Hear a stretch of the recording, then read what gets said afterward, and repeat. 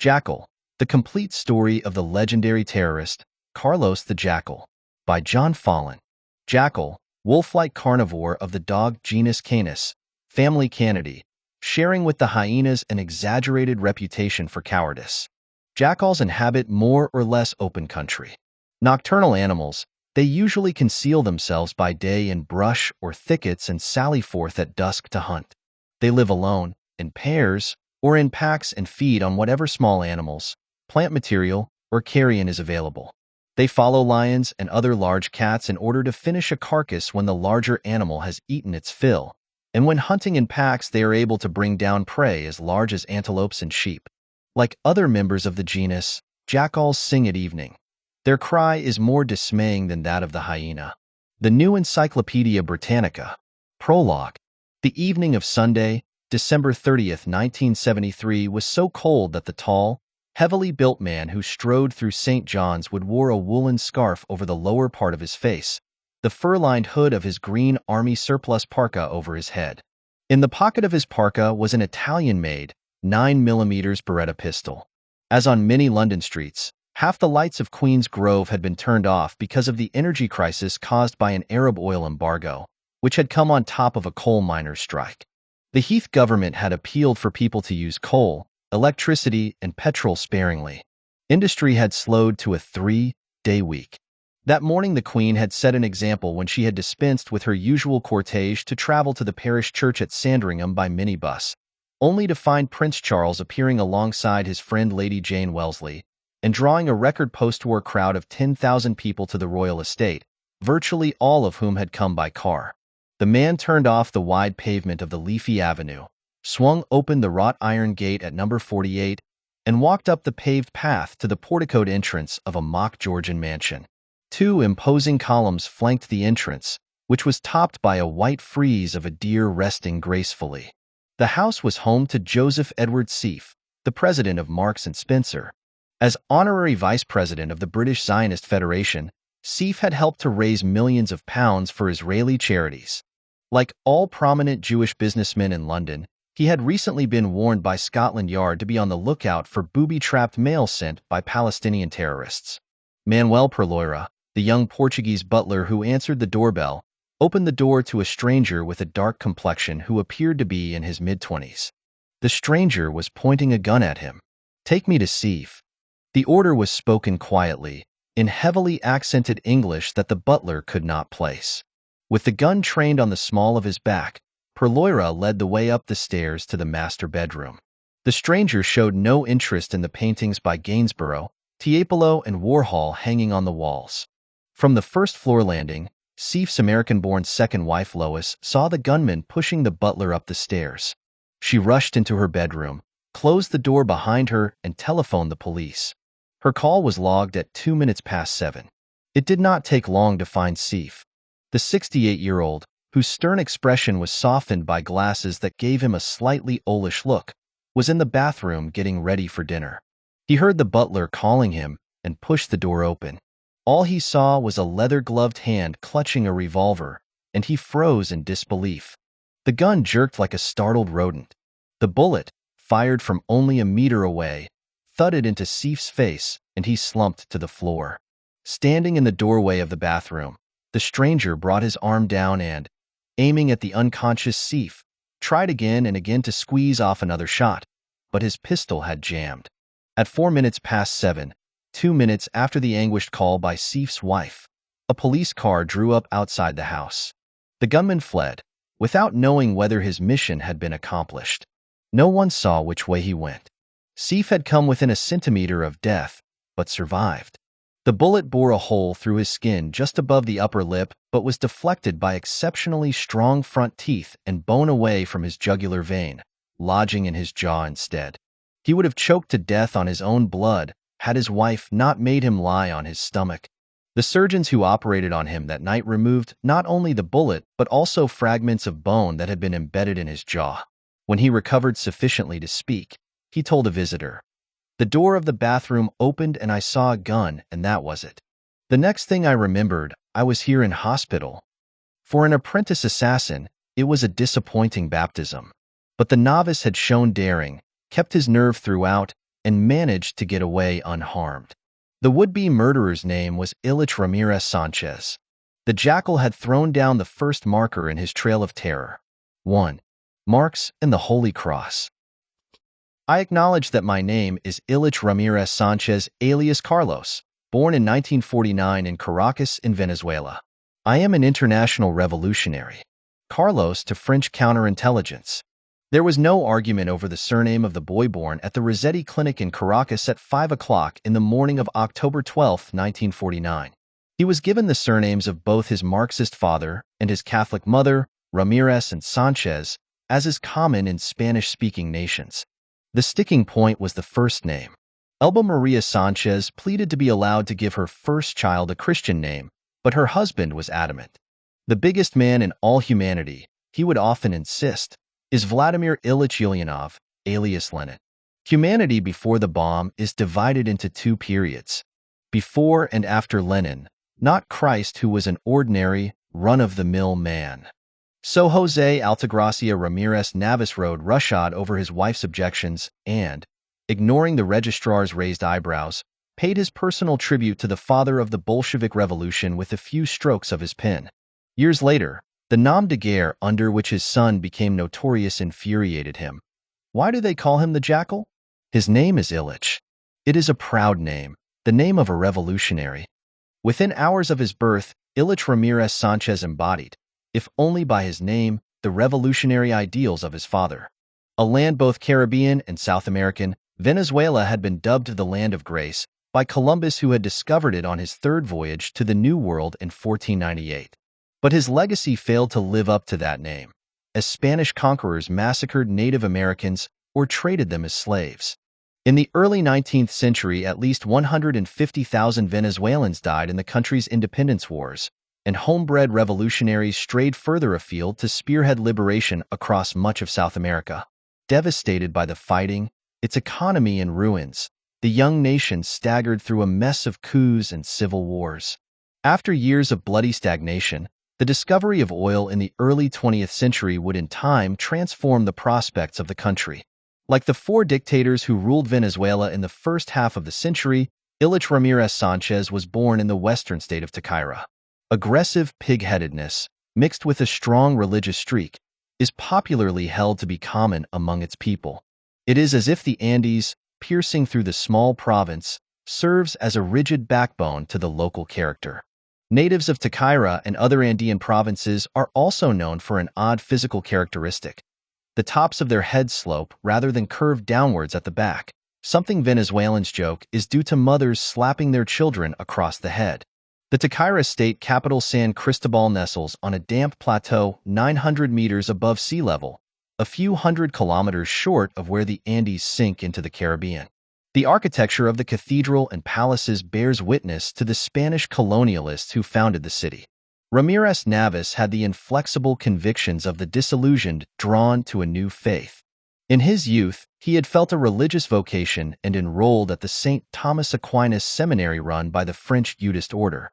But he abruptly turned his back on the church to proclaim himself an atheist while still a teenager. I studied to be a priest for 3 years and I swallowed 1,800 hosts before realizing when I was 16 or 17 years old that it was a lie, recalled the adult Ramirez Navas, a slight, dapper figure with deep-set eyes and wiry hair. The seminary dropout abandoned his theology textbooks, packed his bags, and returned home to the small town of Michelena in Taquira in the early 1930s. Another clash with the powers that be awaited him, but this time with the secular authorities. He was expelled from Taquira for sheltering an outlaw in his study. The authorities labeled him a communist, although he protests, "I didn't even know what the word meant." He found out soon enough. His spiritual vocation in shreds, the young Ramirez Navas crossed the nearby border into Colombia and started studying for a law degree at the Free University in Bogotá. His discovery of the works of Marx and Lenin, allied with his personal experience of the harshness of the regime governing Venezuela, fanned his spirit of rebellion.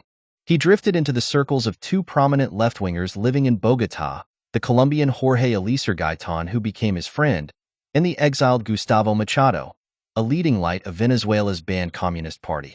By the time he had completed his studies at the Central University in Caracas, and launched his career into Cairo, where he had been allowed to return. The disoriented failed priest had become a die-hard Marxist-Leninist. The mid-1930s was a time of stimulating turmoil for the left in Venezuela. For the greater part of the previous 3 decades, a suspicious cattle rancher who looked very much like Stalin, General Juan Vicente Gómez, had ruled like a tyrant. His dictatorship had nipped leftist and all other opposition in the bud with an efficient secret police and an ambitious program to build new roads and improve communications. Both ensured that no rival, even those headstrong agitators from his native province of Taquira, could marshal a force large enough to challenge him without his finding out and quickly crushing any rebellion. A stereotypical Latin American despot with a splendid handlebar mustache and the father of more than 100 children, the general never married, Gómez trod so warily that he stopped the citizens of Caracas from creating a Rotary Club because he feared it might turn political.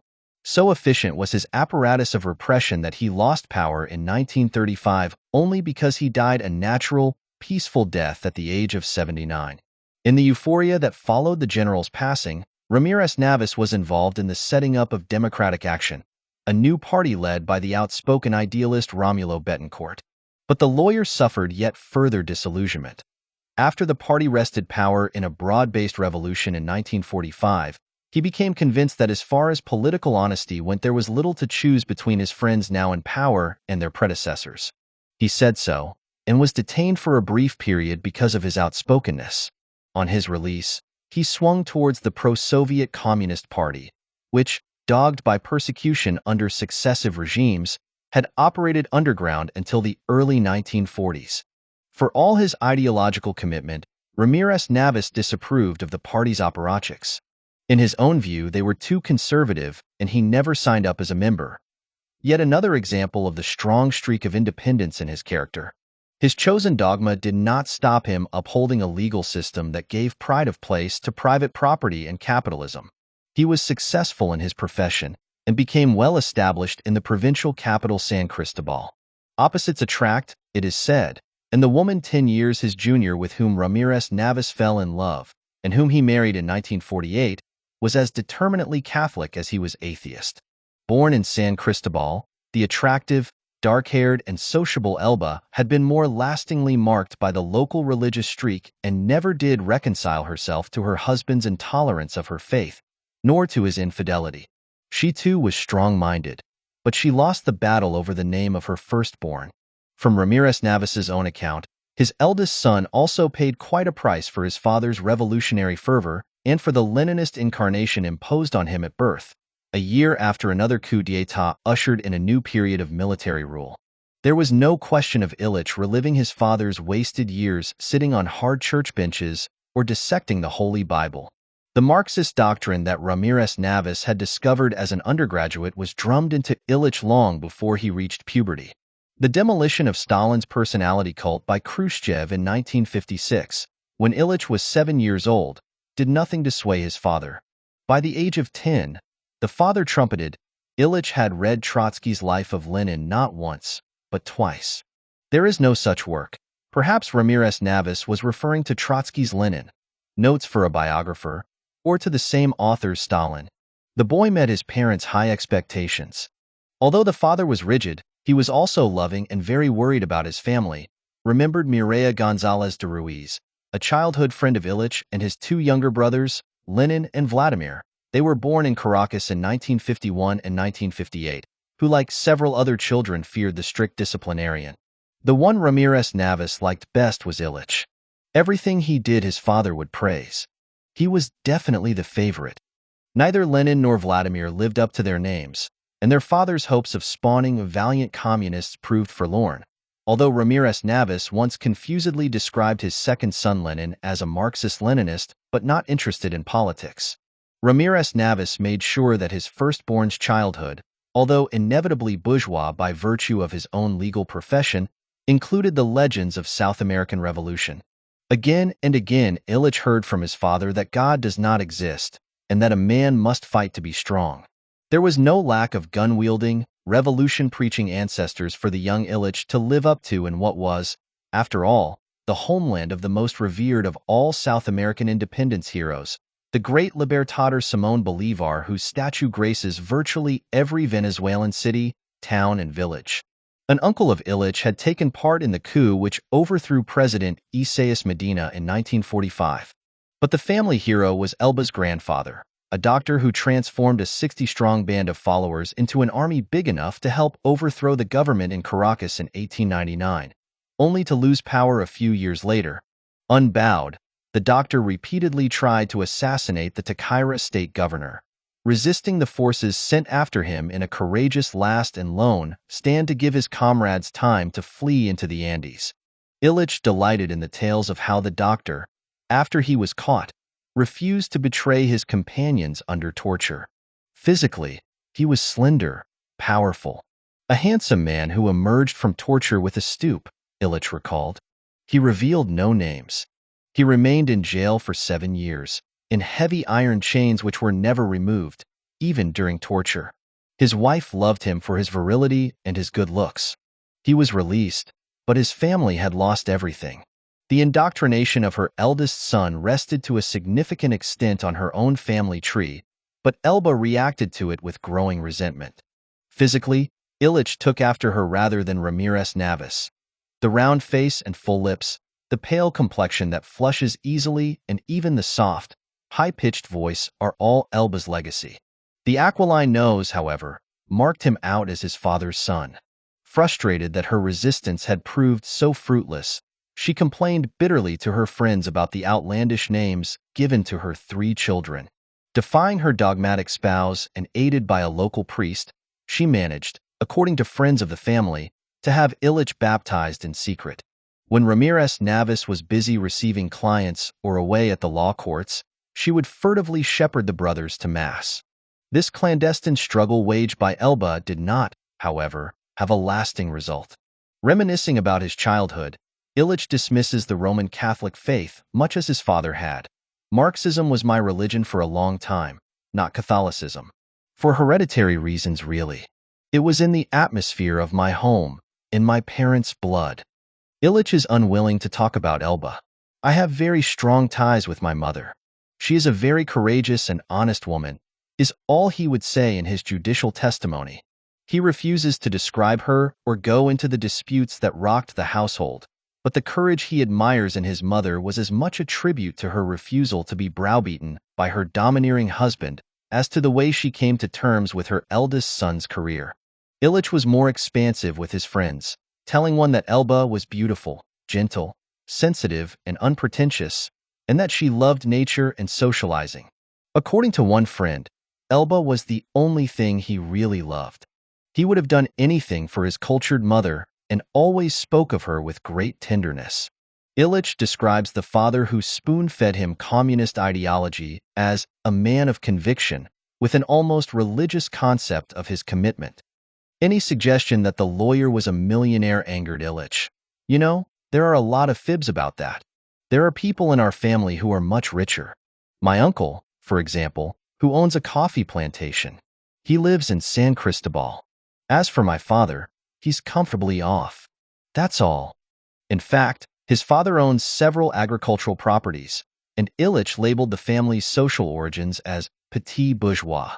However, Illich did not think much of the names that his father had dreamed up for his offspring. It was bloody stupid of my father to give his children such weird names. That kind of thing weighs on the children. In my case, it was fortunate, but things were different for my brothers. They are not ashamed of their names, but it did cause them problems later in life. Childhood friends of the family, who played with Illich and his brothers in San Cristobal during the holidays, could not help noticing the uneasy nature of the parents' marriage, fueled by the father's extramarital affairs and the incompatible convictions of the two partners. Whenever the father was present, the brothers would be stiff and cold as they did their best to live up to the instructions codified in a pamphlet on ethical behavior which he wrote for them: social, moral, and civic formation.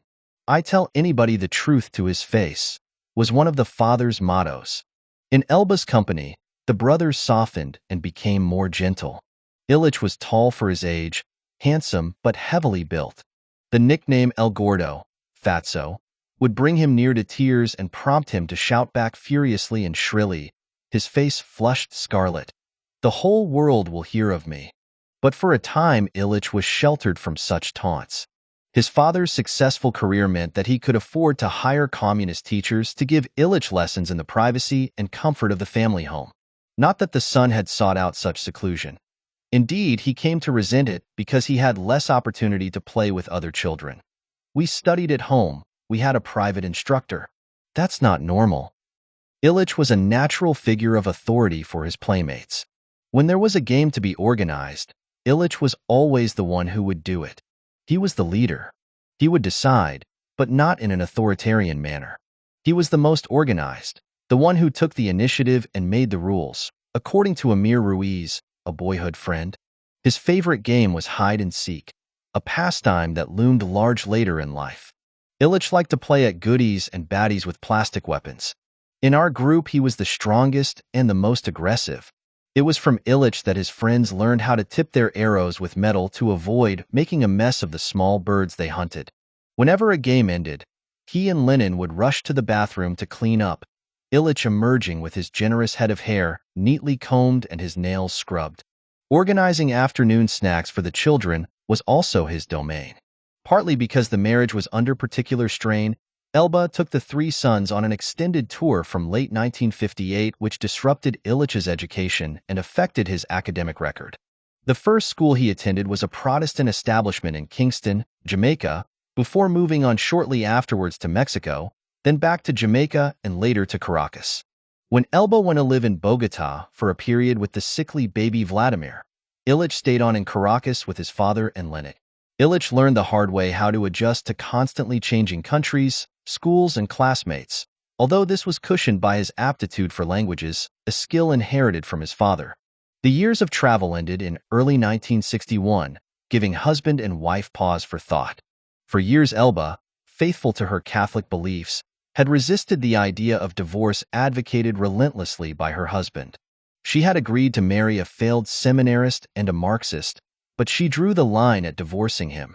Elba finally relented, however, and the marriage ended when Illich was barely a teenager, although the couple, unusually, decided to continue living together in Caracas. Ramirez Navas bluntly explained, "I got divorced because in my house I thought that I was the only one who did anything right." The divorce was a relief for Illich. Years afterwards, he recalled, "My father would bring his mistresses home. My mother suffered because of this. We lived together, but it was unbearable. I was very pleased about the divorce. My brothers took it less well."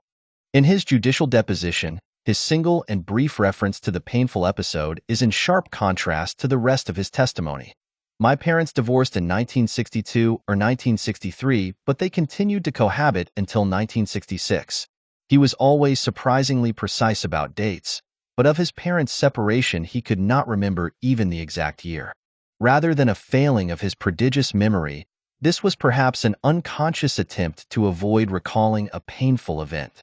In 1962, just as she had lost the battle over her children's first names, so Elba failed to stop her husband sending Illich to the sprawling Fermin Toro Lycée in Caracas, which was nursery to budding radicals at a time when the capital streets often resounded with violent left-wing demonstrations. The more enterprising students skipped classes to march in protest at the liberal government's ban on the Communist Party. This school was renowned. All the revolutionaries had studied there, Illich recalled. It was my father's decision. As for my mother, she was hardly enthusiastic about the choice. Did my father choose this school on purpose to annoy my mother? By his own testimony, it was in January 1964, when he was 14, that Illich defied authority for the first time. He joined an organization banned by the authorities, the Venezuelan Communist Youth. That's where I made my debut in the revolutionary movement. I was one of those in charge of the organization in a lycée in Caracas. The protests also taught Illich how to make Molotov cocktails and set cars on fire, while visits to the shanty towns on the outskirts of Caracas, he later claimed, revealed to him the plight of the poor. But Illich did not impress his contemporaries, and it is likely that he depicts his exploits in excessively glowing terms. The president of the Venezuelan Communist Party, Pedro Ortega Diaz, testified in a letter to judicial authorities in Caracas. His activity was normal, and we can find no outstanding event. "Revolution is my supreme euphoria," Illich once declared. That his first taste of such euphoria came courtesy of both Cuba's Fidel Castro and the Soviet Union's State Security Committee, better known as the KGB, was for long considered an unassailable truth by the media. His father is said to have sent Illich to Cuba, probably late in 1966, to complete his education at a political indoctrination camp which also ran courses in sabotage techniques. Camp Matanzas, not far from Havana, was run by Fidel Castro's Secret Service, the Dirección General de Inteligencia, DGI, and the local KGB boss, General Viktor Semenov. According to two writers, Illich was the DGI's prize alumnus. His instructors are said to have included an Ecuadorian guerrilla expert and senior KGB official, Antonio Dagues Bouvier, who reportedly took him in hand from then on. Illich is also said to have met Father Camilo Torres, a Colombian priest turned guerrilla chief who fought alongside Che Guevara. Many years later, a French interior minister gave credence to these reports, writing that Illich underwent terrorist training in Cuba, automatic arms, explosives, bombs, mines, destruction of pipelines, cryptography, photography, falsification of documents, etc. Rather than confirm or deny that he was given this guerrilla training, Illich today prefers to hide behind the rules of the first revolutionary movement he joined. Asked during his judicial testimony whether he went to Cuba, perhaps in 1966, Illich invokes his duty as a party member. There is a discipline in the Venezuelan communist youth to which I belonged at the time. I don't have the right to speak in its name. And you should ask the Venezuelan Communist Party, which still exists, whether I went to Cuba at that time. And the Cuban authorities, too. But when pressed, he dismissed what he called outrageous stories about this supposed Cuban episode which border on the soap opera. I read that I went to the Matanzas camp and was trained in terrorist methods. All that is fable. He also denied ever meeting Father Torres. It is highly unlikely that Illich did meet Father Torres in Cuba, as the priest was killed in action against the Colombian army in February 1966. There is another date that does not tally. General Semenov was in fact appointed to head the KGB operation in Havana in 1968, 2 years after Illich is said to have passed through. The reports that Illich's rite of passage took place in Fidel Castro's shadow are CIA propaganda. When the report was first circulated, the CIA let it be known that it was based on revelations from Orlando Castro Hidalgo, a DGI defector from the Cuban embassy in Paris who had supposedly told the agency that Illich was among as many as 1,500 Latin Americans trained in Cuba every year, adding that Venezuelans tended to focus on guerrilla operations and sabotage techniques. Today, a former head of the counterterrorism division at the CIA, who has consulted the agency's file on Illich, admits that the CIA had no evidence whatsoever that he had trained in Cuba. Western security forces had not waited to hear any such admissions to pour cold water over these reports. A profile drawn up by France's Homicide Squad, the Brigade Criminelle, struck a dubious note. U.S. intelligence gives it to be understood that Illich may have been sent to Cuba by his father in 1966. The recruitment of Illich by the DGI, it concludes, is at best difficult and at worst impossible to establish. Had Illich studied at university in his homeland, perhaps he would have emerged in the same mold as his rebellious ancestors. A revolutionary in the best local Zapatista tradition, marching down from the heights of Taquira state to overthrow Venezuelan dictatorships.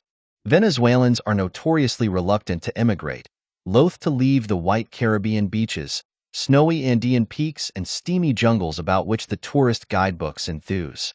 But his father Ramirez Navas was unhappy with Illich's new activism, and worried that his eldest son might come to some harm in the violent street protests rocking Caracas. In 1966, Ramirez Navas resolved to send Illich and his brothers to study an ocean away, in London, accompanied by Elba. Under their mother's protective wing, the boys stood to benefit from learning a new language and experiencing European culture at first hand. The tail end of the swinging 1960s, London's nightlife and above all its liberated young women were a revelation to Illich. Years later, he recalled that he had no difficulty adapting to life on a different continent, nor did he feel homesick in London where he arrived in August 1966.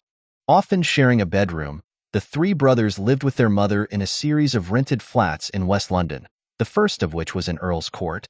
Illich studied initially at Stafford House Tutorial College, a sixth-form crammer in Kensington where he took O-levels in English, physics, chemistry, and mathematics. His teachers at the select institution did not take kindly to the 17-year-old, complaining of his laziness and irritating verbosity. He was a snide little blighter, was his English teacher Hilary King's unflattering appraisal. He was quite convinced he was God's gift to everyone. He was podgy and pasty, but he was always incredibly elegantly and expensively dressed. He was a cheat and would avoid doing work whenever he could. Indolence did not prevent the clever Illich, who had mastered English before he came to London, successfully passing his O-level exams, and he moved on to study A-levels at the Earl's Court Tutorial College. In the absence of Ramirez Navas, Illich took on a paternal role in the eyes of the youngest of his two brothers, Vladimir. "My brother was a father figure to me," Vladimir recalled. "He told me how to behave, as a family member and as an exemplary citizen. He always seemed to me a very correct, very good, and very moral person. He was not violent. He had an affable manner, and he was an affectionate brother." British newspapers have made much of one violent hobby in which the two older brothers Illich and Lenin supposedly indulged. They are both said to have learned to handle firearms at the Royal Kensington Rifle and Pistol Club. Former members of the club have been quoted anonymously as remembering two smartly dressed young Venezuelans. The club's records, however, carry no trace of the two brothers, nor did they sign up for the 3-month probationary period usual for prospective members. According to the results of an investigation by Scotland Yard's SO-13 anti-terrorism branch, Illich and Lenin never went near the club. Rather than gunfire, it was the sound of champagne corks popping that interested Illich during this period. Dressed to look older than his teenage years in a navy blue blazer or a smart suit complete with waistcoat, he escorted his gregarious mother to the receptions that Latin American embassies laid on for the expatriate community. Judging by a rare photograph of him at one cocktail party, filial duty was not his only motivation for attending such gatherings. Hair parted immaculately, eyes shining greedily, and a crooked smile on his face, Illich stands behind his bejeweled mother, his left hand clutching the arm of an attractive, dark-haired girl who stands stiffly beside him. The society life of a Latin American playboy, scoffed French police years later. Illich had no qualms about admitting his love of luxury and professed his admiration for the way of life advocated by the Greek philosopher Epicurus based on simple pleasure and friendship. "I like good food. I like to drink, and I like good cigars," Illich confessed. "I like to sleep in a comfortable bed which has just been made. I like to wear good shoes. I like to play cards, poker, and blackjack. I also like parties and dances, but I am against possessions. What I possess belongs to others as much as to me." The pleasures he was fond of, Illich proclaimed, could all be renounced for life, duty, revolution. Shortly after arriving in London, he met a group of young British activists who wanted to set up an international communist students' organization. Illich has been widely credited with helping to create this, but in fact he dropped out after attending only one gathering, "because I realized that we had the police on our backs day and night." Illich cut his political teeth in a more discreet fashion. A mission entrusted to him by an emissary of Lieutenant Colonel Juan de Dios Moncada Vidal, leader of the Revolutionary Armed Forces of National Liberation, the main Venezuelan guerrilla group active in the 1960s and 1970s, provided his first introduction to the Communist East Bloc. "I was asked to organize young Venezuelan communists in Eastern Europe. I said that I was ready to carry out this mission." Illich's efforts were cut short when his father flew in from Venezuela in late 1967.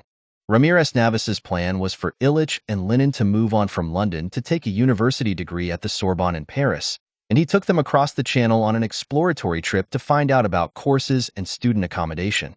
It was the brothers' first taste of the French capital. Father and sons paced the ornate lecture halls and never-ending corridors of the venerable Sorbonne as the equally venerable French bureaucracy slowly revealed the secrets of the Byzantine entrance procedure. But their efforts were wasted because of the May 1968 riots, when the Latin Quarter erupted with students manning barricades, hoisting the red flag and hurling stones at the hated CRS police. Despite the fact that the biggest student and worker revolt in recent French history was to a large extent inspired by kindred Marxists, Illich's father had no intention of seeing his offspring take to the barricades, and perhaps be counted among the 800 people injured during that upheaval. France was judged too unsettled an environment, and the Sorbonne plan was abandoned. Instead, Ramirez Navas decided to send the brothers to Moscow, which only the previous year had celebrated the 50th anniversary of the Bolshevik Revolution. The father's lobbying of the cultural attaché at the Soviet embassy in London paid off, although the diplomat cannot have appreciated his theatrical assurance that we have not been, are not, and never would be members of Venezuela's Communist Party. Illich and Lenin won places at the Patrice Lumumba University in Moscow, starting in September 1968. Again, the shadow of the KGB falls across Illich's path. Did his university entrance mark his recruitment by the Soviet Secret Service, as many have speculated? Illich is eager to fuel the mystery. Even before I arrived in Moscow, I got in touch with the KGB in London through the resident at the Soviet embassy. Thanks to this contact, I was able to get a visa for Moscow and a plane ticket, despite the fact that I hadn't been granted a scholarship that year because it had gone to my brother Lenin. This gave me a certain weight in Moscow, he said in his testimony to French investigators. But at his next deposition, Illich backtracked. During my previous questioning, I had told you that the KGB resident in London had offered me a plane ticket for Moscow. In fact, this is untrue. The ticket was offered to me, but I refused it. I paid it out of my own pocket with the money my father had given me. I had to take a British airline flight. And before another French judge sometime later, he confessed that his contradictory statements were part of a plot to draw attention to his plight. I had to do something that would come out in the newspapers. Carlos and the KGB, I was sure that would come out. In the summer of 1968, I was 18 and a half. Do you really think that a young man of that age would know the KGB resident in London? Come on, that's ridiculous. Had he lied the first time? Or was he worried that he had gone too far in speaking about a Kremlin connection? The records of the Venezuelan Communist Party show that Illich obtained a study grant from the Soviet Venezuelan House of Friendship, a fact confirmed by the party's president in a letter to investigators, and which reflected some form of Soviet endorsement. The Patrice Lumumba University, which was also known as the University of Friendship Between Peoples, served as a training ground for the ruling classes of the Soviet Union's Third World client states. The very name was a denunciation of its Cold War foe. In the autumn of 1960, it was with the CIA's blessing that a young colonel in the Congolese army, Joseph Mobutu, had arrested Prime Minister Lumumba. A vital asset for Moscow's African ambitions, Lumumba was then tortured and assassinated. Mobutu had had no need of the dozen or so poisons concocted by the CIA, ready to mix with the Prime Minister's food or toothpaste. Going to Moscow was a dream for us, Illich said years later.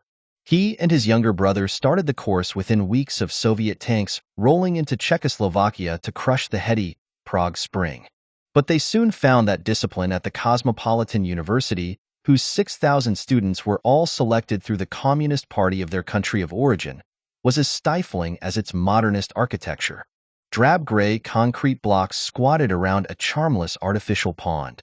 The only dash of color was a map of the world painted onto the facade of one block in a valiant attempt to symbolize the ideals of the university.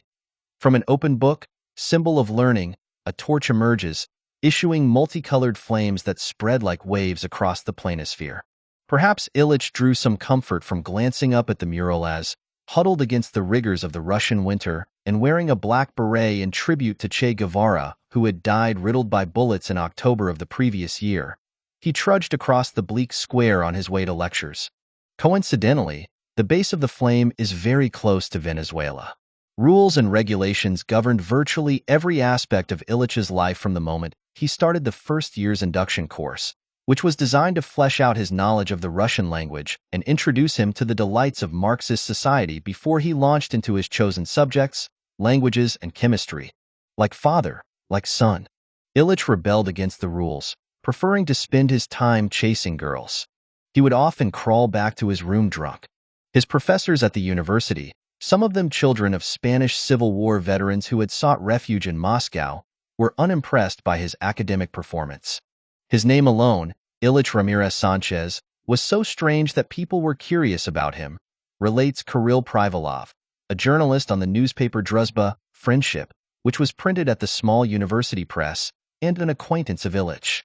The Venezuelans' escapades, wildly excessive by the standards of the university, only fanned people's interest. Illich was not at all the typical student sent by his country's Communist Party.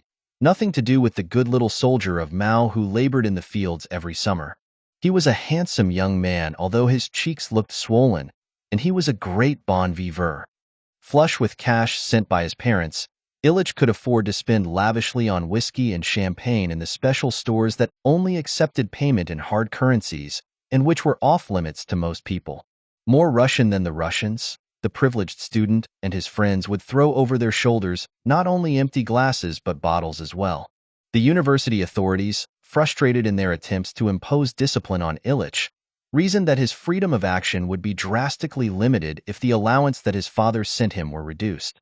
But when they asked Ramirez Navas to be less generous, the father, piqued, retorted that his son had never wanted for anything. The university had a sort of vice squad, and at night students were supposed either to study or sleep, recounts Privalov. One night the patrol entered Illich's room and saw empty bottles of alcohol and glasses on the table, but he was apparently alone. The squad opened the cupboard door, and a girl who was completely drunk fell out. She was naked and was clutching her clothes in her hands. They asked her what she was doing there, and she answered, "I feel pity for the oppressed." She was obviously a prostitute.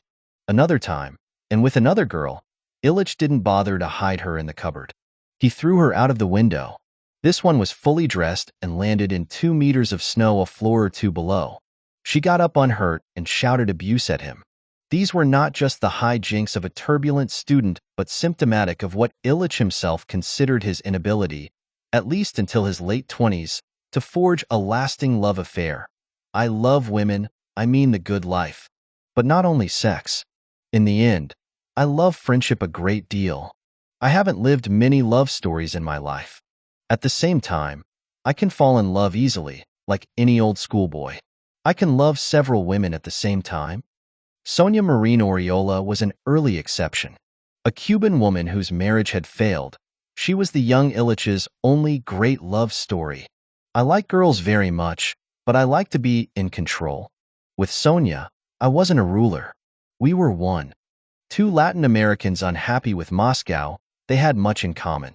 Years later, Illich recounted that she had taught him to smoke cigars.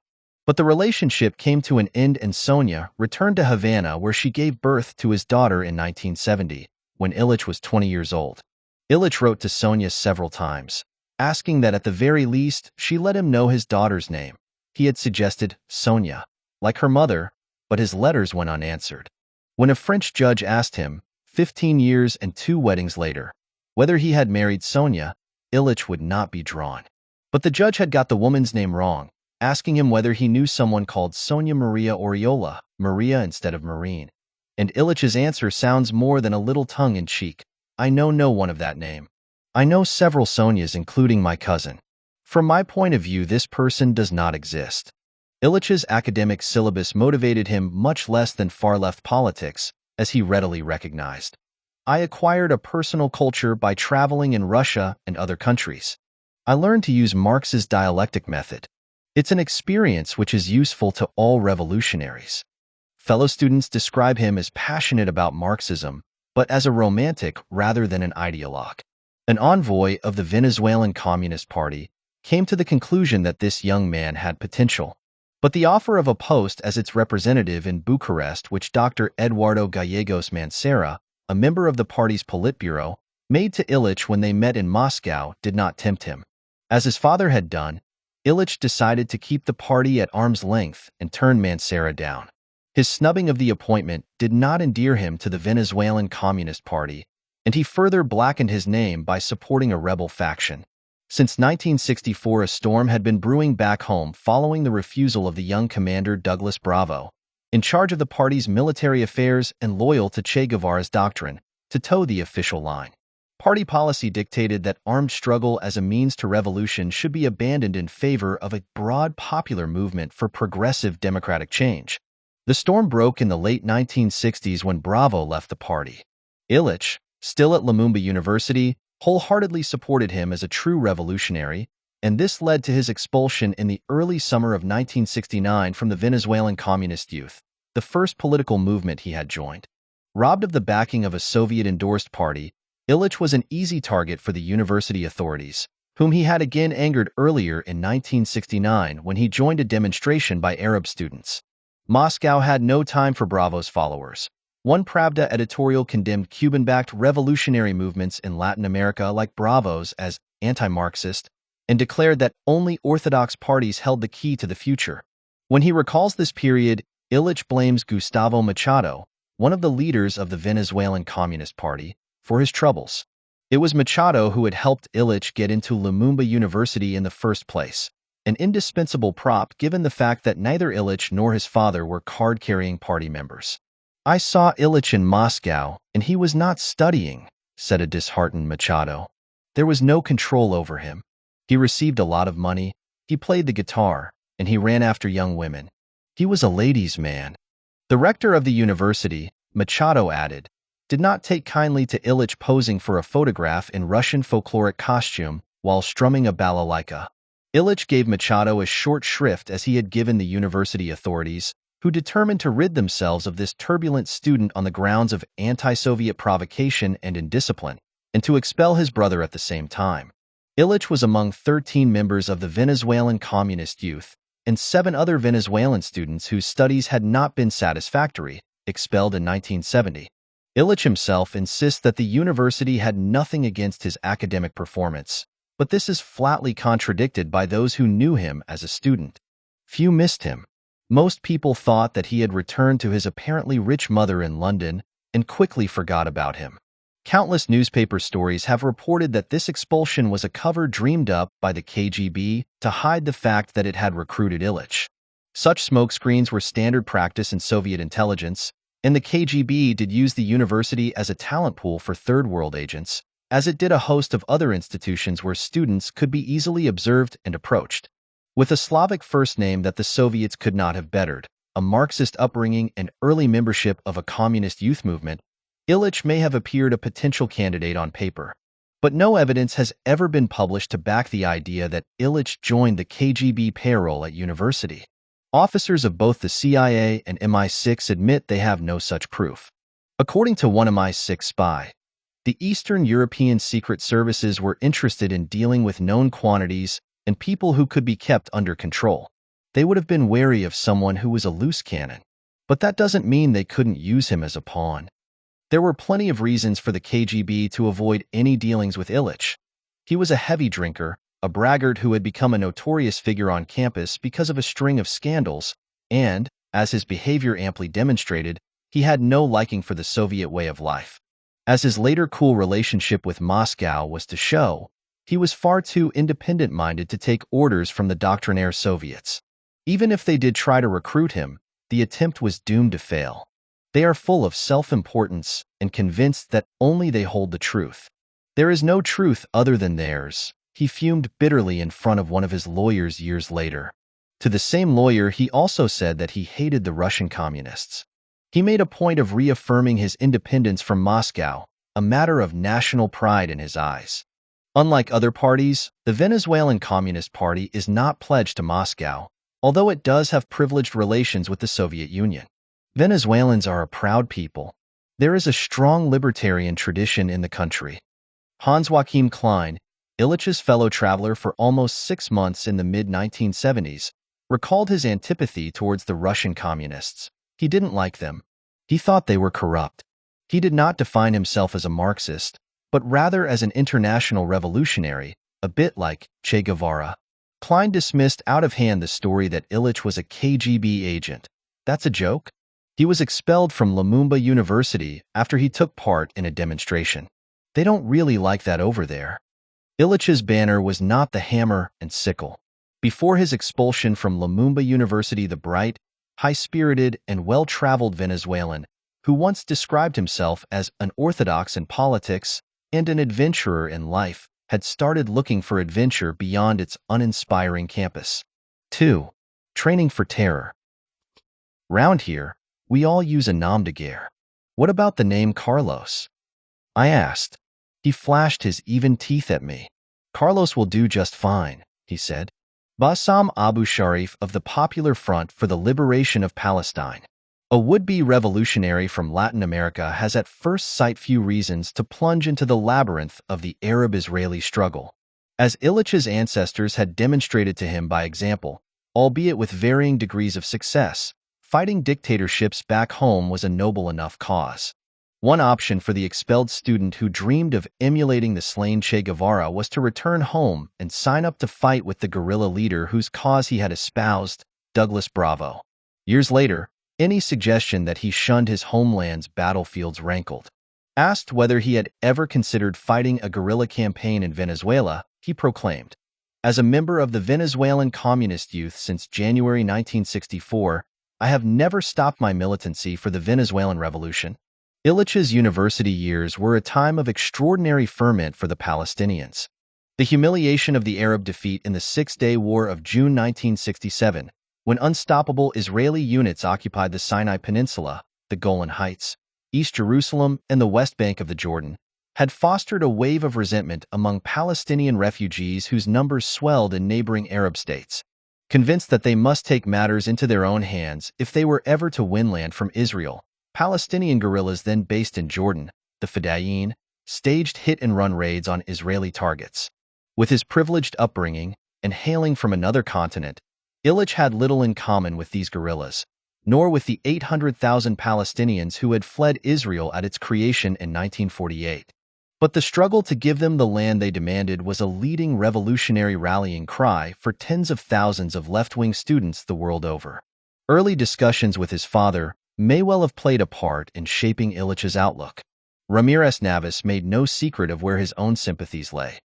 "Do you think that if the Jews, the Israelis, and the Zionists did not have the support of the United States, they'd be committing the crimes that they are committing in the Middle East? Are the Jews people who can't be killed?" In Moscow, Illich grilled his Palestinian fellow students and learned about the man 20 years, his senior, whom he would later come to call Master Wadi Haddad. Like Illich, Haddad was born to a bourgeois family in Galilee, the son of a renowned professor of Arabic and mathematics. On the day the Israeli army destroyed his family home, Haddad swore he would pursue the Israelis all his life. As a medical student at Beirut's American University, he started discussing with friends just how this could be achieved. The closest of those friends was another medical student, George Habash. The pair opened a clinic to give free treatment to Palestinian refugees in Jordan, and then helped to found in the early 1950s the Arab nationalist movement dedicated to wresting back Palestine. The bitterness they felt at the fiasco of the Six-Day War turned that movement into the Popular Front for the Liberation of Palestine, founded within weeks of the defeat and led by Habash. From the outset, the Popular Front's one-line manifesto sought the liberation of Palestine by means of armed struggle. Its ideology was Marxist, and its tactic was terror. The idea of resorting to terrorism was Haddad's. Convinced that raids by the Fedayeen against Israeli military targets were futile, he launched the first Palestinian hijacking in July 1968. Two guerrillas forced an El Al Boeing 707 flying from Rome to Tel Aviv to land in Algiers, and renamed it for the occasion Palestinian Liberation 007. Israel publicly proclaimed that it did not negotiate with terrorists, but it did just that in the long month that followed. In exchange for releasing the passengers unharmed, the hijackers won freedom for 16 Palestinians serving. The mighty victor of the Six-Day War had been brought, albeit briefly, to its knees. To kill a Jew far from the battlefield, Habash concluded, has more effect than killing hundreds of Jews in battle. From then on, hijackings and other outrages grabbed world headlines and forced Western governments to acknowledge Palestinian grievances. That same year, the Palestinian Liberation Organization, which as an umbrella group included the Popular Front and other factions, issued a charter which decreed that armed struggle is the only way to liberate Palestine, and that commando action constitutes the nucleus of the Palestinian Popular Liberation War. Haddad's promises of world revolution struck a chord with the Venezuelan student in Moscow, brought up on Marxist doctrine. For Haddad, the annihilation of Israel and the birth of a revolutionary Palestine was only the first step in a struggle inspired by teachers like Che Guevara and Mao Zedong. After that, he promised, "We will overthrow the feudal Arab thrones, and then we will spread our revolution to the whole world." In the years to come, revolutionaries and guerrillas the world over were welcome to join Haddad. including West Germany's Baader-Meinhof Gang, Italy's Red Brigades, Japan's Red Army, and South America's Tupamaros. A few years later, however, and after long, enforced conversations with him, Saudi Arabia's Sheikh Yamani concluded that Illich had never believed in the Palestinian cause or in Arab nationalism, and that if he showed support for these it was because they were stepping stones on the way to world revolution. Attracted by Haddad's ideology and fascinated by his violent propaganda coups, Illich was eager to find out about the guerrilla training camps run by the Popular Front, at which its most promising pupils were taught how to shoot in aircraft cabins. Companions relate that it was in Moscow that Illich first established contact with the Palestinians. The Soviet authorities looked favorably on the Popular Front, and the KGB was at the time making its first approaches to Haddad. The contacts were described as secret active relations in a letter from the service's chief Yuri Andropov to Soviet leader Leonid Brezhnev. Illich names his first Popular Front contact in Moscow as Rifat Abul Aoun, then the organization's representative in the city. The Palestinian emissary took a liking to Illich and invited him and several of his Latin American fellow students to attend a military training camp for foreigners in Jordan. The idea was appealing, and my comrades and I had thought of doing it while continuing our course in Moscow. But we had a new problem when we were expelled from the Patrice Lumumba University. We would not have been allowed back into the Soviet Union if we left the country, Illich explained. By his own account, the original plan of the would-be combatants had been to sample a short training course before returning to Moscow. They would then place their skills at Douglas Bravo's disposal in Venezuela. Illich was elected to serve as advance scout for the Young Radicals, and in July 1970, at the age of 20, he set out alone for the Middle East. Because I had more experience than the others and, having lived in Europe, I spoke several languages. I had also been the first to contact the Palestinians. That same month, on the 11th, Haddad narrowly survived an attempt on his life when 6 Soviet-made Katyushka rockets smashed into his flat in Beirut as he sat talking late at night with Layla Khaled, who had hijacked a TWA plane to Damascus in August 1969 at the age of 23. An electronic timer had been programmed to fire the rockets from a rented flat across the street. 2 of the missiles failed to explode, but the other 4 did their job. Incredibly, Khaled and Haddad were only slightly injured, but his wife Samia and their 8-year-old son suffered cuts and burns. The Palestinians were unanimous in seeing the attack as Mossad handiwork. After an overnight flight from Moscow to Beirut, Illich appeared unexpectedly at the office of Bassam Abu Sharif, dubbed the public face of terrorism, because of his role as spokesman for the Popular Front. A Palestinian barred from his family home in Jerusalem by the creation of the Israeli state, Abu Sharif had met Habash while studying at the American University of Beirut. He was a de facto recruiting officer for many of the idealistic young foreigners who knocked at his door, including 2 Germans who soon became notorious partners in crime, Andreas Bader and former television journalist Ulrike Meinhof. From his vantage point, Abu Sharif painted a sanguine tableau of his recruits' motivations. Haddad's spectaculars proved that a relatively small number of committed and well-organized people could kick the West up the backside and get away with it. This was like a magnet to these fledgling Che Guevaras. Many of them really hated the machinery of capitalism, the power of big business and big government, which crushed the spirit of the individual. They wanted freedom and power, and they hung their revolutionary aspirations on the peg of Palestine. Illich was no exception. As he sat waiting in Abu Sharif's offices on West Beirut's Corniche Mazrah, the Palestinian was struck by the earnest expression of his baby-faced, round-eyed visitor. A shy but determined Illich launched into a prepared speech. I come from Venezuela. I have been studying in Moscow at Patrice Lumumba University. I've been following your struggle. I want to join the Popular Front because I'm an internationalist and a revolutionary. Abu Sharif scrutinized him, noting his well-tailored suit, silk tie, and hand-stitched leather shoes, and could not help a condescending smile. It is a tough thing to be a fighter, he told the young stranger. I can take it. I don't wish to be a student any longer. I wish to fight for the cause, Illich retorted, snapping to attention like a cavalry officer of the old school, Abu Sharif thought. Illich told the Palestinian about his father, and the 2 men talked books for a while, Illich displaying his knowledge of South American literature. Abu Sharif thought it worth taking another look at this newcomer who was only 4 years his junior. There is something underneath the babyish charm. Some steel that we might be able to use, he thought, and told him to come back the next day. Ilich paused to kiss gracefully the hand of the secretary on his way out. Within 24 hours of Illich's arrival, Abu Sharif told him that he could start training, and gave him his nom de guerre, suggesting Carlos because it was a Spanish corruption of the Arabic name Khalil, which refers to Abraham and was brought to Spain by the Moors. I thought it might suit a South American who wanted passionately to fight for an Arab cause. It was just my own little joke, recalled Abu Sharif. To show his gratitude, the new recruit gave Abu Sharif an expensive present which he had brought from Moscow.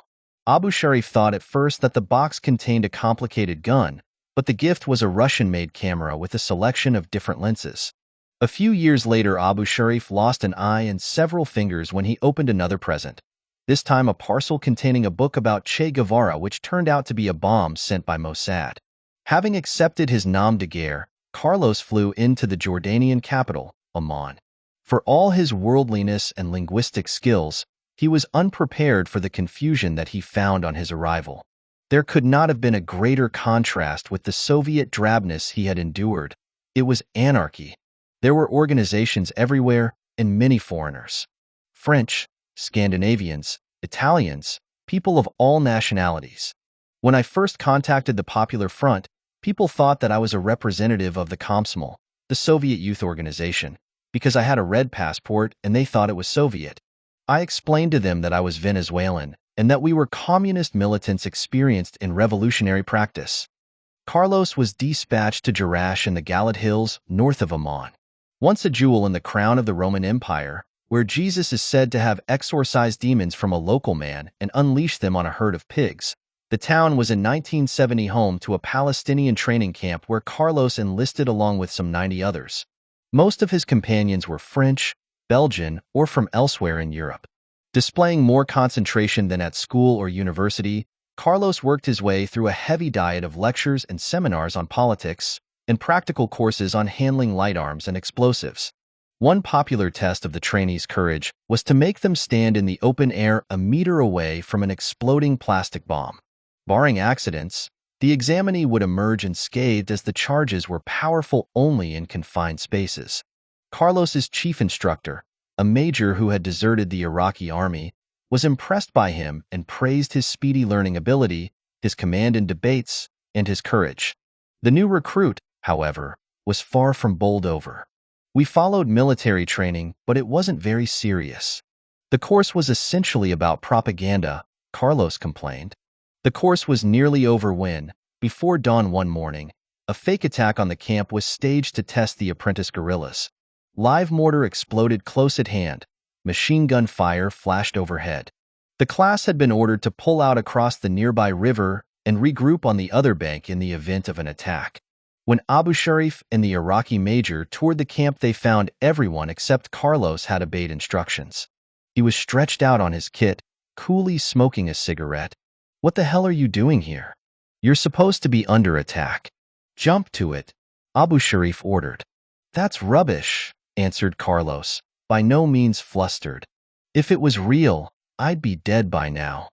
The seriousness for which Carlos had been hungering came suddenly that summer when the Israeli Air Force strafed a nearby camp used by the Palestinian commandos who guarded the new recruits.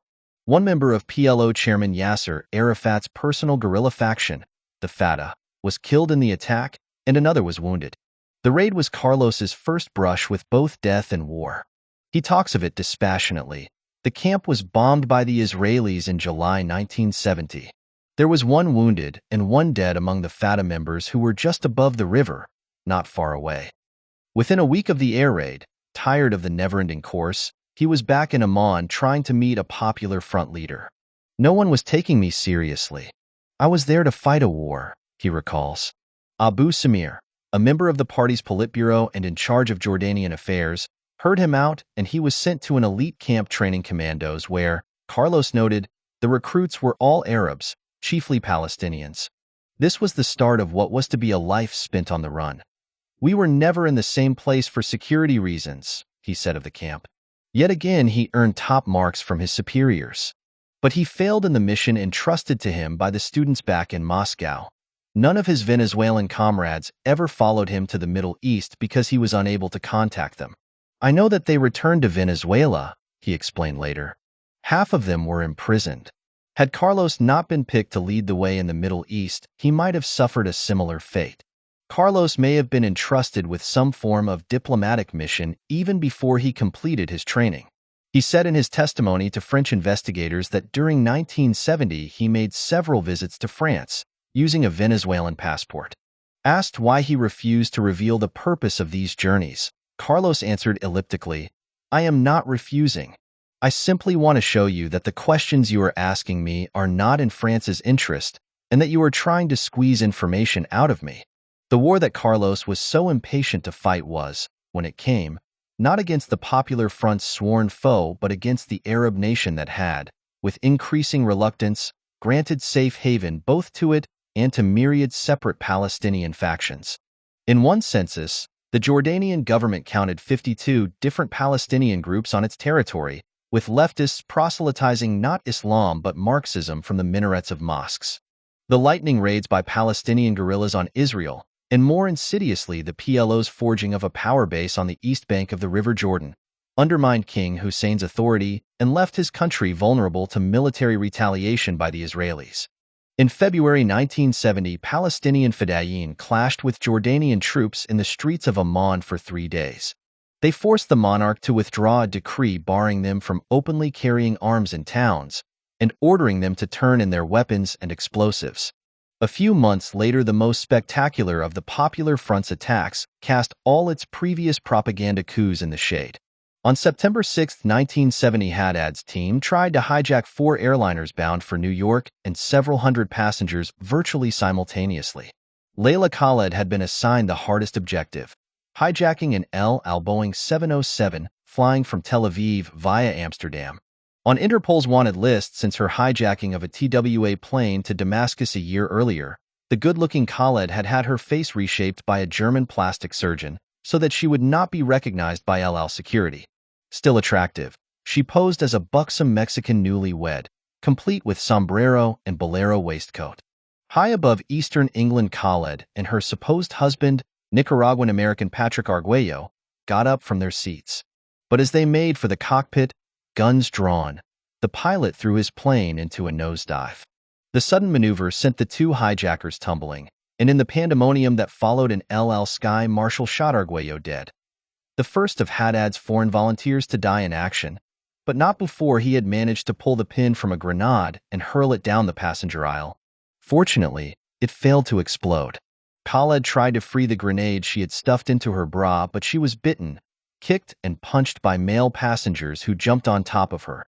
She had to endure more discomfort when the plane made an emergency landing at Heathrow Airport. British police and LL security fought over who should take her into custody, pulling at her feet and shoulders in a tug-of-war until the Israelis gave up on their attempt to take Khaled back to Israel with them. One other hijacking did not go quite to plan. To the RAF, which had abandoned it, the base was known as Dawson's Field. The Palestinians renamed it Revolution Airstrip.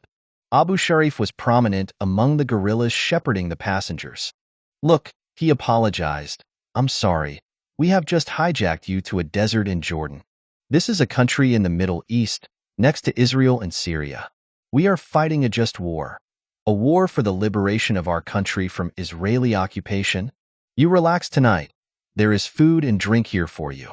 The hijackers announced that this episode of their war, which had picked off American airliners because of the American plot to liquidate the Palestinian cause by supplying arms to Israel, would come to a swift close if the governments of Switzerland and West Germany released several of their jailed comrades. Israel put its army on alert and President Nixon ordered the 6th Fleet to bomb Palestinian bases, a raid aborted by Defense Secretary Melvin Laird, who gave bad weather as a pretext. In an unplanned addition to the Desert Party, which put Britain on the spot, a freelance sympathizer impressed by Khaled's exploits hijacked a Boeing VC-10 bound from Bombay to London and brought it and its 150 passengers to the airstrip in an attempt to prise her out of jail. The guerrillas blew up the planes, worth $30 million, but none of the 360 passengers, whose passports were stamped with the words "Liberated Zone," was harmed. The last of the hostages were freed in exchange for Khaled and 6 convicted terrorists after a 24-day ordeal. By no means dispirited by her failure, Khaled told a news conference after her release that hijacking was a perfectly normal thing to do, the sort of thing all freedom fighters have to tackle. Relegated to the sidelines, Carlos was furious that he had not been called to participate in what he called Operation Revolutionary Airstrip. The slain hijacker, Arguello, shared with Carlos both Latin American roots and a bourgeois family background, and like Carlos, he had been attracted to the Palestinian cause while at university. Instead of selecting me for the operation, they used the most experienced troops, and they let me guard a munitions depot with young recruits, Carlos protested. I was furious, and I even complained to the officer in charge of the camp. Nevertheless, I stayed and went on guard around the small Jordanian village of Jersey. Dawson's Field was the straw that broke the Jordanian camel's back and brought down the wrath of the army not only on the Popular Front but on all other fidei. Jordanian troops had encircled the airstrip with tanks and armored cars, but had been powerless to intervene because the planes had been wired up with gelignite. The Popular Front has gone too far, raged a humiliated King Hussein. Not only do they establish a pirate aerodrome on my territory, they also manufacture official seals, deliver visas, govern traffic on the main roads, hold hostages, and launch negotiations with foreign powers.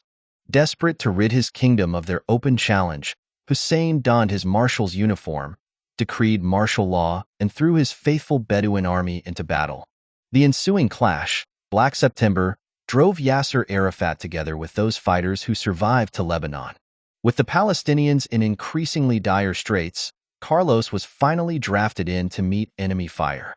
A sheer massacre, Carlos recalled. Thousands of dead. I fought until 1971. I was on the front line, in the mountains. The enemy was trying to force us down to the banks of the River Jordan. Abu Sharif fought alongside him in the mountains of Ajlan where the Palestinians, supported by Syrian forces, had been obliged to withdraw. From a village overshadowed by an ancient fortress which had slowed the progress of crusaders, Carlos and his companions dominated the valley of the River Jordan, and could see as far as the hills of Judea and, to the east, the wooded hills above Jerash where he had first trained, and which was now encircled by the Jordanian army. Republic of Palestine, the beleaguered Fedayeen defiantly named their precarious fiefdom. The long and often dull months of training had turned the baby-faced stranger into a ruthless soldier. Not only was he nerveless under fire, but he could take life without blinking, gauged Abu Sharif approvingly. The Jordanians shelled and mortared us daily. Under this intense fire, Carlos stood out again and again for his sheer sang-froid, joining in several successful counterattacks on Jordanian army positions. He was blooded. The Palestinians whom Carlos fought alongside were armed with little more than their trademark Kalashnikovs, hand grenades, and a few mortars, and were often without even so much as a tent to shelter from the blizzards that lashed the mountains. Pitted against the British-trained Jordanian army and air force, about 3,000 Palestinian fighters died. Carlos was wounded along with the leader of his unit, an officer roughly his age, but his injury cannot have been very serious because he remained attached to his section. According to Carlos, it was this experience of the battlefield that shaped his future commitment. I was a supporter of the Palestinian cause even before Moscow. It was being there in the September 1970 massacres in Jordan that made me decide to be a frontline fighter in the continuous struggle for the Palestinian cause. Couched in warrior-like terms, this was the rationale that he professed to stick to in the career that followed. In this he echoed many Palestinians including Abu Iyad, eventually appointed to head Arafat's intelligence agency, who justified the recourse to terrorism as a reaction to the state of despair, which engulfed them all after they were defeated by the Jordanian army. The war ended for Carlos in the winter of 1970, long before the Jordanian army finally threw out the last of the outgunned guerrillas from the Jerash Aljan stronghold in July 1971. In the last months of battle, the Jordanians massacred many of those whom they captured, with the result that 90 Palestinians chose to flee to Israel rather than fall prisoner to Hussein's Bedouin soldiers. Carlos's orders came from the very top. George Habash, who was Secretary General of the movement, had just come back from North Korea and China. He sent for me to tell me the cause was in jeopardy and that I must leave the struggle in Jordan because he needed me abroad. Carlos told how a thoughtful Habash inquired after his parents and his Cuban lover Sonia and daughter. Obviously flattered by such attention, Carlos added in his account of the meeting, "I was already a member of the Popular Front, of the political organization, and I was a combatant and the only foreigner until the October 1973 war." Habash's order, on his return from an Asian fundraising tour during which he had spoken with leaders of the Japanese Red Army, signposted a shift of emphasis in the movement strategy. Like the Six-Day War, Black September stirred deep anger among the Palestinians, for whom the massacres perpetrated by the Jordanian troops showed that, despite all the rhetoric, Arab states would always put their own selfish interests first. This was justification for more terror. Habash's eye fell on Carlos because he was young, committed, and had proved his courage in the face of enemy fire. Carlos's travels, and the languages he spoke, the latest was Arabic, also made him stand out among his peers. Before he could set out, however, there was one more course for him to take. Carlos followed Abu Sharif to Beirut, where over the next few months Haddad put him through a special training program in the black arts of terrorism at the feet of the master. Yet again, Carlos passed with flying colors, meeting the exacting standards set by Haddad who, according to Abu Sharif, looked for intelligence, persistence, strength of character, resourcefulness, and physical toughness. But beyond his academic achievement, that training set the seal on a relationship that guided Carlos through his first years in the terror business. The pupil had boundless admiration for Haddad, far more than he had for Che Guevara. Carlos, who had cut his teeth in war, was deemed ready for a more secretive battle. In February 1971, I left Amman for London. I was obeying orders from Dr. Habash, who had asked me to go to Europe for the sake of the revolution. He felt that this new post was more interesting than the one I had in the Jordanian scrub. The way Carlos describes his appointment makes it sound like a promotion to middle management, which he dutifully accepted. Carlos finally went home to his family, or at least the maternal half of it, in early 1971. Elba and his brothers had had no communication with him for months. Apart from a single letter, he wrote to them which they answered through the offices of the Popular Front's newspaper Al-Hadaf. Carlos now played the dutiful son, despite the fact that since he last saw his mother he had trained as a guerrilla, killed Jordanian soldiers during Black September, and had been sent to London by an extremist Palestinian organization. He returned to the cocktail party circuit and attended economics lectures at the University of London, although he never took a degree in Russian language courses at the Central London Polytechnic. He moved in with his mother in Walpole Street, Chelsea. But the flat shared with his family, the cocktail parties, and the Russian classes were all a facade.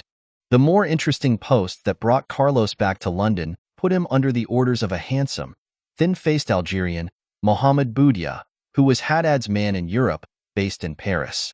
During the Algerian War of Independence, Boudia had been jailed for his part in a spectacular sabotage raid on petrol depots in Mauripiane in southern France, which started a fire fed by 16 million liters of petrol. The end of French colonial rule led to his release after only 3 years and, as a respected playwright, he shone in the reinvigorated arts establishment as director of Algeria's new National Theatre. He fled to Paris after a coup d'état by Colonel Boumediene and managed a theatre in Boulogne-Billancourt, a western suburb of the French capital. Theatre was just a front, however, and Boudia's true life was led off stage, directing a cast that from now on included Carlos. It was under the supervision of Boudia, who occasionally sent him money from Paris, that Carlos started to draw up a list of people to be kidnapped or murdered. Rich Saudi Arabians were considered possible targets for kidnappings in a plan to raise funds for the cash-starved Popular Front, which was struggling to recover from its expulsion from Jordan. As an emissary of the despised and reactionary King Hussein, the Jordanian ambassador to London was also a candidate. Carlos pored over newspapers for inspiration. The names that caught his attention were those of public figures from various walks of life, above all ones with a Jewish background. The London cocktail circuit was another good source of information, and Carlos's combination of handsome looks, three-piece suits, and good manners was popular at diplomatic receptions. Captain Porras, Venezuela's naval attaché, was among those favorably impressed.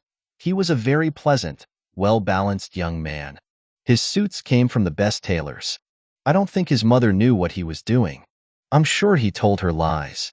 When the young man started describing his years as a student in Moscow, the attaché diplomatically steered the conversation away from politics. Carlos accumulated so much material, he could have qualified as a Fleet Street Diary columnist. Writing in red ink in a childlike scrawl inherited from his mother, he filled page after page of lined paper with some 500 names plucked from the worlds of politics, the arts, and business. His detective work, which included thorough reading of the Jewish Chronicle, yielded a treasure trove of private addresses and ex-directory telephone numbers, and in some cases nicknames known only to close friends. He found out Vera Lynn's married name and the address and telephone number of her home in Sussex. He trawled through the arts world and picked directors Richard Attenborough and Sam Wanamaker, playwright John Osborne, and the virtuoso Yehudi Menuhin as possible targets. Retailers such as Lord and Lady Sainsbury and publishers such as Lord Weidenfeld were also deemed worthy of attention. British politicians interested him less, although former Prime Minister Edward Heath did rate a mention. For some strange reason, he also listed the National Council for Civil Liberties. Carlos supplemented his list of names with a cuttings library which included articles about Israeli politicians, many of whom were pictured visiting Britain and meeting the local Jewish community. Advertisements for trips to Israel placed by travel companies, and for fundraising campaigns for Jewish organizations were also filed away. The list he had compiled so diligently in Carlos's career were almost nipped in the bud by the special branch 3 days before Christmas 1971. Acting on a tip-off which Carlos believed came from militants of a rival Palestinian faction, 7 carloads of officers raided a friend's house where one of Carlos's brothers was staying. The officers, who were following up the discovery of an arms cache to which Carlos had been tenuously linked, held everyone present at gunpoint. The squad then called at the flat he shared with his mother at Walpole Street, bursting through a basement window at around 10 o'clock in the evening. He and Elba were watching television. Carlos had no power to stop the police carrying out their search warrant, but the raid yielded nothing to justify his arrest. A false Italian passport bearing his photograph was, surprisingly, not deemed of great interest, and the only aggravation that Carlos suffered was to have to endure police surveillance for the next few days. 2 months later, the family moved to a 2-bedroom flat in Phillimore Court on Kensington High Street, where Carlos was forced to share one of the rooms with his 2 brothers. Finding it necessary to supplement the checks his father still sent him, he taught Spanish from September 1972 to July 1973 at the Langham Secretarial College. The well-bred young ladies at this smart Mayfair establishment off Park Lane turned up their noses at the advances of the smooth Latin American, who smelled so strongly of aftershave.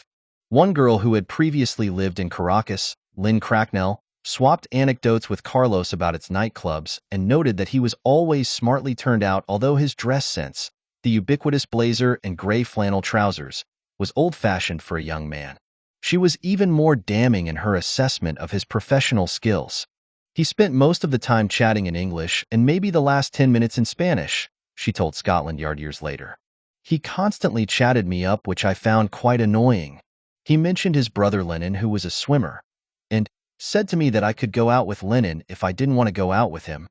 Rebuffed by Lynn, in whose exercise book Carlos had written his home address in case she fancied extra tuition at any time of the day or night, Carlos tried his luck with another of his charges, 19-year-old Hilary Slade. He always suggested that if we were in the area where he lived, then we should come and see him. He did at some stage write his address details on a scrap of paper and gave it to me. I probably threw it away after he gave it to me. But she still has the copy of 100 Years of Solitude by Gabriel Garcia Marquez that Carlos gave her as a present. The younger of Carlos's brothers, Vladimir, had far better luck with local girls, and to Carlos's envy went out with Irish and English girls whom he met at St. Marylebone Grammar School. Carlos's attempts at mixing with the opposite sex were more successful with a mature Colombian emigre whom he met barely a month after starting his relaxed classes at the Secretarial College. Like Carlos, the 37-year-old Maria Nidia Romero de Tabón could be proud of her lineage. Her grandfather had helped to found the Colombian Liberal Party, and her father was a wealthy businessman in Bogotá. Nidia was struck by the forceful personality of her new acquaintance, whose birthday was that same day. She liked his smile, his magnetism, which was true charisma, and his convincing manner. We talked and talked and talked. We immediately talked politics, the situation in our two countries, and Che Guevara. He was a young man, full of enthusiasm. He said that one day we should go back to Latin America to start a revolution and change everything. Nydia felt a political kinship with Carlos, believing that like her he was a Maoist, convinced that Russia was too bourgeois. Carlos told her that his short time at Lumumba University had made him dislike the Soviet model. The two quickly became close, partly because Nydia came to appreciate the fatherly advice that Carlos gave her eldest son Alfonso, whom she had brought with her to live in London. The trip had turned out badly for the son, who was in trouble with the police for drugs and theft offenses, bringing his mother close to a nervous breakdown as she feared he might be expelled if he appeared in court. A few months after their first meeting, Carlos made a stirring appeal to his friend in an attempt to recruit her. "Nydia, I need you. If we make a commitment, we must accomplish revolution everywhere. We must not be ashamed of being alive," he told her.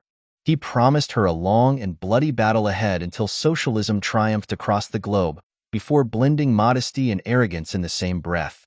"You know, I have committed myself to a struggle without glory, a struggle in which I have invested all my ability, everything that I am, everything that belongs to me.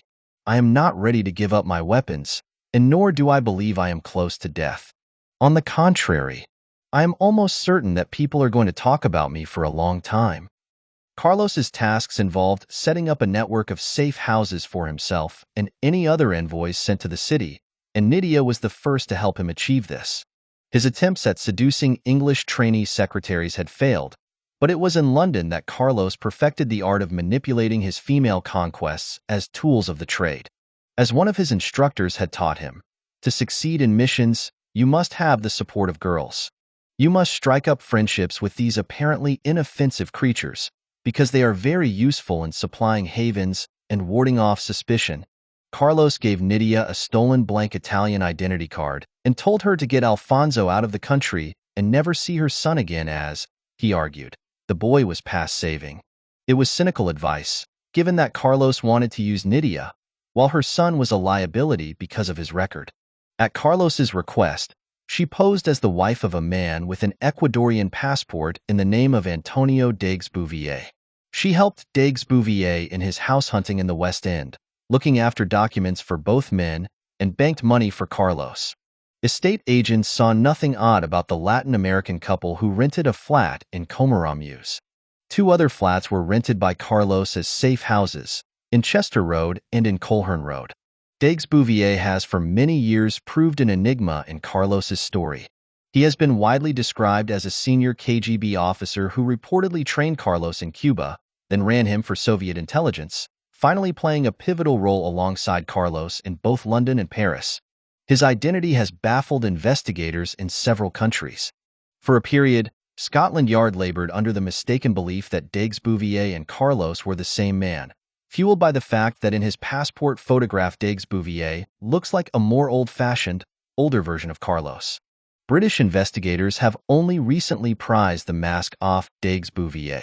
Behind the Hispanic and French-sounding names hides a former officer of the Lebanese army by the name of Fouad, who at the age of 32 helped to launch a coup d'état in his homeland.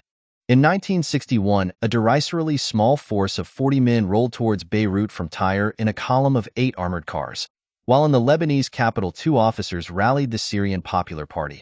The regular army swiftly brought the column to a halt and quashed the takeover attempt. His dreams of seizing power shattered, Awad switched causes to fight alongside the Fedayeen. Asked during his deposition precisely what mission he had been sent on to Britain in 1971, Carlos gives a confused answer. "We got down to business. We started hitting the Israelis and the Jordanians. We were killing each other everywhere. It was war. I carried out commission work because I had become an officer of the Popular Front, and I carried out the missions which were demanded of me everywhere in the world and not only in Great Britain." This is bluster. It is Carlos trying to dress up a period of relative inactivity and frustration at the lack of stimulating missions, while others were being more gainfully employed by Haddad. In February 1972, one team hijacked a Lufthansa jumbo jet to Aden with 172 passengers aboard, including Joseph Kennedy, son of the late Senator Robert Kennedy. The West German government paid a ransom of $5 million to get the plane back. In May, Haddad used 3 extremists of the Japanese Red Army to carry out a massacre at Tel Aviv's Lod airport. Walking into the passenger lounge, they heaved 2 suitcases off the conveyor belt, opened them, and whipped out machine guns and grenades. The Japanese killed 26 travelers, most of them Catholic Puerto Rican pilgrims, and wounded 76 others. One of the 3 Japanese was shot dead by a stray bullet from one of his partners, and another was killed by his own grenade. Not to be outdone, a group calling itself Black September, set up by Arafat's Fatah faction to avenge the Jordanian defeat, broke into the Israeli dormitory at the Munich Olympic Games before dawn on September 5. They killed a weightlifter and the Israeli wrestling coach, who had held a door against them while shouting at the athletes to flee. The attackers demanded the release of 200 Palestinian guerrillas held in Israel. After negotiations that lasted the whole day, the West Germans agreed to supply a jet that would fly the commandos and their hostages to Cairo. But at the airport, German snipers opened fire, and in the chaos that followed, the hostage-takers shot both at police and at their captives. 9 Israeli athletes were killed, as well as 5 of the Black September members. Carlos watched these raids unfold with mounting impatience. So far, his clandestine activities were hardly the stuff of which legends, let alone a revolutionary's reputation, were made. 3. The Drugstore Saint-Germain. I don't understand why the Japanese didn't kill their hostages one by one. Carlos, after Japanese guerrillas seized the French embassy in The Hague. The private life of Carlos's master in Paris, the theater director Mohamed Boudia, was so rumbustious that Israeli intelligence, who had him under surveillance, nicknamed him Bluebeard. One of his first conquests on his return to France was his theater's box office assistant Evelyn Barge, a blonde, wide-eyed German with the looks of a young Brigitte Bardot. Seduced by the man as well as his ideals, she accompanied him on a trip to Rotterdam to blow up an Israeli goods depot. Although pyrotechnics were Boudia's speciality, the explosives were laid in the wrong place and destroyed a Gulf oil refinery instead. Unbowed, Boudia's lover volunteered to make a new attempt. He dispatched her along with 2 beautiful Moroccan sisters to Jerusalem during the Easter 1971 holiday. Their mission was to destroy several hotels. Boudia had turned the trio into walking bombs, their bras, girdles, and lipsticks stuffed with explosives and timers, their underwear impregnated with inflammable liquid. Their boxes of sanitary towels contained other vital equipment. But Israeli police detained them at Lod airport. After quizzing them on their background, politics, and Boudia, the investigators concluded that all 3 had been motivated by love. The theater director quickly adjusted to the loss. He started a romance with Thérèse Lefebvre, a French physiotherapist in her mid-40s. But once more, the attempt to harness love to subversion yielded disappointing results. The couple tried unsuccessfully to attack Schönau Castle in Austria, which served as a transit camp for Russian Jews on their way to Israel. But in a more effective partnership, Boudia and Thérèse used 20 kilos of explosives in August 1972 to blow up a refinery in the port city of Trieste in northern Italy, which fed the Transalpine pipeline to Vienna, Bavaria, and Central Europe. The fire lasted 2 days, burned 250,000 tons of crude oil, and sent $2.5 billion up in smoke.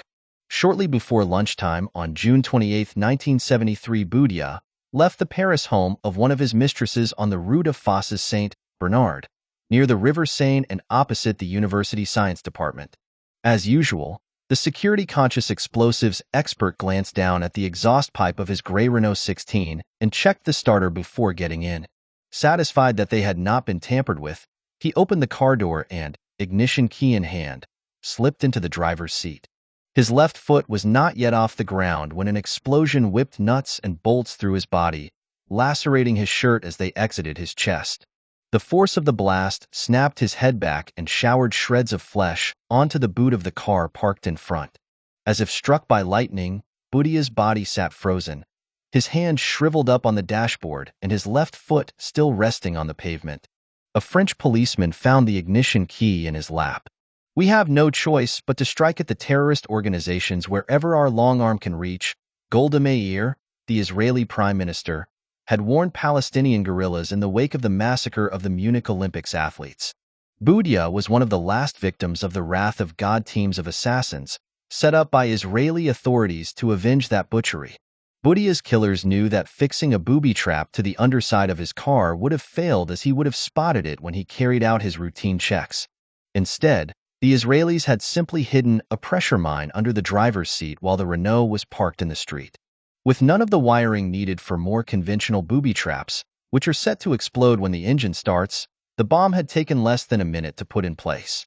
To defuse any suspicion of its involvement, the Wrath of God team had made the device a rudimentary one. But the Wrath of God's responsibility for the assassination was established by the Direction de la Surveillance du Territoire, DST, the counterintelligence service, when it tracked down the surveillance team which had rented several flats in Paris. It was pure chance no one else was hurt. Within a month of the assassination, Carlos flew to Beirut to report back to the Popular Front's headquarters. The Palestinians were satisfied with his work in London and ordered him to extend his efforts to Paris to help fill Boutia's shoes. But Carlos's credentials were not impressive enough to warrant his appointment as Boutia's replacement, and on his return to Europe in September he remained based in London. A short, spruce Lebanese with a supercilious stare and a drooping mustache, Michel Macarbal, was appointed as Boutia's successor in Paris and graced with the sonorous title leader of the Committee for External Relations in Europe. To his chagrin, Carlos was made his lieutenant. The impetuous, 23-year-old Carlos resented having to take orders from Macarbal, who was an unlikely freedom fighter. A graduate of Beirut's Fine Arts School and an interior decorator by profession, he was not even a member of the Popular Front, although he had been a militant in parties very close to it.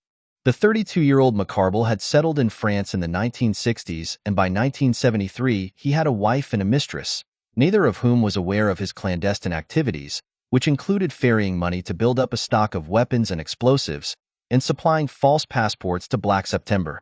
He was a skillful, intelligent, and hard-working man, but physically he was not very courageous, is Carlos's tempered assessment of his boss.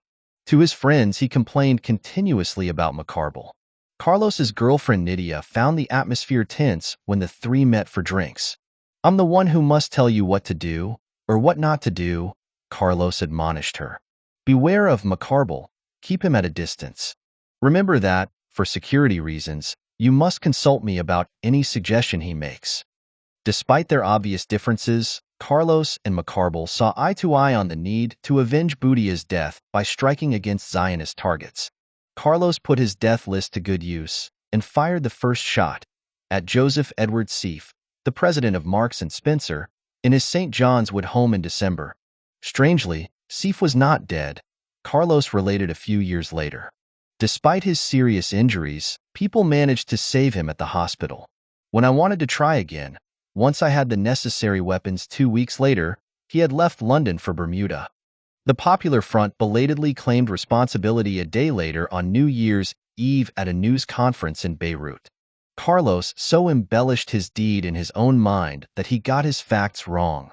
"I fired 3 times, he recounted. "A single bullet hit Sieff on the upper lip. Usually, I fire 3 bullets in the nose which kills immediately. The servant saw nothing at all. I left with my flick knife in my pocket, and my gun still loaded with 2 bullets. In fact, he shot at Sieff only once and not 3 times. A single cartridge was found at the scene." Carlos acknowledged that his preparation had been poor. When you try to eliminate someone, you need 2 weapons. The first has a silencer. The second is very powerful. That way you can defend yourself if you're taken by surprise. You also need 2 grenades and a driver. That's what you need to pull off an operation. But I did nothing like that. I only had this old gun with 5 bullets, which I wasn't even able to try out. Yet at last, he was fulfilling what he felt was his vocation as a revolutionary. "My existence as a dissident student with revolutionary ideals had been transformed. I had become really active. It was at this time that the real Carlos was born." Carlos attempted a less daring foray less than a month later. The target was again Israeli, this time the Hapolim Bank in Cheapside in the city of London. "I made 2 bombs of plastic explosive explode, 200 grams of explosives in each of them. I threw them through the main door towards the tills.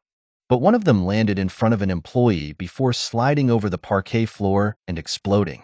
He wasn't killed because he had pulled back in time. That said, the bomb destroyed the entire facade of the bank. Yet again, Carlos had dressed up his achievement in glowing colors.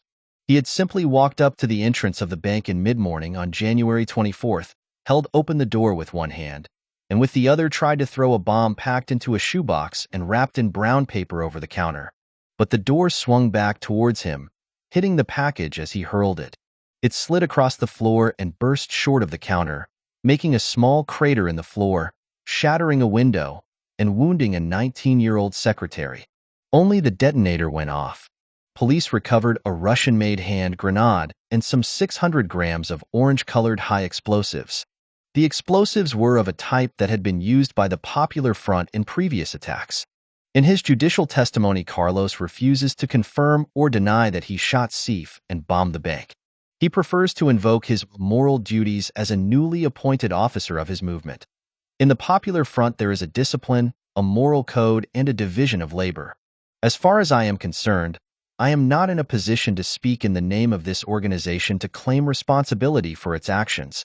At the time, I had become a professional revolutionary, and all my actions, without exception, were part of the war for the liberation of Palestine. I was paid by the organization. But he was in a position to speak about his actions to his family. For months, his parents had been kept in the dark about their son's newfound commitment, and the revelation was a shock. During one of his father's rare visits to London, Carlos took the opportunity to come clean. Illich got us together once in London to tell us that he had become a guerrilla, Ramirez Navas recalled. That is, to prepare me because, if not, I would have had a heart attack.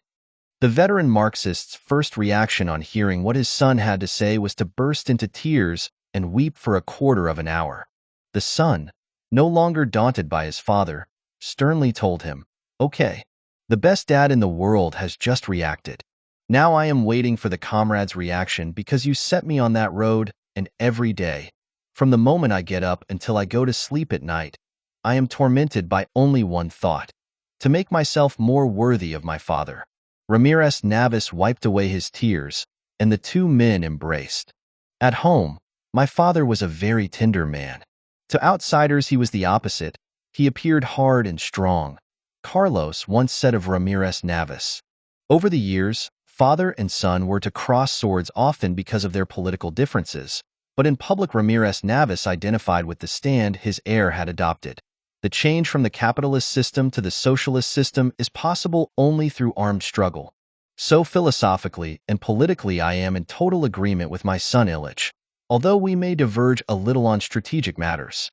On another occasion, Carlos explained to his father, "Do you think that we are going to sort this world out ourselves? No.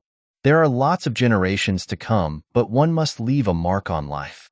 With or without their knowledge, Carlos was increasingly using the girlfriends he bedded in both London and Paris to help him leave that mark. A few weeks before shooting Seif, he had met a Spanish waitress, Maria Angeles Otola Barranca, Angela to her friends, at the Bayswater pub The Ducks and Drakes. As he lunched in the grill room, Carlos chatted to Angela in Spanish about his many trips and the languages he had mastered. He returned 3 days later to ask the dark, impish 21-year-old to go out with him. She noticed how his small, dainty hands contrasted with his thick-set build, and the way his slightly wavy hair curled in the nape of the neck. Angela accepted the invitation and found him amusing and cultured.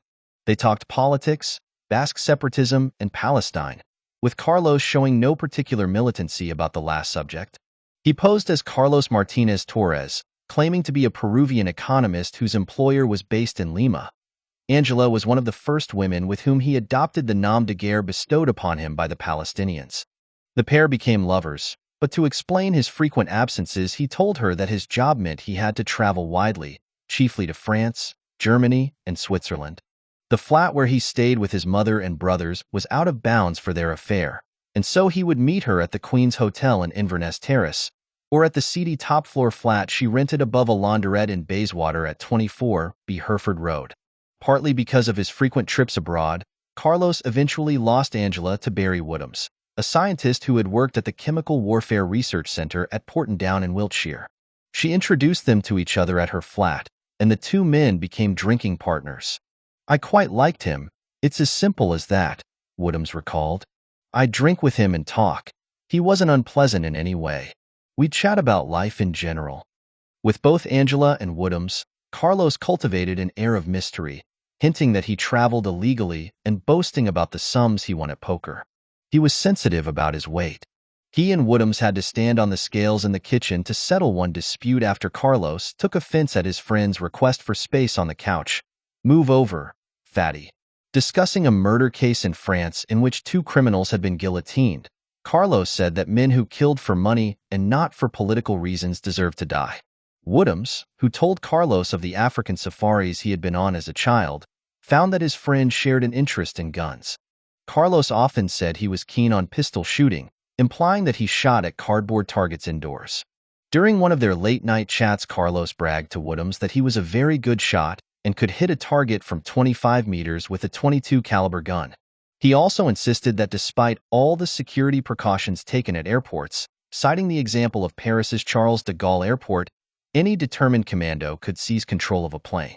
Carlos was still going out with both Angela and the Colombian lawyer Nydia Tabone in London when, in June 1974, he met a young and pretty brunette in Paris who soon joined his circle of lovers.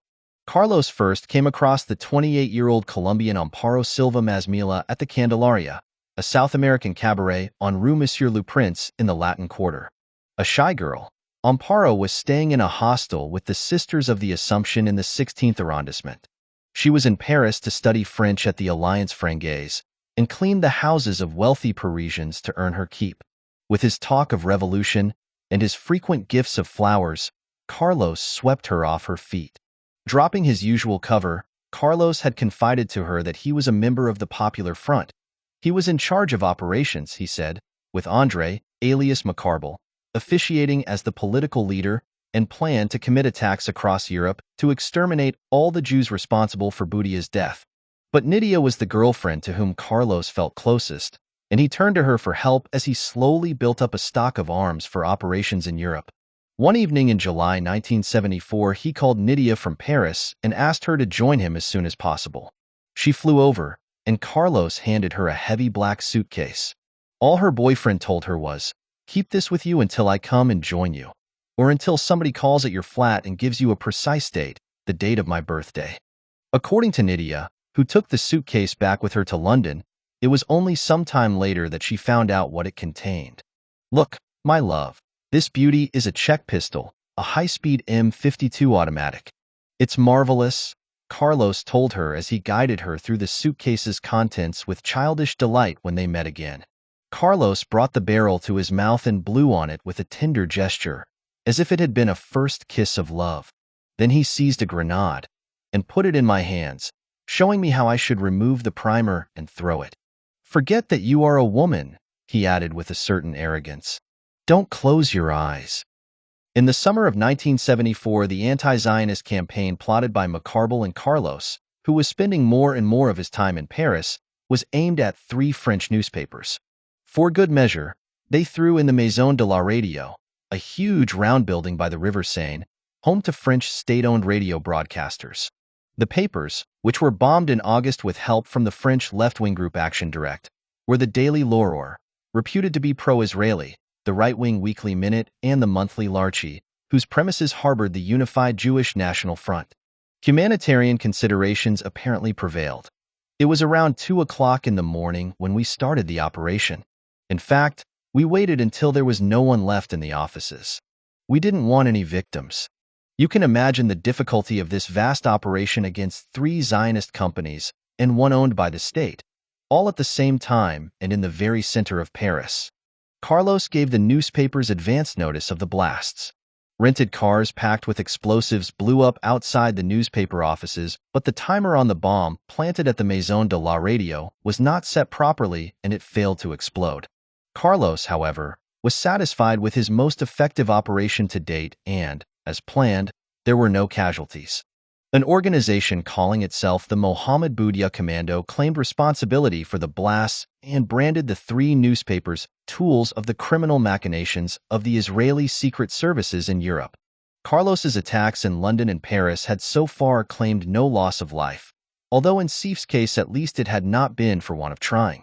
His next move drastically raised the stakes. Haddad dictated with whom Macarbal and Carlos should ally themselves, and their objectives. The new accomplices were members of the Japanese Red Army, a small but strident movement born out of opposition to the Vietnam War and committed to the annihilation of capitalism. It was notorious for its habit of burying alive members whom it judged to be wanting in revolutionary commitment. For its first hijacking, in March 1970, the Japanese Red Army had used ritual samurai swords and pipe bombs to force a Japanese plane to land in North Korea. Switching to the Palestinian cause after the United States started pulling out of Vietnam, the Japanese Red Army had carried out the Lod Airport massacre for Haddad in May 1972. It was in the company of such zealots that Macarbal and Carlos were ordered to repay the debt. A month before Carlos bombed the 3 newspapers in Paris, French police arrested a Japanese Red Army member by chance. The athletic-looking, 25-year-old Yutaka Furuya had been stopped by border guards at Paris's Orly airport as he stepped off a flight from Beirut. Furuya, whose real name police eventually concluded was Yamada Yoshiaki, refused to answer questions about the 3 false passports, all bearing his picture, which were found in his black and chrome executive briefcase. Nor was he helpful about $10,000 in counterfeit money and sheafs of coded notes. "I am a Marxist-Leninist. I act out of ideology for the Palestinians as a sympathizer, as well as for the Japanese Red Army," he told the airport police, adding that he was unemployed. The jobless traveler was passed on to the DST, France's counterintelligence service, and Commissaire Jean Herons, a newcomer to anti-terrorism. The DST, France's closest equivalent to MI5 or the FBI, had only 2 years previously created a bureau, codenamed B, to specialize in counterterrorism alongside the long-established counterespionage, A, and technical and telecommunications, C sections. All 3 were crammed into the DST headquarters near the Champs-Élysées, a drab warren of offices which the Gestapo had occupied during the war. The clinging Nazi legacy irritated the chief of the B-2 Middle East Division, Herons, who had landed in Normandy on D-Day as a commando with General de Gaulle's Free French. Before he confronted Furuya, Herons ordered a trawl through the files. The search showed that Furuya was no menial courier but a fully fledged member of the Japanese Red Army who, in another joint operation with the Popular Front, had blown up a Shell oil refinery in Singapore in January of that year. With the help of the Japanese ambassador to Paris, cryptographers cracked the code in his documents and found that they detailed plans for attacks on Japanese embassies and various companies in 7 European cities. One of the messages written on rice paper was, to all appearances, innocuous enough. "Little Miss Full Moon, I am ill with desire for you. Let me embrace your beautiful body again. Your love slave, Suzuki." The object of Furuya's passion was Mariko Yamamoto, a Japanese Red Army member who worked as a salesgirl at one of the luxury boutiques that line the Avenue de l'Opéra and cater to Japanese tourists. Under a barrage of questions from Herons, Furuya remained tight-lipped, but his address book spoke for him. It enabled the DST to arrest 30 Japanese Red Army members or supporters. The French Interior Ministry crowed that all Japanese Red Army backers based in Paris had been arrested, making no mention of the fact that one of them, a French national, was a card-carrying member of the French Communist Party and forged passports for the Japanese. To the DST's resentment, the right-wing Interior Minister, Prince Michel Poniatowski, a descendant of Poland's last elected king, ordered the man's release. Furuya was also treated with leniency. He was charged only with carrying 3 false passports and counterfeit money and sent to jail for just a few months. Poniatowski, known for his regular coup de poing, literally, punch, raids in which police swept the Paris metro clean of drug dealers, failed to live up to his hardline image and ordered 8 of the Japanese Red Army prisoners to be expelled to neutral but friendly Switzerland. Playing past the parcel, the Swiss then expelled the Japanese Red Army members to West Germany, which in turn pushed them across the Dutch border. A few days later, the French embassy in The Hague was attacked by Japanese Red Army guerrillas. "You know who did it?" a Dutch colleague asked a senior DST official within hours of the start of the assault. "The guys you threw out." The embassy raid had been planned several weeks earlier and, before launching their attack, the Japanese who carried it out had teamed up with Macarbal and Carlos. The pair helped to organize the attack and provided the funds, machine guns, and grenades. On September 3, Carlos had traveled to Zurich to discuss the plan with 3 of the Japanese Red Army members expelled from France. A week later, he had returned to Zurich with Macarbal to hand the Japanese 4,000 francs to cover their living expenses. The plan was for the Japanese to seize the French ambassador on his arrival at the embassy in The Hague on the following day, and then force their way into the building. But they were late in arriving, and Carlos had to leave the area because guards at the nearby American embassy were becoming suspicious of him. Half an hour later, he heard the wail of police sirens and saw people running towards the French embassy. I got closer to see what was happening. I heard shots in the embassy compound. At the same time, I saw a policewoman leave the embassy. She was wounded. I waited a few minutes like the bystanders who were there, until the police intervened. I called the office of the ambassador from a phone box, but the police had already cut the telephone wires. What had happened? The three-man commando who arrived at the French embassy, too late to meet Carlos, did spot the ambassador's car, which was empty save for its driver. At gunpoint, they ordered him to take them to the ambassador's office. When a police patrol which chanced on the scene intervened, a shootout ensued. The leader of the commando was shot in the arm. 2 police officers were also wounded. But the Japanese managed to shake off the police and took the ambassador, the former resistance fighter Count Jacques Senard, together with 10 other people hostage in Senard's office. In a letter dropped from a window, they demanded that Furuya be released from his Paris jail and that a Boeing 707 airliner and crew be made available to them. The Japanese insisted on their hostages staying in the office and for some reason rejected offers from the Dutch authorities to supply a chemical toilet, as everyone was forced to share a waste paper basket that stayed in the room, unemptied. The stench that developed helped to make life a misery. As Carlos flew back to Paris later on Friday, a handcuffed Furuya was already setting out in the opposite direction. The decision was taken almost immediately, admits Pierre Ottavioli of the Elite Brigade Criminelle, the French police's criminal investigation unit, who took part in the negotiations. The counterpart for the release of the hostages was the release of one prisoner. And there were many people in the embassy. Prime Minister Jacques Chirac ordered Furuya taken from the maximum security jail of La Santé in Paris. Under the escort of the garrulous Commissaire Broussard and his counterinsurgency unit, the Brigade Anti-Commando, the prisoner was flown to Amsterdam's Schiphol Airport where he awaited the outcome of the negotiations. Furuya took it all with good-humored self-assurance. Before boarding the Mystère 20 jet of the French ministerial fleet, he had exasperated the chief of police, Jean Paulini, with his levity. "He doesn't talk, he laughs," Paulini complained to Prime Minister Jacques Chirac. In his memoirs, Broussard writes that the orders he received from Paulini were that he should take part in the negotiations, but also prepare for a possible raid on the embassy, with or without the cooperation of the Dutch authorities, because the diplomatic compound counted as French national territory. On the other hand, contrary to what a few journalists reported later, I did not receive the order to shoot Furuya if the terrorists were to kill a hostage. In favoring the leak of such information, perhaps the French authorities wanted to impress the enemy. In fact, there was just such an order. That weekend, a DST official who had ineffectually argued against the expulsion of the Japanese Red Army guerrillas filed a report on the embassy siege for Poniatowski's attention. The unfortunate official was summoned from a restaurant opposite the Interior Ministry before he could start on his already late lunch. He found the minister in his office, cigar in one hand and brandy in the other, digesting a roast chicken whose remains had not yet been cleared from his imposing desk.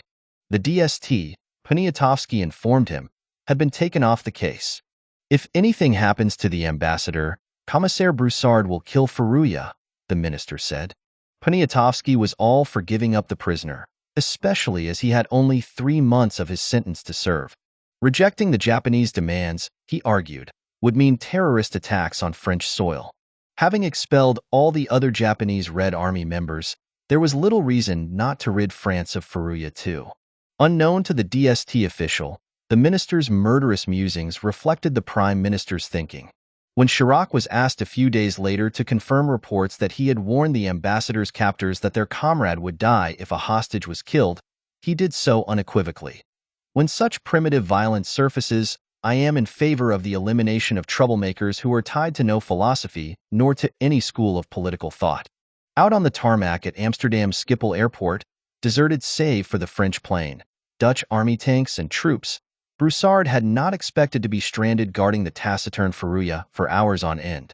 Anxious that the Japanese Red Army should leave with a good opinion of their country, Dutch officials plied Furuya with newspapers, hot food, and drink. The French were given only cold food. At his guard's request, Furuya obligingly agreed to order more than he could eat so as to supplement their rations. They did not show much gratitude. On Broussard's initiative, the French decided to intimidate Furuya, who was in touch with the embassy by radio. An inspector approached and held a .375 Magnum to the captive's temple. "If your friends kill even one hostage, we kill you. Understood?" Furuya showed no reaction. The negotiations dragged on for more than 2 days, with the hostage-takers refusing any food for fear of poison or sleeping drugs. The foul-smelling air in Ambassador Senard's office was made even worse by the arm wound one of the Japanese had suffered turning septic. Senard bravely kept his fellow hostages amused by devising card games, and bore stoically the distractions that the kidnappers invented for themselves, which included shooting between his feet when they got tired of taking potshots at the official photograph of the French president hanging above his desk. In Paris, Carlos mulled over how he could show some support. Had he known that Chirac's government was about to give in to the guerrillas' blackmail, he would perhaps have refrained from an act that harked back to the tactics of French anarchists. But he feared that France, after failing to send the Boeing plane requested by the Japanese for their escape, would stand firm and refuse to free Furuya. And he believed their determination was wilting. "I don't understand why the Japanese didn't kill their hostages one by one," he said later. On the Sunday afternoon, carrying a gun and 2 U.S. M26 fragmentation grenades, Carlos made his way to Saint-Germain-des-Prés, a left-bank neighborhood patronized by Parisian intellectuals and artists. In the heart of the area, dwarfed by the massive, rustic bell tower of the Saint-Germain Church, was the Dumago's Café, a rendezvous of the intellectual elite which had attracted the likes of Oscar Wilde, Ernest Hemingway, and Jean-Paul Sartre. On the other side of the boulevard was the Drugstore Saint-Germain, an all-in-one café, restaurant, and boutiques complex of chrome and glass, doing a brisk trade as most local shops were closed. A chic French adaptation of American drugstores, it drew a young and trendy crowd and was owned by a Jew, Marcel Bluestein Blanchet, the head of the Publicis advertising empire. Carlos walked into the Drugstore Saint-Germain and climbed the stairs to the restaurant on the first floor. He leaned over the brass balustrade and gazed down at the crowd milling in and out of the boutiques in the mall below. Slowly, deliberately, he drew the pin from one of his grenades and tossed it into the throng outside the tobacconist's kiosk. The grenade bounced on the marble floor, rolled along the ground, and came to a stop at the feet of a young couple who had come to look at records.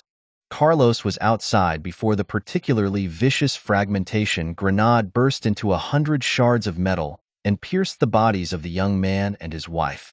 Although seriously wounded with 2 fingers ripped off her hand, the woman, Yuruchka Benzo, survived. Her husband lost so much blood that he died of his wounds. Jean-Jacques Debaut, a popular singer, narrowly escaped injury when he decided not to join the long queue at the tobacconist's. He was just about to walk out into the street when the blast happened. An eerie stampede of living dead trampled over each other. I saw a little boy. He was perhaps 12 years old, staring at his left arm with overwhelming incredulity. There was no hand. Waiters from the neighboring Brasserie Lip applied rough tourniquets with napkins and tablecloths to try and stop the flow of blood. The blast killed 2 people and wounded another 34. That Sunday evening, the Japanese holed up in the French embassy in The Hague cheered when they heard of the attack, but did not immediately attribute it to a supporter. The bombing, recorded in Macarbal's notebook with the words "Japanese operation," was a particularly futile act. But Carlos, who flew to London and one of his safe houses 4 days later, traveling on a Peruvian passport under the name Carlos Andrés Martínez Torres, always refused to recognize the fact. He was convinced his intervention made France give in. The French government feared that public opinion would turn against it. French intelligence and police had no idea that the grenade attack was linked to the embassy siege, and the negotiations lasted for another 2 days. The French not only released Furuya, but also supplied the Japanese with the Boeing jet and a $300,000 ransom, because they feared for the lives of the hostages. Carlos's attack had no relevance. A tearful Ambassador Senard, could not hide his shame at the capitulation, which ended his 101-hour ordeal. At the next cabinet meeting, President Valéry Giscard d'Estaing strove to put a braver face on an outcome that he claimed had allowed France to behave like a great country and to protect the lives of our nationals. Only when 3 grenades abandoned by the Japanese at Schiphol Airport just before they left for Damascus were analyzed did police establish a definite link between the drugstore bombing and the embassy siege. The grenade thrown into the cafe was of the same type, and all 4 were traced to a consignment of 75 stolen from an American military base in Nysa in West Germany in June 1972. Weeks later, the drugstore cafe and restaurant reopened after painstaking refurbishment which had removed all trace of shattered glass, twisted metal, and blood. Among the regulars who flocked back was Carlos. Police later found tabs recording credit card payments that he made for odds and ends purchased there in January 1975, for months later. After the Japanese operation, it became difficult to work, Carlos explained. From that time on, the task necessitated more courage, care, and great know-how. Carlos was, however, still a complete stranger to the French police, and all Britain's special branch knew about him was that he had owned a false passport. For Haddad and the Popular Front, Carlos was a valuable asset, and he was soon given a chance to wreak greater havoc. The original scheme devised by Haddad and Macarbal was to seize an El Al jet at Orly Airport in December 1974, but a wildcat strike by El Al staff foiled the plot as it meant that Israeli planes no longer flew into the airport. Carlos, reduced to scouring airline timetables and a map of the airport, was forced to wait several weeks for the strike to end. Finally, on January 13th, he and a West German accomplice recommended to him by Haddad were sent into action. The new assistant was the 27-year-old Johannes Weinrich, a man of slight build and cocksure expression who was the co-owner of a radical Frankfurt bookshop, the Red Star. While a student at Frankfurt University 7 years earlier, Weinrich and another young radical, Wilfried Bose, had ridden a wave of left-wing militancy that drew tens of thousands of students and young people into the streets to protest against the Vietnam War. The two friends created the Revolutionary Cells, an umbrella organization for a host of small, independent groups which denounced world governments as being in the pay of American multinationals and firebombed American companies' offices in West German cities. Carlos is believed to have first met Weinrich when the two trained in Palestinian guerrilla camps.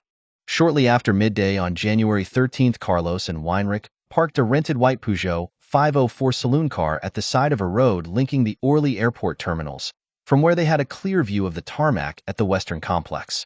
They sat waiting for the flight Carlos had chosen to take off, an LO Boeing 707 which had stopped in Paris on its way from Tel Aviv to New York. Aboard were 136 passengers, most of them American tourists, and 7 crew. The plane was just over 100 meters away when both men got out of the car. They pulled out a long tube-shaped weapon from beneath an orange canvas cover on the back seat.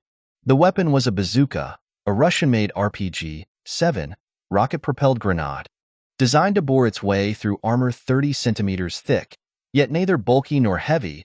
The Russian-made anti-tank launcher was one of the few weapons with which the Palestinian forces had resisted the Jordanian onslaught in the winter of 1970. At a spot that was spectacularly indiscreet, Weinrich leaned the launcher on his shoulder, standing by the white, waist-high railing that separated the road from the airport tarmac. His antics as he tried to steady the long bazooka and squint down the optical sight intrigued several bystanders. An employee at the Lufthansa ticket desk some 20 meters away thought Weinrich's behavior strange, as did an LL security guard on a nearby roof who focused his binoculars on him. A French police officer on the tarmac noticed the bazooka's tube. The LL plane was 130 meters away when Weinrich fired, well within the weapon's maximum range of 300 meters. But the missile soared wide of the nose of the plane. Without waiting to see the rocket's final impact, Weinrich hurriedly consulted Carlos before reloading and taking aim a second time. The first rocket hit a parked car and then smashed into an empty workshop where the black boxes recording flight data were manufactured. It failed to explode. A moment later, the radio in the cockpit of the El jet crackled with an urgent order from the control tower for all planes on the tarmac to come to an immediate halt. The Israeli captain, a former fighter pilot with combat experience, had no intention of obeying the order, which would have offered his attackers an easy target. He accelerated sharply and made straight for the runway. In his haste to fire a second rocket, Weinrich failed to brace himself for the recoil, which punched him backwards, and the bazooka's steel tube shattered the Peugeot's windscreen. The rocket pierced the fuselage of a parked and virtually empty Yugoslav JT-DC-9 before exiting on the other side. Flying metal slightly injured a steward, a policeman, and a baggage handler, but the rocket, like the first, failed to explode and burrowed its way into empty kitchens. The only damage caused was a few broken plates. Weinrich and Carlos jumped into the car and sped away, leaving behind a Soviet-made automatic pistol on the edge of the road. Outside the TA's cemetery a few miles away, they abandoned the Peugeot and paused only long enough to throw a cover over the launcher, a third and used rocket, 2 grenades, and another Soviet-made pistol lying on the back seat before switching to another rented car. Carlos blamed his teammate for the fiasco. Weinrich, he explained, was courageous and experienced, but at the last minute he broke down. Shortly afterwards, someone called the Reuters news agency in Paris to claim responsibility for the attack in the name of the Mohammed Boudia commando. The message ended with the promise, "Next time we will hit our target." Within hours of the rocket attacks, reinforcements of police, gendarmes, and Corps Républicain de Sécurité (CRS) riot police had thrown a ring of steel around Orly. Police patrol cars escorted all El Al aircraft to and from the runway. This did nothing to deter Haddad's soldiers. "We must try again," decreed Macarbal, and the others, including Wadi Fair's Ragdan, a Lebanese who later confirmed that Carlos and Macarbal were behind the new attempt, agreed on a new vantage point. They chose an observation terrace that was open to the public. Carlos objected to carrying out the repeat attack on a Sunday because the terrace would undoubtedly be crowded with families. He was overruled. On the Friday, for days after the first attack, Carlos was at the airport to help 3 Palestinian guerrillas selected by Macarbal carry out what Carlos called a dress rehearsal. The unarmed team established that only a short distance would separate them from their target, an El Al Jumbo. "We had 3 problems to solve," Carlos related. "To escape, we had to take hostages. Such an operation might cost the lives of several innocent people, and this was not something we wanted to see happen. And in addition, the operation was very dangerous for our own men." 2 days later, on the Sunday, Carlos and his team returned to the airport. It was a sunny afternoon and, as he had predicted, the terrace was indeed packed with sightseers and excited children on a weekend outing. Because Carlos and Weinrich had abandoned their weapons in the Peugeot a week earlier, all Macarbal could come up with at such short notice was a less powerful bazooka, an RPG-2. Before the new attack, it had been hidden in the toilets closest to the observation terrace. As there were so many people milling about, it took the group longer than expected to retrieve the rocket launcher. Anxious not to miss their target, they then raced out onto the terrace. A CRS officer on another higher terrace saw them and promptly opened fire with his machine gun. His act risked causing a bloodbath as the commando had already mingled with the sightseers. Amazingly, the bullets harmed no one and only shattered the glass partition that lined the terrace. As the crowd ran for cover, one of the Palestinians added to the panic by firing into the air and throwing a grenade. Another Palestinian pulled out the bazooka which he had hidden under his coat and pointed it at the El Al plane. The Tel Aviv-bound aircraft with 222 passengers aboard had left its berth and was by then 400 meters away, more than twice the effective range of the RPG-2 bazooka. The Palestinian stood for several seconds, launcher in hand and surrounded by panic, as he tried to decide whether to try a shot. An amateur photographer, who moments earlier had been taking pictures of planes, snapped the hesitant guerrilla. "The terrorist walked up to me and pointed his bazooka at me. I was 3 meters away," the photographer recounted.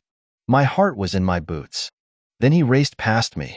The commandos, Carlos had quietly slipped away by this stage, charged into the building, firing guns and throwing grenades as they cleared a way through the passenger lounge. They ran straight into a CRS patrol, which opened fire.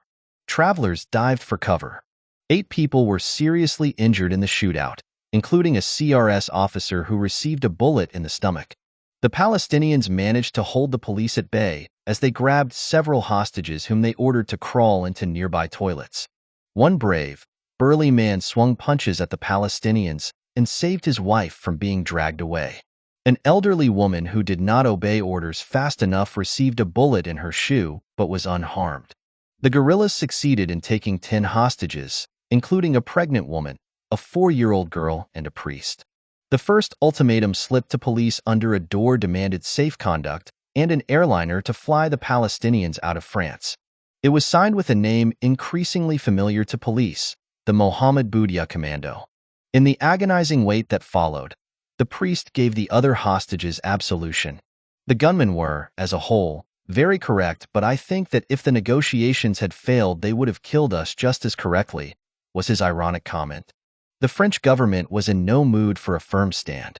After 17 hours of negotiations, during which the hostages were forced to stay standing, it caved in and supplied a Boeing 707, which flew the Palestinians unharmed to Baghdad. Commissaire Tavioli from the Brigade Criminelle, who was among those called to Orly, was furious at this new surrender.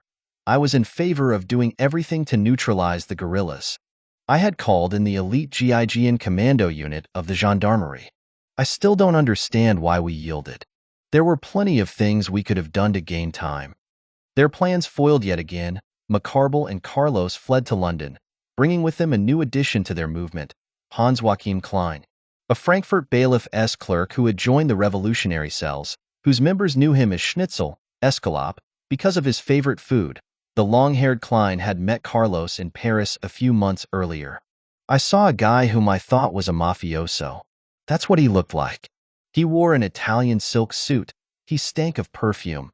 He was affected in the extreme, Klein said of his new acquaintance. But Klein was soon impressed by the way the sophisticated, self-assured, and multilingual Carlos steered him through his armory, which Klein likened to a James Bond-type accessories shop, as calmly as if it were a stamp collection. I was told how he had studied in Moscow and had been the only foreigner to fight with the Palestinians in Jordan. At that time I was crazy about arms, and hearing all this man had done. For me he was a little Guevara. And above all I was told that Carlos was not obliged to lead this life, that he was from a rich family. In London, Macarbal hoped to kidnap the United Arab Emirates ambassador and hold him for a ransom of $40 million. But the plot was ditched when 2 weeks of surveillance of the embassy from Kensington Gardens, much of it spent standing in the rain, showed that he had no fixed routine. After all these events, we decided to review all our plans. Given the fact that these operations were quite frankly not successes, Carlos conceded. At this time, the French security services still had no idea who Carlos was, let alone that he had been involved in the newspaper and drugstore bombings and the Orly airport attacks. For us, Carlos didn't even exist. It was only in June 1975 that we formally identified him and tried to follow his tracks, admitted a former head of the DST counter-espionage service. 4. Secrets and lies. It's not easy to shoot in the eyes of a human being who is looking at you. Carlos to the magazine Al-Watan Al-Arabi. Even after the hostage-taking at the French embassy at The Hague and the grenade attack on the drugstore Saint-Germain in Paris, anti-terrorism was a low priority for the DST, the French counter-espionage service. It did not merit more than a subdirectorship of the DST, which was staffed by only 20 employees. Marcel Chalet, appointed to head the DST in 1975, spoke for many when he dismissed counterterrorism as a relatively marginal activity compared to the DST's initial mission of counterintelligence. It was therefore unsurprising that DST headquarters took little notice of an arrest that took place in Beirut on Saturday, June 7, 1975. The catch was the neatly dressed, sharp-eyed Macarbal, who had just made one of his regular visits to the headquarters of the Popular Front. The Lebanese Criminal Investigation Department, perhaps acting on a tip-off, arrested him as he prepared to board a plane to return to Paris. Bemused by the notes, almost certainly plans for bombings and shootings, that they found in his attaché case alongside false passports and cash, the police turned to the French for help. The man they called was Jean-Paul Moria, a former DST officer who had been sent to Beirut to train Lebanese counter-espionage officials. Moria's first concern was to ask about Macarbal's health after his night of questioning. He had led the DST's counterterrorism section and was familiar with the heavy-handed tactics of Lebanese interrogators. "We haven't touched him," was the answer. All the Beirut police knew about Macarbal was that he was a Lebanese Christian from a good family, a wealthy interior decorator, and a member of the Syrian Popular Party which advocated a Greater Syria that would include Lebanon. His notes were intriguing. They were full of detail about the routines of personalities in Paris and London, including Interior Minister Poniatowski, the Israeli ambassador to Paris, and the chairman of Marks and Spencer. With advice from Moria, the police drew up a new interrogation plan. The grilling lasted the best part of 2 days. Macarbal's questioners, and Moria, who was briefed about the outcome, learned that he headed a Paris-based group and that he worked for George Habash. But it was the name of a Popular Front contact he said he was due to meet in Paris, a certain Nureddin, which puzzled the interrogators. "What is his full name?" they asked. Macarbal said he didn't know. "What can you tell us about him?" "He is my hitman. That's all he is, a killer." Macarbal's disclosures were clearly worth passing on to Paris. At the French embassy, Moria and the local station chief began coding up and sending via radio all Macarbal had revealed, the addresses in his diary, together with details of the notes and passports that had been seized from him at the airport. Under strict security guidelines, the report had to be sent in a series of short messages, with long pauses to await confirmation that Paris had received each one. The two men drank a bottle of whiskey to alleviate the tedium. It was obvious to the Lebanese interrogators that they would get nothing more out of Macarbal, and after consulting Moria, they decided to release him and put him on a plane to Paris. Unfortunately for French counterintelligence, the Lebanese police's willingness to cooperate did not stop at Western security services. In the name of the United Arab Struggle for Palestinian Rights, it also had discreet relations with guerrilla groups fighting Israel. The Popular Front, which quickly got wind of Macarbal's arrest, asked the head of the Criminal Investigation Department, Colonel Antoine Dada, for a few details of what had happened. The information the colonel released explains how Carlos had found out by Thursday, June 12, that Macarbal was in Lebanese custody. That Thursday evening, Carlos called his pretty Colombian friend Amparo from a Paris cafe. Their affair had ended in December when, only too aware that he was chasing other women, Amparo had thrown him out of her flat. Now, in his telephone call, Carlos asked her to do him a small favor. He had been waiting, he told her, for his leader to return to Paris so that he could continue his revolutionary struggle. But the man had been arrested in Beirut, and Carlos was afraid that police would find out about the address of a flat in Rue Tullier in the Latin Quarter where some weapons had been hidden. Would Amparo agree to his moving the weapons to her home in Rue Amélie near the Eiffel Tower? As her address was known to no one, it would be completely safe. She rashly accepted. "I sincerely believe that I was simply doing a favor to someone I liked."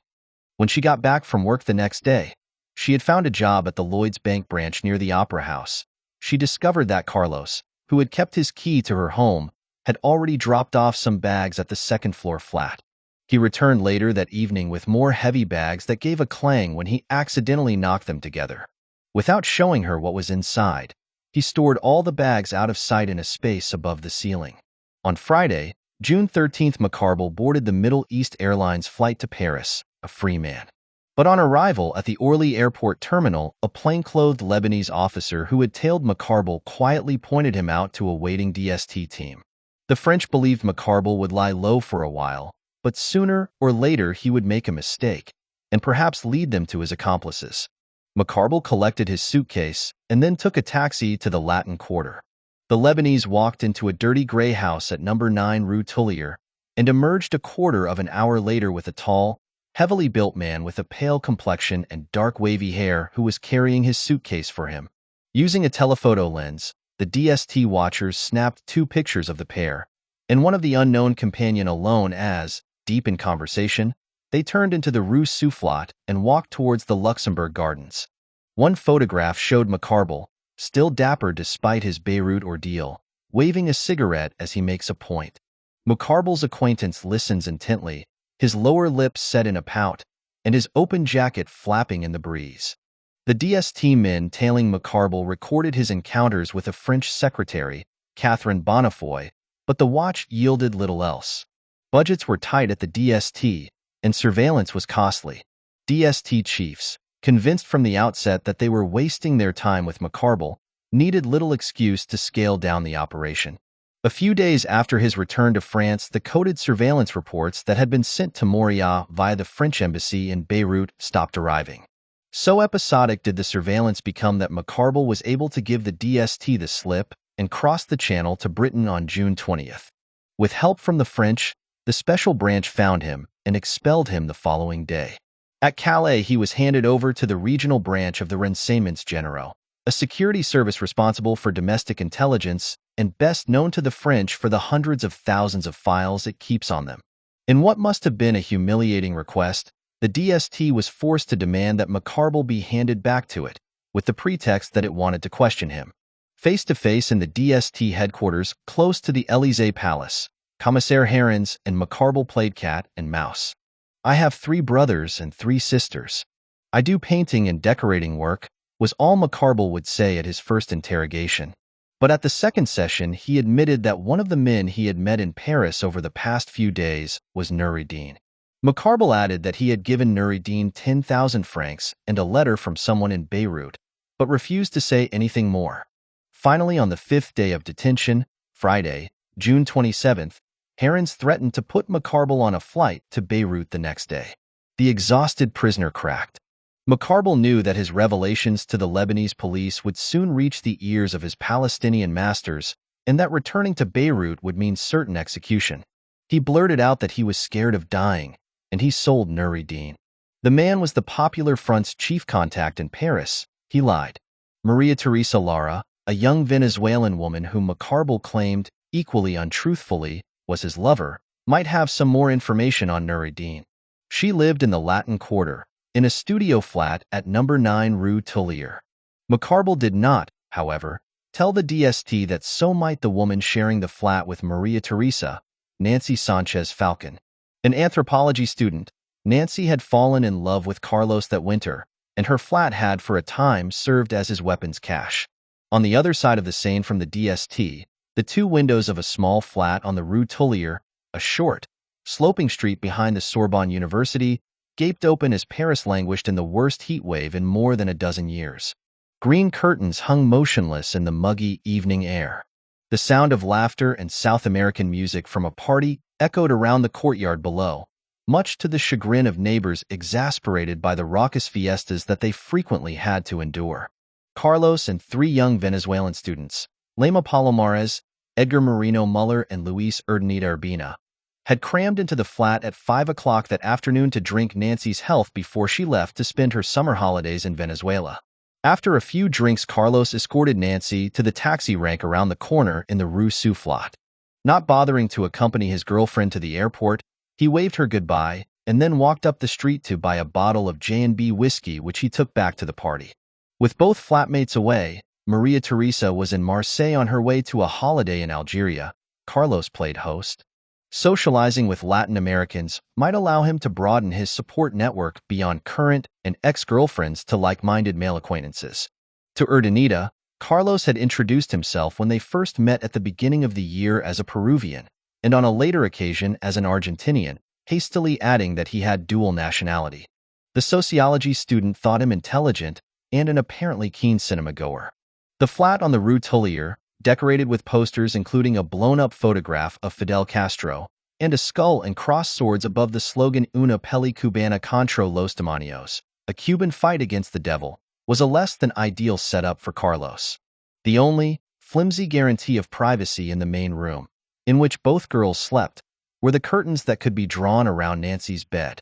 But the flat was in the center of Paris and it was cheap, with a monthly rent of only 650 francs. Carlos, who had by then settled in the French capital, had been nagging Nancy to let him move in. But her flatmate was so set against the idea that the 2 women were no longer on speaking terms. There was a camp bed for him to sleep on when he did spend a night there, and he had so far been allowed some cupboard space where he kept clothes that were for the most part so expensive that they looked out of place in such humble accommodation.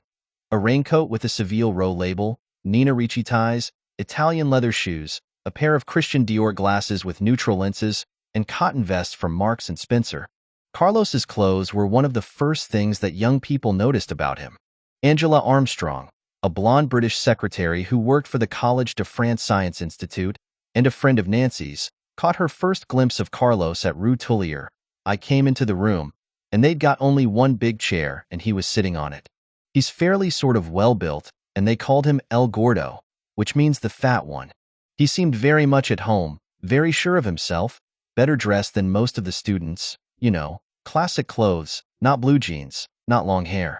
And I thought he was oversure of himself. Angela Armstrong knew him as Nancy's lover and a Peruvian carpet dealer. There was one niggling drawback to the flat. The women could not afford to have a telephone line installed. So Carlos was reduced to conducting his business from nearby cafes, his pockets weighed down by coins needed for long-distance calls. Until Carlos became a regular fixture at the flat, friends had strolled in without bothering to knock. But he had a spy hole fitted into the door, and people now had to wait before they were allowed in. His pale complexion flushed with alcohol, Carlos joined in when the students at the party belted out a spirited song from Venezuela as one of them strummed a cuatro, a traditional four-stringed instrument similar to a ukulele. But his bonhomie was a pretense. He knew that Macarbal had been arrested by the DST several days earlier, and he was worried that the Lebanese might inform against him. Commissaire Herons was due to join his family in Toulouse that evening, and he was in a hurry to wrap up the case ahead of Macarbal's probable expulsion the following day, Saturday. Macarbal's revelations left him with little alternative but to pay a quick visit to Rue Tullier. It was late, and all the drivers had gone home. Herons took the wheel of an unmarked car and set off with the prisoner and two inspectors, Raymond Does, an Algerian war veteran labeled a pacifist intellectual by his colleagues, and the good-looking Jean Donatini, a young recruit from the Champagne region who had just been at a colleague's retirement party. None of the men carried their Manhuron service guns, as they did not want to have to return later in the evening to sign them in for the weekend. Herons had returned his 2 hours earlier, before dropping in on the retirement party. As Herons drove to the Latin Quarter, a decidedly talkative Macarbal gave a detailed description of Nuruddin's appearance. At around 8:30, they neared Rue Tullier, but it took them some time to find a parking space. Herons ended up parking the car some way from the flat. As he got out of the car, he told Does to follow him, and ordered Donatini to wait in the car and keep watch on Macarbal. There was no concierge at number 9, a confusing tangle of stairs and passageways. Clutching the brass railing, the men trudged up the steep, red-carpeted stairs to the first floor, and then out over the little iron footbridge leading to a second house set back from the street, a more run-down version built originally for servants. The staircase up to the second-floor flat was even steeper and very dark. Herons, looking for the light switch, pressed the doorbell of another flat by mistake. A young Spanish woman, Encarnacion Carrasco, abandoned her dinner guests to open the door.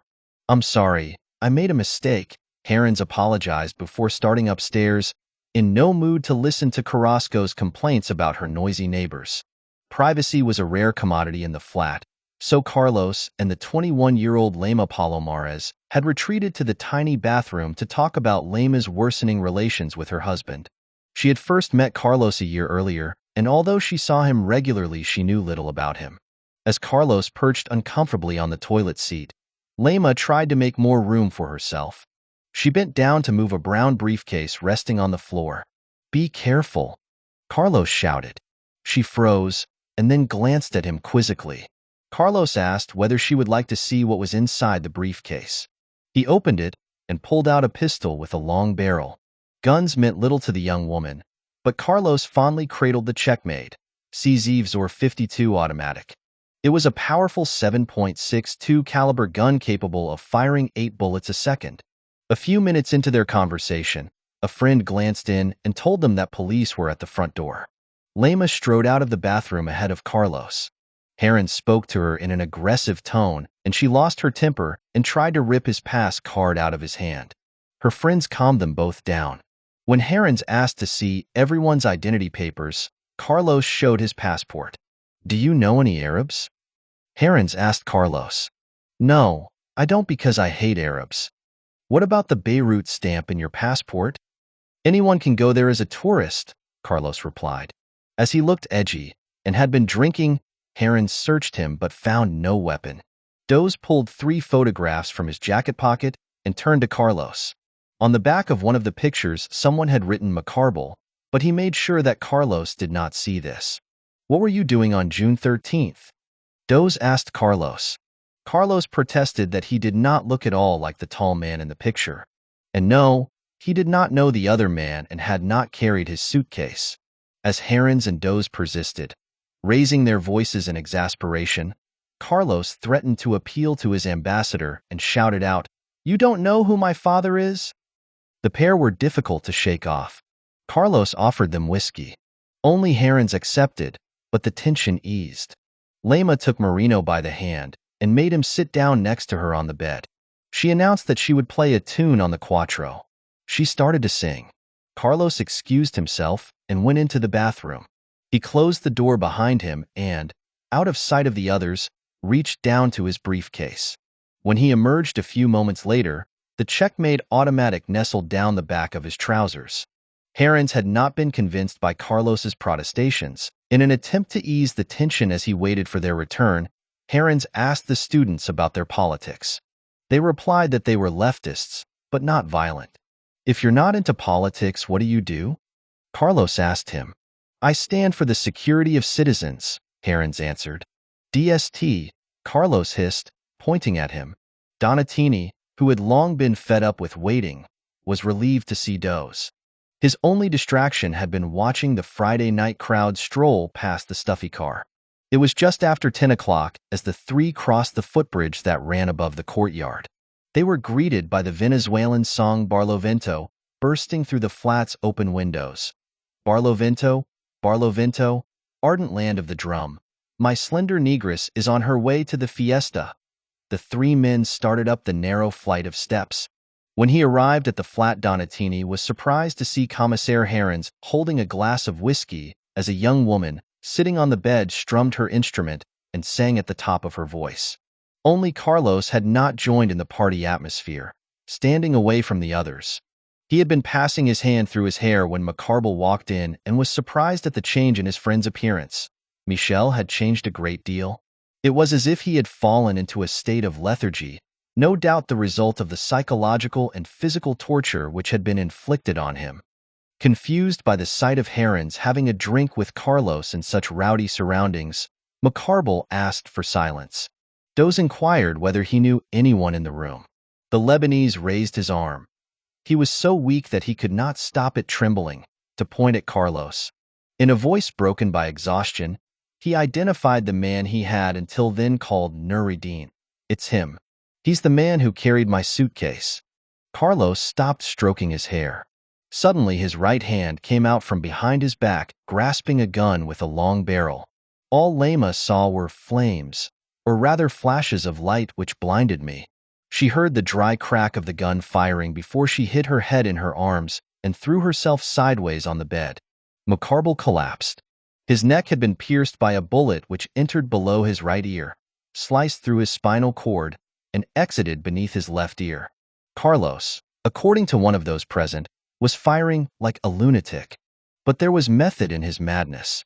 He had worked out who was the most senior of the three DST officers and had swung his gun towards Herons, who was standing to his right. The Second World War veteran dived to the ground as Carlos squeezed the trigger. A bullet carved a wide gash through the commissaire's bull-like neck. Herons, who broke 2 teeth when his face struck the parquet floor, was still conscious and heard more firing. Donatini, the nearest to Carlos, was hit in the upper lip, with a bullet fired from such close range that much of his face was speckled with gunpowder. Does almost managed to dodge Carlos's next shot, which blew a hole through his right hand. As the force of the impact spun Does round, Carlos fired again, grazing the man's cheek, leaving a blackish mark 5 centimeters long. But the next shot buried itself into the base of his neck. Does and Donatini fell close to each other, and their blood mingled as it soaked into a rug. Carlos had acted so fast, and with such icy precision that none of his victims had time to seek refuge in the corridor only a few feet away. Their bodies all lay within a few feet of each other. In the flat below, Encarnacion Carrasco's dinner party was over. She was standing by her front door, saying goodbye to one of her guests when 2 bullets whistled through the ceiling, bounced off the dining table, and buried themselves in the floor. Carrasco watched a man hurtle down the steep stairs, taking them 4 at a time. In the ground floor flat, Olivier Martel, a photographer who had also had his evening spoilt by the noise of the party, leaped to the window when he heard shots. He saw the silhouette of a man gripping a gun with a long barrel in his right hand. The man ran across the footbridge, the wooden slats creaking under his weight, and jumped down into the courtyard before clambering up some scaffolding to scale a 4-meter wall which separated the courtyard from that of the house next door. Like the shots fired moments earlier, a woman's anguished cry echoed in the darkness. "Dios mío, what is going on?" Carlos cleared the wall and, opening a door that led off the courtyard and was always left unlocked, rushed through the hallway of number 11, thrusting his gun once more into the back of his trousers. Out in the street, he forced himself to slow down and silently gave thanks for a sudden power failure which plunged Rue Tullier into darkness as he walked past an armed police patrol. In the small flat, where the acrid smell of gun smoke hung heavy in the warm night air, the students panicked. Marino, who had thrown himself off the bed and onto the floor when the shots rang out, picked himself up and ran outside, shouting at Lema to follow him. She yelled after him to come back and get her bag. Together with their friend Urdanita, they fled out onto the street and ran on down Rue Soufflot. They had almost reached the Luxembourg Gardens when Urdanita stopped abruptly and convinced the others that they had done nothing wrong and should return to try to help the wounded men. Outside Nancy's house they came across Herons, chest and shoulders spattered with the blood from his neck wound, who was on the verge of fainting. The students helped him into a taxi which took him to Cochin Hospital. Of the 4 men hit by Carlos's bullets, he was the only one still alive. Ambulance men called by Carrasco turned the bodies onto their backs to find out if anything could be done. Minutes later, Commissaire Daniel Marcout stepped gingerly around the red puddles seeping into the rug and parquet. He felt the dead men's clothes and found they carried no guns. Macarbal lay across the legs of the 2 counterintelligence officers, his cheeks and neck streaked with the blood that had gushed from his mouth. His eyes were wide open, as was his mouth. He was only identified later, as all that was found on him was a pin and 80 francs. Doze and Donatini lay side by side. "I've seen many things in my time, but 3 bodies in one room is rather a lot," mused Pierre Ottavioli of the Brigade Criminelle. While forensic police dusted for fingerprints, Ottavioli tried to make some sense of the statements his men were taking down from the 3 shocked Venezuelans. They had little information on a man they referred to as Carlos, and none at all on the identity of one of the dead men, Macarbal. Accompanied by a deputy of the Paris public prosecutor, Ottavioli left the flat to question Herons at Cochin Hospital. He found the commissaire in intensive care, on the point of being wheeled into an operating theater. Herons managed to give a few rough leads to his visitors. He named the 4th victim as Macarbal, explained that he had been in custody for the past few days, and that he had pointed to the gunman when he entered the flat. In the Rue Tullier neighborhood, hundreds of police and gendarmes sealed off streets and ordered locals not to leave their homes. The concierges grouched that they hadn't seen so many excited flicks since those Sorbonne students had torn up the pavements in May 1968. The insistent ring of the telephone late that same night in another Paris flat a little more than a mile away woke Amparo. It was Carlos, who asked her if he could come and see her as soon as possible, not to rekindle a dormant passion, but to pick up some papers. Unhappy at being disturbed so late, Amparo told him to come round later because she wanted to go back to sleep. She hung up and glanced at her watch. It was midnight. In the small hours of the morning, Carlos woke up one of his girlfriends, Nydia, in London. "Hello, my love, it's me," he said, calling from a phone booth. "I had to do it. Macarbal was a coward. The police took him, and he sold us. I had to make a way for myself by shooting. There was no way of avoiding him. It was him or me. I think that if I had fallen into their hands, I would have been killed." In fact, Carlos had shot dead 3 men and wounded a 4th at a time when police had nothing against him. He had left a string of witnesses and clues behind. Had he simply given himself up to the DST, he might only have been charged with illegal possession of a gun.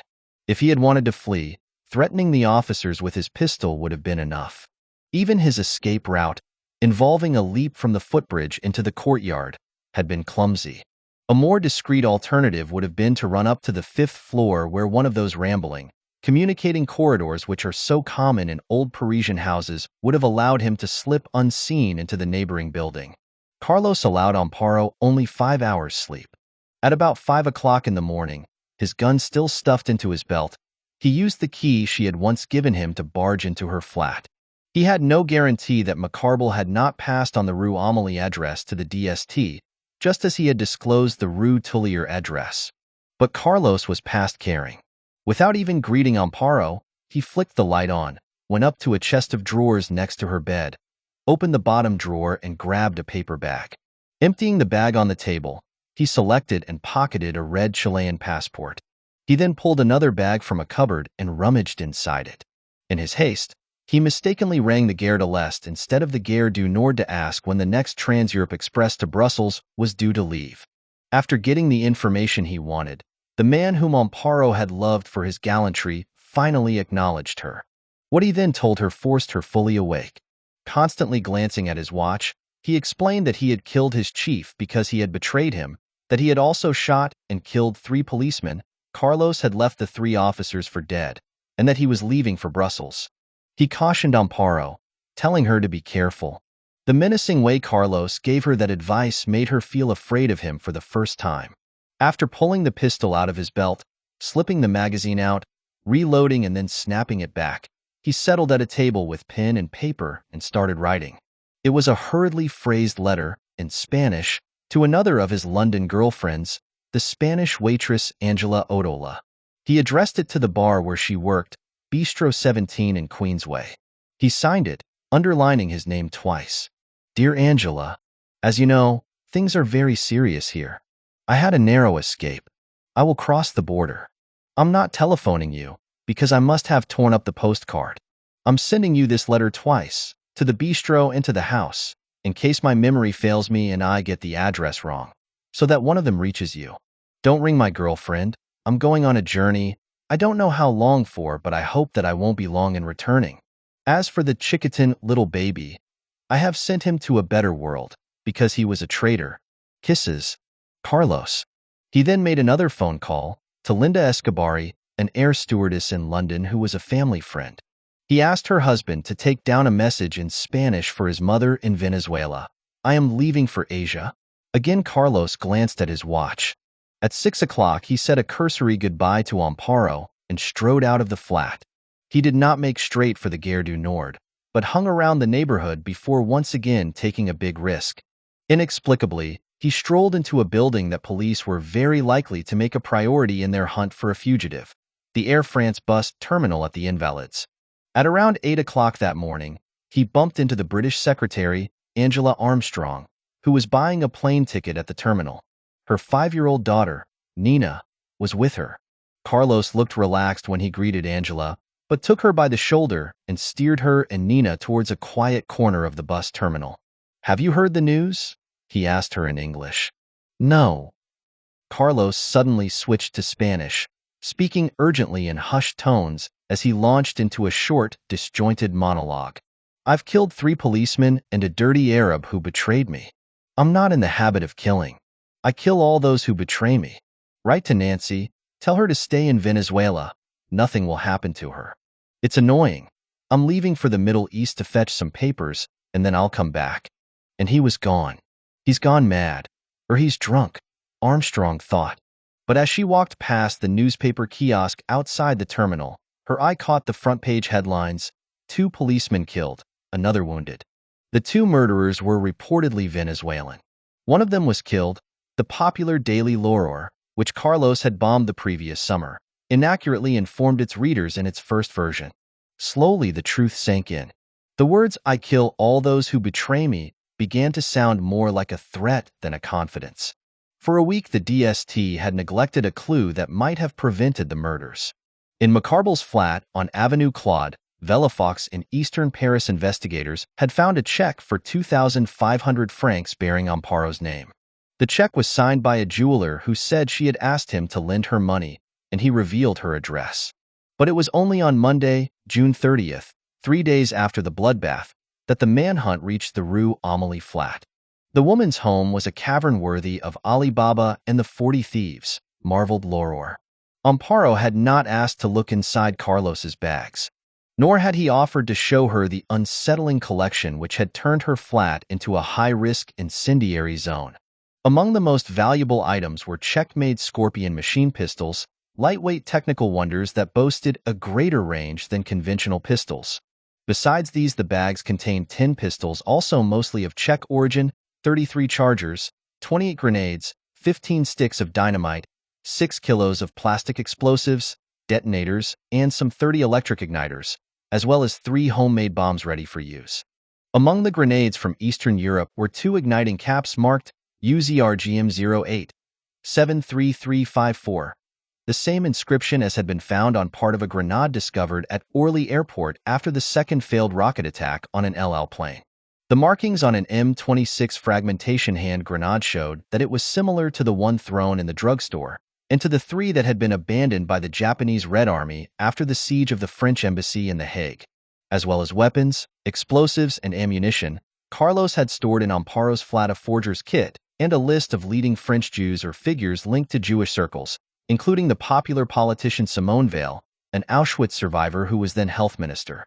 Other names listed by Carlos included that of Saudi Arabia's oil minister, Sheikh Ahmed Zaki Yamani.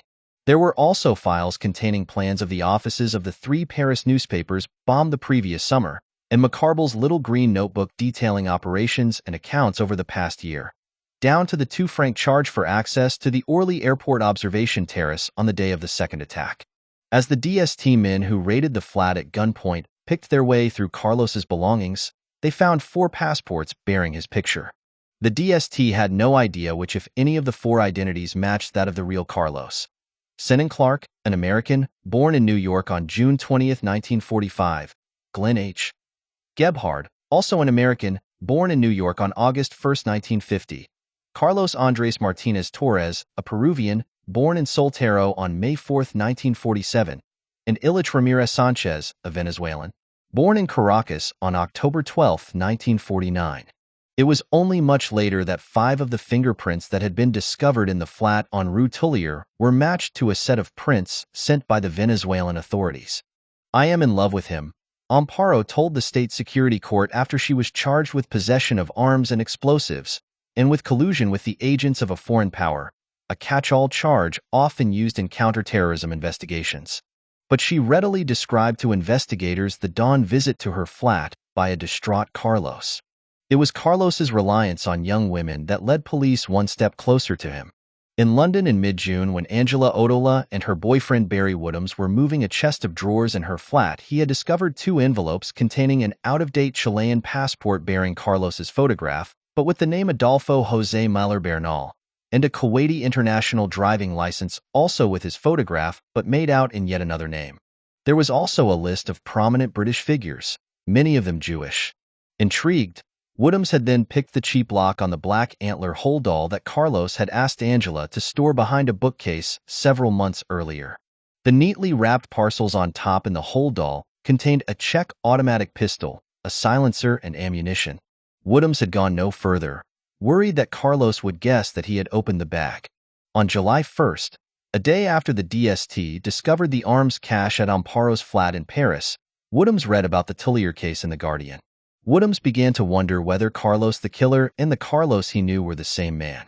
Like Paris, London was suffering a heat wave, and the flat was stifling when he went home that evening. It also smelled sickly sweet. Woodhams took another look inside the black bag. He found 3 guns whose serial numbers had been filed down, a Browning and 2 Czech-made pistols, one of which had been fitted with a silencer. There were also rubber caches, ammunition, and rubber stamps for forging entry visas into various countries. The strange, sweet smell was coming from packs of sweating gelignite, so unstable it could have been detonated by the flick of a light switch.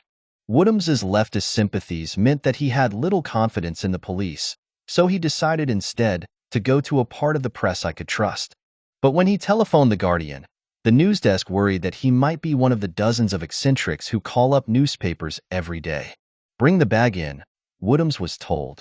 He turned up in the newsroom with a gun and the list of names taken from the bag. One of the Guardian reporters who accompanied Woodhams back to the flat spotted a paperback copy of a thriller which he had recently finished reading, Frederick Forsyth's The Day of the Jackal, in the bookcase.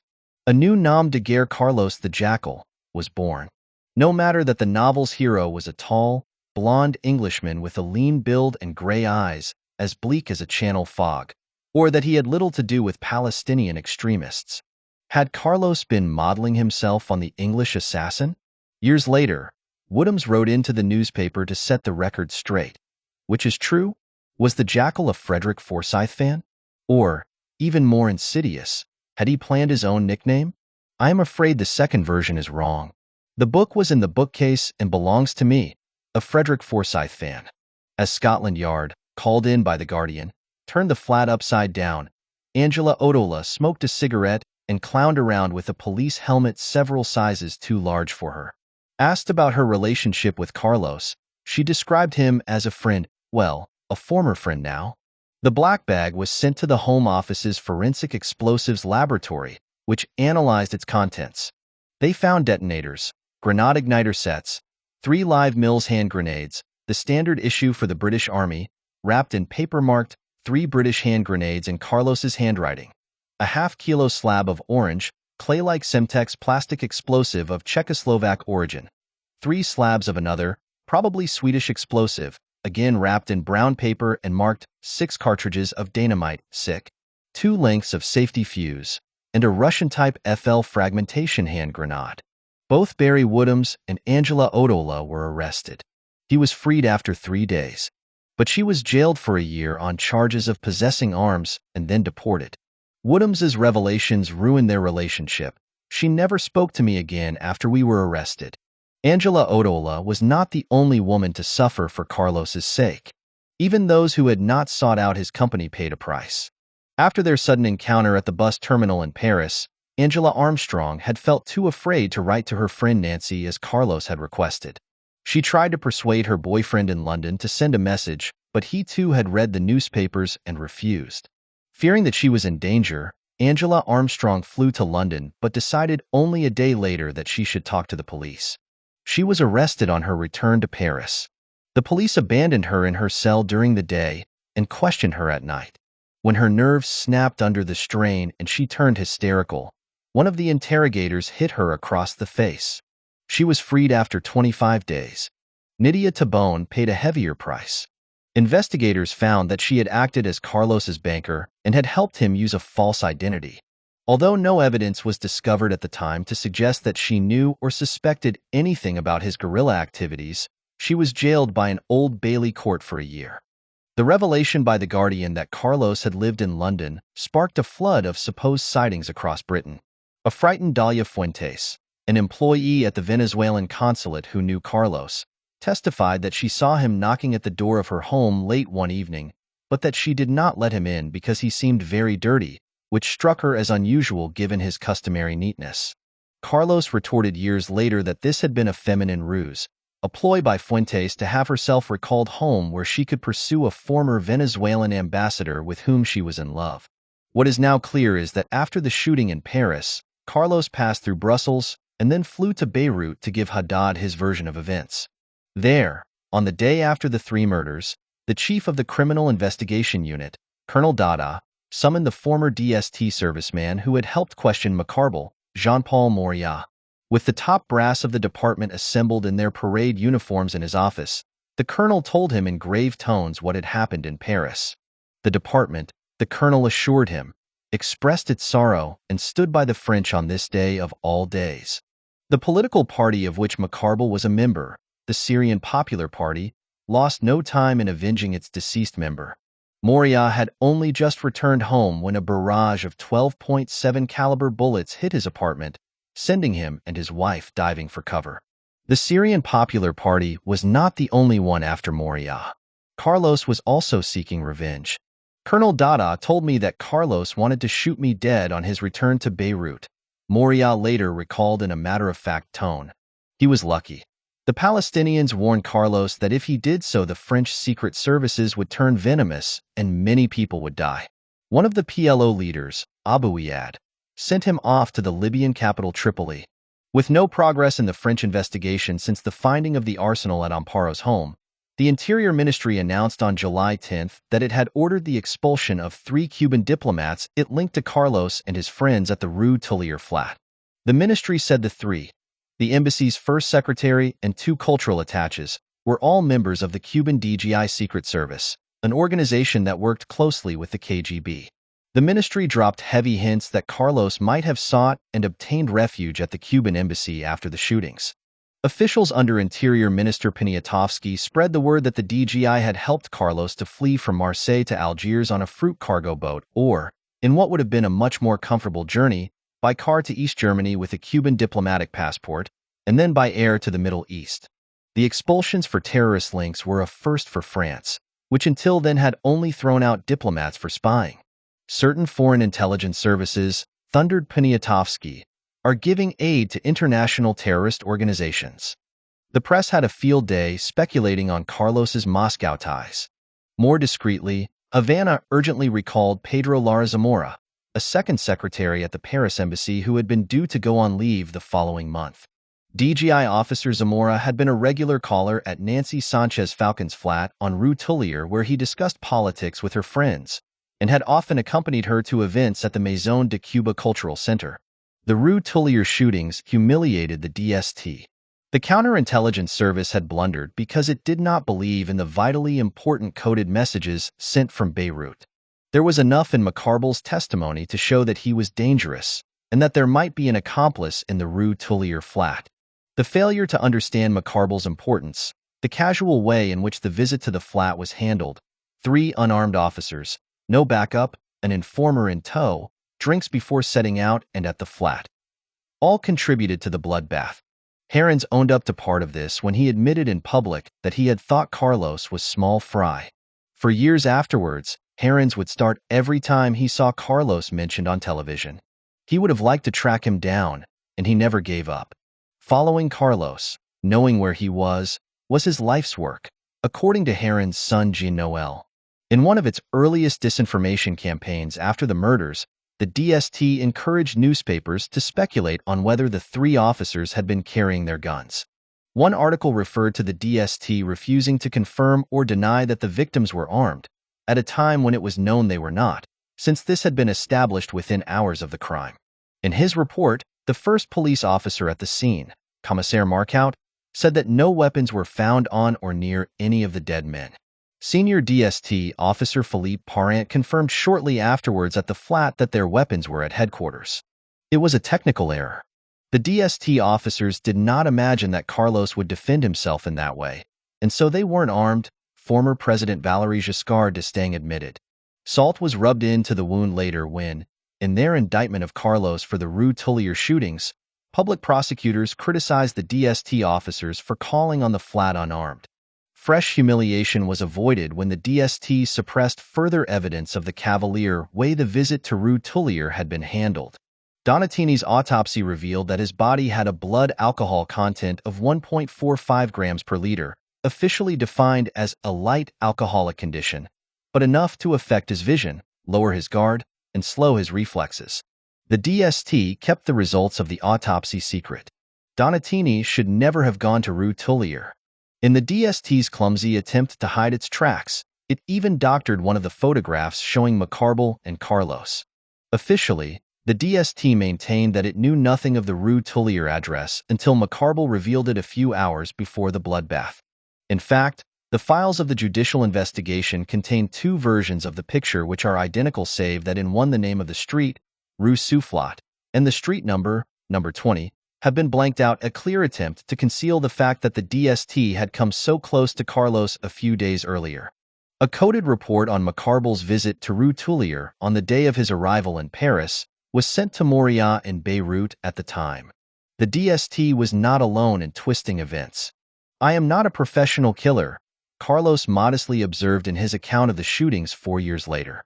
He fired first at the DST officers, he explained, and then pointed his gun at Macarbal, who was walking towards him with his hands over his face. The fatal moment had arrived. It was the rule of the game. A traitor is condemned to die. When he was in front of me, I shot him between the eyes. When he hit the ground, I shot him again in his left temple. The autopsy, however, showed that only one bullet had hit Macarbal, piercing his neck from left to right. When Carlos was shown the surveillance photographs by French investigators 2 decades after the DST officers had asked him about them in the flat, he again denied that he was one of those portrayed. "It looks like a Libyan man, but it can't be him because the photograph dates from 20 years ago, and at that time he was a child." It's not me. That's obvious. Look at the face. It's not human. It looks like a mask, he bluffed. But he was now much more talkative about the other man in the picture, Michel Macarbal, who he said was in charge of the Popular Front's military operations in Europe. In the same breath, he branded him as a traitor, a triple agent working simultaneously for the Israeli Mossad and the French Secret Services, probably the DST. He died when under French police protection. Asked whether he was in Paris on the night of the shootings, Carlos answered, "It's difficult to know after 20 years where I was on that day since I've been to most of the countries in the world." Within hours of Macarbal's death, his Palestinian masters hailed him as a fighting comrade who took part in the planning and execution of numerous, heroic, and audacious actions with the conclusion, "The death of Comrade Macarbal is not the end, but just a new incentive to future struggle." According to Carlos, however, Comrade Macarbal had given the Popular Front cause for concern before his death.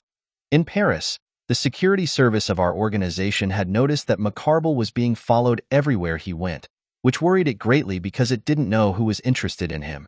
The organization mentioned this to Macarbal and asked him to carry a gun and agree to have bodyguards. His response was evasive, and he refused all protection measures. The organization then considered pulling him out, and again he refused. The situation was critical and the warning signs were flashing. His behavior was illogical. It even became suspect. It was only some time after Macarbal's death that the Popular Front found an explanation for his puzzling behavior. According to Carlos, Mossad awarded Macarbal the princely salary of around 40,000 francs a month. Obviously, the Popular Front wasn't able to obtain material proof of this, but we reached this conclusion by cross-checking, Carlos testified later.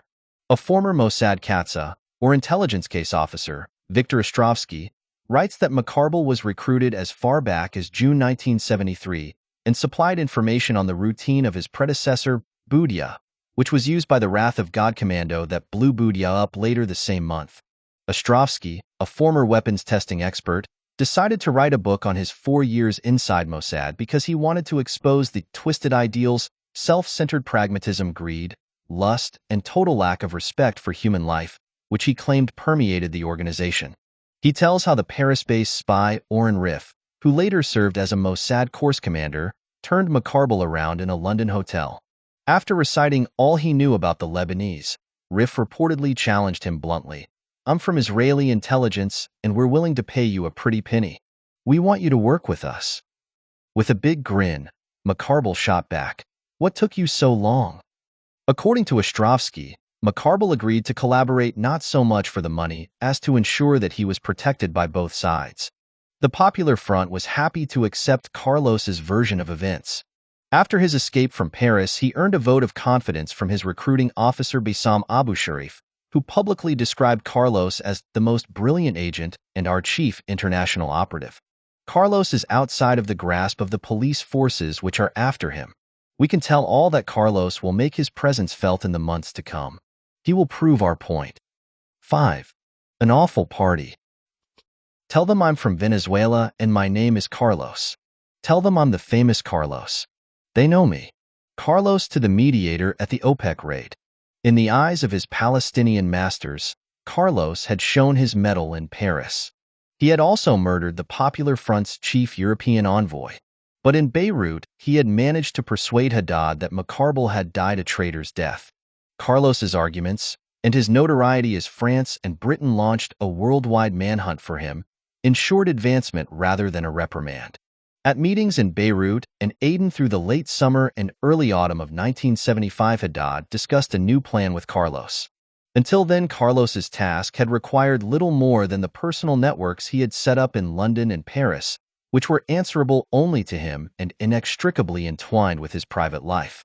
Haddad's new mission meant that Carlos needed more than girlfriends, in or out of love with him, ready to run an errand or hide his weapons in their flats. With Haddad's encouragement, Carlos looked further afield. Among European guerrilla movements, West Germany's revolutionary cells was the group that Carlos knew best. It had helped him to carry out the first rocket attack at Orly Airport, and it agreed to form the backbone of the new team. Carlos approached his friend Wilfried Bose, the co-founder of the revolutionary cells. They agreed that Bose should brief the long-haired Hans, Joachim Klein, the former bailiff's clerk who had mistaken Carlos for a mafioso when the two had met for the first time. Klein had sought refuge in the revolutionary cells partly to escape his past. He labored for most of his life under the illusion that his drunken father who beat him as a child was a former SS member, and his mother a Jewish survivor of the Ravensbrück concentration camp. In fact, his father had served with the Wehrmacht on the dreaded Russian front, and his mother was not Jewish. Carlos trusted Klein after the failed attempt to kidnap the United Arab Emirates ambassador in London a few months earlier. In November, in woods outside Frankfurt well away from any eavesdroppers, Bose briefed Klein. Now was Klein's chance, Bose told him, to strike a resounding blow for the Palestinian resistance. The Fedayeen based in Beirut were in jeopardy, and the oil-rich Arab states were refusing to get involved. The Popular Front must jolt the Arab oil producers, most of whom advocated peace between Egypt and Israel, into standing up for their Palestinian brothers. When Klein asked how this would be done, the answer startled him. Kidnap all the government ministers at the next conference of the Organization of Petroleum Exporting Countries, OPEC, in Vienna the following month. Surely the OPEC headquarters in the Austrian capital were too well protected, Klein objected. He was told that the commando which would carry out the raid could count on help from one of the OPEC member states, advance information that had been lacking when Carlos helped the Japanese Red Army seize the French embassy in The Hague. The plan was simple. Carlos would lead the guerrilla group into the building, kidnap the oil ministers, and demand a ransom which would help fund the Palestinian resistance movement. However, two of the ministers would not be released. They would be executed: Saudi Arabia's Sheikh Yamani and Iran's Jamshid Amuzgar. Klein accepted. The revolutionary cells also supplied Carlos with an activist who could claim combat experience, the 23-year-old Gabriel Krocher-Tiedemann. 2 years earlier, West German police had discovered Krocher-Tiedemann, then a sociology student, unscrewing number plates in a car park. She pulled out a gun and managed to wound one of the policemen before she was forced to give herself up.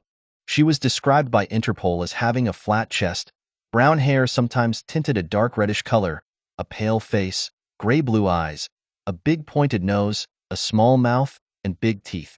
The distinguishing features section carried the entry: submissive and a heavy smoker. 3 other recruits, a Palestinian and 2 Lebanese known only by their code names, Khalid, Yusuf, and Joseph, completed Carlos's team. In early December, after a final briefing from Haddad and Aden, Carlos returned to Europe.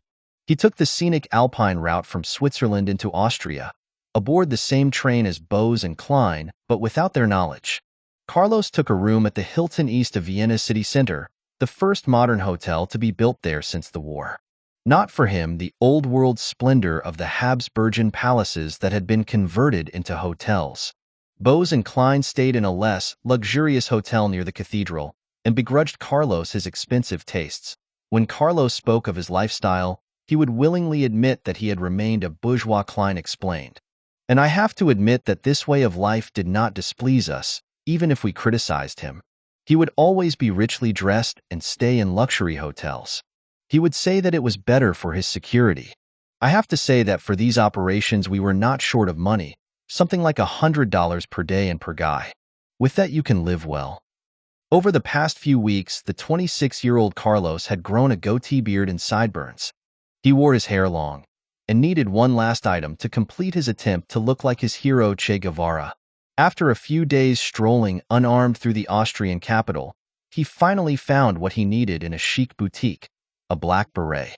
Bose and Klein, who met Carlos as he emerged from the shop wearing the brand-new beret at a rakish angle, were anxious for details of the planned assault. Carlos, as ever enjoying the good life, imparted only a little information as they lunched in an elegant restaurant. Carlos did not speak German, so Bose translated from English for Klein's benefit. The raid was set for December 20th. Krocher-Tiedemann was due to arrive soon. The 3 other members of the team, together with the weapons and explosives, would follow soon after. 4 other members of the revolutionary cells had arrived, renting 2 flats on Vienna's outskirts to help prepare the attack. They were carrying out surveillance of the OPEC headquarters and scanning the archives of local newspapers in search of photographs and articles about previous OPEC conferences. Bose would not be part of the commando. Klein had nothing to do but wait. He soon became bored with walking around the city and going to the cinema. A week went by before Carlos arranged another meeting with him and Bose in the latter's hotel room. This time, Carlos was more talkative. He revealed that once the commando had kidnapped the oil ministers, they would demand a plane to fly the hostages out of Vienna. The plane would make for an unnamed destination where it would be swapped for a long-haul aircraft. The ministers would be released one at a time in their respective countries, but only after the government concerned broadcast a pro-Palestinian statement. If not, the minister would be killed immediately. Save for Sheikh Yamani and Amuzgar, whom Carlos pledged, according to Klein, to execute on the way, not in Vienna. We didn't talk much about it. Carlos was supposed to do it alone, to kill both. That's how it's done normally. It's the boss who does it. Carlos's next set of instructions angered Klein. Whoever resists will be immediately executed, Carlos warned. Whoever does not obey orders without delay will be executed. Whoever tries to flee will be executed. If someone turns hysterical, starts to yell and goes round the bend, he or she will be executed.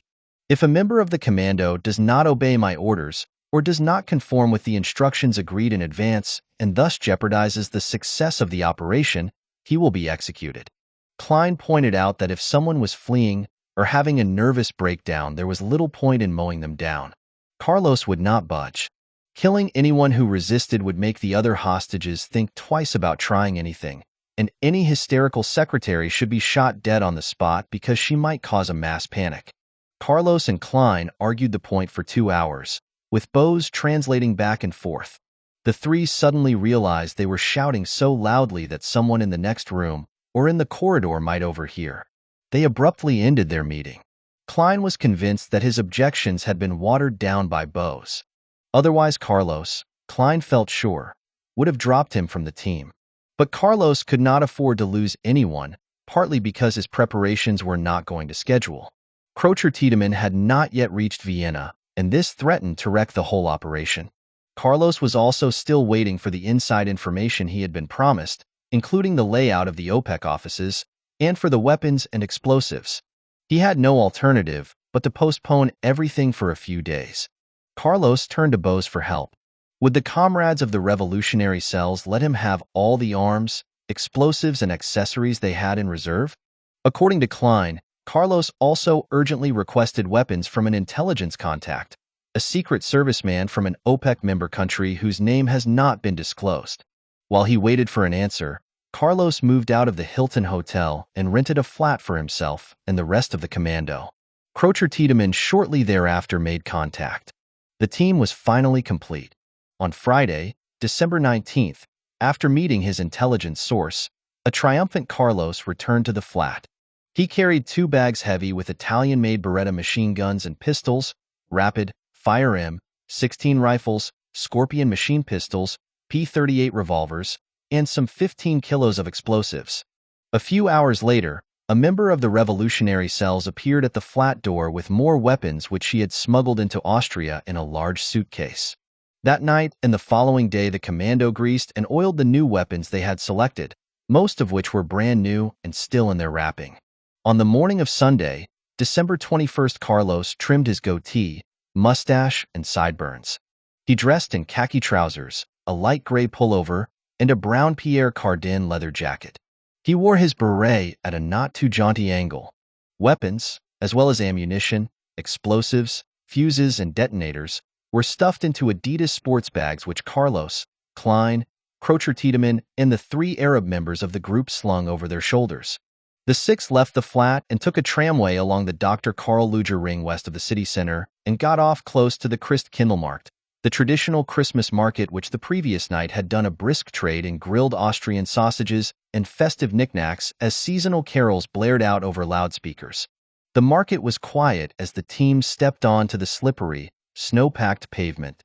Clad in raincoats or light coats, they caught the blast of an icy wind. Weighed down by their heavy bags, they slowly made for the OPEC headquarters further down the avenue.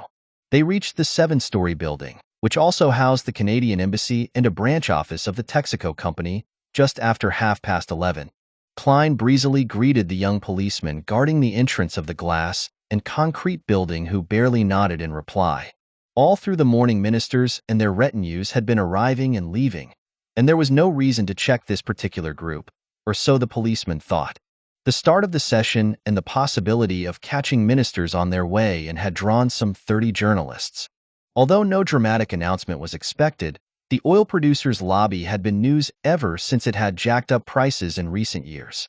But after the talks resumed behind closed doors at 10:30, only a handful of reporters had stayed. When Carlos walked in, 3 news agency correspondents to whom stoic door-stepping on the off-chance was second nature were sheltering in the hallway from the cold outside. Carlos asked them in English if the OPEC meeting was still on. The answer was yes, and his unremarkable party started up the stairs to the first floor. They looked a little shabby, as if they were junior members of some unimportant delegation. No one thought the short girl wearing a long skirt and a woolen hat worth a second look. Several of them looked swarthy, and Barthélemy Healy of Associated Press quipped as they went on their way, "There goes the Angolan delegation." Out of sight at the top of the stairs, Carlos and his team unzipped their sports bags, drew their guns out, and then broke into a run. Klein donned a balaclava. The ministerial session was still underway, but a few delegates were milling around the first-floor reception area and the corridor that led to the conference room. Only 2 plainclothed police officers were on duty on the first floor, Austrian inspectors Anton Tickler and Joseph Janda. They were among the first to see Carlos and his commando, clutching guns and grenades, burst through the red steel doors that led off the building's main stairway. Carlos's team started shooting. Klein's orders were to take control of the telephone switchboard and to search people in the reception area to make sure they were unarmed. The plan made no allowance for the no-nonsense temperament of the young blonde and bespectacled receptionist, Edith Heller. Squatting behind the reception desk which faced the stairway doors and the lifts, she managed to dial the police immediately and report, "This is OPEC. They're shooting all over the place." Klein realized what Heller was doing, ran up to her, and aimed his pistol at the young woman's head. Heller felt as if her head had exploded when, after shifting his pistol very slightly, he fired a bullet through the telephone handset she was holding. "I tried to signal to the operator that she must stop telephoning," Klein related later. "As she didn't react, I started shooting at the phones. But she was a hell of a woman. It was incredible. Each time I shot at a phone with my Beretta, a big automatic pistol, it made a huge racket. As for her, she would pick up another phone, so I tried to put a stop to it. I emptied my charger on the switchboard." On reaching the reception area, Carlos had immediately turned to his right and run towards the corridor that led to the conference chamber. Inspector Tickler, with a dexterity that belied his 60 years, he was due to retire in 2 months, lunged forward and managed to grab the barrel of Carlos's machine pistol. But Carlos broke free. It was left to Crocher Tiedemann to deal with Tickler. Crocher Tiedemann paused only long enough to ask him, "Are you a policeman?" The inspector had his hands up and was in no position to risk reaching for the Walther PPK automatic nestling in its holster on his belt. He started to turn away from the girl who was standing very close, just over a meter away. His answer that yes, he was a police officer, earned him a bullet which entered the back of his neck and ripped through his throat. "Crocher." Tiedemann shoved the fatally injured Tickler into one of the 3 lifts that opened on the reception area and pressed the button for the ground floor. Moments later, Crocher Tiedemann spotted a broad-shouldered man who was walking backwards away from her, his hands in the air, and making for the steel doorway that led to the stairs.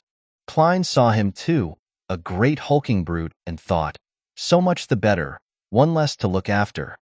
But Crocher Tiedemann strode up to the escapee, an Iraqi security guard called Hassan Saeed al-Khafari, and, undaunted by the fact that he dwarfed her, shoved her pistol into his chest.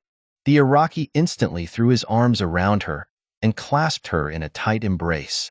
He began dragging her towards the doorway, the gun pressed tightly between them. The struggling couple disappeared out of Klein's view. When Klein next saw the security guard, his brain lay spattered across the floor. Crocher Tiedemann had managed to draw another pistol. She later apologized to an Iraqi diplomat for the murder. The killing had been necessary, she explained, because the man had tried to take her weapon from her. She showed the diplomat her torn jacket. She behaved the way Carlos had ordered, Klein observed. After shaking off Inspector Tickler, Carlos seized hold of the brawny Inspector Joseph Janda and dragged him down the corridor towards the conference hall. Janda, a Second World War veteran, had sized up the attackers and realized it would be suicidal for him to draw his Walther PPK automatic. He offered little resistance to Carlos, who did not know he was a police officer.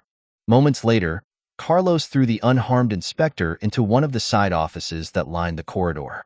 The recording of Janda's telephone call to Vienna's police headquarters, which he made at 11:44 following the set formula he had been trained to use, caught not only his voice, Criminal Officer Janda, Department 1. OPEC Attack. Shooting with machine pistols, but also more shots, the sound of an execution carried out by Carlos. A one-man offensive by a Libyan economist, Youssef Ismerli, had almost proved Carlos's undoing. Carlos was still in the corridor, which by then stank of gunsmoke and was half darkened as several lights had been shot to pieces, when the unarmed Ismerli, by all accounts a placid character, seized Carlos's weapon. The Libyan, however, did not know how to work the Beretta and fumbled with it ineffectually. Meanwhile, Carlos drew an automatic pistol from underneath his leather jacket. A single shot would have been enough to put Ismerli out of action. But Carlos shot him first in the hand, making him drop the Beretta, then in a leg and in the stomach, before squeezing off a final shot into the back of the neck. I was furious, and what's more, I had to set an example, Carlos coldly explained later. This was in line with one of his favorite mottos. To achieve things, you have to walk on bodies. Klein thought otherwise. It was a massacre, he concluded, pure showing off, a gratuitous act, because the man was out of the fight. In the wood-paneled conference room, an argument with millions of dollars at stake was in progress when Carlos's group walked into the building. Patience among the 11 oil ministers was running low, with everyone feeling put out by the failure to sign an agreement on oil prices 2 days earlier on Friday, as originally planned.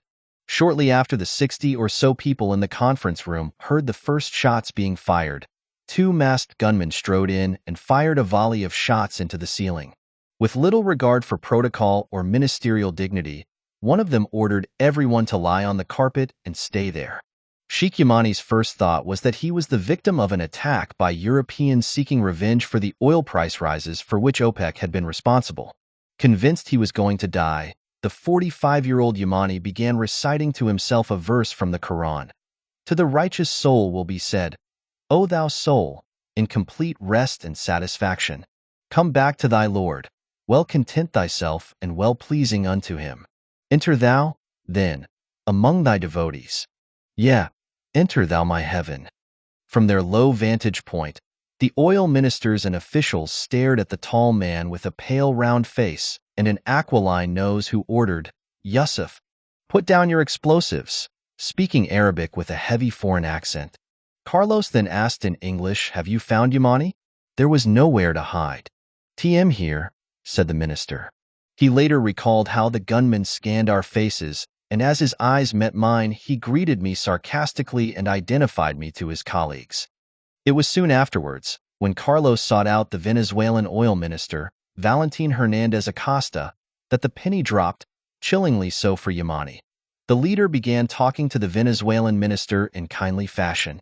That convinced us that the leader was the well-known terrorist, Carlos. This came as an unpleasant shock to me, for when the French government had raided his apartment last summer and he escaped, papers and documents were found there, and among them a plan to assassinate me. Klein had stationed himself in the corridor leading to the conference room with Joseph, who according to Klein had until that moment been hiding somewhere, probably to avoid getting hurt. As far as Klein could tell, the team was now in control of the first floor and of everyone on it. That must have been clear even to people outside, he reflected. You could have heard a pin drop in OPEC headquarters. Unknown to Carlos's team, and within seconds of receiving Inspector Janda's telephone call, the duty officer at police headquarters had called out Vienna's Special Command Unit. Minutes later, by which time Carlos was in the conference room, 3 of the squad's steel-helmeted men stormed into the foyer on the ground floor, brandishing Uzi submachine, guns, and wearing bulletproof vests. They halted only long enough to make sure it was too late to save Inspector Tickler, whose body sprawled half in, half out of the lift, before charging up the stairs. A barrage of gunfire greeted them when they reached the reception area on the first floor. Klein and Joseph were covering the corridor and reception area. The squad's commander Kurt Leopolder managed to make them out down the poorly lit corridor and returned fire. A bullet bounced off the wall and hit Klein in the stomach, while another grazed his thigh and a third hit his pistol. Leopolder was stopped from pressing his advantage when he was shot in the backside. Klein, who felt little pain from his stomach wound, threw a grenade, but clumsily. It exploded only 4 meters or so away from him and 6 meters away from its target, Leopolder. Klein had dived to the floor in time, and most of the shrapnel embedded itself in the walls. The grenade, together with Klein's repeated shouts, "Get out or everybody will be killed," convinced the Austrians that retreat was the best option. Klein walked into a kitchen next to the corridor, lit a cigarette, and rolled up his sweater to examine his injury. He was surprised to see no blood flowing from the neat hole in his stomach.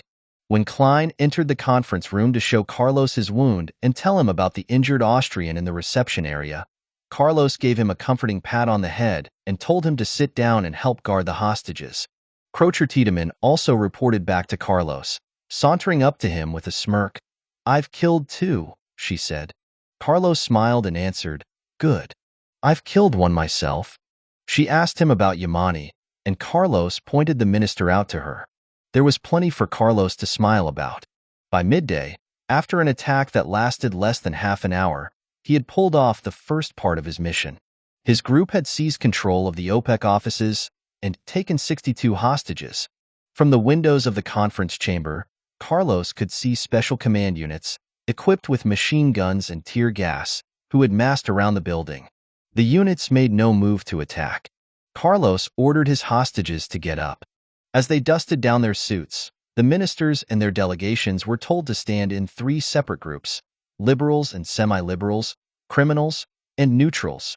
Algeria, Iraq, Libya, and Kuwait counted as liberals, and their representatives were shepherded to the far side of the oval conference table by the windows, uncomfortably close to where Yusuf was stacking the gelignite explosive and connecting it to electronic detonators. Officials from the neutral camp, Ecuador, Gabon, Indonesia, Nigeria, and Venezuela, were placed on the other side of the table. Saudi Arabia, Iran, Qatar, and the United Arab Emirates, whose ambassador Carlos had planned to kidnap in London, were criminals. Turning to Yamani, Carlos said, "I am Carlos. You know me." "Very well," Yamani answered evenly. Carlos felt he owed his hostages an explanation. In less than fluent Arabic, he announced he was at the head of a Palestinian commando and that its main targets were Saudi Arabia and Iran. If everyone cooperated, he promised, no one would be killed. Carlos then made a young British secretary, Griselda Carey, copy out a note written in approximate English. Carlos's message was terse and to the point. To the Austrian authorities, "We are holding hostage the delegations to the OPEC conference. We demand the lecture of our communique on the Austrian radio and television network every 2 hours, starting 2 hours from now. A large bus with windows covered by curtains must be prepared to carry us to the airport of Vienna tomorrow at 7:00, where a full-tanked DC-9 with a crew of 3 must be ready to take us and our hostages to our destination. Any delay, provocation, or unauthorized approach under any guise will endanger the life of our hostages. The arm of the Arab Revolution. Vienna 21/12/75. Carlos also made Carey copy, this time in French, a rambling, 7-page communique which carried Haddad's stamp. The Arab people, the manifesto proclaimed, were under threat from a violent plot which would culminate in a victory for Zionism. The plotters were American imperialism, Zionist aggressors, and several Arab governments, and they aimed to break the resistance of the Palestinian revolutionaries and to sow disunity in the Arab world. The communique also demanded that there should be no negotiation, no treaty, and no recognition for Israel, no capitulation, tacit or otherwise, in the face of Israeli occupation of Palestinian Arab land. It insisted there must be an Egyptian army offensive on Israel, with Syria, Iraq, and the Palestinians forming a common front northeast of Israel. It also demanded the relaunch of Arab unification and, finally, that oil resources be handled for the benefit of the Arab people and other peoples of the Third World. When Carrie had finished writing, Carlos told her to take the letter and the manifesto to the Austrian authorities. On her way, she should help out of the building the wounded policeman in the reception area. It was a daunting task for Carrie. Clutching Carlos's messages, she had to make her way down the darkened corridor, managing to locate the injured Leopolder despite the lack of light. The terrorists, she told him, had agreed to his leaving the building, but only on condition that his unit cease firing. Leopolder, whose men had retreated down the stairway, had no choice but to accept. Her job accomplished, Carrie emerged at last into the cold air, trembling and shouting, "Don't shoot! Don't shoot!" As Carlos waited for an answer to his letter, he felt confident enough to ignore the rules he had tried to drum into Klein and allowed an Austrian secretary in hysterics to walk free.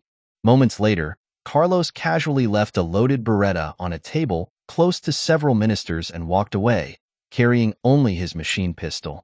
Had anyone been so foolish as to try to grab it, Carlos would have shot him and probably wounded others as well. "I wanted to find out who the security guards were," Carlos justified himself later. It was typical of the games Carlos liked to play, as he blew hot and cold on his hostage's fate. "At times we believed our lives would be spared, and at other times we thought our execution was a certainty," recalled the Venezuelan minister Hernandez Acosta, who asked Carlos to pick up the gun he had left behind. Another delegate compared their plight to some awful party which you couldn't leave. With the hostages held at gunpoint and the conference room wired with explosives, the Austrians had little choice but to start negotiating. Belaid Abdesalam, the Algerian oil minister who was also a doctor, relayed to the officials waiting on the ground floor Carlos's demand that Klein should be taken to hospital for urgent treatment. Carlos emptied Klein's pockets so the police would have no clue as to his identity. The Algerian minister then escorted Klein down the staircase, holding Klein's hands up in the air as they walked. As Klein was carried to a waiting ambulance on a stretcher, right hand clutching his wound and left hand masking his face, a policeman asked him in German, "Are you a hostage?"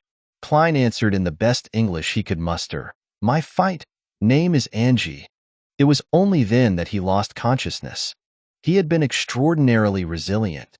On the operating table, surgeons found that the bullet, which had broken up inside him, had pierced not only his colon, but also his pancreas and duodenal artery.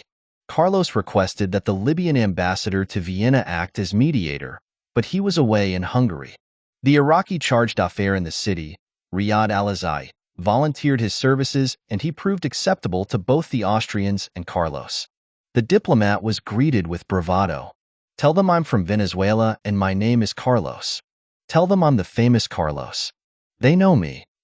From then on, negotiations were conducted through al-Azai, who relayed the kidnappers' demands to Austrian officials on the ground floor of the OPEC building. The only telephone available there was in the porter's lodge. The negotiators were reduced to making long-distance calls to the organization's various members one at a time. Carlos hammered home his demands: a plane and crew, the return of the injured Klein who would travel with them, a radio, and 25 meters of rope and 5 pairs of scissors. If the demands were not met, or if government forces were foolish enough to storm the building, he would start shooting the hostages. The mediator reported to Carlos that doctors at the Allgemeines Krankenhaus Hospital, where Klein had had his fingerprints taken and was photographed by police, estimated that he needed a month to recover. He added that Klein was being kept alive with a breathing apparatus. Carlos turned to consult his companions. They were unanimous. "I don't care if he dies on the flight," Carlos said. "We came together, and we will leave together." Carlos's demands were passed on to the Austrian Chancellor, Socialist Bruno Kreisky, who had been plucked by an Air Force helicopter from his Christmas holiday in the mountain resort of Lech some 600 kilometers away to confront what he later laconically termed a particularly difficult situation. At 3 o'clock in the afternoon, more than 3 hours after the first shots had rung out, Carlos motioned Yamani outside the conference chamber and into a smaller room. Of all the hostages, Yamani was the most famous. As a chief architect of the oil embargo that had led to crippling fuel price rises, he was for many years a bogeyman for the West. But the decision to lift the embargo in the spring of 1974 brought down on him the wrath of Palestinian extremists. The Popular Front had hoped the embargo would be used to isolate Israel from allies such as Washington. Notoriety in the West and Haddad's hatred for Yamani combined to make him an ideal target. Yamani believed his execution was about to take place, out of sight of the other officials. So he was surprised to hear Carlos talking to him in a reassuring tone, even singing his praises. But the mask soon dropped. Carlos said he planned to make an example of Yamani in protest against the policies of Saudi Arabia. Much as he personally respected the sheikh, he insisted he had no alternative than to kill him. If the Austrian government failed to have the communique read on the radio and to supply the plane, his execution would take place at 6 o'clock that evening, and his body would be thrown into the street. A man of Yamani's intelligence and courage, Carlos concluded with a flourish, would bear no resentment against his executioners, and would understand the nobility of their objectives and intentions. "How can it be that you tell me that you will kill me, and then ask me not to feel bitterness towards you?" the sheikh asked. "You must be trying to force me to do something." Why should I put pressure on you?" Carlos exclaimed. "I am putting pressure on the Austrian government to get out of this place. So far as you are concerned, I am just making you aware of the facts." As the Sunday afternoon wore on, Carlos relaxed. The ministers and officials were free to walk from the conference room to the toilets across the corridor without having to seek permission. The rope supplied by the Austrians was abandoned in a corner of the room. A radio which the Iraqi mediator had fetched from his home played in another corner, as Carlos's team took turns at listening to news reports about their coup and to find out whether Kreisky would broadcast their statement. Carlos chatted amicably, switching between Arabic, French, and Spanish. He understood German, but the only time he spoke in that language was when he politely asked one of the officials, "Would you like some more cigarettes?" Carlos told his hostages that he was at war with capitalist society, styling himself a leader who must marshal his troops to final victory. I'm a soldier and I live under the tent," Carlos proclaimed. When a Gabonese delegate told him his nationality, Carlos reassured him, "Don't worry, we have nothing against you. You are the defenders of the Third World." Carlos also told the Iranian oil minister that the OPEC raid would not be his last, and boasted that he had 40 trained commandos ready to launch attacks across the world. At 5 o'clock the communique had still not been read out. Carlos walked up to Yamani and, with a smile, reminded him of their chat. "My feelings had changed, and there was less terror in my heart," Yamani recalled. "I began to think, not of myself but of my family, my children, my relatives and those for whom I had responsibility. I wrote a farewell letter to them, explaining what I wanted done." The Austrian chancellor agreed to have the statement broadcast for the first time at 6:22 p.m. It cannot have made a great impression upon its Austrian audience, although it expressed regrets for the predicament in which our operation has placed the peace-loving Austrian people. The statement was read by a solemn Austrian announcer in laughable French every 2 hours until 4 o'clock the following morning. Chancellor Kreisky had made one concession, but now he insisted on consulting the hostages before going any further. At Kreisky's request, a total of 13 ministers and senior officials wrote letters addressed to him, and Carlos made a great show of respecting their confidentiality. All appealed to Kreisky to grant Carlos's demands, and wrote that they were willing to leave Austria under his guard. Yamani's letter urged Austria to accept Carlos's request to spare any unnecessary bloodshed. To feed his team and the hostages, none of whom had eaten since that morning, Carlos requested 100 sandwiches and fruit. The Austrians promptly supplied these, but many of the sandwiches contained ham. As most of those held in the conference room were Muslim, Carlos rejected the delivery. He requested chicken and chips instead. The Hilton solved the problem. The hotel had planned to serve a banquet on its premises in OPEC's honor that evening. Although the reception was unavoidably canceled, the food was sent to the OPEC building at 10 o'clock. As many of the conference room's lights had been shot at, Carlos showed no regret for the bloodshed that morning. Perhaps the Libyan economist whom he had slain had taken him for a Mossad agent. "It's not my fault if I look Jewish," Carlos joked loudly. After a midnight cabinet meeting at the chancellery, a strained-looking Kreisky announced that an agreement with Carlos had been reached by his government and OPEC officials. Austria caved in, hoping to prevent any more bloodshed, in return for a pledge that the hostages would be freed on arrival at their destination. To one reporter who challenged his decision, Kreisky snapped, What kind of alternative do you want? A storm attack on the building? That's no alternative. We can't be generous with the lives of others. Later, the Chancellor cited the killings at the outset of the raid, the explosives laid around the conference room, and Carlos's insistence on taking the badly wounded Klein with him, even though he might die on the flight, as evidence that the gang had no regard for human life. Algeria, one of the countries that Carlos had accepted as a possible destination, was willing to receive the plane load of hostages and their kidnappers. Kreisky saw no reason not to take up the offer, but insisted that Carlos should release all OPEC employees before leaving Vienna. The Chancellor's condition infuriated Carlos. He shouted at the Iraqi intermediary, "I command Kreisky and everybody else here. I decide who shall go and who shall stay." But he then calmed down and added petulantly, "I don't intend to take them, but I don't want people to tell me who to take and who not to take." As for where to take them, Carlos had apparently not yet decided. In the small hours of Monday morning, he asked the Iraqi mediator which Arab states were prepared to receive him. The hostages had an uncomfortable night, settling down as best they could in the chairs around the conference table or on the floor. The body of the Libyan economist who had made his one-man stand against Carlos was left close to where he had fallen. At 20 to 7 the following morning, a yellow Austrian post office bus, the only bus equipped with curtains that the authorities had been able to find at short notice, drew up outside the rear entrance of the OPEC building. "We could have made Kreisky dance on the table," Carlos bragged. Standing in the snow by the bus, like a schoolteacher on an outing cheerfully directing his flock, Carlos gave those whom he had agreed to free a hearty handshake or a playful tap on the shoulder. In full view of television crews, he even made to embrace one hostage, but the beretta slung across his chest got in the way. Carlos complied with Kreisky's request, but this still left 42 hostages.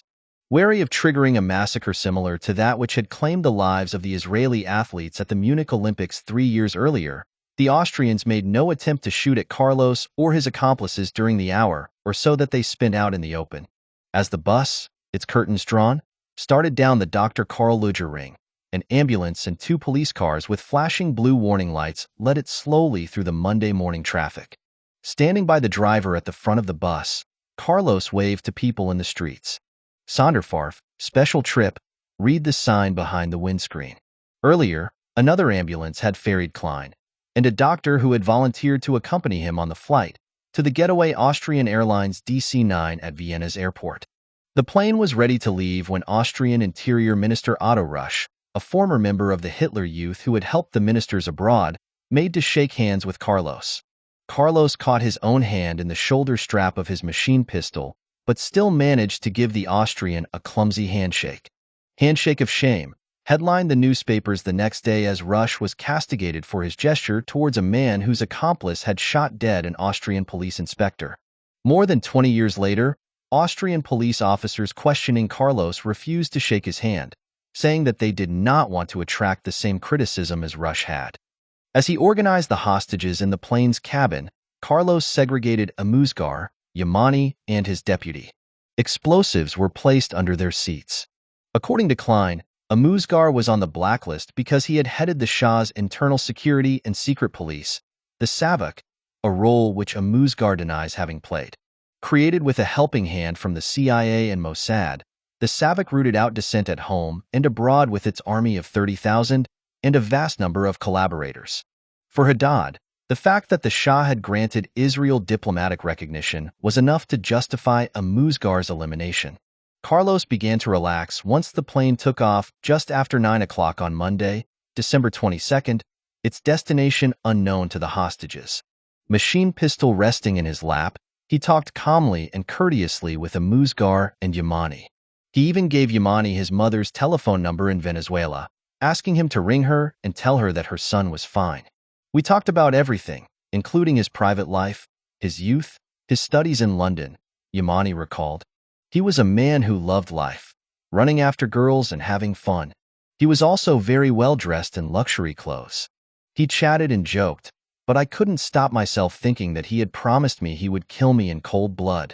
Sheikh Yamani took advantage of Carlos's bonhomie to seek some clues about their fate. The plane would fly to Algiers, spend a couple of hours there, and then move on to Tripoli. Yamani asked if he expected any problems in Libya. Carlos looked surprised. On the contrary, the Prime Minister will be there to receive us, and a Boeing plane will be ready to take us to Baghdad. When Yamani asked if a stop in Damascus was on the cards, Carlos replied, "They have become deviationists and dangerous, and I will not set foot on their soil."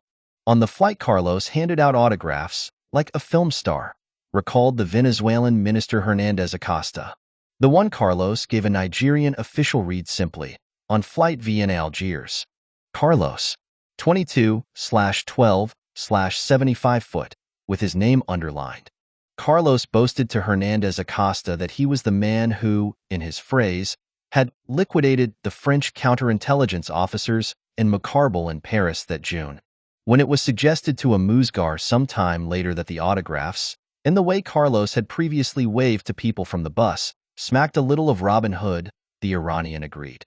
Carlos wanted to be loved and felt that he was fighting for the poor, a Musgar remarked. During the flight to Algiers, Crocher Tiedemann, squatted by Klein's side at the back of the plane, wiped the sweat off his brow, moistened his cracked lips with water, and whispered words of comfort in his ear. She broke off, looking after Klein to regale the hostages with an account punctuated by laughter of how she had shot dead the old man, Inspector Tickler. Then she broke down and wept. The red and white twin-engine plane touched down at the Dar el Beida airport outside Algiers after a 2.5-hour flight. Carlos, still clad in his beret but now sporting sunglasses, emerged from the plane unarmed.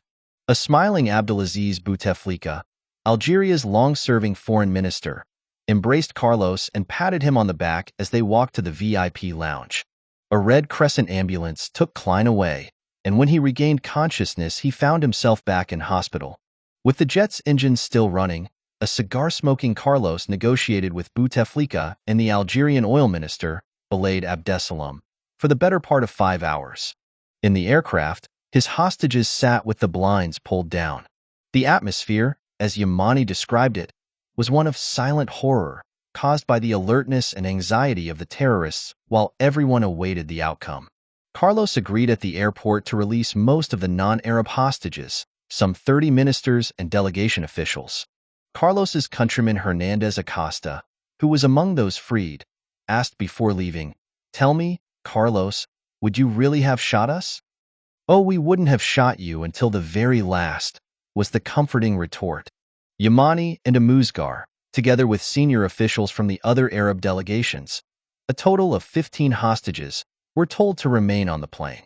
"I am going to kill you," Carlos told Yamani. "I may not get you now, but I am going to kill you. You are a criminal. It won't be long before you are killed." Despite the initial warmth of his hosts, the talks with the Algerian authorities did not go as well as Carlos had hoped. "We demanded another plane, but they refused, saying there were none available. We were in a DC-9, which is worth nothing for long distances." On Monday afternoon, Carlos decided to try his luck in another Arab state. The plane was refueled and then flew from Algiers to Tripoli. But the reception did not live up to Carlos's expectations. The Libyan authorities ordered the plane to stop close to the runway and refused to give Carlos a red carpet welcome. Frustrated and dismayed, Carlos protested that he had spent a month preparing the OPEC attack and that he could not work with the undisciplined Libyans. Fanned by Carlos's nervousness, the atmosphere on board turned ominously tense. One of the exhausted guerrillas was taken ill and began vomiting in a corner. After talks with the Austrian ambassador to Libya, who was acting as a go-between, Carlos set free the Libyan and Algerian ministers and 5 other delegates in the early hours of Tuesday, December 23rd. One of the 2 Saudi officials released, who had tried to stay with his minister, said to Carlos as he left, "For God's sake, do not harm Yamani." Carlos replied, "I have received instructions here in Libya from my bosses not to do any harm to him or to the Iranian minister, and I can now promise you that they will be safe." I could not make that promise to the Algerians. Yamani, who overheard the remark, was unsure whether to believe him.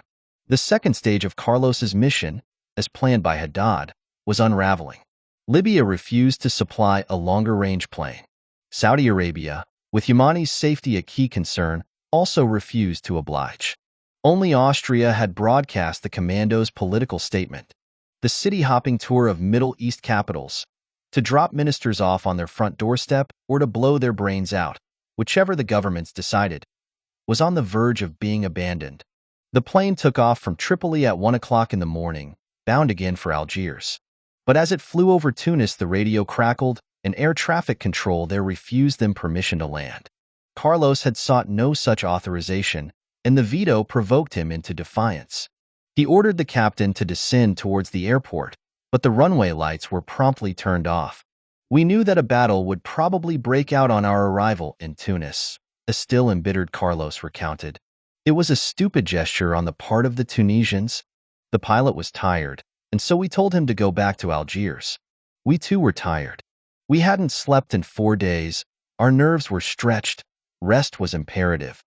At 3:40 a.m., the DC-9 landed once more at Dar el Beida Airport outside Algiers.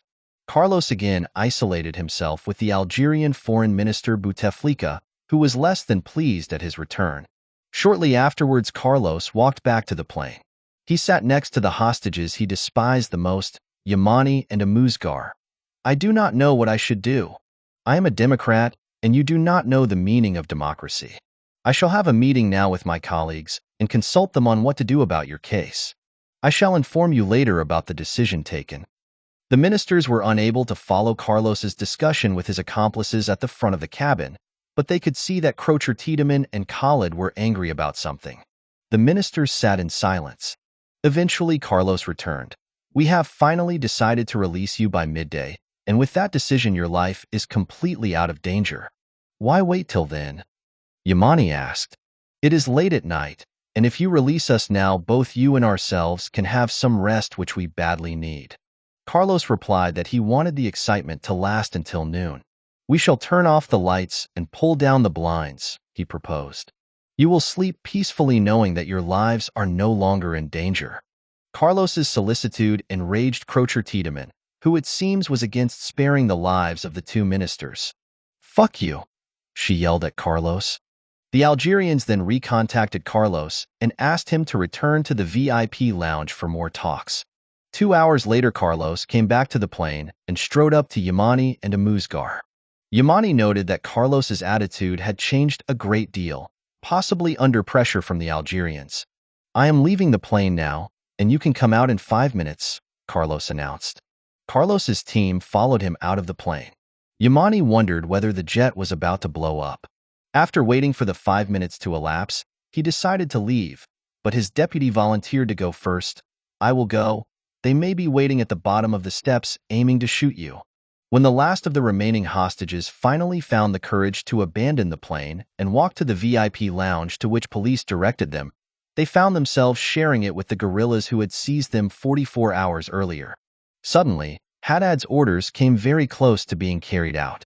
As Yamani and Amuzgar sat down to talk over their ordeal with the Algerian minister Bouteflika, a distraught-looking Khalid approached and began threatening them, his right hand scratching nervously at his chest. Bouteflika thrust a glass of fruit juice into Khalid's hand, giving Algerian policemen time to approach and frisk him. They found that Khalid, apparently reluctant to follow Carlos's orders, had hidden a gun under his arm. I came here to carry out the agreed execution of these criminals. But you have prevented me, Khalid told the policeman. Carlos stage-managed a lingering curtain call. On the way out of the airport, a black official car drove up to where a few journalists were standing and stopped while Carlos, lounging in the passenger seat, stared fixedly at them for a full minute or so.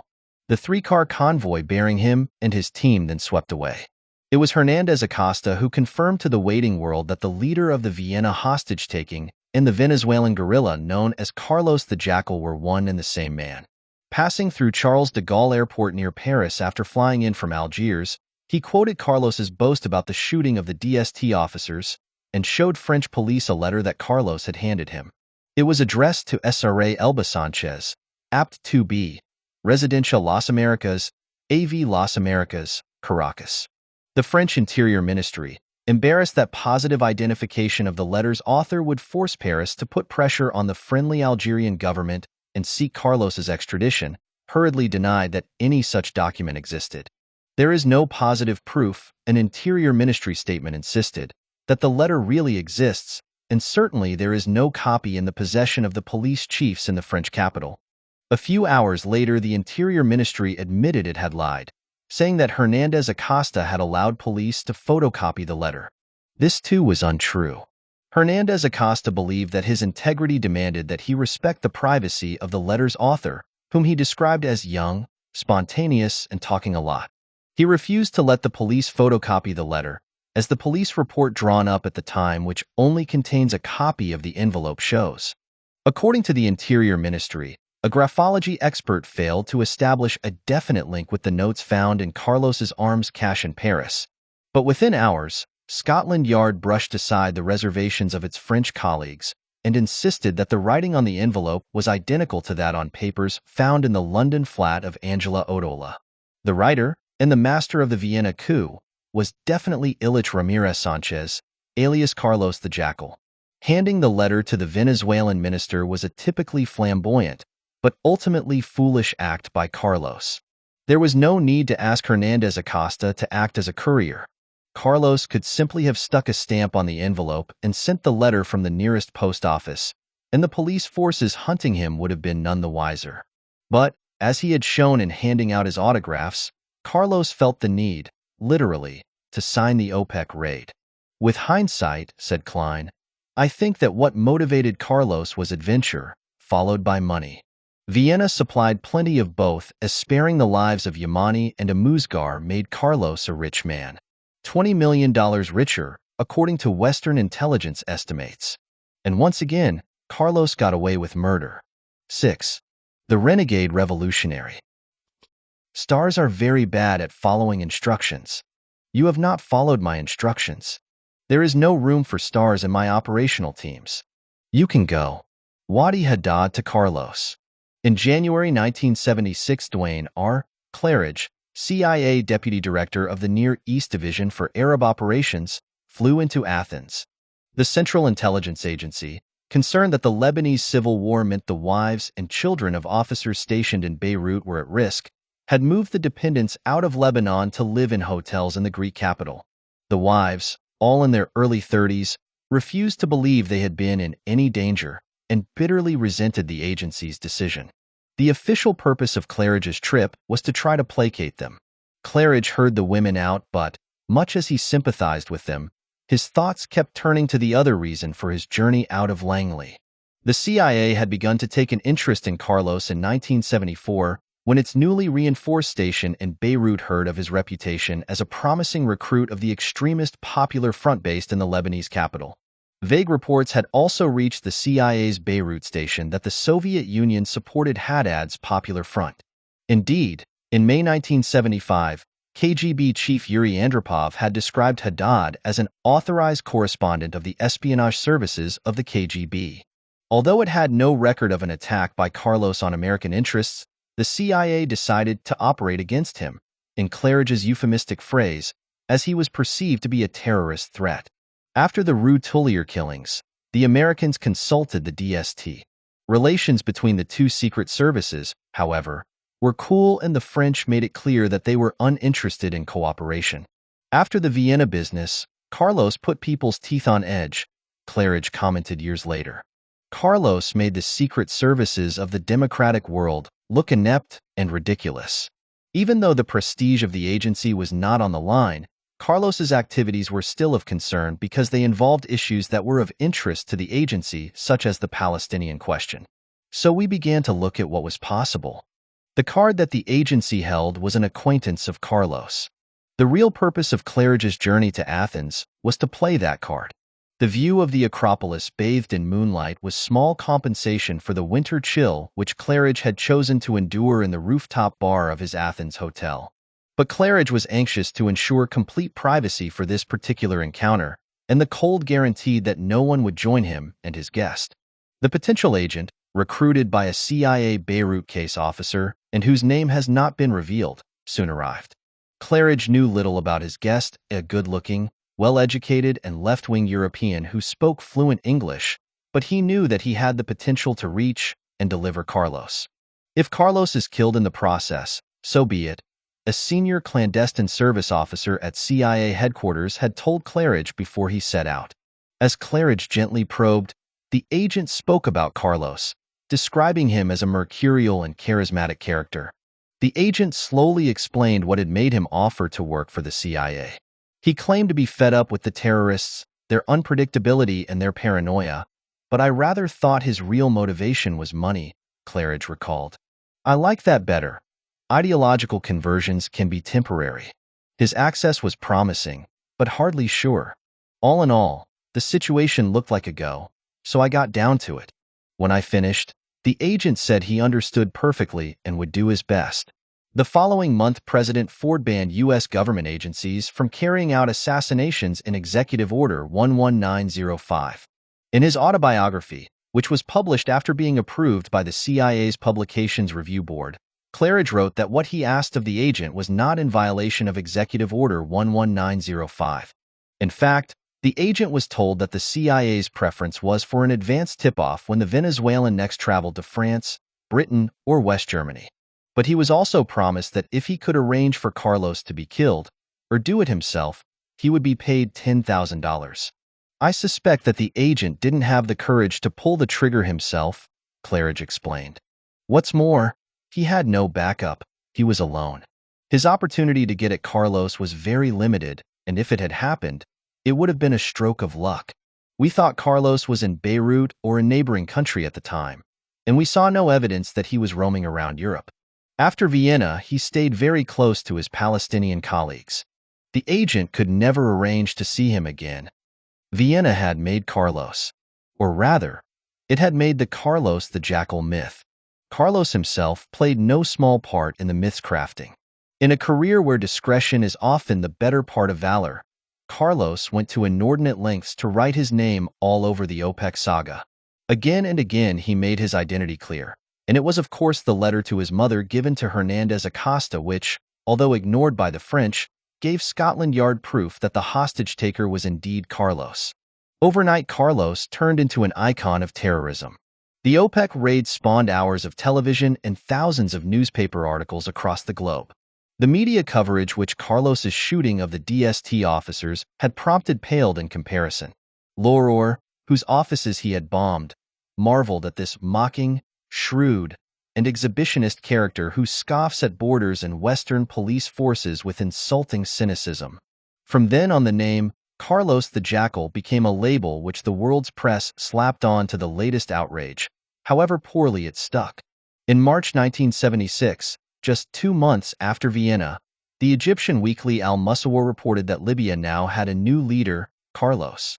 In May, newspapers speculated that it was Carlos who had assassinated the Bolivian ambassador on a busy Paris street. Again in May 1976, he was rumored to have blown himself up at Tel Aviv's Ben Gurion airport, together with a woman security officer.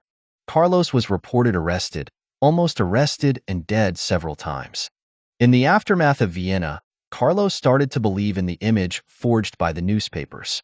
He demanded that friends translate the articles about him that he did not understand. Whether or not he had read Forsyth's The Day of the Jackal before it was found near his London Arms cache, he had done so by this time and would often compare himself to its assassin. He later assured Klein that he had decided not to kill the ministers and to halt the operation after the Algerian government promised him money and protection.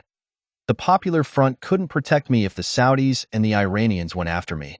Years later, Carlos put the ransom at $50 million and explained that it was paid by the Saudis in their name and on Iran's behalf. But he denied pocketing the sum. It was diverted en route and lost by the revolution. Had he taken 1 cent, he insisted to one of his lawyers, he would have signed his own death warrant. Bassam Abu Sharif confirmed that Carlos received a very large amount of money, and Klein quoted Carlos as admitting as much almost openly. And he put all this money in a safe place in Algeria.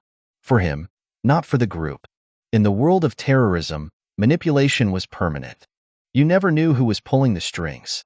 Manipulation was there all right. You could feel it, if only with those huge sums of money which were spent on such operations.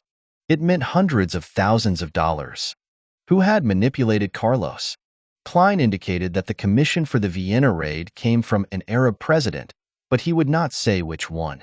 All our information on the conference and the security measures came from that country which was part of OPEC, and which was present at the conference, Klein revealed. Western intelligence services are convinced that Libya, possibly aided by Iraq, sponsored the OPEC raid. Libya wanted to impose its policy towards Israel on the Arab world, and Iraq had been angered by Saudi Arabian opposition to oil price increases. Of all the organization's members, the two countries, both patrons of the Popular Front, were the most implacable foes of Saudi Arabia and Iran. Carlos himself has refused to point the finger, but he was still castigating Libya sometime afterwards for failing to supply at Tripoli airport the long-haul airliner with which to fly on to Baghdad, a decision which he said showed that Libya was ready for a bloodbath as the lives of the hostages were at stake.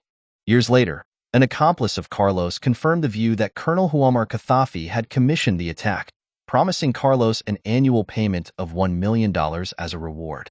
While the world wondered where Carlos had vanished to after his theatrical exit from the Algiers airport, Austria assumed that he was still in Algeria and filed a request for his extradition.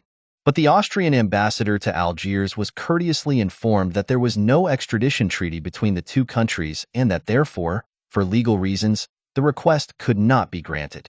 Austria's demand was a move which France conspicuously failed to imitate, although it had material proof, Carlos's letter to his mother, that he had led the OPEC raid.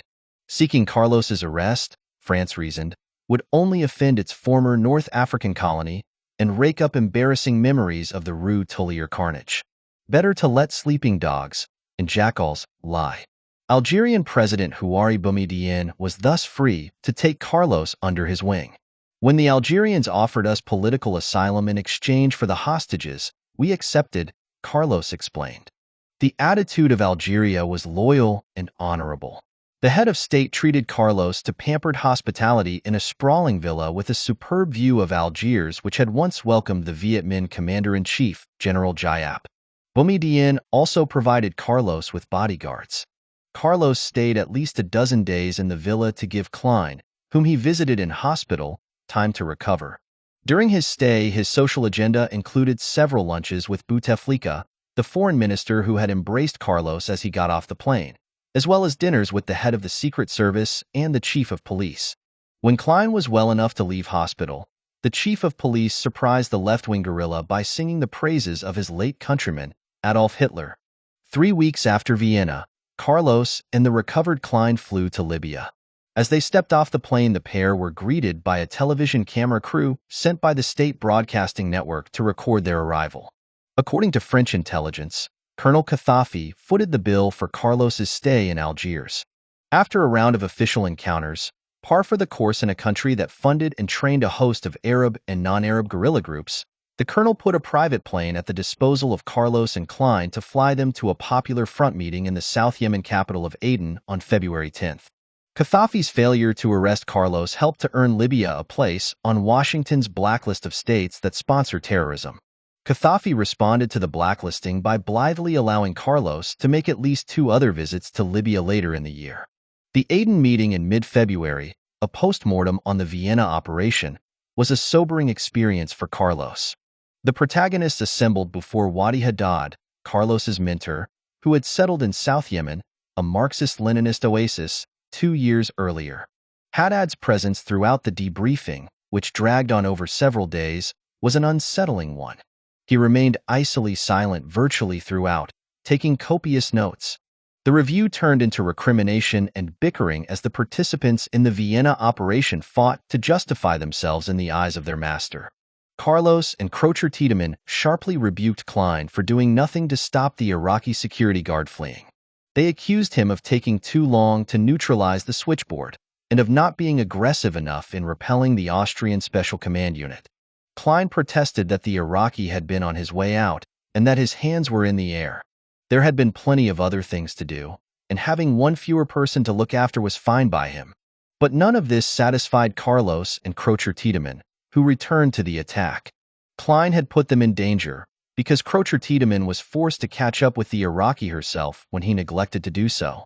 But despite his efforts to single out Klein for censure, Carlos did not escape Haddad's inquisition. Again and again, he was ordered to relive the events that led to the cancellation of the planned tour of Middle Eastern capitals and the failure to kill Yamani and Amuzgar. Carlos's unit waited nervously for Haddad's judgment.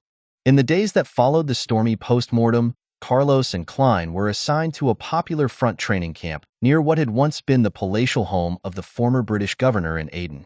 There the Vienna veterans sat in on courses in military theory. Target and explosives practice was carried out in the desert. Like the subject matter, the pupils from various radical groups were a potentially fiery mixture. They included Marxists and Christian Phalange militiamen from opposite ends of the political spectrum. Prudently, Haddad had ordered that guerrillas needed permission to speak to classmates from other movements. The atmosphere was hardly improved by the test imposed on candidates for the suicide squad. They had to go about their daily business with a grenade in one hand and a machine gun in the other, both of which they were forbidden to put down for up to 3 weeks at a stretch. Not surprisingly, after the excitement of Vienna, Carlos and Klein found the training camp boring. To while away the time as much as to keep fit, Klein went jogging in the desert. After courses, the pair drank and danced in Aden's nightclubs where Carlos spent lavishly. The jet-set terrorist, as the cash-strapped Klein called him, became friendly with officers of the Stasi, the East German secret police, who were stationed in Aden. Late at night, to refresh themselves after their carousing, the pair would go for a swim in Diplomat's Bay, one of Aden's few beaches that sharks did not visit. Klein's 6 months with Carlos gave him plenty of opportunity to study the man at close quarters. Vanity, Klein concluded, was one of Carlos's chief characteristics. A wanted poster in West Germany hurt Carlos's pride so much that he considered writing to the authorities to lodge a protest. The price on his head was the same as that for other guerrillas, and Carlos considered this a personal affront. The Venezuelan frequently treated himself to pedicures and manicures, and flushed crimson when Klein pulled his leg about his ceaseless washing and showering. For Klein, he was incredibly anal. Carlos was very interested in his appearance. When he went into the bathroom, he stayed there an hour and a half at the very least. He always put talcum powder on from head to foot, like babies. He literally drenched himself with perfume. When he came out of the bathroom, there was enough of a smell to make the flies fall off the wall. There was a discussion once. As his face was becoming too well known, the idea of plastic surgery in Switzerland was suggested. But his only concern was that he had breasts which were rather developed, like a 14-year-old girl, and the only thing that interested him was to know whether they could be operated on. When we went bathing, he always kept his t-shirt on. Haddad's verdict was that Carlos had disobeyed orders by failing to shoot any of the oil ministers, and by negotiating their release in exchange for a ransom, which was shared with Haddad, and safe passage. The political rationale for the kidnappings had been sacrificed on the altar of Mammon, with an incomprehensible Austrian radio broadcast in French the only public justification. Haddad excommunicated his pupil with the words, "Stars are very bad at following instructions. You have not followed my instructions. There is no room for stars in my operational teams. You can go." In later years, Carlos related that he had resigned from the Popular Front of his own free will, and that his Palestinian comrades had wept at the prospect of losing him. The truth was he was sacked. Greed and indiscipline were to blame. Haddad allowed Carlos to keep his expulsion secret, giving him time to reflect on what to do now that he no longer had an organization to support him.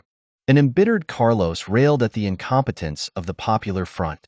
"I won't go on with them. My brand image suffers from it too much," Carlos burst out to Klein.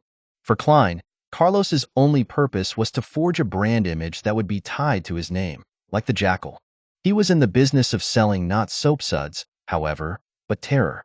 Carlos would say, "The more they write about me, the more they say that I am dangerous, the less difficulty I will have the day I have a real problem," Klein recalled. He had a theory of massacre. He would say, "The more the acts of violence I commit are terrible, the more I will be respected and people will lay off me. For example, if I get caught in France, they will expel me discreetly, out of fear of reprisals." This reputation, it was his security. Carlos's favorite topic of conversation was not politics but his future career. He shunned political discussions even with Palestinians. The ideological legacy of his father had been watered down. Carlos inspires himself from what Ho Chi Minh says, "Bring revolution to each country." So he goes from one country to another trying to start things up. He did not like communists. He thought they were corrupt. He did not define himself as a Marxist, but rather as an international revolutionary, a bit like Che Guevara. It took time for Carlos to decide what path to take. Still smarting from Haddad's sharp words, he left the Aden camp briefly to call without warning at Abu Sharif's home in Beirut. He looked terrible. I had never seen him looking so devastated, Abu Sharif related. He told me he was going to strike out on his own, set up his own direct action group, maybe in South America where there were plenty of fascists who needed sorting out, but I knew it would never work. It takes a mastermind to run that kind of operation, and the man before me was no mastermind. He was an executioner. And for once he had failed to execute. Carlos's dismissal remained a secret for several months, which partly explains why press reports placed him in Uganda in July 1976 when an Air France Airbus was hijacked to the East African country's Entebbe airport. Carlos was in fact still at the camp in Aden. He was reduced to following events on the radio, knowing that his failure to play any part in them was a testimony to his cool relations with Haddad. Within hours of the hijack, newspapers speculated that Carlos was leading the operation. But the passengers were in the hands of his friend Wilfried Bose, and what the latter named the Che Guevara Force of the Commando of the Palestine Liberation Forces. News that Bose, who had chosen the Airbus because Air France is easier than El Al, had segregated Israeli passport holders from the other passengers made Carlos angry. Carlos's fury was a rare display of solidarity with Jews.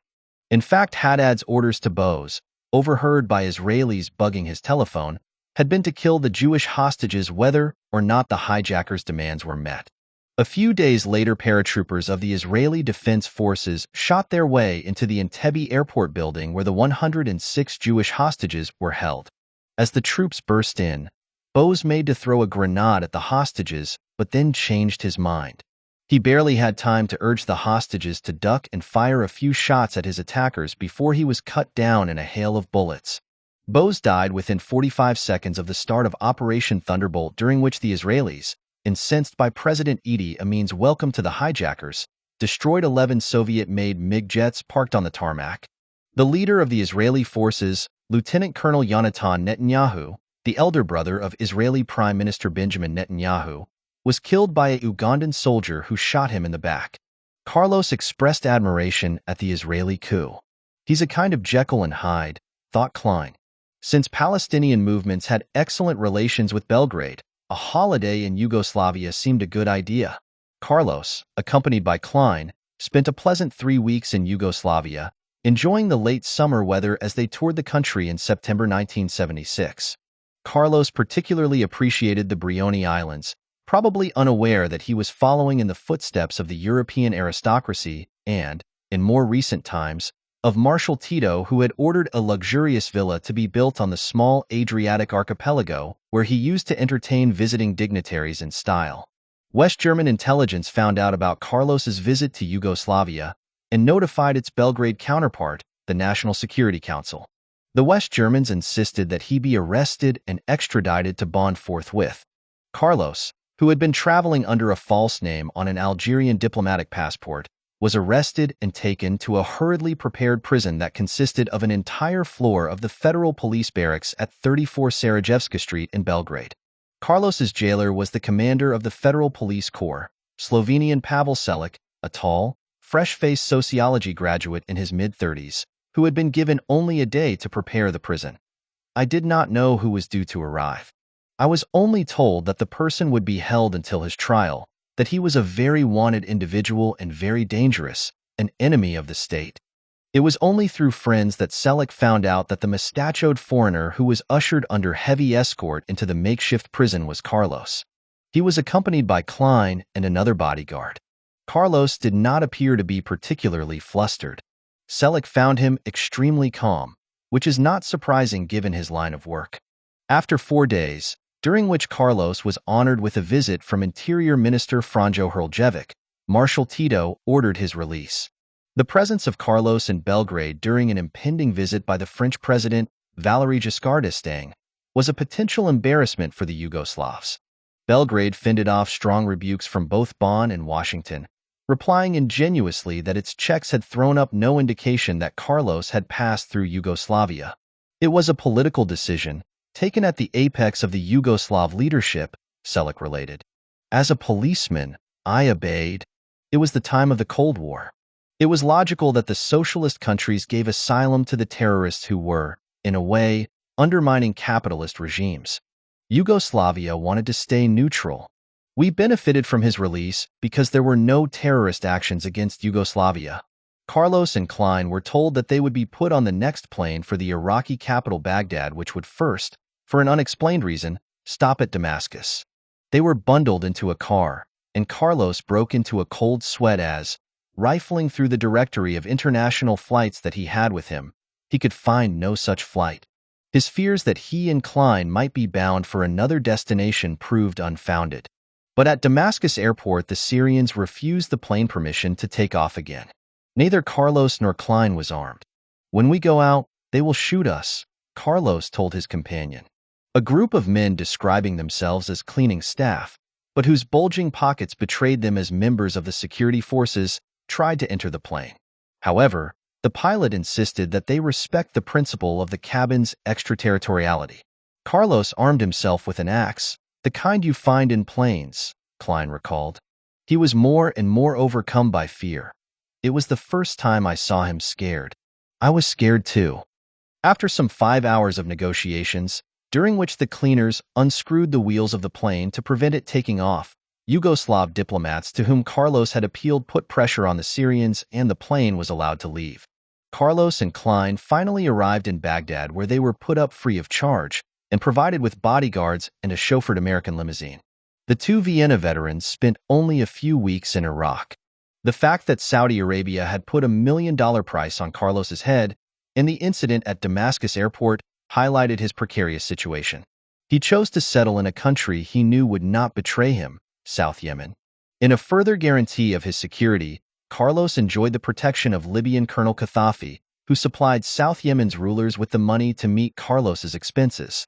Inevitably, given his experience and notoriety, Carlos soon found himself acting as an instructor to several of the myriad radical groups training in Aden. But Carlos's ambition stretched far beyond teaching would-be guerrillas. As he had revealed to a skeptical Bassam Abu Sharif of the Popular Front in Beirut, he was intent on setting up his own organization. But Carlos was unsure where to do so, in South America, the Middle East, or elsewhere. And while he had recently established some influential contacts in Algeria, Libya, and Iraq, he presently lacked both the recruits and the steady source of funding that were necessary for such an organization. Carlos, however, was quick to pick his right-hand man.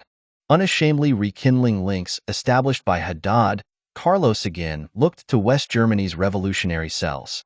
As Bose had been shot dead during the Entebbe hijack, the man whom Carlos sent for was Johannes Weinrich, who had helped him carry out the first rocket attack on the El Al plane at Orly Airport. Some 2 months after the Orly operation, Weinrich had been arrested in Frankfurt and charged with hiring the cars used at the time. After 8 months in custody, he had jumped bail, which he had obtained on health grounds, and was now on the run. Weinrich accepted Carlos's offer and was assigned the job of recruiting Hans-Joachim Klein. During the months that he had spent at Carlos's side, Klein had concealed his growing misgivings about the use of violence. Klein's doubts had caused a furious argument with Carlos on the eve of the Vienna Raid, and Klein was wary of provoking another outburst. When Weinrich arrived at the chalet in the Italian Alps where Klein had sought refuge, the discussion was rowdy. Klein realized that his days were numbered. He defected from the Popular Front, rejected guerrilla violence in general, and fled to Milan. He sent a letter and his gun to the magazine Der Spiegel in April 1977, at the same time revealing plans for the murder by the revolutionary cells of 2 members of Germany's Jewish community. He then went into hiding. "If my people get me, they'll kill me. If police get to me, I go to jail. Who knows, maybe forever." Whatever Carlos's feelings towards Klein, he kept them to himself. Years later, he refused to answer questions from German investigators on Klein's role in the Vienna Raid. Klein's defection was a blow for Carlos. A close associate had not only declined to join his new organization, but had actually switched sides. At this point, Carlos appears to have taken a rest from the complexities of Middle Eastern politics and the searing summer heat of the Arabian Peninsula to visit Latin America. He traveled to Colombia to explore the possibility of following in his ancestors' revolutionary footsteps across Latin America. But Carlos decided this was not fertile territory for him, and he returned to the Middle East. As he continued to search for a new role, Haddad and the Popular Front struggled with a confused strategy. Neither the Vienna hostage-taking nor the Entebbe hijack could be viewed as successful operations. Haddad, however, refused to believe that he was losing his touch and began to plan for a repeat hijack. Carlos, who had by then returned to Aden, was again sidelined. Instead, Sahalia Andras was among the four selected to erase the Entebbe humiliation by hijacking on October 13, 1977, a day after Carlos's 20th birthday, a Lufthansa Boeing 737 bound for Somalia. 86 passengers were taken hostage, their hijackers demanding the release of Palestinian and Baader-Meinhof guerrillas and a ransom of $15 million. For 5 days, the plane's captain Jürgen Schumann was forced to follow the hijackers' orders, touching down in Italy, Cyprus, Bahrain, Dubai, and South Yemen. The passengers were told to sit strapped into their seats and were doused with kerosene, perfume, and spirits from the bar as their captors threatened to set them alight. The hostages remember Andras as a fury, screaming at them continuously, with grenades held ready in her hands, the pins linked to rings on her fingers by a thin cord. In South Yemen, the crazed leader of the hijackers, Mahmoud, castigated Captain Schumann for talking to officials at the airport outside Aden. With the pilot forced to his knees in front of him in the central aisle, Mahmoud insisted despite Schumann's denials that he had tried to flee. "Guilty or not guilty?" the hijacker shrieked. Moments later, he pushed his gun into Schumann's mouth and pulled the trigger. Andras burst out laughing. Most mothers had just enough time to cover their children's eyes. Then the captain toppled over, dead, recounted one passenger. "They left him lying there in front of us. We had to climb over his body to get water or go to the lavatory." Captain Schumann's body was eventually thrown out of the plane onto the tarmac below. After the co-pilot had flown the plane to Mogadishu in Somalia, and 90 minutes short of a deadline set by the hijackers, an attack was launched by Green Berets of the West German GSG-9, a commando unit set up in the wake of the 1972 Munich Olympic Games fiasco. Blinded like everyone else in the plane by magnesium-based stun grenades supplied by 2 British SAS officers, Andras barely had time to seek refuge in the toilet. She fired through the door at her pursuers. The shots fired in retaliation turned the door into a colander. 7 bullets hit Andras in the shoulder and legs before she fell to the floor. Blood covered the portrait of Che Guevara on her t-shirt. As she was carried away on a stretcher moaning in pain, Andras still found the strength to make a victory sign and to shout, "The Arabs will win!" in Palestine. She was the only hijacker to survive. Haddad's new failure made it clearer than ever to Carlos that it was time to press ahead with his own plans. The violent response of Israeli and West German authorities to the Entebbe and Mogadishu hijacks suggested that Haddad's tactics needed refining. Escorted by Libyan intelligence officers, Carlos traveled to Baghdad in December 1977. According to French intelligence, Carlos met President Saddam Hussein during this visit. Iraq was among the first Arab countries to offer Carlos support, with the blessing of the KGB-trained members of Iraq's most powerful secret service, the Al-Macarbal. Mogadishu was Haddad's last hijack. Carlos's erstwhile mentor, aged only 49, died an enigmatic death in March 1978, officially of leukemia in an East Berlin clinic, but rumors abounded that he was poisoned, perhaps by the Iraqis. His partner Habash mourned him as a martyr. Wadi was far from being a terrorist. He was a sensitive person, from whom the sight of suffering children would wring tears. Wadi was a revolutionary and a humanist who hated evil. His role, among us, is equal to that of a Che Guevara. Carlos would no doubt also have agreed with the tribute paid by another former student of Haddad's, Japanese Red Army leader Shigenobu Fusako. He gave extreme care to each detail. He was a maniac for the most absolute secrecy. With him, the least risk of error was eliminated. He duped many secret services, especially the Mossad. He still remains today, even after his death, our master and our model. Haddad's death acted as a catalyst for Carlos.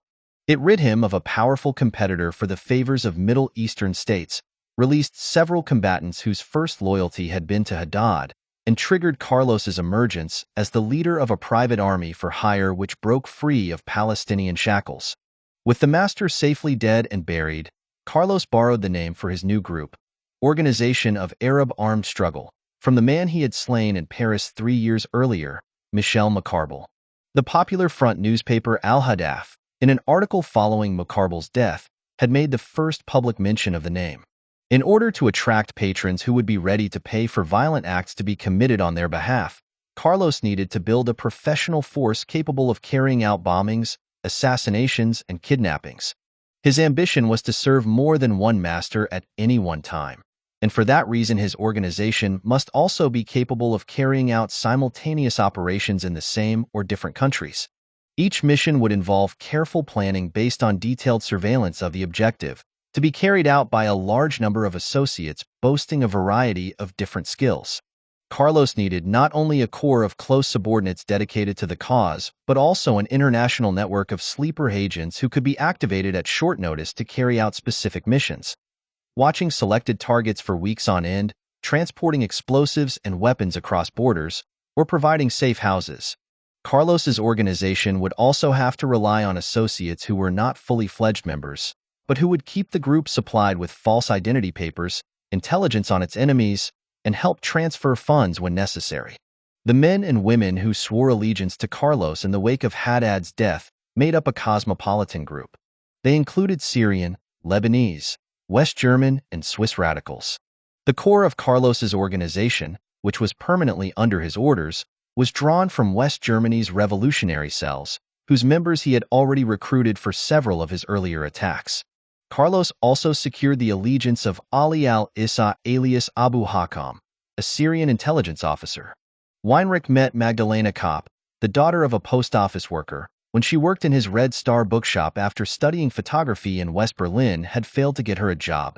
Kopp was married at the time, and she had a young daughter who was being raised by her parents.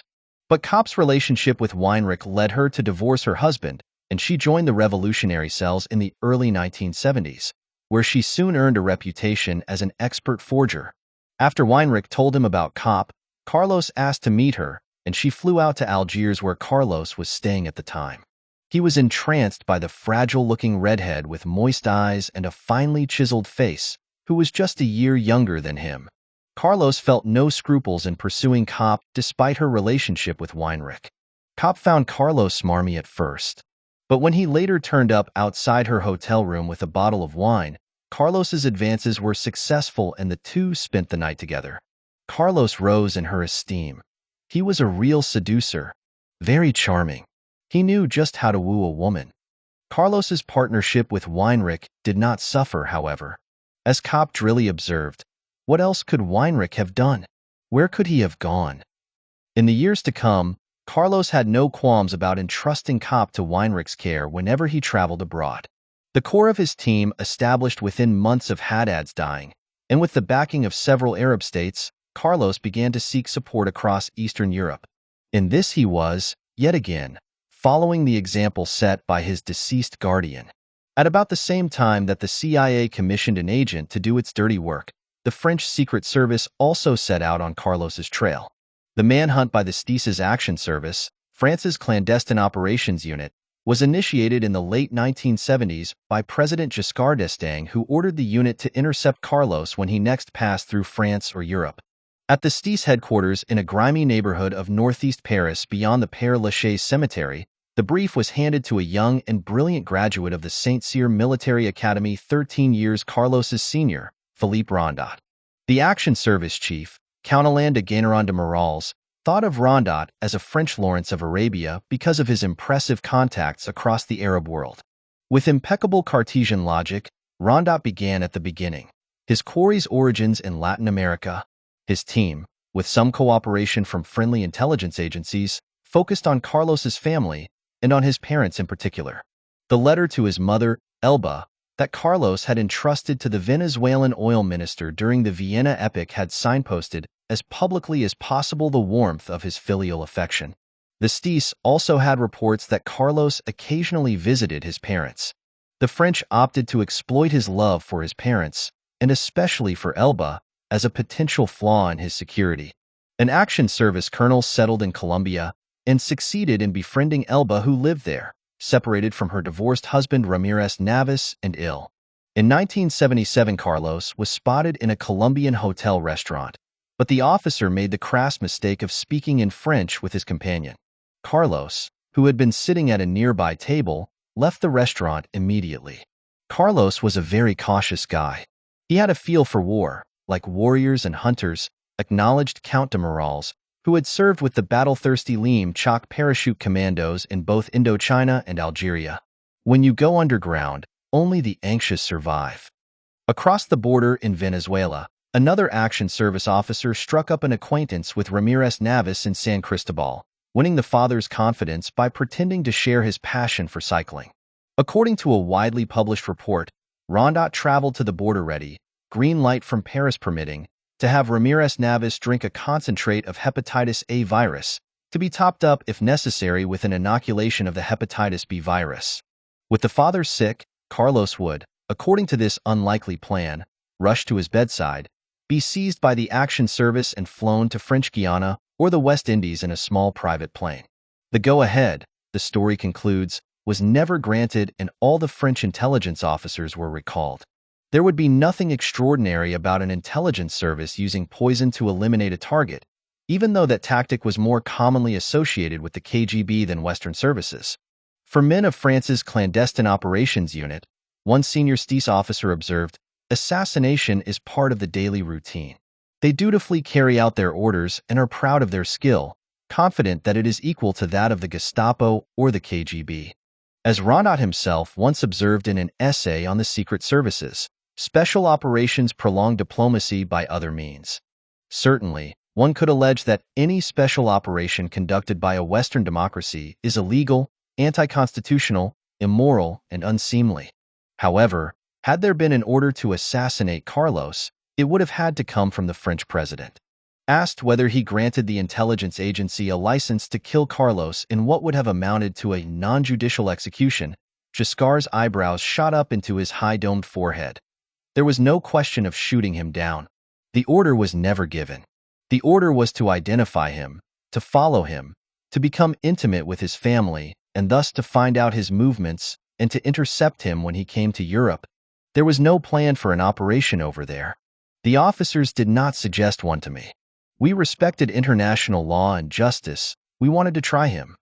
But the former president confided, if there had been an attack, if Carlos had been armed, things would have been different. Count de Morales, who later headed STIS intelligence but resigned from the service after fostering a failed coup against Colonel Gaddafi in August 1980, ridiculed the idea that he or his men could have considered resorting to a virus, its literature. It was ethically unallowable for the service. The plan was to be present in all the places where the quarry might turn up, and we were. The Colombian hotel restaurant was the closest the French Secret Service got to Carlos in a very long time. Giscard's order became a dead letter. According to the mistaken reports sent to the president by the Secret Service, Carlos had not returned to Europe by the time Giscard was voted out of office in May 1981. When Giscard handed over the presidency to François Mitterrand, he briefed the socialist Victor about the mission to track Carlos down in Latin America. I told Mitterrand that this operation was underway when I was informing him about matters of presidential responsibility on which there were no documents, and he said nothing. He expressed no interest. After the spring of 1981, the mission was ended. I don't know why. Rondat, however, did not give up. In the words of former STIS head Alexander de Marenches, from then on Rondat turned this into a personal matter. 7. A match made in hell. Carlos was a big mouth, an uncontrollable adventurer. He spent his nights in bars, with a gun hanging at his belt, surrounded by girls and drinking like a fish. East German spy master General Markus Wolf. From inauspicious beginnings, Carlos's affair with Magdalena Kopp blossomed. She was as meek and shy as he was assertive and extrovert, but the aura he had acquired as a notorious revolutionary helped to bring the like-minded Kopp under his spell. In January 1979, Carlos, who was 29 years old, married the slightly younger Kopp in Lebanon. Carlos apparently wanted to set his private life on a stable footing at a time that coincided with a turning point in his career. Vienna had taught him about the high rewards, the cash and fame that could be earned from state-commissioned terrorism. His expulsion from the Popular Front had prompted him to set out anew, no longer merely a member of an organization, but now the leader of his own private army. As he attempted to sound out the intelligence services of the Soviet Union's communist satellites, Carlos surfaced in the spring of 1979 in the spy capital of Cold War Europe, East Berlin.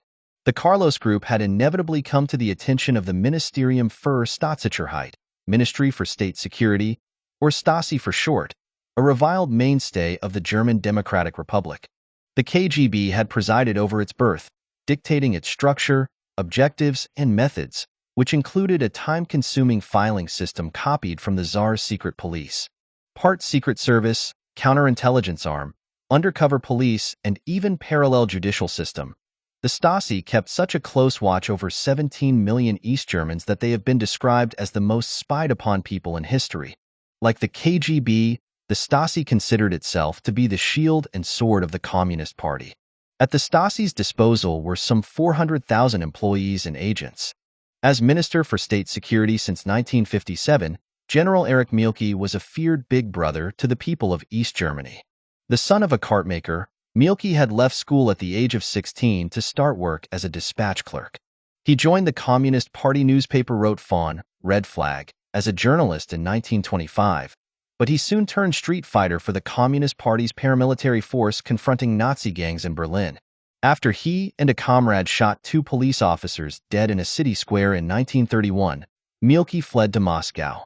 A die-hard Stalinist, he would brook no opposition to his habit of toasting his hero at official dinners and demanding 3 cheers for our model and inspiration. Mielke was, in the words of his foreign intelligence chief, General Marcus Wolf, a warped personality even by the peculiar standards of morality that apply in the espionage world. The East Germans first took notice of pro-Palestinian terrorism when the Israeli athletes were gunned down at the Munich Olympics in August 1972. On the orders of the East German leader Erich Honecker, the Stasi established relations with Palestinian guerrillas. The delicate task was entrusted to Wolf, known in the West as the man without a face, precisely because until 1979 it had no idea what he looked like. Honecker received Yasser Arafat in late 1972, Wolf explained, and later on in Moscow my deputy responsible for Arab countries spoke to Arafat and told him that our condition for support was that the German Democratic Republic should not be used as a base for guerrilla attacks. Of course, to think that such a condition could be fulfilled was naive. We also told Arafat that we had been very disappointed that the Munich attack had been carried out. For Wolf, both parties benefited from the ensuing collaboration. Palestinian officers were sent to East Germany for training in espionage as well as arms, explosives, and guerrilla warfare. And the Stasi received much information on Israel and on Arab countries which it would otherwise have been unable to obtain, and which Wolf proudly passed on to Moscow. In 1975, Mielke set up a new department inside the Ministry for State Security, Section XXI, nominally in charge of countering and monitoring foreign terrorists in East Germany, to deal with Palestinian and other guerrilla movements. This was a counter-terrorist unit in name only. The emphasis was on monitoring rather than countering. The only foreign guerrillas it interfered with were those thought to be planning attacks against East Germany and the rest of the Soviet bloc. Fighters passing through or staying in East Germany were contacted by Stasi officers and offered asylum and support in exchange for a pledge of non-aggression. Members of West Germany's far-left guerrilla organization, the Red Army faction, found permanent refuge on East German soil. Palestinians were also welcome, since theirs was classified as an international liberation movement. The ink was hardly dry on the 1979 Egyptian-Israeli peace treaty when the Stasi heard from an Arab informer, in late March, of Carlos's exploratory mission to East Berlin. Stasi officers were dispatched to the Stadt Berlin, now the Hotel Forum, a luxury hotel which towers charmlessly above the Alexanderplatz. Carlos had booked into the hotel, one of the few in East Berlin open to foreigners, masquerading as a Yemeni diplomat, Ahmed Ali Fawaz. In one of its first reports on Carlos, the Stasi made a cautious evaluation of his political desirability and noted the rumors spread by the CIA that Carlos was a KGB agent. Western press reports have already contributed on several occasions to slander the Palestinian liberation movement as well as to intensify anti-communist hatred, notably in affirming that Carlos operated at the demand of Eastern European secret services. Wary of approaching Carlos directly, Stasi officers contented themselves with making it obvious to him that he was being watched. Surveillance and meetings with Carlos's lieutenant Johannes Weinrich, who had also traveled to East Berlin, soon fleshed out the earlier press review with a precise outline of the visitor's plans. Drawn up by General Ermler, a close aide to Mielke, the report marked ultra-secret. To be returned after reading was circulated to the minister, his number 2 Gerhard Niebuhr and Wolf before it was discussed at a Politburo meeting chaired by Honecker. Weinrich had made no secret of Carlos's agenda. Create bases in the capital of the Federal Republic of Germany, with the collaboration of East German citizens, send agents of the Carlos Group on missions to West Germany and West Berlin, establish permanent contacts with the Yemeni, Iraqi, and Libyan republics, as well as the PLO in the East German capital, obtain arms, explosives, money, and information, inspire violent armed actions, including personal attacks against the imperialist policy of the United States and the Zionists, and reactivate contacts with anarcho-terrorist forces in West Germany and West Berlin. Finally, the group plans to ensure that the embassies of East Germany and the Soviet Union in Damascus help to set up bases for it in Syria. Fundamental ideological orientations, as the Stasi called them, played a key role in its assessment of Carlos, and the East Germans noted that he aimed to fight against imperialism, racism, colonialism, and all other reactionary forces. Armed revolutionary combat is the priority for the Carlos Group. Socialist countries are themselves seen as zones of deployment. There was no hint of disapproval from an institution which, like the rest of the East German state apparatus, was monolithic in its ideological outlook and firmly believed that the enemy of my enemy is my friend. Somewhat confused by the long list of targets and objectives, the Stasi did not have an easy time understanding what exactly the Carlos Group professed to be fighting. But in the eyes of the watchful Stasi, there was no doubt who was in charge. Its reports describe Carlos as the force behind the new group's creation, its unchallenged leader. It also saw Carlos as the chief schemer in the group's relations with other states and their secret services. In April 1979, Carlos was on the agenda at a meeting in Prague of Deputy Interior Ministers of the Warsaw Pact. In the run-up to the Moscow Olympic Games, the Russians were obsessed by security and the memory of the Munich Olympics massacre. The Russians pressed their allies for precise information on the activities of guerrillas and of Carlos in particular. The attempt to thrash out a common stand to adopt towards such groups came to nothing. Conceived by the Soviets as a ploy to gather as much information as possible from their allies without revealing anything themselves, the gathering broke up with a wooden communiqué warning against reactionary forces pushing terrorists into exporting their activities to communist soil. I have never met East German leaders or intelligence, Stasi officers, Carlos has insisted.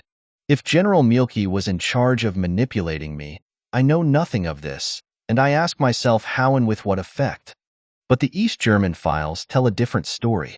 To function, Carlos needed state sponsors willing to shelter him and to provide a steady supply of the tools of his trade: funds, weapons, safe houses, intelligence, and commissions. Of all those who agreed to this unholy alliance, none was more generous than East Germany. Carlos was told to consider the country's rulers as allies in the struggle against the imperialists. And Mielke issued instructions that the authorities should support Carlos's and similar groups during the transport of arms destined for combatants in the zone of operations. The zone in question was Western Europe and West Germany in particular. According to Wolf, who for 3 decades ruled the Stasi's counterespionage section, the Hauptverwaltung Aufklärung, main intelligence directorate, Carlos was accepted by the Stasi because it wanted to shield the East Bloc. I can only imagine Mielke's way of thinking. He wanted to find a way to neutralize the terrorists as far as actions against socialist countries and the German Democratic Republic were concerned. We wanted to protect ourselves. The ministry tried to have very close control over terrorist movements across our borders, and this was a sign that it was trying not to support but to control them. Another reason for treating Carlos cautiously were the diplomatic passports which he and his group used, and which were provided by several Arab patrons including South Yemen. The Stasi did not want to risk harming East German relations with these countries. Carlos had left Aden on good terms with the South Yemeni authorities. His East Berlin hotel bills were paid by the Embassy of the People's Democratic Republic, courtesy of the South Yemeni taxpayer. The passports not only flagged the high-level protection Carlos enjoyed, they also made it unlikely that Carlos and his accomplices would be searched when entering a country. And even if the weapons, explosives, and ammunition that they often carried were discovered, border guards had no power to arrest them. Under the Vienna Convention on Diplomatic Privilege, the most the border guards could do was to send those holding diplomatic passports back to the country from which they had traveled. The bureaucratic need for prudence dictated a constant stream of reports, often stamped streng geheim, very secret, and sometimes sent to the East German Politburo. The arrivals and departures of Carlos's companions were monitored, and they were followed from a respectful distance. Hotel rooms at the Stadt Berlin, Metropole, now the Maritime, and Palast Hotel, now the Radisson SAS, and flats were bugged. Belongings were searched. Letters written to each other by Carlos and Weinrich, and the latter's notebooks, were photocopied surreptitiously. The records kept by Weinrich were especially informative given his habit of writing down all activities, contacts, and expenses. Initially at least, Carlos did not resent the Stasi's scrutiny. An early report noted that he considered the employees of the Ministry for State Security to be international terrorists, not a pejorative phrase in Carlos's eyes, and open, modest, communicative, and sociable individuals. As could be expected in a Soviet satellite state, they were also deemed to have acquired a solid Marxist education and clear opinions. The Stasi noted respectfully that a suite used by Carlos at the Palast Hotel, a mausoleum-like edifice of stones throw away from Honecker's glass status symbol, the Palace of the Republic, had been turned into an intelligence exchange. Telexes sent to the Carlos group were immediately sent on to other countries if its members were away. Over the following months, Stasi officers, including Colonel Harry Dahl, head of the Counterterrorism Section XXI, and Major Helmut Voigt, in charge of its International Subdivision Section XX11/8, met Weinrich in East Berlin several times. Weinrich was the Stasi's main point of contact because he was based in East Berlin, while Carlos was almost constantly on the move. His visits to the city were short, and on these trips he met Arab diplomats, went shopping, and spent much time in bars chatting up women. From its observations, the Stasi concluded that Carlos was the ideas man and Weinrich the quartermaster. It was Weinrich who supplied the private army's members with real and false passports, driving licenses, vaccination certificates, and other documents. The organization's notes show that its members could count on an impressive stock of blank passports from a host of countries, including the United Kingdom, France, several Latin American countries, and even Israel. Drawing on his previous experience of running a bookshop, the 32-year-old Weinrich kept meticulous record of accounts. He took charge of the group's travel arrangements, which included hotel bookings and visas negotiated with the Stasi. He managed relations with the Spanish Basque ETA, the Greek ELA, and the revolutionary cells he had co-founded. He also helped to look after relations with envoys of the Syrian, Libyan, and Yemeni secret services in East Berlin. Weinrich became increasingly wary of the Stasi and regularly drafted new lists of aliases for the members of the group. A wasted effort, because the lists were promptly photocopied by his guardians. Carlos had won the Stasi's support, but he had greater ambitions. Just as he had sounded out the East Germans, so he made a first trip to the Hungarian capital Budapest on May 2, 1979. He could not have been more indiscreet. Asked for a credit card when he registered at the Hotel Intercontinental with Weinrich. An irate Carlos threw his briefcase on the counter and flung it open. The first thing the concierge saw was a large revolver. The second was wads of $100 bills on which the gun rested. Both men were traveling on Yemeni diplomatic passports. Carlos under the name of Ahmed Ali Fawaz, and Weinrich as Mohammed Hussein. Alerted by the hotel, the counter-espionage section at Hungarian State Security investigated the strangers and soon established their real identities. But, like the Stasi when it first discovered the pair, the Hungarians held off making a direct approach. It was only on Carlos's third visit to Budapest that the counterintelligence service, which had in the meantime sought advice from Moscow, decided to keep watch over him. Carlos had by then rented a villa in Vin Street on Budapest's Hill of Roses, an exclusive neighborhood on the right bank of the Danube popular with the Politburo, diplomats, and rich businessmen. On the evening of August 29th, Carlos was seen leaving the villa in a taxi with his wife and Weinrich. A counter-espionage officer took advantage of their absence to break into the villa, where he discovered weapons and ammunition. A short while afterwards, spies sent by counterintelligence chief General Miklos Rede spotted Carlos, Weinrich, and Kopp at the airport, apparently waiting to welcome someone. Carlos soon realized he was under surveillance and left the airport in a taxi with Weinrich. Kopp left in a different taxi. Several cars followed Carlos and Weinrich as they returned to their villa. Egged on by Carlos, who promised a huge reward, their driver tried but failed to shake off the pursuers. Shortly after midnight, and minutes after reaching his villa, Carlos walked out into the road and turned to see one of the cars that the Hungarian counter-espionage officers had used to follow him. He pulled his gun, a Parabellum 38, out of his belt, slowly took aim, and from 30 meters shot 5 bullets through the door of the car. 2 of the bullets buried themselves in the front passenger seat, centimeters below an officer's buttocks. The number plate of the car, Carlos explained later, was not Hungarian, and he had presumed that a Western intelligence service was following him. Carlos's relations with the Hungarians were hardly placed on a firmer footing when the following day, with a shout of "Hand hoch! Hands up!" he pounced on another officer who had been tailing him.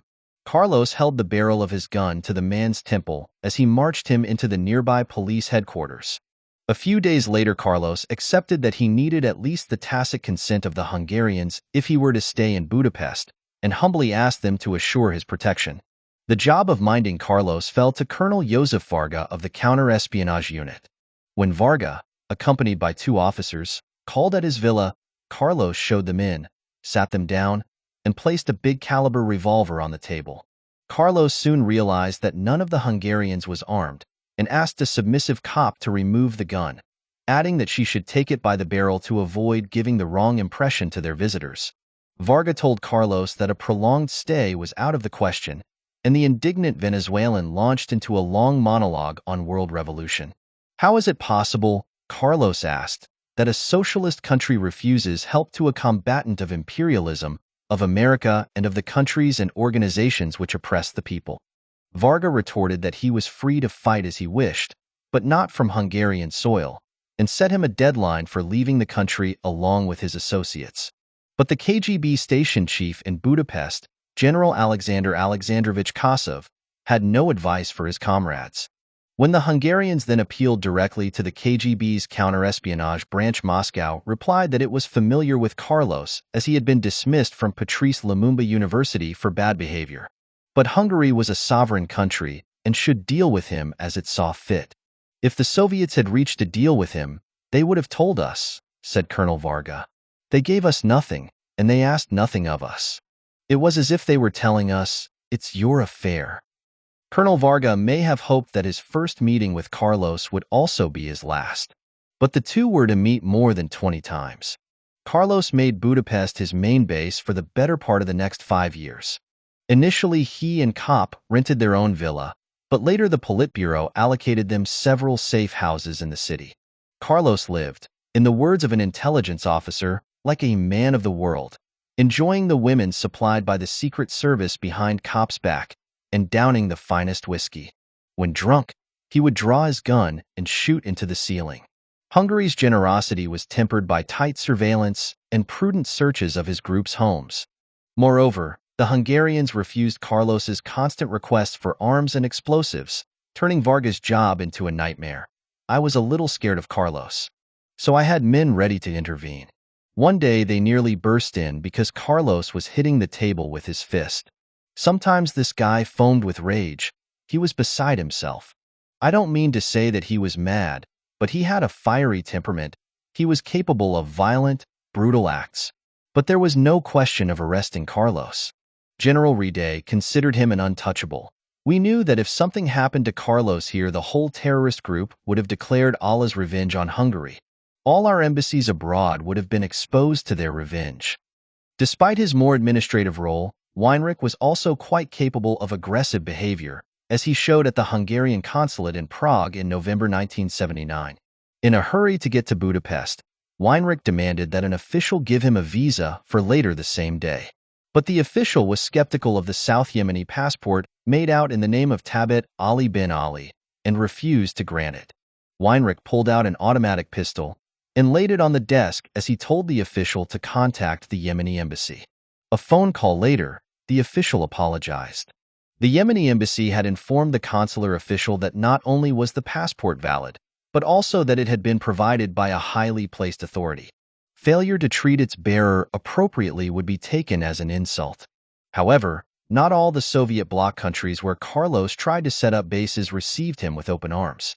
Traveling incessantly through the East Bloc, Carlos noted that some governments barely tolerated his passage, while others provided safe houses or allowed him to store weapons. Yugoslavia turned a blind eye to the arms trafficking from east to west and put a villa in Belgrade at his disposal. Czechoslovakia allowed him and his accomplices to use its training camps. Bulgaria served as little more than an occasional place to stay, although members of his organization were free to swagger around Sofia with their guns on public display. War is the continuation of diplomacy by other means, Clausewitz wrote. And after establishing links with the secret services of much of the Soviet bloc, Carlos had done enough diplomacy and was more than ready for war. Ever since his dismissal from the Popular Front, Carlos had been careful to maintain contact with several Palestinian groups, including the PLO, which, in public at least, had regularly and loudly condemned Haddad's outrages. As in his dealings with East Bloc countries, Carlos approached an intelligence officer, Amine el-Hindi, in charge of security for Yasser Arafat's Fatah faction. The Palestinians decided to take matters further, and el-Hindi served as Carlos's intermediary in talks with Abu Iyad, the head of the PLO's intelligence agency. In 1979, Carlos and the PLO considered a jointly organized assassination of King Hussein, the traitor whose army had thrown the Palestinian fighters out of Jordan 8 years earlier. But Carlos demanded too high a fee, and the plan was dropped. Frustrated in his attempt to murder King Hussein, Carlos decided to polish his public image. During a short stay in West Beirut in late 1979, he gave a long interview to a friend, Lebanese journalist and poet Essam el-Juandi. Carlos had shown Juandi his own attempts at poetry and had asked him to write his biography. When Juandi chose a photograph of Carlos to go with the article, Carlos signed the picture. For a wonderful poet from an apprentice poet, Carlos. The interview was published in Al-Watan al-Arabi, the Arab Nation, an Arab-language magazine based in Paris, in a 3-part series in November and December. According to the Stasi files and to a member of the magazine's staff, the interview was carried out with the cooperation of the Palestinian who had recruited Carlos for the Popular Front, Bassam Abu Sharif. It cannot have been an easy interview. Carlos's idea of friendship and his sense of humor, as a close acquaintance during this period recalled, could set your teeth on edge. One night the two men argued over cards or some other minor topic, and Carlos suddenly turned menacing. "If you talk to me like that again in front of other people, you'll see what will happen." The friend left in the small hours to go to bed. But at 8 o'clock in the morning there was a knock at the front door. It was Carlos, and he was holding a gun. Do you remember the movie where the cowboy says, "I kill you for money, I kill you for a woman, and I kill you for nothing because you are my friend?" Carlos asked, and with that he put the pistol to his friend's head, who remembers noting that it was big and Soviet-made, without even bothering to cross the threshold into the house. "I kill you for nothing because you are my friend," Carlos said. Then he hugged his friend. It had all been Carlos's idea of a joke. The interview brought French police to the Paris offices of Al-Watan al-Arabi in an attempt to track down the Rue Tullier murderer. But the weekly's Lebanese editor, Walid Abu Zar, declined to help. A few weeks later in Baghdad, Abu Zar was introduced to a stranger by Bassam Abu Sharif. "Do you know this man? You publish him," Abu Sharif said. "Carlos," the editor replied. "We shook hands and we talked politics," Abu Zar related. Carlos spoke of his ideals, that freedom could be brought to the Middle East and Europe, that Israel and American imperialism could be destroyed. Things that could happen only on another planet. Carlos was still idealistic then. Unknown to the editor, Carlos was displeased by the magazine's scoop. He believed that the way the interview had been published did him more harm than good and resolved, literally, to shoot the messenger. The Stasi files quote him as denouncing the interview as part of a plot by the Iraqi secret services to discredit him following his refusal to work for them. Walid Abu Zar was no stranger to living dangerously. The rotund, bespectacled editor had a long history of upsetting the Syrian regime. When the newspaper he had previously run, Al Mohar, criticized the entry of Syrian troops into Beirut, its offices in the Lebanese capital were surrounded by soldiers and a tank of the invading army. Shells and machine gun fire hit the building in a 2-hour battle with security guards, and 4 people, including the newspaper's manager, were killed. The daily was eventually banned, and Abu Zar moved to Paris to start Al-Watan al-Arabi, which took a strong line against the Syrian government, giving plenty of space to Syrian opposition leaders.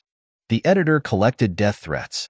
In 1979, he narrowly escaped being stabbed to death when a gang of assassins, armed with knives, mistook a neighbor for Abu Zar and attacked him.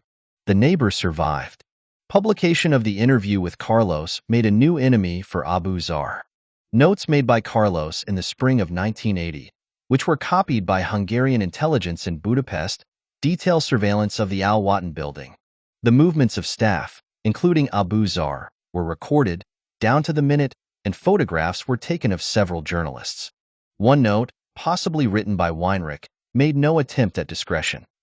It is possible that these 2 photographs may serve to illustrate the possibilities of an assassination just in front of the offices. Carlos planned to murder the editor and simultaneously wreck the offices. A remote, controlled car bomb in front of the offices was to explode when the editor walked past. Another bomb was to go off inside the building at the same time. Shortly after the interview's publication, Carlos had set the murder of the article's author, Assam El-Juandi, as an initiation test for a candidate who wanted to join his organization, 22-year-old Kurdish refugee Jamal al-Kurdi.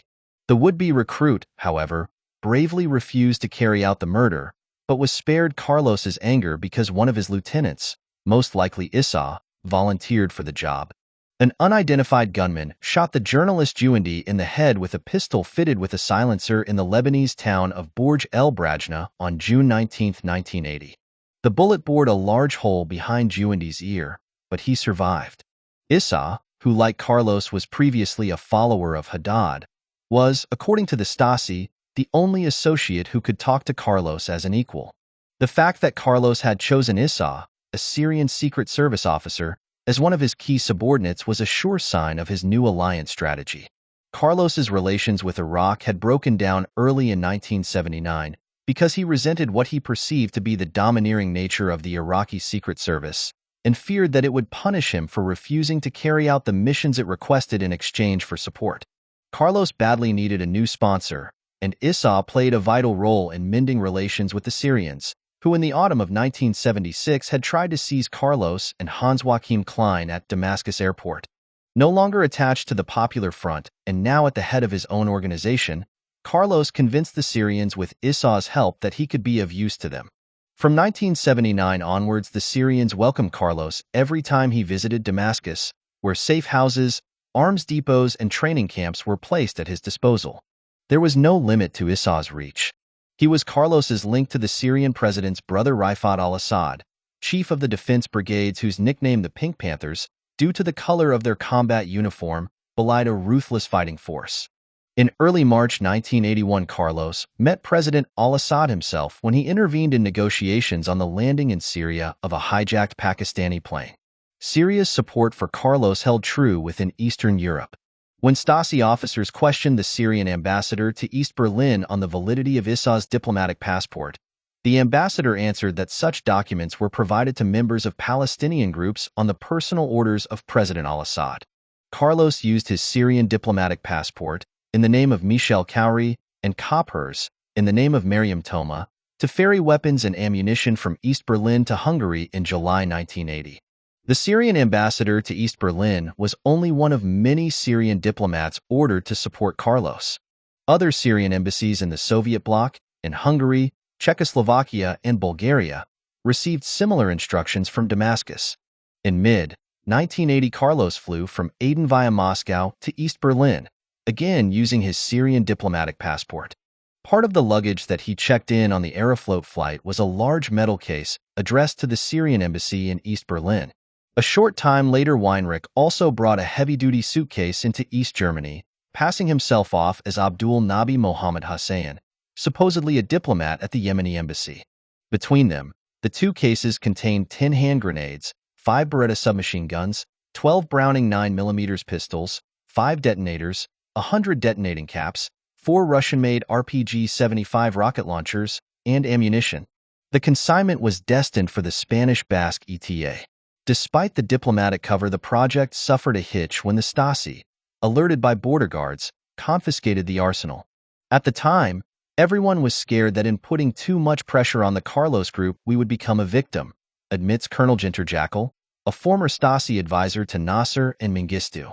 The Russians had given us no warning. Obviously, that gave us food for thought. Despite that we seized the weapons, Carlos sent Weinrich to negotiate with the Stasi, and his vigorous protests, he accused the East Germans of wrecking an arms transit agreement with the Soviets, were referred up the hierarchy to Deputy Minister Niebuhr. As Weinrich guaranteed that the weapons would not stay in East Berlin, but were destined for the Basque separatists, Niebuhr ordered that they should be handed back. After the delay, 2 ETA members set out that October to fetch the consignment. Patrick Chabrol and Edith Kersbars drove to East Berlin in a Toyota minibus with French registration plates. A junior Stasi officer, Wilhelm Borostowski, directed them to a police garage in the center of the city, where the weapons were handed to Weinrich and the ETA couriers in the middle of the night. With the arms hidden in the roof, the minibus was waved through the border at Marienborn after East German guards were instructed by the Stasi not to check its contents.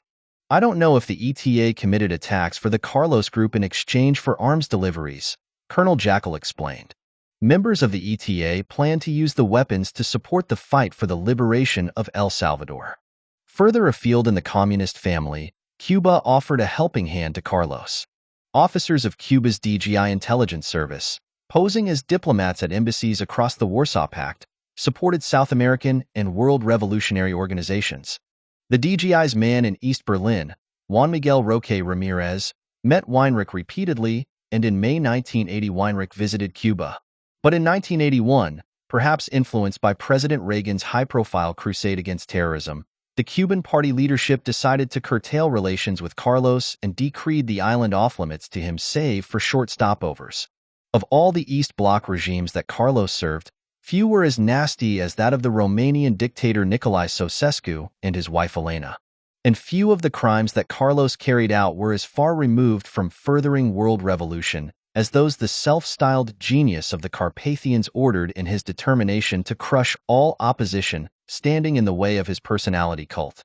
After negotiating with Ceausescu's political police, the Securitate, Carlos committed himself in January 1981 to a bloodbath, the assassination of 5 Romanian dissidents and their families living in exile. On February 3, 2 very vocal critics of Ceausescu living as exiles in Paris, former Interior Minister Nicolae Pănescu and writer Paul Goma, received parcels in the post.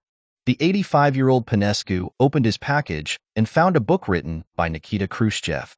When he lifted the cover, the explosion of the bomb that had been hidden inside the gutted book wounded him in the face and hands. But Goma, who had received 2 death threats since seeking refuge in France 4 years earlier, sensed danger when he saw his parcel and called the police. Both packages had been sent on Carlos's instructions and manufactured with the help of Spanish Basque guerrillas of the ET. Carlos failed to carry out attacks on the 3 other dissidents and their families, including one of the former heads of the Securitate, General Ion Mihai Pisipa, who had been condemned to death for defecting to the United States in 1978. High on the Securitate's list of targets were 2 bedrocks of the propaganda battle between East and West, Radio Free Europe and Radio Liberty. Funded by the CIA and broadcast from Munich to the Soviet bloc in several Eastern European languages, the station had been first with the news of Khrushchev's secret speech demolishing Stalin's personality cult.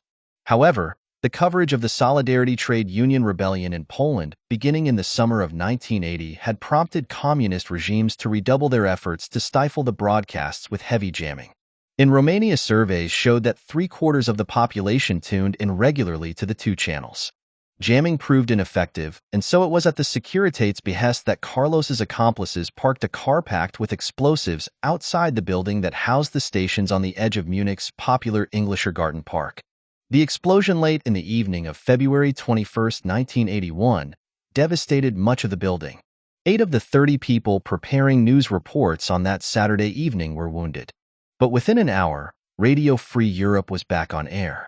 The Securitate, which according to Hungarian intelligence had supplied the plans of the building, gave Carlos a triumphant welcome when he visited Bucharest shortly after the attack, even though it had not silenced Radio Free Europe. But there was more at stake than warm embraces and laudatory toasts. Carlos had delivered, at a price of $400,000 according to Western intelligence, and earned the gratitude of one of the East Bloc's least savory secret services. The Securitate refused him nothing. A safe house in the center of Bucharest, 60 passports bearing false names. Several of the passports were diplomatic, 3 rocket launchers with 18 projectiles, and Romanian-made remote controls. He was even allowed a bank account in Bucharest, number 471121035002, opened by Anna Luisa Kramer, alias Magdalena Kopp, at the Romanian Bank of Foreign Trade. In April 1980, Carlos had written a polite letter to the Hungarian leader, whom he called Comrade János Kadar, to signal his appreciation and thank him for the possibility to use Hungary to prepare for our international revolutionary actions, and for the safety, security, and free passage it provided. We have developed our international relations from Hungarian soil, contacting the revolutions of each nation without being hampered by the Hungarian authorities. The socialist countries are allowing our combatants to pass freely and are improving relations with our organization, he had written. But as Carlos's group grew more active, the Hungarians began to get cold feet. In April 1981, 2 months after the Munich attack, Hungary's Varga told his East Berlin colleagues, Dahl, Jackal, and Voigt, that he had decided to expel Carlos and his accomplices by the middle of the following month. On May 15, Andreas Petrošević, head of the Hungarian Secret Service's new counterterrorism section, summoned Carlos and Weinrich to a meeting in his office. Petrošević had previously installed a concealed camera in the room behind the glass door of a cupboard. The grainy film of the encounter, which was held opposite a large portrait of Carlos's namesake Lenin, shows Petrošević and a subordinate warning their guests in Russian that Western intelligence was on their trail. They handed Carlos a notice by Interpol they had forged which reported his whereabouts in Budapest.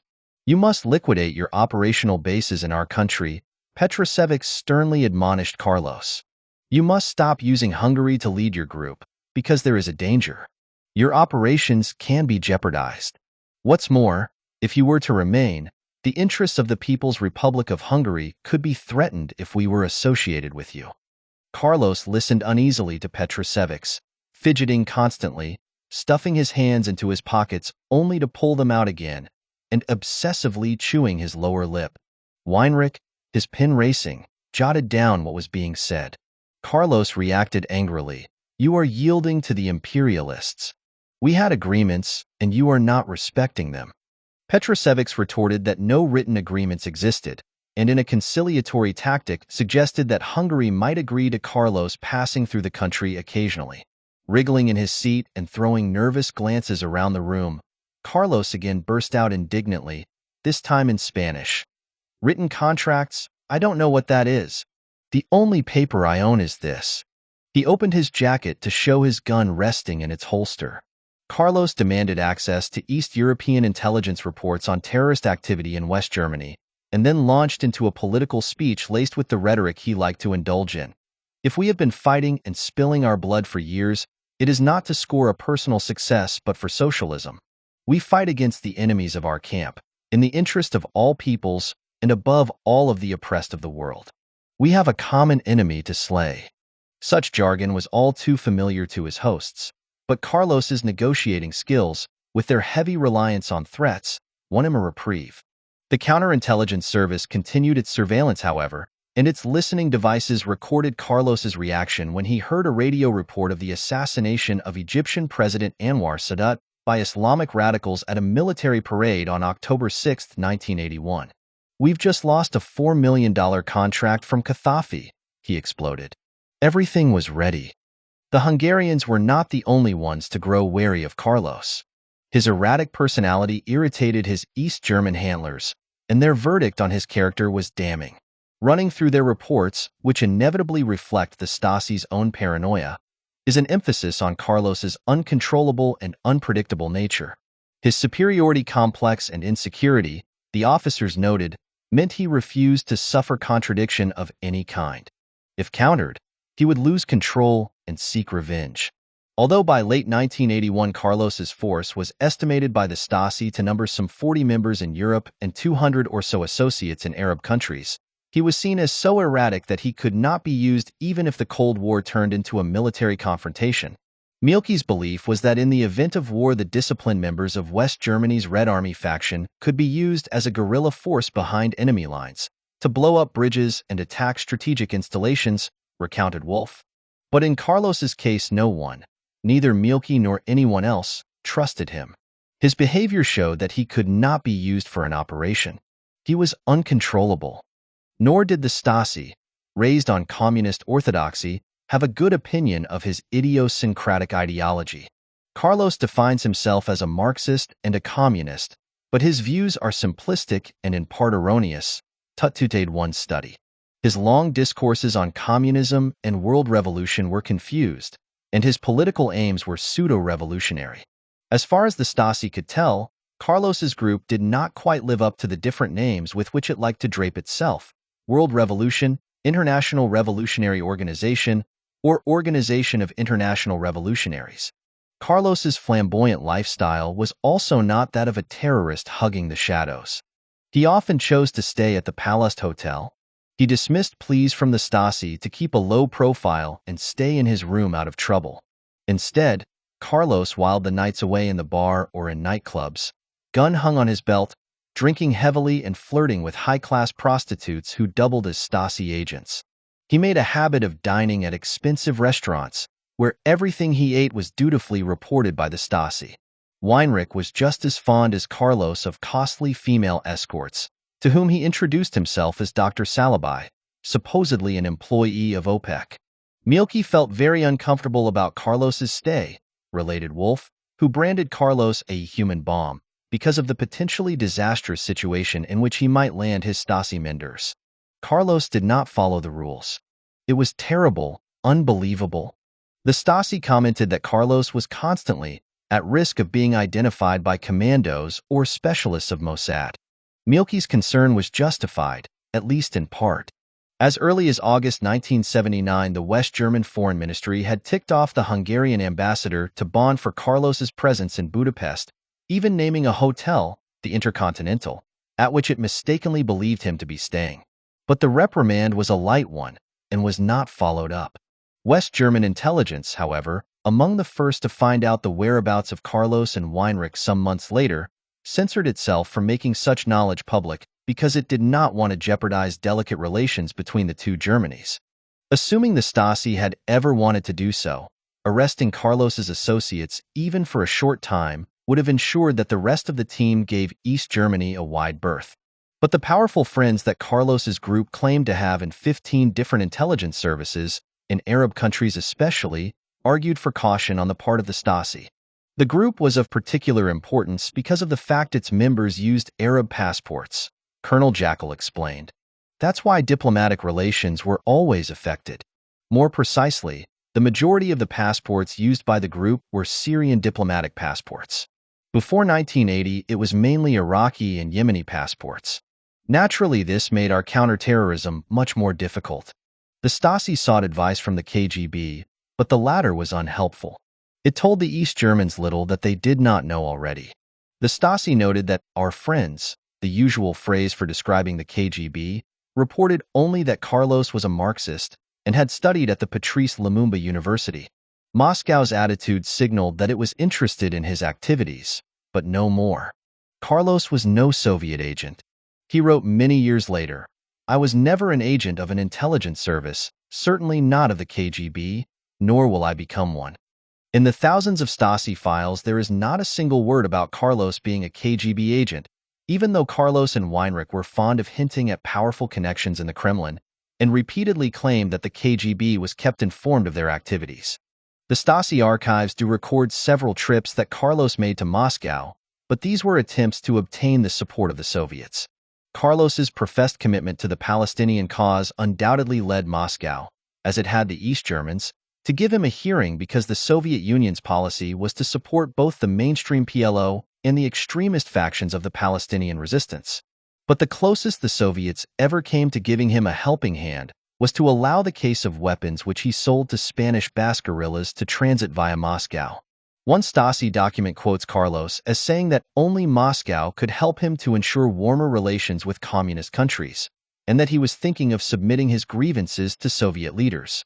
This bravado was typical of Carlos, who would have given much to be recognized by the KGB. General Marcus Wolf was regarded on both sides of the Iron Curtain as Moscow's man in the East Bloc, and he was also a close friend of former KGB head and Soviet leader Yuri Andropov. Wolf rules out the possibility that Moscow took on board such a volatile charge at this time. Carlos is the last person that the KGB would have recruited, Wolf reflects. Although it may have recruited him when he was a student at Lumumba, it would not have recruited him at a time when he was an active terrorist. Such a move would have been a very great danger for the KGB. Among the Stasi files are copies of messages, many of which detail the planned movements of Carlos and his associates, complete with information on the weapons they were carrying. The messages were exchanged by the secret services of the Soviet Union, Hungary, Poland, Romania, Czechoslovakia, and Bulgaria. Whether sent to Moscow or not, the messages were systematically translated into Russian, apparently for the benefit of the KGB officers stationed within each Warsaw Pact intelligence service. The silence from Moscow did nothing to dispel the fear and mistrust that tinged Carlos's welcome by East Bloc intelligence services. As concern mounted that if his whereabouts became known, Western public opinion would finger communist leaders as harborers of terrorists, senior intelligence officers from East Germany and Hungary held regular meetings about Carlos. The minutes of these meetings, too, were translated into Russian for the benefit of the KGB. The Hungarian Secret Service pleaded repeatedly for his departure, but the most it obtained was his absence for a few weeks or months whenever it used the pretext of Communist Party conferences, visits by foreign delegations, and even a World Lutheran Assembly. But Carlos unfailingly returned. No active support or cooperation was ever granted Carlos or his group, Colonel Varga insisted. But he acknowledged that Carlos had the ability to plan attacks from his safe houses in Budapest, and added with only a hint of regret, "With the benefit of hindsight, I think this was perhaps too much." 8. A dirty, private war. The group is waging a dirty, private war with France until the day the prisoners are freed by combat. Weinrich, questioned on arrival in East Berlin with 53 pounds of explosives. Carlos's private army had been operational for only a year and a half when he agreed to help stage an attack on French soil. In January 1982, he sealed an alliance with extremist Swiss environmentalists to enable them to strike at the Super Phoenix nuclear plant, then being built at Creys-Malville in central France. Until then, the unambitious Magdalena Kopp had played a minor role in her husband's organization. But now she was assigned the task of supplying an RPG-7 rocket launcher, a weapon which Carlos and Weinrich had used to no great effect against the El Al plane at Orly Airport 7 years earlier. Fired from the other side of the River Rhone shortly before midnight on January 18th, 5 missiles hit the outer shell of the nuclear reactor. But they were not powerful enough to penetrate the meter-thick concrete casing, designed to hold even if a plane fell on it, proclaimed. Until then, Kopp's role had been limited to forging documents and helping Weinrich maintain good relations with European guerrilla movements, such as the Basque ETA. A month after the attack on the nuclear reactor, Carlos sent her on a more difficult assignment. She was teamed with Bruno Brigitte, a recent Swiss recruit who combined the physique of a tall playboy with a long, mournful face. Bored with studying science at a lycée in Lugano, and infatuated by the legend of Che Guevara, Brigitte had left home at the age of 19 in 1970 to travel to Lebanon and volunteer for the Popular Front, as Carlos had also done that same year. In June 1970, only a few weeks into his new career, Brigitte had disembarked at the port of Haifa with 2 kilos of explosives hidden under a heavy raincoat. He planned to blow up the Shalom Tower, a skyscraper in Tel Aviv. But he got no further than Israeli customs, where officials thought he looked rather odd, wearing a raincoat despite the summer weather. "I agreed to carry explosives into Israel for $5,000, he brazenly declared. But his luggage betrayed him. Soviet-made charges, German detonators, and brass tags bearing the initials PFLP. Freedom for Brigitte was among the demands that Haddad made when the Popular Front hijacked several planes to Dawson's Field in Jordan in September 1970. But Israel refused to yield. A less violent approach succeeded where Haddad had failed. A pro-Nazi Swiss banker with radical Palestinian sympathies, François Genaud, called on Brigitte's parents when he heard of the arrest and resolved to help his compatriot, who had set out a bit like a Boy Scout. In an age in which so many young people are passionate about nothing, he had gone off to carry out, perhaps stupidly, something interesting. Genaud joined a humanitarian committee of the great and the good, alongside Jean-Paul Sartre, Simone de Beauvoir, Noam Chomsky, and other intellectuals. As a result of this campaign, the young Swiss militant, the first European sentenced in Israel for pro-Palestinian activities, was pardoned in 1977 after serving 7 years of his 15-year sentence. Acting on Carlos's orders, Kopp and Brigitte traveled from Budapest to Paris in February 1982, using false Austrian passports. But a thief stole Kopp's handbag, which contained $50,000, her Austrian passport, and 2 spare passports. 2 days later, the pair were spotted in an underground car park close to the Champs-Élysées near a rundown Peugeot 504, which despite its age boasted new number plates.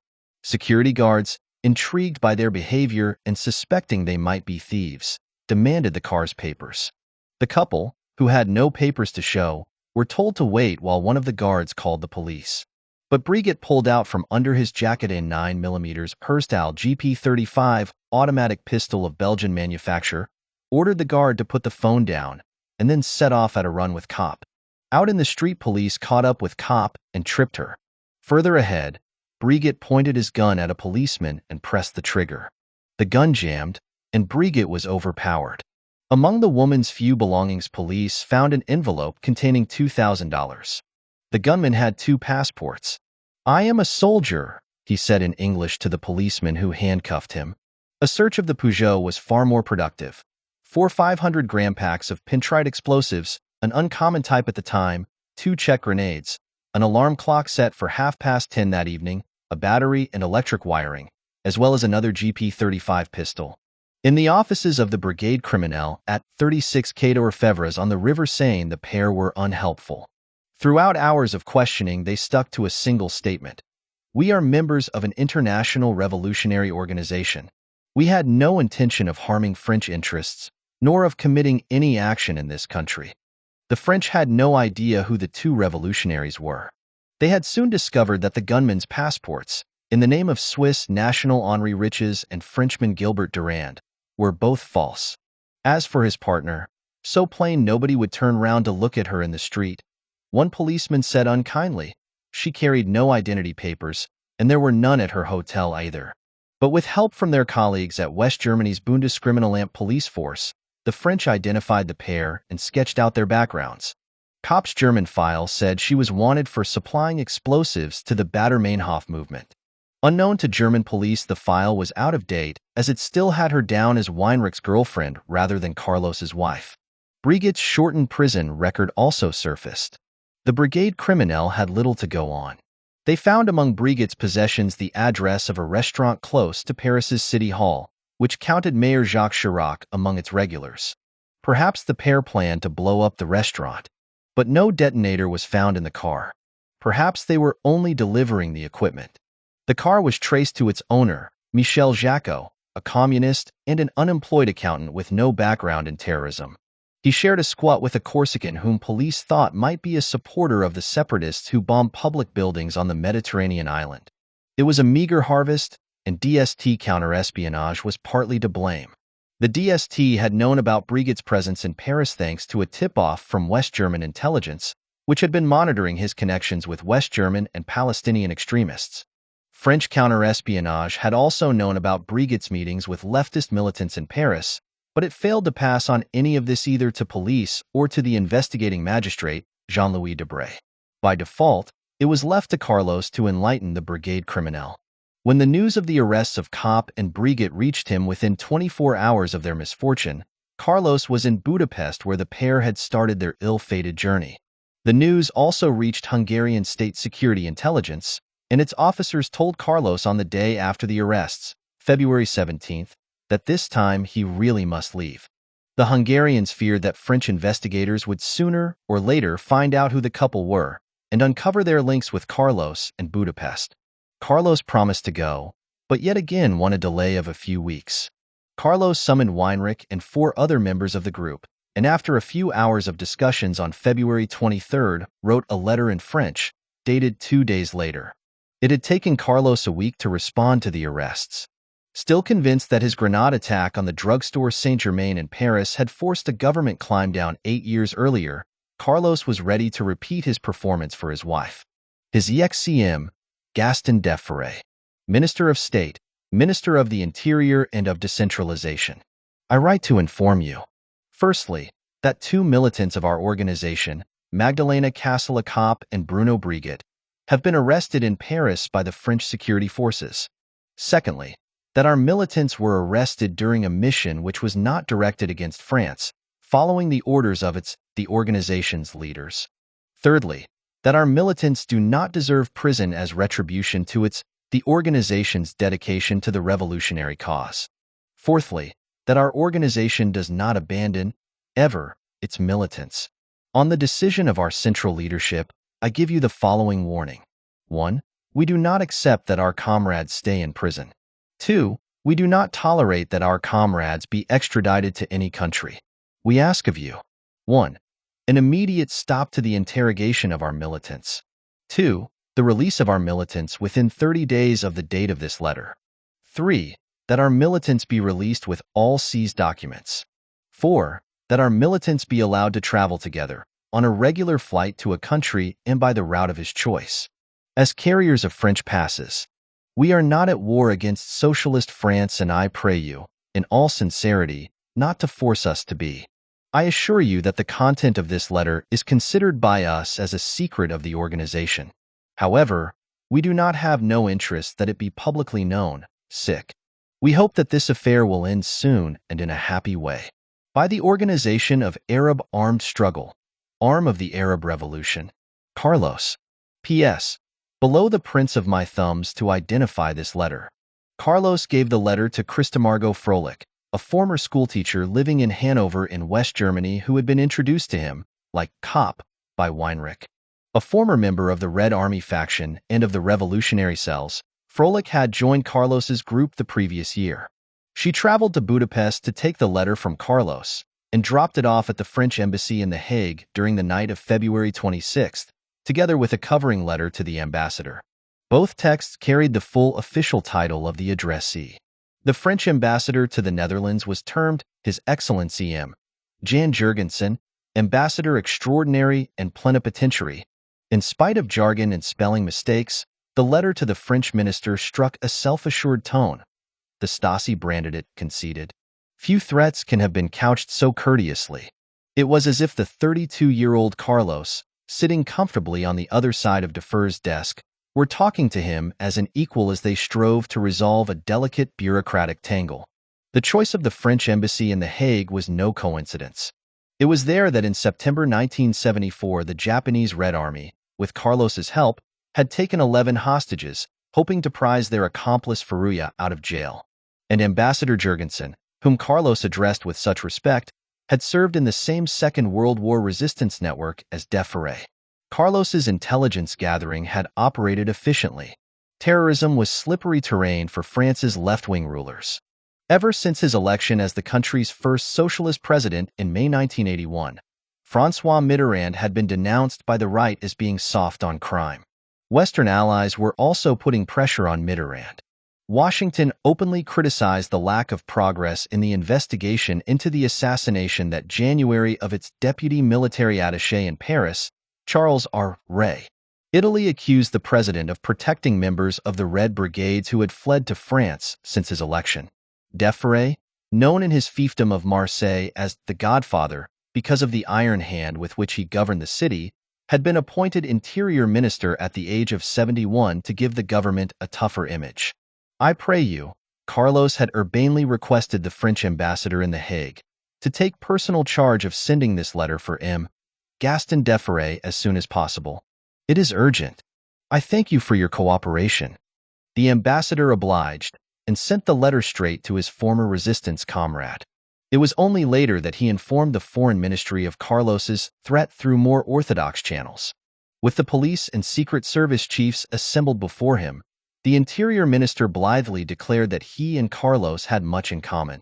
Defray told us that Carlos had singled him out as one of his peers because he had himself been a very efficient terrorist when he led a resistance network in Provence during the Second World War, recalled Pierre Marion, then head of the State Intelligence Service. He said that because of his past, he was the only member of the government fit to talk to Carlos. We all stared wide-eyed at Defray. I told him that he couldn't start talks, he must hit back. He didn't like that at all. For him, Carlos was a brother in arms. He said he wanted to meet Carlos alone, man-to-man. Defray's audience should have known better. That a government minister was ready to talk to a man most of France considered to be a terrorist was part and parcel of French political life. The French will never shut a door without trying something out first, an MI6 officer reflected later. As a government, as a culture, the French are much happier to improvise when the chance arises. The letter's implications were not lost on Defray. When you've received a letter like that, you don't need a second one to understand, the interior minister growled. Within a few hours of Defray receiving the letter, an extra police officer had been assigned to ride with him in his official car, and more bodyguards followed in a separate car. The DST unearthed the Rue Tullier file to check the fingerprints. The file left no room for doubt as to the letter's author. Defray gave strict orders that the letter must not be divulged, not even to the unfortunate Judge Debra, who was struggling to investigate the arrest of Kopp and Brigitte. But on March 5th, the popular daily François splashed the letter's contents across the front page. Defray was so furious that he foamed at the mouth. According to one senior official, "This is too serious," Defray raged. "Carlos is a redoubtable man. His organization exists. One can't fool around with this. Those who divulged the letter committed a very serious mistake. If tomorrow people are killed, they will be responsible." He made a list of possible moles, but the culprit was never found. Publication of the letter incensed Carlos as much as it did Defray. The reason that Defray gave for his public display of anger was that the leak might encourage Carlos to turn violent. The real reason for the anger of both men was that the leak threatened to blow the cover off their gentlemanly efforts to resolve their differences through secret negotiation. On the French government's part, this amounted to a cloak-and-dagger attempt to turn the country into a sanctuary safe from terrorism, even at the cost of placating a guerrilla wanted for the murder of 2 DST officers. Much as he had wanted to, Defray never did get to meet Carlos for a man-to-man encounter. Instead, he had to make do with his envoy, Jacques Vergès, France's most provocative lawyer. Born in Thailand in 1925, Vergès had moved to France and built his notoriety as the devil's advocate on a willingness to defend the indefensible, and to do so with a radical slant. The more outrageous his stand, the better. The lawyer wrote a book about his strategy, published in the near-revolutionary days of 1968, in which he described what he called the defense de rupture, a subversive defense tactic which denied all legitimacy to the opposing side, judged the judges, and challenged the political establishment. Threats were a feature of Vergès's advocacy. There was much about Vergès that appealed to Carlos. In his youth as Stalinist student leader of the French Communist Party, Vergès's other heroes are Robespierre, like him an intriguing lawyer, and Napoleon. He had been editor of the Maoist journal Revolution, a gunrunner for guerrillas fighting Portuguese colonial rule in Mozambique and Angola, and a defender of independence fighters in the Algerian War and of Palestinian Fidei. How can one understand a criminal, Vergès wrote sometime later, without having oneself, even by using one's imagination just once, tasted the roots of crime? A slice of Vergès's life, from the spring of 1970 to the end of 1978, is unaccounted for, and he delightedly fans the mystery, saying that he had crossed to the other side of the mirror. His student friendship with a young Kampuchean, Pol Pot, has led to speculation that perhaps he spent part of his time with the Khmer Rouge. Or, goes another theory, he served a lengthy spell in a jail in China, in the Soviet Union, or in Algeria. Your secret is your blood. If you give it up entirely, you die, runs a Berber proverb that Vergès likes to quote. According to French intelligence, Vergès may have first met Carlos during this period. Vergès has denied this, claiming that his knowledge of Carlos was based purely on accounts from Kopp and Brigitte, whom he was appointed to defend. Years later, Verges had a flattering view. Carlos is a very modern mix of idealism and man of action. He was fascinated by the Cuban experience, by Che Guevara, a legendary figure, and decided in the end to fight with the Palestinians for the Arab cause. The 57-year-old Verges proved so dedicated in defending Kopp and Brigitte that he was described by the Stasi as one of the most important liaison individuals of the group. "We are doing is aimed at getting you out of there." Defray instructed his legal affairs advisor, Roland Kessis, not to close the door on a possible approach from Carlos. As a result, Kessis and Verges met about once every 2 weeks from March to August 1982. Kessis's portrait of the lawyer was sliding. "I have the memory of a man standing in front of a mirror, soliloquizing for half an hour while smoothing his hair." Apparently, he appreciated his own speech. He explained to me that a lawyer was an artist and the defense plea a work of art. The threats hit home. Verges twice met Louis Joinet, a magistrate and an advisor to Prime Minister Pierre Marois. Joinet received Verges at his office the first time, but then, given the delicate nature of their talks, invited him to breakfast at his home. "I asked Verges if he was in touch with Carlos, as he was making threats of reprisals in his name," Joinet recalled. "He told me that he communicated with him through coded advertisements in the newspaper Le Matin de Paris." However, long before the case reached court, pressure was brought to bear on Judge Debra via the Paris public prosecutor Pierre Arpalange. "The public prosecutor would have liked me to think that this case did not deserve all the noise it was generating, and in addition advised me not to be overzealous because it was possible that an extrajudicial solution would be reached quickly," Debray recalled. The policemen who caught Brigitte were adamant that he had tried to kill one of them, and Debray initially charged Brigitte with possessing arms and explosives as well as attempted homicide. By the rulebook, Brigitte should have been put on trial before an assize court, an institution used only for the trial of felonies. But the judge later dropped the attempted homicide charge on the grounds of insufficient evidence. In fact, as a ballistics expert demonstrated, Brigitte had indeed pulled the trigger, but the gun had failed to fire. Debray's leniency ensured that Kopp and Brigitte were ordered to stand trial on April 15th before a magistrate's court, where they would face lighter sentences than if they had been brought before an assize court. Carlos's blackmail abruptly turned Kopp and Brigitte into a hot potato and sent the government into a St. Vitus dance, explained Alain Marsad, the deputy public prosecutor. The government, Defray, and Justice Minister Robert Badinter pushed the judiciary into moving fast so that they would be released as soon as possible. The judiciary let itself be crushed. To understate Carlos's warnings, a bombing and shooting frenzy punctuated the negotiations in the 2-month run-up to the trial. The targets, all French, were both in Europe and the Middle East. On March 15th, a 5-kilo bomb exploded inside the Villa de Dunes in Beirut, home to a French cultural center. 5 people were wounded. On March 29th at 8:41 p.m., 4 days after Carlos's ultimatum to Defray had run out, 10 kilos of pintrite high explosive blew up the Trans-Europe Express train from Paris to Toulouse, the capital, as it sped through flat countryside north of Limoges. The explosion eviscerated a 60-year-old woman and trapped her daughter under a seat. The body of one victim was thrown more than 60 meters from the train, and another passenger was decapitated. 5 passengers died and 30 were injured. The train driver only just prevented the gaping carcass of blood-stained, twisted steel from powering off the track. It is signed Carlos, obviously, Mitterrand's special advisor Jacques Attali noted in his diary. The president took the news with sang-froid, his face set. It was expected, announced, inevitable. Carlos's love story with Magdalena Kopp costs France a great deal. Capital attack in the name of the terrorist international, a friend of Carlos. The bomb had been hidden in a Samsonite suitcase, which investigators believe was planted by Carlos's associate, Christa Margot Froelich, just before the train's departure from the Gare d'Austerlitz in Paris. She placed the suitcase in carriage 18, which was reserved for bearers of a special card issued to VIPs by the state-owned railway company.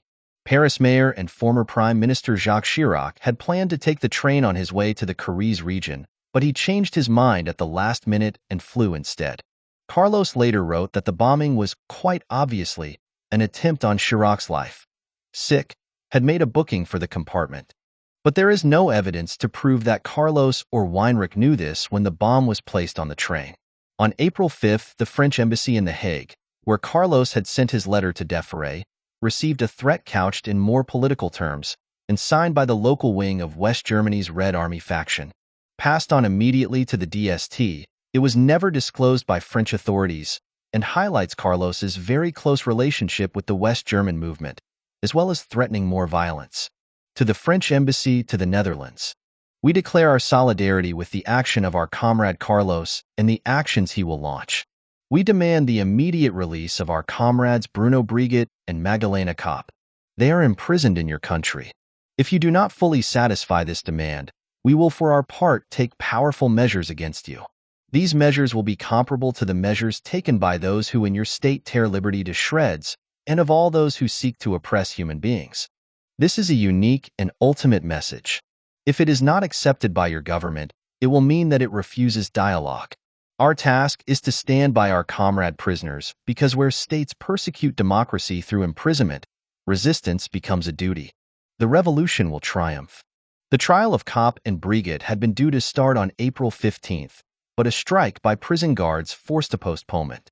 That evening in their Beirut home, non-commissioned officer Guy Cavallo, 28, an employee of the French embassy, and his 25-year-old wife Marie-Caroline, a maths teacher who was 7 months pregnant, were preparing dinner for some friends. These premises are placed under the protection of the French embassy. Read the tricolor sticker on the door of the flat, located in an area controlled by Syrian and Palestinian forces. When the doorbell rang, Marie-Caroline glanced through the eyepiece set in the door, but could only make out a large bouquet of gladiolus and roses. So big was the bunch of flowers that she could not tell which of her guests had arrived early. She opened the door and stretched out both hands to receive the flowers.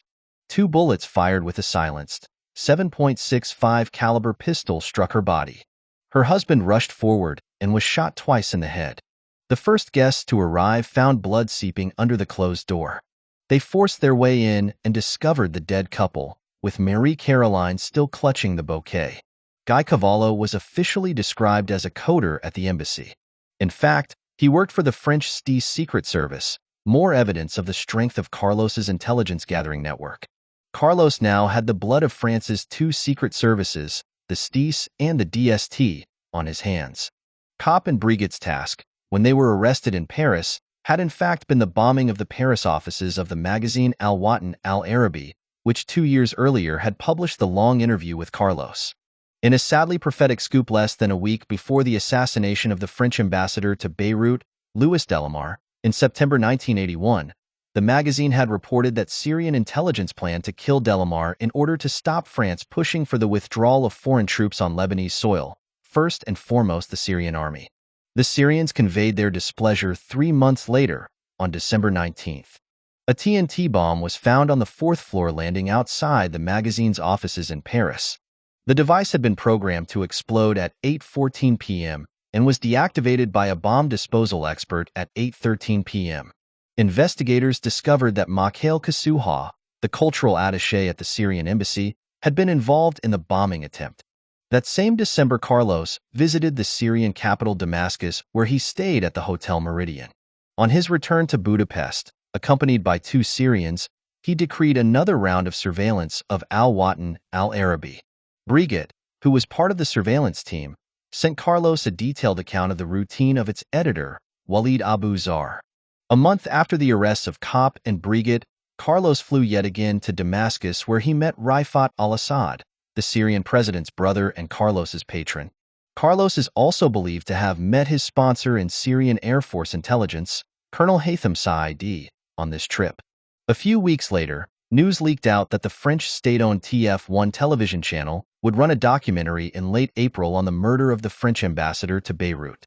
Syrian intelligence considered bombing the broadcaster, but TF1 was deemed too big and too costly a target if the whole of it had to be blown up. The Syrians decided instead that Al-Watan Al-Arabi should be the target. Syria wanted both to punish the magazine and to warn the new French administration against dabbling in Syria's Lebanese backyard after President Mitterrand demanded that foreign powers leave Lebanon in peace. In early April, Walid Abu Zar was told by an Arab informer that a 30-strong Syrian unit had arrived in Paris and was planning an attack. But the informer did not know what the target was. Abu Zar tipped off the DST and surrounded himself with 9 bodyguards. Defray sent police to patrol the editor's home and the inside of the magazine's offices. He did not think it necessary to station any men in the fashionable Rue Marboeuf, just outside the offices. On April 19th, a brown-haired, 40-something woman with an unkempt appearance walked into the Hertz rental agency at Yugoslavia's Ljubljana airport and asked to hire an estate car.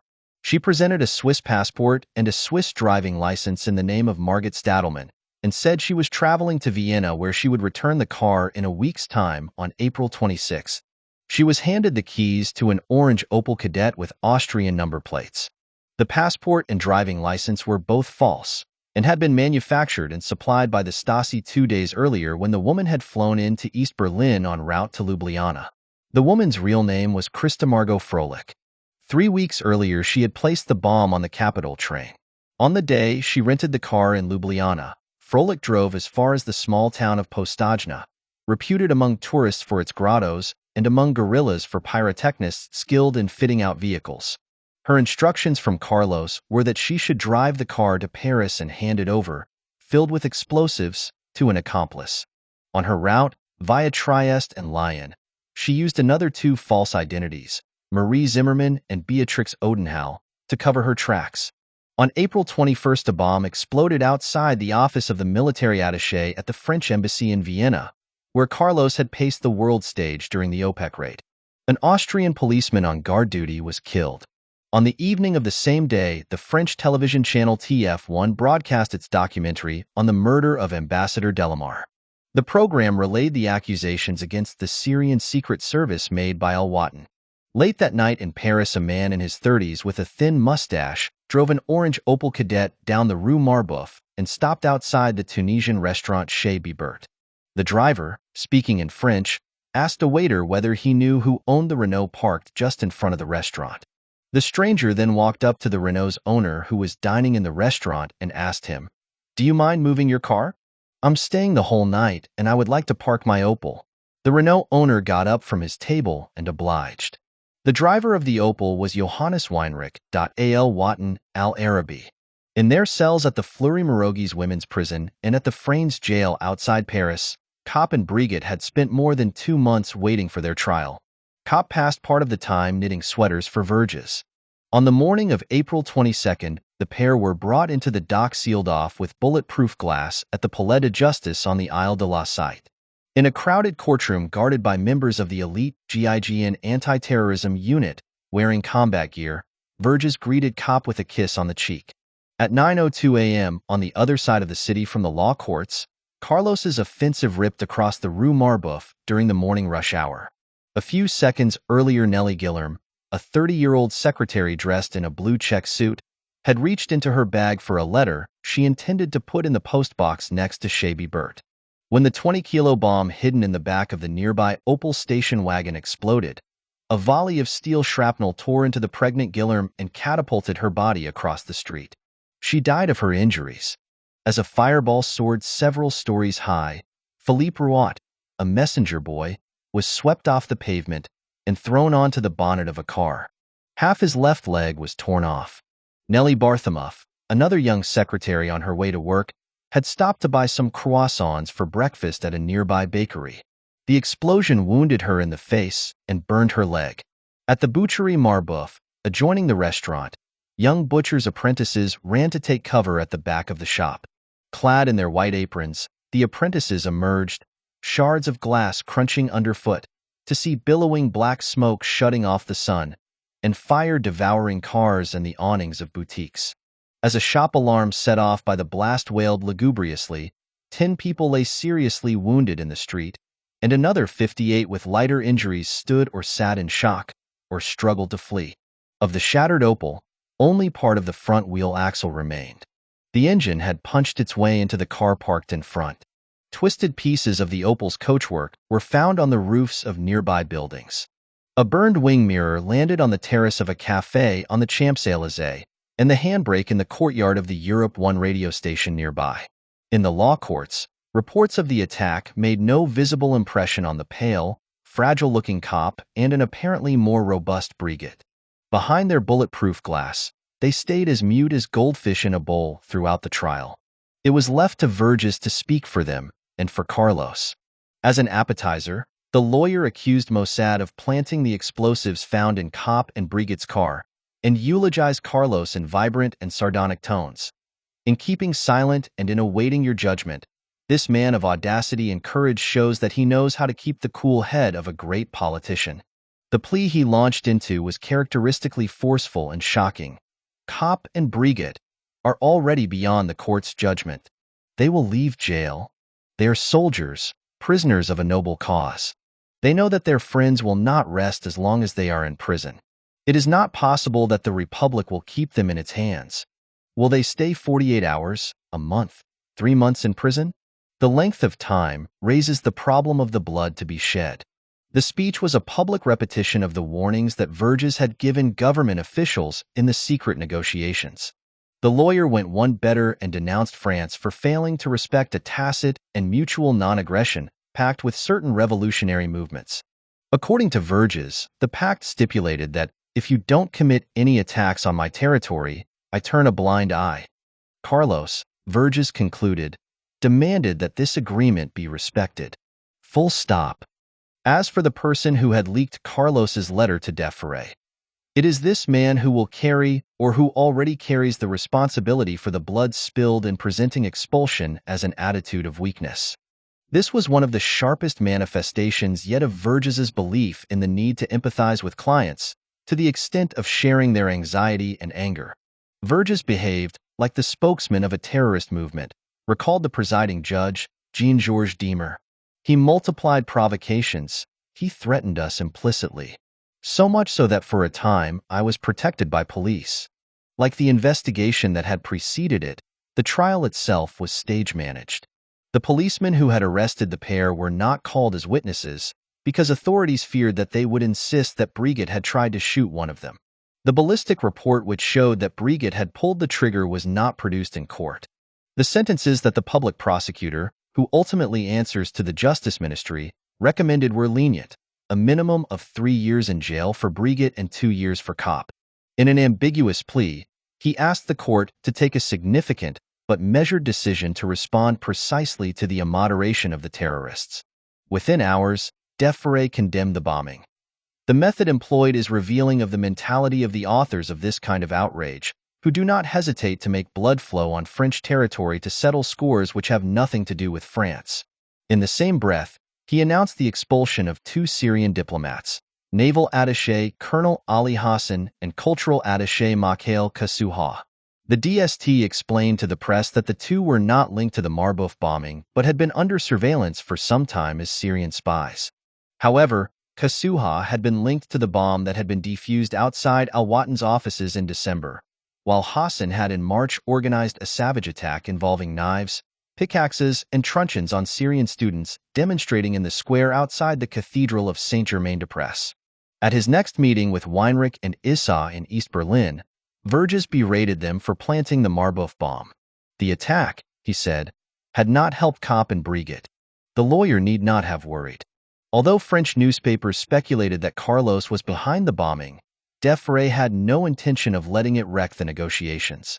Deferre's orders to the head of the DST's counterterrorism section, Commissaire Jean Bacloudy, were clear. Defere ordered me not to follow the Carlos lead, and to concentrate instead on the Syrians. Everything was done to make Syria carry the can. The diplomats who were expelled were scapegoats. It was a way of calming public opinion and shifting the police's attention away from the real authors of the bombing so that negotiations with Carlos could continue. The DST defied the minister's instructions, however. We went on investigating Carlos, though. We knew that Verges was traveling to Eastern Europe and was meeting a French Interior Ministry official, so we reached our own conclusions. On the day after the Marbouf bombing, President Mitterrand summoned what Defere called a war cabinet on terrorism in his gilded office in the Élysée Palace. Facing the head of state were Defere, Marcel Chalet, the DST chief, Pierre Marion, who had renamed the STIS the Direction Générale de la Sécurité Extérieure, DGSE, and General Jean Saulnier, the president's chief of staff. Their decision was that DEFRA should chair a weekly meeting on terrorism. But by late July, these Wednesday evening meetings in the Interior Minister's office had lost all purpose. Far from launching a new anti-terrorism strategy, participants got bogged down in minutiae, such as the form residence permits should take, or defers stories of his experiences in the French resistance. Less than a month after the Marboeuf bombing, Carlos's offensive restarted. A rocket-propelled grenade struck the French consulate in Beirut, hitting a block of flats assigned to French diplomats. No one was hurt. In May, 25 kilos of explosives hidden under a car blew up inside the French embassy compound in Beirut. 11 people, including 5 embassy employees, were killed and another 27 were wounded. Mitterrand's advisor Attali noted in his journal, "A clear signal. In the eyes of many people, our presence is not needed here. Something is about to happen." The butchery earned Weinreich a compliment from another of the Carlos Group's lawyers, Swiss attorney Bernard Rambert. "Graf, Rambert's code name, has congratulated us for this action," read a note by Weinreich, who had been dispatched to Beirut by Carlos to prepare the attacks there. Weinreich's notes show that more attacks were planned. In the Lebanese capital, the French and United States embassies and the French consulate were placed under surveillance. In Paris, the home of Justice Minister Robert Badinter was also watched, while Rambert supplied Weinreich with details of the police security at the Justice Minister's home. Rambert, however, denies this. In Rome, other members of the Carlos organization considered an attack on the French embassy, housed in the Renaissance Palazzo Farnese. The nature of the targets owed much to Carlos's Syrian paymasters. To my knowledge, and this is a personal assessment, the Syrian secret services were indisputably behind Carlos, the Stasi's Colonel Jackal recalled, especially at the time of the attacks in France and against France. More precisely, the Secret Service of the Syrian Air Force was involved. For me, the members of the Carlos group were instruments. Weinreich himself explained the purpose of the offensive when border guards challenged him on his arrival in late May at Berlin's Schönefeld airport with a heavy load of explosives tucked into a brown leather bag he was carrying as hand luggage on a mid-morning Tarim flight from Bucharest. Brandishing a false Syrian diplomatic passport in the name of Joseph Leon, he proudly declared, "The group is conducting a dirty, private war with France until the prisoners Kopp and Brigitte are freed by combat." Carlos's dirty, private war suffered a setback in June, only 2 months after the Rue Marboeuf blast. Froelich, who had driven the Opel Kadett to Paris, was arrested at Rome's Leonardo da Vinci Airport carrying a suitcase artfully transformed into a portable arsenal. 3.5 kilos of detonating/explosive cord had been neatly wound into a spiral to nestle underneath the inner lining. The suitcase also contained a cheap traveler's alarm clock turned into a timer for use with a bomb and 2 electric detonators. Froelich, who also carried a false German passport in the name of Marie Zimmermann, spent the next 6 years in prison. As bombings underscored Verges's negotiations, Weinreich drafted a hard-hitting statement for the lawyer to recite if French government officials challenged him about the offensive. A note in Weinreich's handwriting read, "Message for Verges. If during his meetings with government representatives he is asked the question, he must answer in accordance with the directives from Michel, alias Carlos. We have undertaken a secret approach of DEFRA, and the answer was a public challenge to our organization. We have accepted this challenge, and we combat with the weapons of our choice, until such time as our comrades are returned to us in a definite manner." Terrible. This Carlos has no consideration for anyone, but perhaps he has a political obligation. Verges retorted, "But Carlos, monsieur, has no obligation in France." The need to keep Carlos informed plunged Verges into a complex procedure designed to shake off anyone shadowing him as he ferried messages to and fro, including one rousing recommendation for the prisoners. Your duty is to stay strong psychologically. At least a week in advance of any trip to Berlin, Verges was required to send a telex, signed Jean, to the Palast Hotel in East Berlin addressed to Mr. Said, an alias that Weinreich used for receiving messages. Verges's official cover for his travels, if discovered, was that he was visiting a West German national who had a child by Brigitte. If Carlos's team wanted to get in touch with Verges, it would send him a postcard with the meaningless message, "Greetings, we are happy," to the sumptuous tower, Affectionately, big kisses. You're Danielle. The sign-off was a private joke. Danielle was the name of President Mitterrand's wife. In Berlin, Verges used the dead-letter technique tried and tested by spies of both East and West.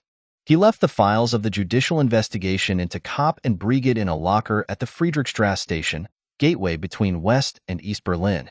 Weinrich collected the papers, but not before a Stasi officer had passed by to copy them. Weinrich attempted to simplify the procedure by asking the Stasi's Major Voigt for help in facilitating the lawyer's trips through the Berlin Wall. Verges, he pleaded in April 1983, has already done so much for the revolution. The Stasi, which had opened a file on Verges and put border posts on alert, turned Weinrich down. A sheepish Weinrich noted in his report, "Shame. No visa for Verges." Carlos stopped at nothing to free his accomplices. He even considered exploiting the last indefensible cause espoused by Verges, that of Gestapo officer Klaus Barbie, known as the Butcher of Lion, because of his unrelenting enforcement of Hitler's final solution. As head of the information section of the Gestapo in Lion, Barbie had been ordered to wipe out the resistance. Twice condemned to death in absentia by French courts, he was tracked down to Bolivia by French Nazi hunter Beat Klarsfeld and captured in February 1983.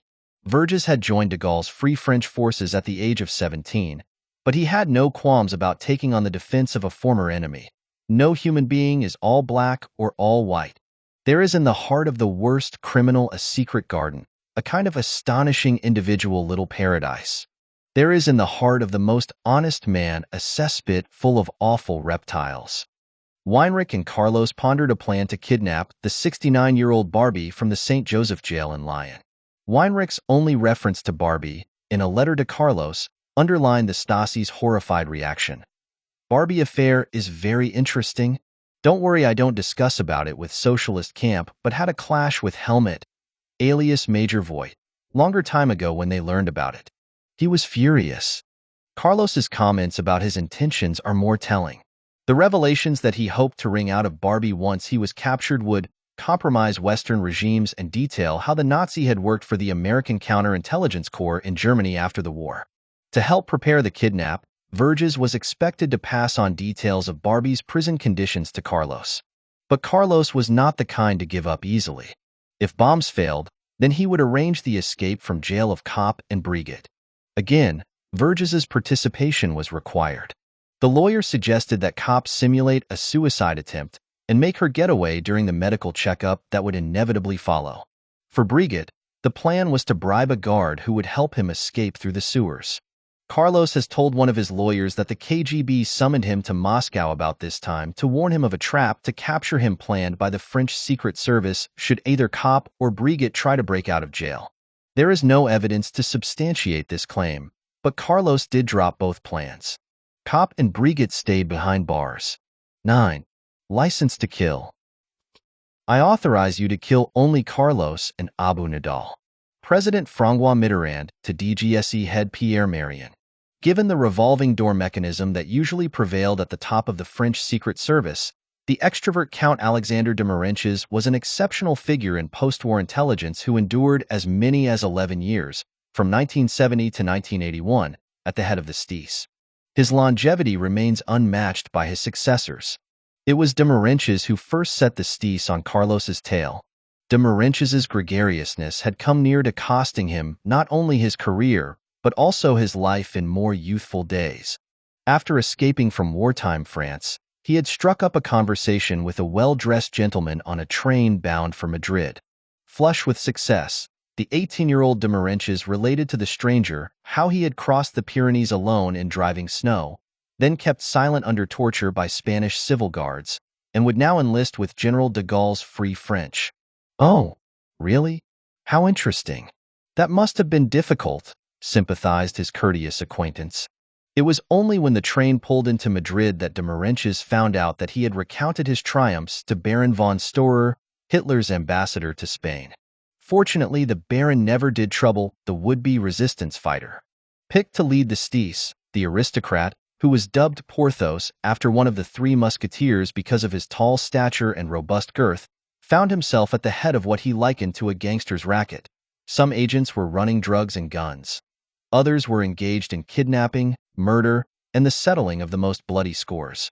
His purge of the Stis weeded out most of the top brass and hundreds of lesser officers who were suspected of anti-Americanism, tainted by the scandals of the Algerian War of Independence, or were simply deemed unworthy of his trust. A unit in which de Marinches had complete confidence was the Action Service, the Stis's clandestine operations arm. It was ordered to hunt Carlos. In late 1975, only a few months after his triple murder of the two DST Secret Servicemen and Macarbal in Paris, Carlos was spotted in Algiers at his favorite nightclub, the Chic Dar Salem. There, the Action Service's Philippe Rondat watched him from a distance as, surrounded by female companions, Carlos sank into a drunken stupor. After consultation with the Action Service's chief, Count de Morales, de Marinches suggested taking advantage of one of Carlos's drinking bouts to neutralize him. The nightclub was deemed an unsuitable venue for a kidnapping as it would have upset delicate diplomatic relations, given that the Dar Salem's owner was the brother of Algerian President Boumediene. The Action Service rushed to make alternative arrangements. But by the time a team had assembled, the quarry described by de Marinches as an excellent young man, born of the Champagne left, and who always had primed grenades in his pocket, had disappeared. In 1976, Rondat managed again to track down Carlos to the Eden Beach Hotel in Malta. The Action Service is said to have suggested murdering Carlos using a technique borrowed from Mossad, an explosive device concealed in the telephone of his hotel room. As de Marinches observed, when you're dealing with irregulars and terrorists, there are no more rules. Anything goes. According to published reports, President Giscard d'Estaing refused to grant the Stis permission to carry out the killing. But former members of the Action Service have denied such an assassination was on the cards, insisting that they wanted to catch Carlos so he could stand trial in France. However, tougher action would have been justified had Carlos put their lives at risk, they added. In 1977, Carlos was spotted in Colombia where his mother was living. But yet again, the Action Service failed to capture him. By the time of President Mitterrand's election in May 1981, France's attempts to catch Carlos had led nowhere. Murders and bombings on the streets of Paris in the spring and summer of 1982 marked Mitterrand's first confrontation with terrorism. 21 attacks in the first 6 months of the year claimed a death toll of 30 and wounded 178 people, the price France paid for its interventionism in Lebanon and in the Arab-Israeli conflict. The Lebanese revolutionary armed faction claimed the murders of the American Colonel Charles Ray and the Israeli diplomat Yaakov Barsamentov. Carlos bombed French targets in Beirut. Carlos claimed responsibility for the capital train bombing, and the Carlos Group, with the help of the Syrians, planted the Marbouf bomb. The list of attacks was lengthened when gunmen believed to have been sent by the terrorist Abu Nidal carried out a racist attack in the heart of Paris. Joe Goldenberg's kosher restaurant and delicatessen in the capital's Jewish neighborhood, specializing in the diaspora fare of Eastern European Jews, was as crowded as ever at lunchtime on August 9, 1982, when a Czech-made grenade was lobbed through the window. Before customers and waiters, many of them wounded, realized what had happened, 4 of 5 masked men. The pandemonium was such that the exact number was never established, burst in and sprayed the room with machine gun fire, killing 4 people and wounding another 30, 12 of them seriously. A Moroccan waiter who tried to flee was pursued and executed in the kitchens. As the killers escaped into the street, they shot an elderly employee of the restaurant and a woman in her 50s who lived nearby. The investigating magistrate assigned to the case was Jean-Louis Bruguière, who happened to be one of the few Paris-based judges not away on holiday. Within hours of the massacre, he was in the restaurant looking for clues. It was Judge Bruguière's first introduction to terrorism after a career in which he had dealt mainly with the Paris underworld. 8 days after the Goldenberg bloodbath, Mitterrand, still shaken by the shouts of "Mitterrand assassin" and "Mitterrand trahison," treachery, chanted at him when he had visited the Jewish neighborhood, turned his back on the existing anti-terrorism apparatus. For the first time in the history of the Republic, he created an operational counterterrorism unit based at the Élysée Palace, reporting to him. The new unit was led by the energetic Colonel Christian Proutot, who had headed the elite force of the paramilitary police, the Groupement d'Interventions de la Gendarmerie Nationale, GIGN. Proutot's force had previously ridiculed security at the Élysée by smuggling a bag of explosives into the presidential office. Overnight, a purely action unit was entrusted with the mission of coordination, intelligence, and action against terrorism. Pretor's appointment not only amounted to changing the ship's captain in the middle of a storm, it also sowed confusion among established French police and intelligence forces. In the space of a few days, no one any longer knew who was doing what, recalled former DST chief Marcel Chalet, voicing the dismay of many who wrote off Pretor's unit as gung-ho cowboys. Our foreign partners were dismayed that doubts were cast over existing procedures for sharing intelligence, and they threatened to turn off the tap. Pretor's unit was already busy carrying out a discreet mission for Mitterrand, the illegal phone tapping of politicians, film stars, and journalists. Mitterrand's creation of the anti-terrorism unit highlighted his long-standing lack of confidence in French intelligence, which had been dogged by a string of post-war scandals. The confidential report that the DST sent to Mitterrand after his election helped to devalue the secret services in his eyes. The report depicted one of his junior government members, Regis Debray, a revolutionary philosopher who served as intellectual companion to Che Guevara and recognized the strategic value of terrorism, as Fidel Castro's stooge. French secret services, Mitterrand once confided, were nothing more than costly eyewash, and they suffered from a sort of intellectual submission to the Americans. To succeed de Merenches as head of the STIS, Mitterrand looked outside intelligence circles and plucked Pierre Marion from the aerospace industry where he was on the verge of retirement. In late August 1982, shortly after the Goldenberg carnage and 4 months after the bombing of the Rue Marboeuf, Pierre Marion strode across the courtyard of the Élysée. A tall figure with a piercing gaze and the dress and bearing of an English gentleman, he was escorted silently by the chief usher to the president's study. Marion was in confident mood.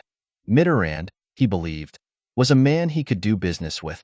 His conviction was born of the president's reaction to the Goldenberg murders. Mitterrand had immediately assembled the intelligence and police chiefs and declared terrorism public enemy number 1, ordering them to wage war on it.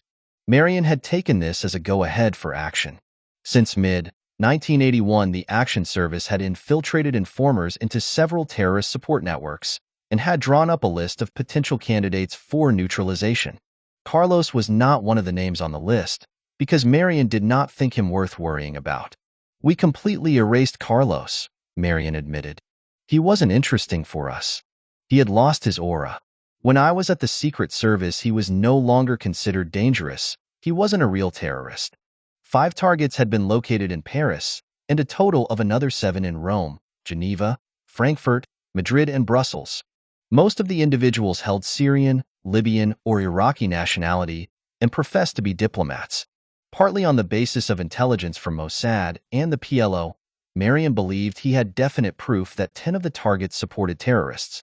There were some doubts over the 2 remaining individuals, but, in Marion's eyes, France's right to self-defense meant that, in time, conviction, innermost conviction, was enough to justify their assassination. Marion had selected volunteers from the 200-strong Action Service, perfectly disciplined, good observers, and precise executors.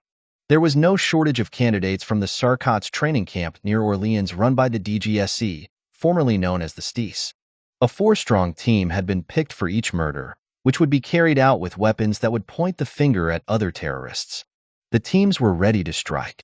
But Marion could go no further without consulting Mitterrand. What the Secret Service chief was seeking was an anonymous, blanket cover. All the president would know about was the number of targets involved, not their names. Marion's witness-free meeting with Mitterrand. "With more than 2 people, there are no more secrets," the president was fond of saying, got off to a bad start. The president was in a foul mood, his handshake cold and his features set in stone. Handing Mitterrand his list of suggested operations, Marion told him that if anything went wrong or if news leaked out, the rule of the game was that he, Marion, would act as the scapegoat. The president, with the death list in his delicate hands, Marion noticed they were as fine as those of a violin player, refused to give the green light for any of the assassinations. 8 days later, in September, Marion asked for another urgent interview with Mitterrand. The encounter, also private, was just as strained. After another cold handshake, the president demanded roughly why the meeting was so urgent.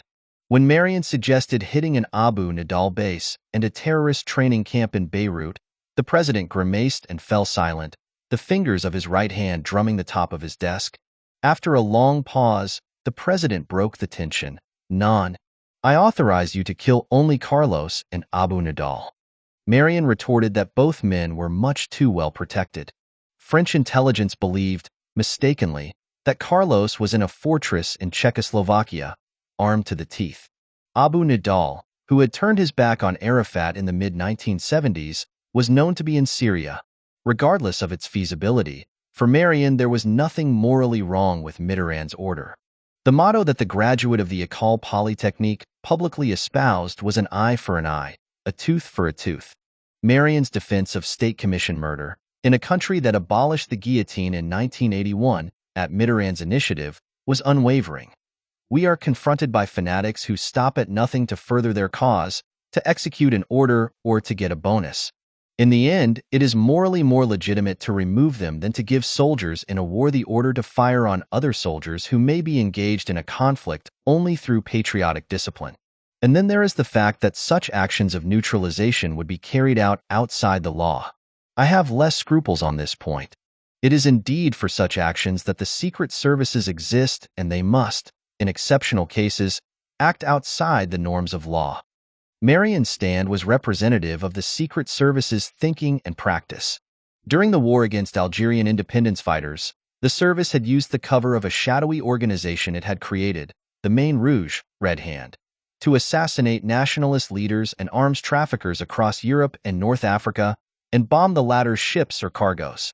One former alcohol and tobacco smuggler turned arms merchant based in Hamburg, George Puchert, was warned to stop supplying the Algerians in 1957. When he took no notice, 3 of his ships were bombed and sunk in as many months, and he was finally blown up. An associate was killed in a Geneva hotel with a poison dart fired into his neck. Nor were relatives spared. Another German arms salesman, Otto Schluter, stopped supplying the Algerian nationalists after a car bomb killed his mother. According to a former prime ministerial advisor, Konstantin Melnik, the Action Service assassinated 135 people in 1960 alone. One of Marion's successors, Admiral Pierre Lacoste, who was sacked after the French Secret Service bombed the Greenpeace ship Rainbow Warrior, would have gladly eliminated Carlos to satisfy Mitterrand. "If I had had Carlos at the end of my rifle, it's probable that I would have obtained permission to have him slain. I myself wouldn't have been reticent. But we never got close enough to the stage where I could ask Mitterrand for authorization to kill him." Biographers have invariably assumed that the socialist President Mitterrand always refused to sanction state killings. As well as abolishing the death penalty, he is widely believed to have turned down such plans known in France as Operations Humets, wet jobs, or Actions Homo, short for homicide, and to the CIA as operations to terminate with extreme prejudice. In fact, the Action Service was still active during Mitterrand's long reign. France's ambassador to Beirut, the 59-year-old Louis Delamare, knew that his life was in danger. He had received death threats, but he had refused bodyguards and an armor-plated car, saying that an escort would be pointless and would only mean that several people would die instead of just one. Delamare was alone with his driver when his car, French tricolor flapping in the wind, was ambushed in West Beirut on September 4, 1981. Four gunmen sprang out of the white BMW which had blocked the way and, while the driver cowered on the floor, one of them took aim at the ambassador and fired through the window. 6 bullets struck Delamare at point-blank range in the head, heart, and stomach. Witnesses, including Delamare's driver, related that the gunman had initially run up to the ambassador's car and tried to open the doors. But the doors were locked from the inside. Only a few dozen yards away, Syrian soldiers and intelligence officers looked on from a Syrian army checkpoint. When the white BMW sped away with the killers, the Syrian soldiers let the car through the checkpoint. 3 of the killers of Louis Delamare were slain by members of the French Action Service. Within hours of the assassination of the ambassador, Marion had ordered his spies in the Middle East to identify and find the killers. Initial reports from Lebanese, Palestinian, and Syrian sources all pointed to Damascus. In an investigation lasting several months, the French confirmed that Syria had commissioned the murder, although the original plan had been for Syria to hold Delamare hostage, as it had held a Jordanian diplomat a few months earlier to put pressure on France. The French spies discovered that the killers were members of the Red Knights, a new paramilitary organization set up that summer and deployed in Lebanon by the Syrian president's brother, Rifat al-Assad. The gunmen had trained at a camp in Syria run by Rifat al-Assad's special forces, the 50,000-strong defense brigades. After the ambassador's murder, the gunmen were escorted by the Syrian Secret Service to Damascus, where they were held and questioned before being released. The French were able to identify only 3 of the assassins and track them down in late 1982 to a village in Lebanon's Bekaa Valley. Marion sent a team of a dozen action service recruits which shot 2 of the killers dead and wounded the 3rd. The commando contacted Marion to seek the go-ahead to complete their assignment. Marion gave them clearance, and a French officer followed the badly wounded man to his hospital bed and wrenched out the oxygen and other tubes linking him to a life support machine, so that he would have no more memories, as one senior intelligence officer put it. Mission accomplished, the team radioed back to Paris. Carlos escaped having a similar fate inflicted on him by the Action Service, but the rival DST, which had lost 2 men to his bullets, was more than willing to step into the breach and execute him. In December 1982, the CIA's Paris station chief, John Sidel, telephoned the new head of the DST, Yves Bonnet. They had urgent business to discuss, insisted Sidel, whom Bonnet had nicknamed Von Sidel because the American carried himself as stiffly as a Prussian officer. The CIA officer brought his French colleague a magnificent Christmas present, a chance to seize Carlos. Bonnet, a career civil servant, had been in the job barely a month, but that had been long enough to realize how much the CIA's information mattered to his service. I found the DST still very traumatized by the Rue Tullier shootings. Carlos had become a mythical beast. He was undoubtedly public enemy number 1 for the DST. Sidel was convinced that the CIA's source, a Syrian, was reliable. Carlos, who had been located in Damascus, apparently planned to travel in the next few days to the Swiss resort of Gstaad, favored haunt of the European jet set, and would stay there in a hotel over Christmas. Sidel had the name of the hotel and the date on which Carlos was due to arrive. Bonnet's superior, Interior Minister Defray, jumped at the opportunity to get even with the man he had tried to placate through negotiation, only to see a bombing and shooting campaign strike France and French targets abroad. "We'll take the risk of catching him. We'll gun him down," Defray enthused to Bonnet. "I take full responsibility. My duty isn't to ask the president. He cannot order this assassination." Technically, the DST had no right to carry out such a mission. Its brief was national, as clearly underlined in the decree defining it as responsible for detecting and preventing, on the territory of the French Republic, the activities inspired, engaged in, or sustained by foreign influences of a nature that threatens the security of the country. Foreign operations were the DGSE's domain. Countless DST chiefs had maneuvered to gain wider powers, only to be obstructed by their rival. As there was no question of the DST passing on the American tip to the Action Service of the DGSE, Defray had little choice but to turn to Colonel Proutot, the officer promoted only 5 months earlier to head Mitterrand's new anti-terrorist unit. Thirsty for a coup to legitimize his unit in the face of intense criticism from the French police and secret services, Colonel Proutot personally led a team to Gstaad, where the athletic paramilitary team merged with some difficulty with the resort's jewel-arid fur-clad revelers. Colonel Proutot found no sign of his quarry in the hotel or on the slopes. If a famous terrorist was present in this town, which we have not been able to prove, in no case was it Carlos, he reported in a confidential note to Mitterrand, adding a Sibylline reference to the president's order to catch Carlos. "It is certain that in your mind, given the danger Carlos represents, it was important, as soon as he had been located, to do what was necessary so that he could no longer do harm." An irritated Bonnet challenged Sidel, following the operation's failure. "You took us for bloody idiots," the Frenchman protested. No, we were certain. We'd put the informer through a lie detector test," Sidel answered. Yet again the CIA had paid the price of its reliance on polygraphs, widely decried by other intelligence services and by critics within the CIA itself. Some cultures polygraph more effectively than others, remarked a politically incorrect Claridge, who had made his own attempt at neutralizing Carlos in the mid-1970s. "Americans, because of our puritanical tradition of right and wrong, are good subjects. Arabs and Indians, for example, are notoriously difficult," because lying under certain circumstances is culturally acceptable. In the year that followed Carlos's wave of terror against French targets, the missions launched by France's secret services amounted to little more than boxing with his shadow. The closest either Marion of the DGSE or Bonnet of the DST came to Carlos was in the quirky par diplomacy, which they, separately, attempted with his chief sponsor of the time, Syrian intelligence. Bypassing the cumbersome diplomatic apparatus is nothing exceptional in France, where politicians, chairmen of state-owned companies, and Secret Service chiefs alike regard managing personal networks of foreign contacts as part of their job. At his September 1982 meeting with Mitterrand, Marion had sought and obtained permission from the president, yes, but hurry, to try to secure a pledge from Syria's Rifat that there would be no more Syrian-sponsored terrorist attacks in France. The Syrian was not an easy individual with whom to negotiate. The previous year, in February 1981, Rifat al-Assad had crushed a revolt by the fundamentalist Muslim Brotherhood. The rebels had managed to seize the ancient city of Hama north of Damascus before Rifat sent in troops backed by a tank division. Some 10,000 members of the Brotherhood and civilians are believed to have perished in the bloodletting that followed. Marion had already shown the Syrians that he meant business.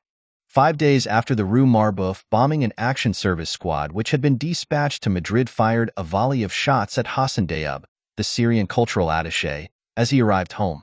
Diab was suspected of masterminding the murders of Syrian opposition figures exiled across Europe. He survived unharmed.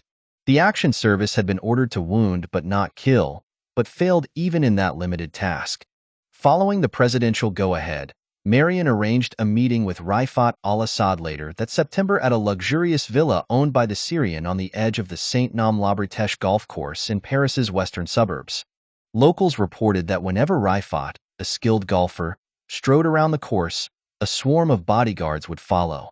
Marion was told not to bring any of his own bodyguards, but DGSE officers were unobtrusively deployed within eyesight of the villa. Accompanied only by his driver, Marion was greeted by a row of Syrian bodyguards armed with machine guns. In 2 5-hour rounds of talks, Rifat angrily and repeatedly denied any links to terrorists. Marion wielded carrot and stick. The carrot was the prospect of warmer relations with France, the stick a threat to strike at the terrorist support networks in France and other European countries, including Syrian so-called diplomats, even though Mitterrand had refused to grant Marion permission to do just that. The bluff was not called, and the two shook hands on a mutual non-aggression pact. "You can count on my word," Rifat said. "Abu Nidal will no longer act against you." No mention was made of Carlos. The negotiations did not concern Carlos, Marion recalled. In the DGSE's assessment, he wasn't yet supported by Syria. Carlos wasn't even considered operational by the Syrians. In fact, as Carlos himself was shortly to demonstrate, he was at the time a key element in Rifat al-Assad's stable. The DST chief Yves Bonnet was similarly duped by the Syrians. Several months after Marion's meeting with Rifat, Bonnet flew to Damascus for his own attempt at diplomacy. The two French intelligence chiefs made no attempt to coordinate their initiatives. "I never had the habit of asking the DGSE for permission when I went on foreign missions," Bonnet sniffed. In the words of an MI6 observer, the French secret services keep their sharpness and tautness more by jousting and competing with each other than by cooperating. The feud between the two intelligence agencies was rooted in the Dreyfus scandal, which had spawned mistrust of the secret services among French leaders and public opinion. In the intelligence community, the decision prompted by the Dreyfus affair to strip the military of its domestic counter-espionage role bred lasting resentment. The Army-linked Secret Service, of which the DGSE was the heir, jostled continuously with its civilian counterintelligence rival, now the DST, which gave as good as it got. Like Marion, Bonnet had to sit through a monologue, a 2-hour denunciation of French meddling in Lebanon by General Mohammed al-Kuli, the head of Syria's elite secret service, the Air Force Intelligence Corps. Relations between the two men soon warmed, however, and the heavily built general, friend and personal advisor to President al-Assad, pulled on a cigar as he took Bonnet for a stroll through the streets of Damascus, surrounded, Bonnet remembered, by his likable mates with bulges at their sides. In the Umayyad Mosque, he pointed out the mosaics to Bonnet as their escort, minus shoes but still with bulges under their jackets, strolled nearby. Bonnet was evasive about the other figures he met in Damascus on his visits in 1983 and 1985. He admitted to seeing people from the Abu Nidal group, not unpleasant but stirred up. People who have an unrealistic vision. But he denied meeting Abu Nidal himself. It seems surprising, however, that the head of France's DST, on a visit to the Syrian capital to see General al-Kulli, should have to deal with an obscure subordinate of Abu Nidal's. The fact that in 1985 Abu Nidal sent Bonnet a personal message of sympathy, verbally and through an intermediary, on his dismissal from the DST. "You have left, but you remain our friend," would suggest otherwise. Like Marion, Bonnet claimed credit for a 2-year pause in Syrian-backed terrorist attacks in France, which by his own admission was won on entirely selfish terms.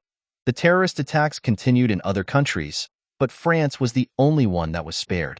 The truce was based on balanced relations, an exchange of information, and a mutual non-aggression pact with no attacks on France and French interests abroad. At the same time, the message was, if you conduct operations against your opponents, I don't care as long as it's not in France. The Arabs were interested in information about their opposition figures in France. But I gave nothing that led to anyone's death. I have no deaths on my conscience. Yet again, Carlos was not part of the deal. Operationally, Carlos was of no interest. I was more concerned by Soviet spying, Bonnet recalled. When I asked al-Kulli about Carlos, he told me, "Don't get excited about a guy who represents nothing." Palestinian groups told me that Carlos was completely wrecked by drugs and alcohol. Abu Nidal's people said the same thing. Unoperational and addicted to drink and drugs. Not a flattering portrait, nor an accurate one. Both Marion and Bonnet's diplomatic efforts were missed opportunities to restrain the hand guiding Carlos. The Stasi files spotlight Rifat al-Assad, General al-Kulli, and his deputy Haytham Saidi as Carlos's direct contacts in Syrian intelligence from the mid-1970s onwards. Some 18 months after first visiting East Berlin, Carlos had established direct contact with the Syrian ambassador to ask for help. In the winter of 1980, the ambassador received Carlos, his wife Magdalena Kopp, and Johannes Weinrich, all of whom carried Syrian diplomatic passports, for a half-hour interview in his office. After the meeting, the ambassador ordered the third secretary in charge of security, Nabil Shrida, to look after the group. Soon afterwards, the Syrian foreign minister sent a coded telegram from Damascus ordering the embassy to give Carlos support. The 30-year-old Nabil Shrida served as President al-Assad's interpreter during the head of state's visits to German-speaking countries, but in the eyes of the East German Stasi, Shrida was a Syrian spy. The tasks that Carlos and Weinrich requested of him were initially mundane. Letters of recommendation for visas to Hungary, Romania, and Czechoslovakia, currency swaps, hotel and car hire bookings. Weinrich's accounts detail various sums of money given to him by the diplomat. A few days after the first meeting with the Syrian ambassador in East Berlin, Weinrich asked Shrida to store a Samsonite suitcase containing guns and explosives packed in perfume boxes. The ambassador, Weinrich said, had told him he had no objections. Later, Weinrich's armory of submachine guns, automatic pistols, ammunition, detonators, and other items was placed in a large safe in Shrida's office. Weinrich helped himself from it once a month. Weinrich was always sure of a warm welcome at the Syrian embassy. He was on first-name terms with the ambassador, Amin Askari, and from 1981 onwards his successor Faisal Samak, who served as Carlos's intermediary with Rifat al-Assad. In a letter to Carlos, Weinrich wrote that to establish contact with Rifat, he was supposed to call someone in the latter's office in Damascus and say, "I am Steve," one of Weinrich's aliases, from Carlos. Best regards from Amin Askari, Germany. The explosives that the Stasi had taken from Weinrich at East Berlin's airport on May 31, 1982, prompting Weinrich's declaration that Carlos was waging a dirty, private war with France, had sent alarm bells ringing. The explosives, neatly wrapped in small packs, were analyzed by the Stasi's operative technical sector, which identified them as nitropenta weighing in at 24.38 kilos. The Stasi concluded the nitropenta had been supplied by the Securitate, the Romanian political police. At tense meetings with Major Voigt, head of the Stasi's counter-terrorism section, Weinrich repeatedly demanded his property back. But he refused to enlighten the East Germans on how the explosives might be used, beyond saying that they would be shared out among liberation movements. Irked by Weinrich's refusal to cooperate, Voigt ordered junior officer Borostowski to search his room at the Hotel Metropole.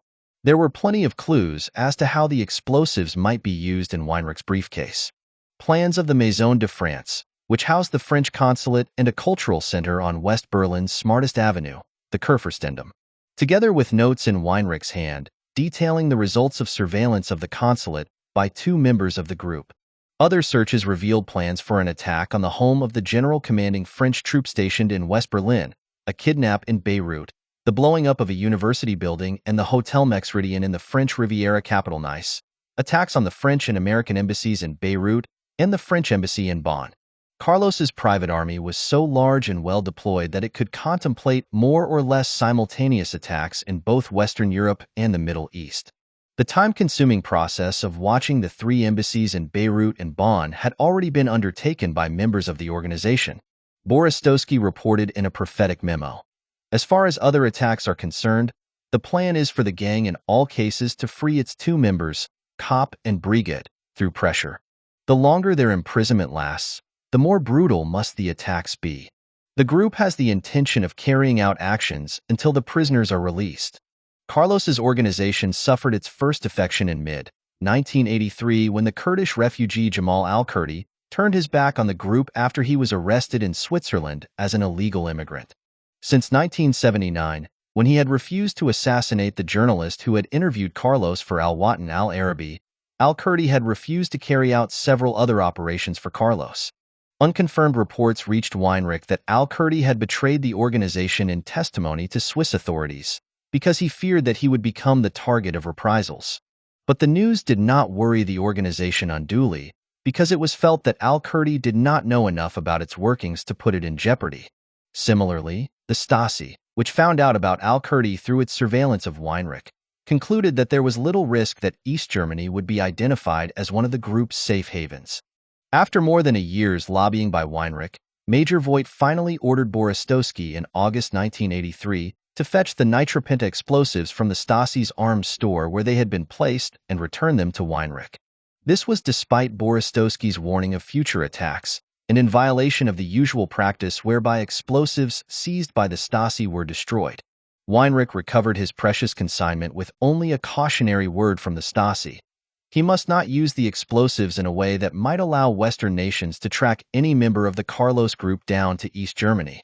On the evening of August 21, 1983, Weinrich added the explosives, together with a detonator, to his armory in the Syrian embassy. The previous morning, one of Carlos's associates in Damascus, Mustafa Ahmed el-Sibai, had flown from the Syrian capital to Berlin-Schönefeld airport. The Lebanese-born Sibai then checked in at the Metropole Hotel in East Berlin, conveniently situated across a leafy square from the Friedrichstrasse station. He was given room 1108, 2 doors down the corridor from Weinrich's room. Sibai's travel plans were already known to the Stasi, which had been tipped off a day earlier by the Hungarian Secret Service in a telegram about Sibai, branded the kamikaze candidate. A few days earlier, Carlos's Syrian lieutenant, Ali al-Issa, had taken a room at East Berlin's Palast Hotel. On the morning of August 25, Weinrich called again at the Syrian embassy just behind the ruined Reichstag building. He asked Nabil Shrida, the third secretary in charge of security, to fetch the brown leather bag containing the nitropenta explosives from the big safe in his office. Weinrich then asked a favor. Would the third secretary ferry the bag across the Berlin Wall? Uncertain as to how far he should go in helping Weinrich, Shrida sought advice from Ambassador Sumak. The ambassador was unhelpful, telling Shrida that it was his affair. Shrida refused the request, but Weinrich had little difficulty finding another courier. Reluctant to walk even a short distance carrying the heavy explosives, Carlos's second-in-command took a taxi to the Friedrichstrasse station, a key link between East and West Berlin in both fact and fiction. The man he had picked as his alternate courier, Issa, was awaiting him. Moments later, Issa crossed unchallenged into West Berlin with the explosives. Issa had used a Syrian diplomatic passport. Shortly after Issa had walked through the heavily guarded border, he met another member of Carlos's organization, Sibai, who had previously crossed over into West Berlin. During the morning of August 25th, someone on the third floor of the Maison de France, where the cultural center, offices, and a restaurant were located, saw a well-dressed man carrying a loud, fluorescent-colored travel bag, pressing to his chest something wrapped in brown paper. The same figure was spotted a short time later on the fourth floor, which was virtually empty because of maintenance work. At 20 minutes past 11, an explosion tore the roof off the Maison de France, destroyed the fourth floor, where the bomb had been left, and caused part of the building to collapse. Michael Harritz, who a few days earlier had joined the Youth for Peace church group and was about to deliver a petition to the French consul protesting against French nuclear tests in the South Pacific, was buried alive under the ceiling of the third floor. The 26-year-old Harritz died of asphyxiation. 22 other people who were in the building and in the street below, including a baby girl and a 5-year-old boy, were wounded by flying blocks of concrete, shards of glass, and debris. 25 minutes after the blast, which was later estimated by police as involving explosives weighing between 20 and 30 kilos, Sibai, who had planted the device, and Issa crossed back from west to East Berlin at the Friedrichstrasse station. At lunchtime, Weinrich again visited the Syrian embassy in East Berlin. He told Shrita to listen to the 1 o'clock news bulletin on the radio. "That's my work," Weinrich smirked when the bombing was reported. On September 1st, Carlos wrote a letter, in English, which he had an emissary of his organization deliver a few days later to the West German embassy in Saudi Arabia. The threat he made to the West German Interior Minister Friedrich Zimmermann echoed the threat made to France's Interior Minister Gaston Defferre soon after Magdalena Kopp and Bruno Brigitte were arrested in Paris. "Your Excellency, in the name of our central leadership, 1. We have destroyed the French consulate in West Berlin at LLH 50 on August 25th last.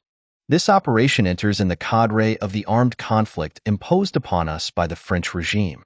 A drawing and some explanations regarding the operation are attached. 2. The choice of West Berlin is a warning to desist from the activities engaged by your predecessor against our organization. Mrs. Gabrielle Crocher-Tiedemann, who has never been sick, a member of our organization, is being extradited by federal Germany for her presumed involvement in the OPEC operation of December 21, 1975. Any judicial or police initiative against Mrs. Crocher-Tiedemann, or against anybody else, on the grounds of presumed or actual involvement in the activities of our organization would be considered a wanton aggression to which we would answer accordingly. For the organization of the Arab armed struggle, arm of the Arab Revolution. Carlos." As usual, Carlos added his thumbprints below the signature. He also slipped into the envelope, in case there were any doubts as to the veracity of the claim, a plan he had drawn of the fourth floor of the Maison de France. Entitled Sketch of the Fourth Floor at Time of Explosion, it was a precise drawing, with captions including "Toilet, locked," and "Locked glass doors to empty art gallery." An arrow pointed to smaller storage room, with the words 25 kilograms of high-power plastic explosive placed here.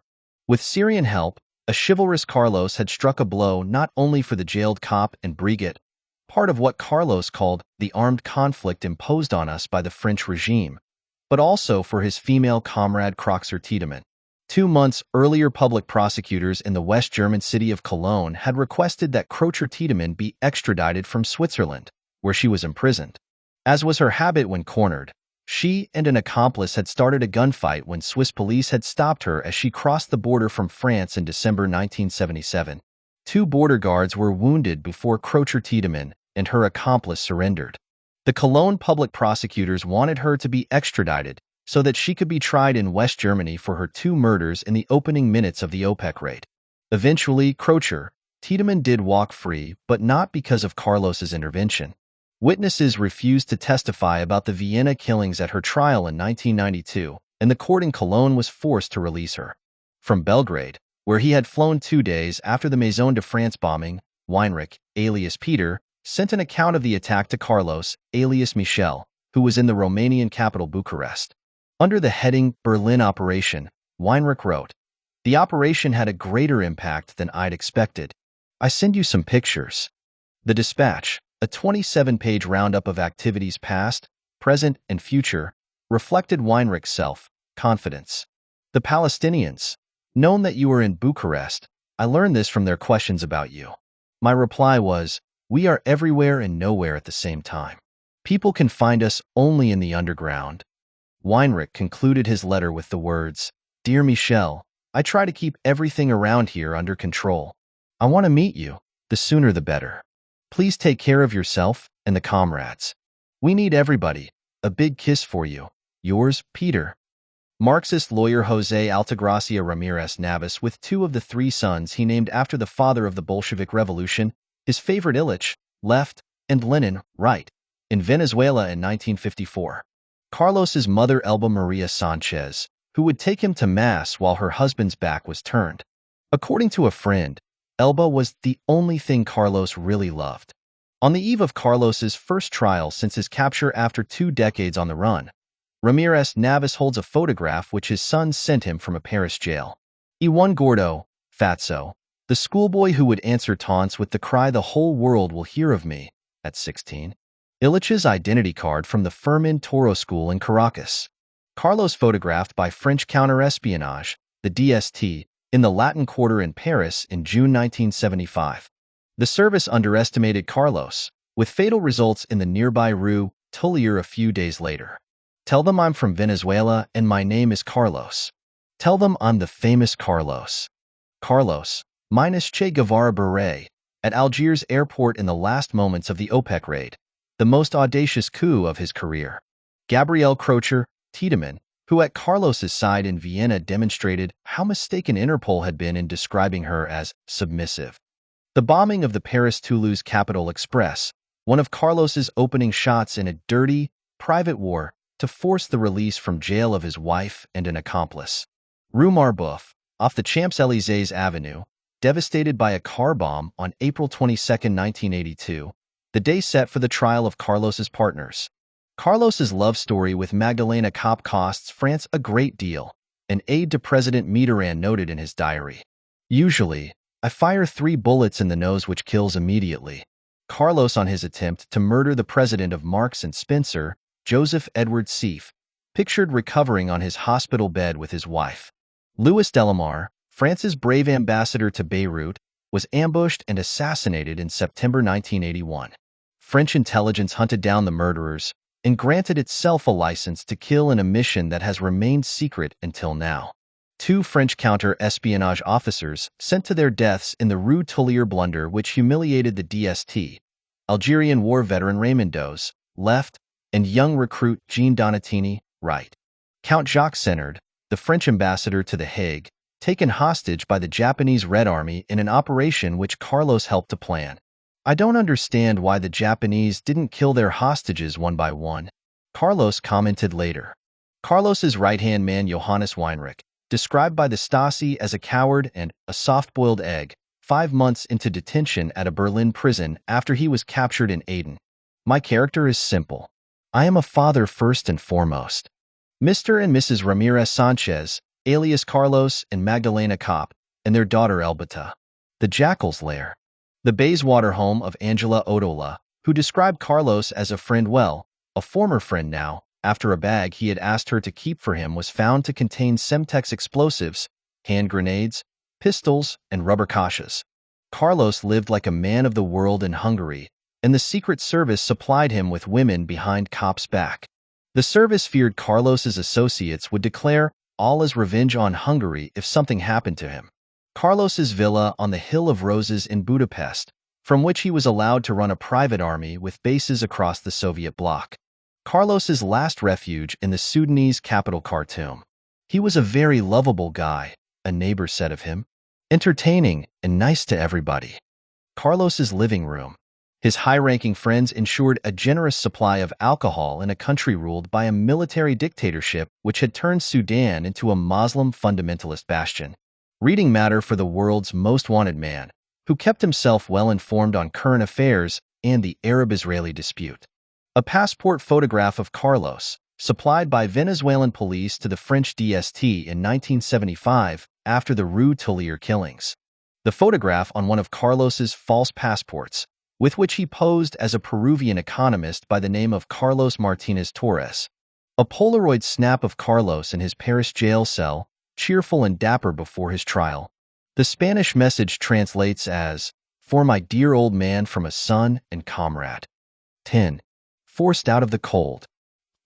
From today's viewpoint, everything looks different. At the time, we were all scared that by putting too much pressure on the group, we would become victims. Stasi Colonel Gunter Jackal. Ever since Carlos had taken the oil ministers hostage in Vienna, Colonel Gaddafi had been generous in his support.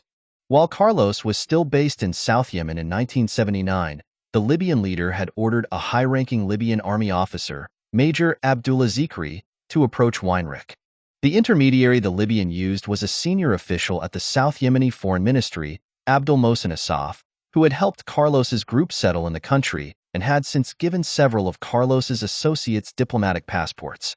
Carlos had been invited to Tripoli, where he was welcomed by intelligence chiefs and Gaddafi himself. The Stasi files noted that Carlos met Gaddafi on several occasions. Funds, weapons, and equipment were all supplied to Carlos by the Libyans. In one consignment in 1980, they delivered Ingram submachine guns, pistols fitted with silencers, and hand grenades. Inventories drawn up by Carlos and Weinreich also refer to receivers for Libyan remote-control detonators, timers, and other weapons. In return, Carlos's organization was drafted in to help Gaddafi's purge of stray dogs, political opponents in exile. In one of his earliest missions for Gaddafi, Carlos sent several subordinates to Switzerland to prepare the ground for an attack on a leading critic of the Tripoli regime, Omar Yahya.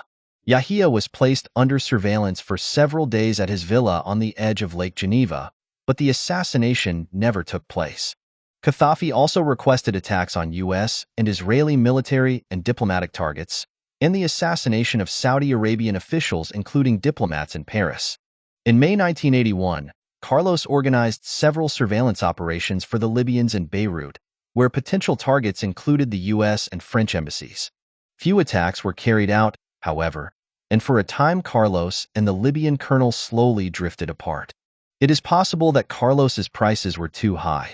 Tripoli was unenthusiastic about Carlos's idea of assassinating President Reagan for $100 million, an operation which would have involved a getaway submarine. But at one of his regular meetings with Weinreich in East Berlin in 1983, an officer of the Libyan Secret Service, Major Salem Abu Shrida, took Carlos's lieutenant to task. The major reproached Weinreich for not working for Tripoli anymore. The major promised that if the group agreed to carry out attacks for Tripoli, it would obtain significant resources from Libya and its intelligence service.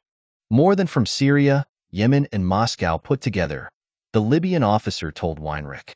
This alluring offer persuaded Carlos to work again for Gaddafi. The Saudi ambassador to Greece narrowly escaped death in June when a team sent by Carlos, at the behest of Libyan intelligence, bombed his convoy in Athens. A car crammed with explosives blew up as the Saudi ambassador's motorcade sped by. Why the two in the first car were not killed on the spot is strange. Maybe George, one of the members of Carlos's group, pushed a fraction of a second too early, Weinreich wrote to Carlos, adding hopefully, anyway perhaps they are killed. Weinreich had scrutinized the newspapers hoping to supply Carlos with press cuttings and photographs of the damage. The newspapers lie about the ambassador, saying that he took extra security steps, such as never going by car to the embassy but leaving it 1 km away and approaching on foot. A clear provocation.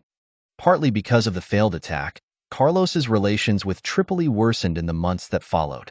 In his lengthy letter to Carlos following the Maison de France bombing, Weinreich could hardly contain his glee at having, he thought, pulled the wool over the Stasi's eyes. Major Helmut Voigt was always warning us not to have an operation in the West. Directly from East and returning, Weinreich wrote to Carlos in his rudimentary English. We always denied and kept hidden how we transported the bag to the West. They seem to me not to be sure if we have done it. We have always done what we wanted, even if they have tried to sabotage our activities. It will perhaps serve them as a lesson when they will have the official confirmation that it was us. I don't have the intention of using Berlin for very long, and that will be the best of the lessons I could give them. So full of fight was Weinreich that he drew up a list, codenamed Waterloo, of more French targets. The French Military Command and the French Library in West Berlin, the French Consulate in Dusseldorf, and in Switzerland the French Embassy in Bern and the French Consulate in Zurich. Weinrich's upbeat letter to Carlos was tempered only by a brief note of concern at the Stasi's reaction. It seems obvious that their aggressive attitude could lead them to betray us. But the overly confident Weinrich quickly dismissed this. Carlos's dirty, private war to free cop and brigade, so far removed from his proclaimed ideal of world revolution as endorsed by the Stasi in its first reports on him, irritated the secret police. As the Stasi's day-to-day contact, Weinrich had since mid-1982 made himself increasingly unpopular with his lengthening list of demands. Arms, explosives, travel documents, visas for contacts visiting East Berlin, logistical assistance for ferrying arms across the Iron Curtain, safe houses, and guarantees of protection and asylum in East Germany should the enemy launch reprisals. After a confrontation with Major Voigt in October 1982, Weinrich had scrawled furiously in his notebook, "If the time comes, where is my submachine gun and my silencer?" The more Weinrich demanded, the more the Stasi judged his requests a threat to the security of the East German state and refused them. Meetings turned acrimonious, with Weinrich accusing his hosts of weakness as they did not take up his suggestion that the Stasi should strike against NATO bases in West Germany. "If you don't want us, say it, leave," he yelled. Apparently, an impatient Voigt was taking less and less care to mask his true feelings for Carlos's right-hand man, whom he called a political nutcase and a megalomaniac. The East Germans rebuked the Carlos group for its lack of caution and its personally motivated attacks, which did not even pay lip service to the revolutionary ideology officially espoused by the communist state. The Stasi concluded that the group was completely uncontrollable due to the personality of Carlos, who was judged brutal and contemptuous of human life. This was an authoritative criticism, coming from a Soviet bloc secret service with a notoriety second only to that of the KGB. The East Germans noted Carlos's self-assurance based on an overestimation of his capacities and his fondness of appearing in public. In certain circumstances, he was liable to lose all self-control and became totally unpredictable. Carlos was a totally destructive person. "I'm not sure that he had a real ideology," Stasi General Markus Wolf reflected years later. "Perhaps he had one at an earlier stage, but now his actions were only a means to destroy." I make a distinction between Carlos and Che Guevara. Although I don't think that Che was helpful or had a chance of success, his way was more thought out and more honorable than Carlos's. For all Weinrich's attempts at keeping the group's involvement secret, it did not take the Stasi long to find out the truth about the bombing of the Maison de France in August 1983 and the Syrians' role in harboring the explosives.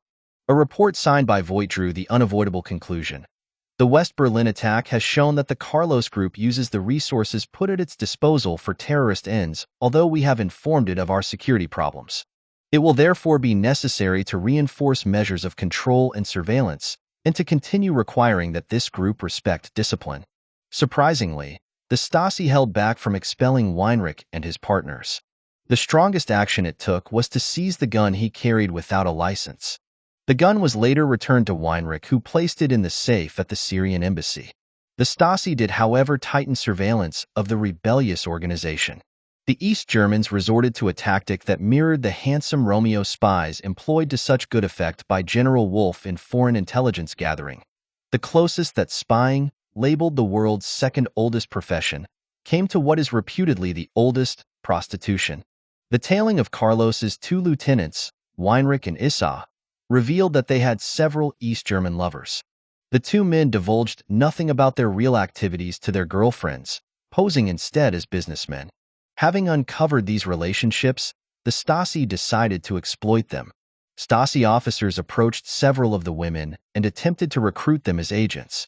One was a young East German, Wilhelmine Göttingen.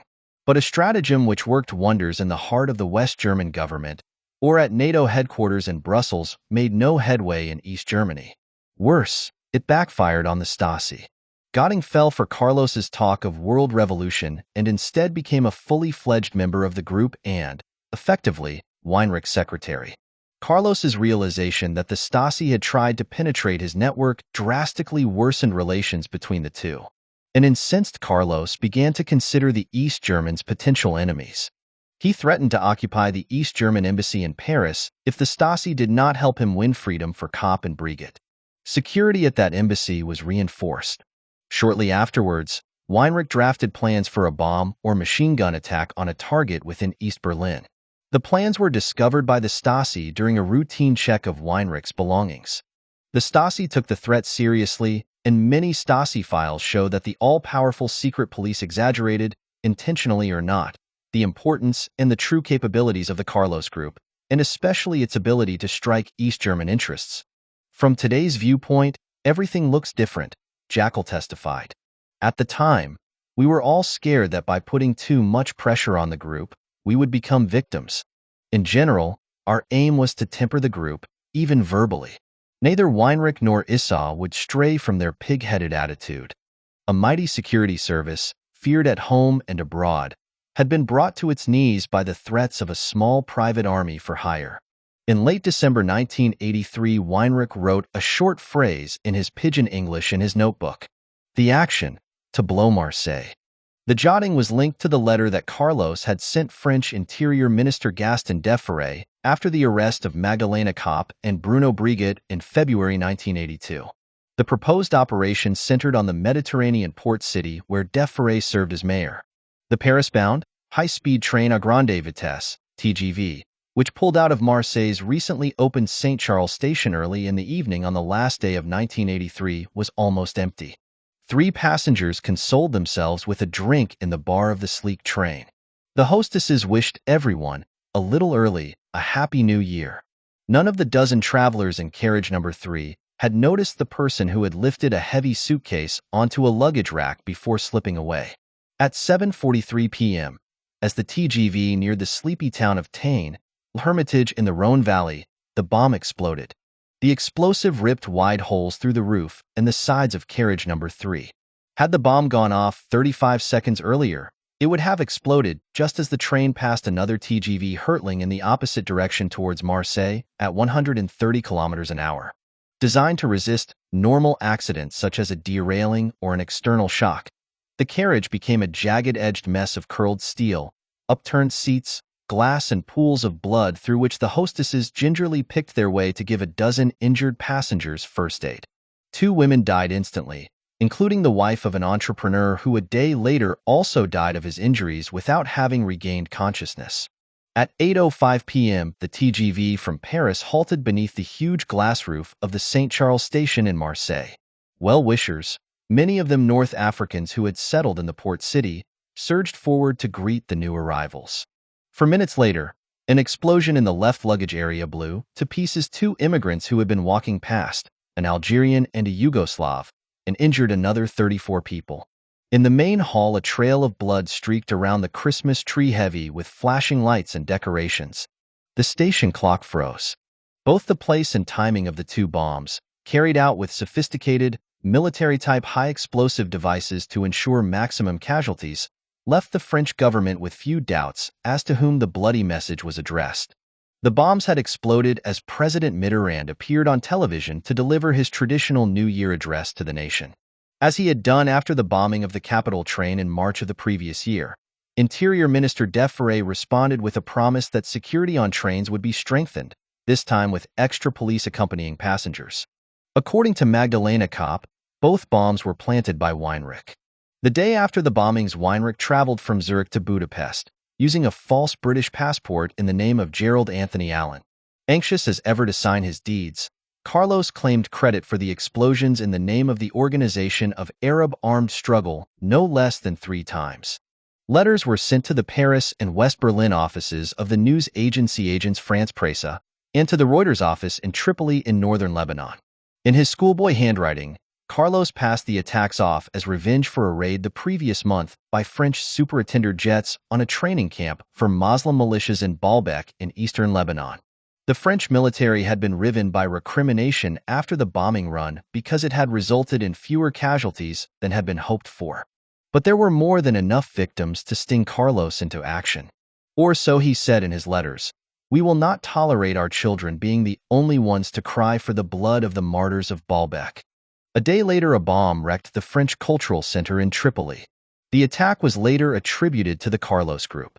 Throwing caution aside, Carlos, or a member of his group, had posted his letter to the West Berlin office of Agence France Presse from East Berlin.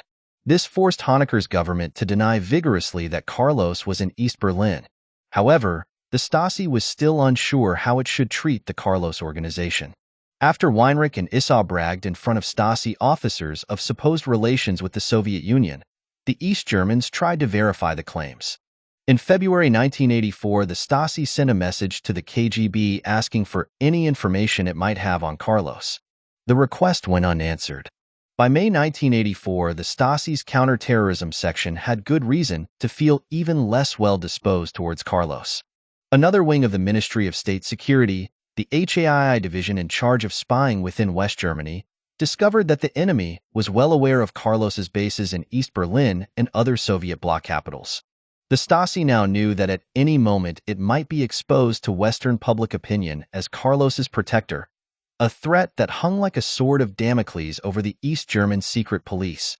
Fear of a public reprimand by the West was common to all Carlos's communist sponsors and was fanned by the intervention of the United States administration in 1984.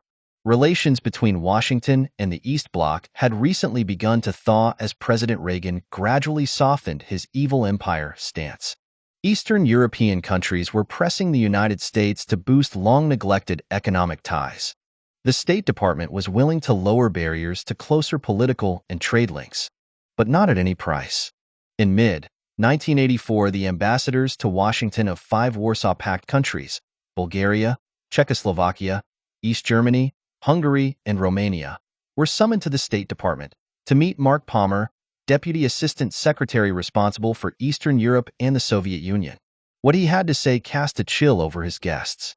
The United States, Palmer reported, had discovered that Carlos and other guerrillas were being protected and given asylum by the countries the ambassadors represented.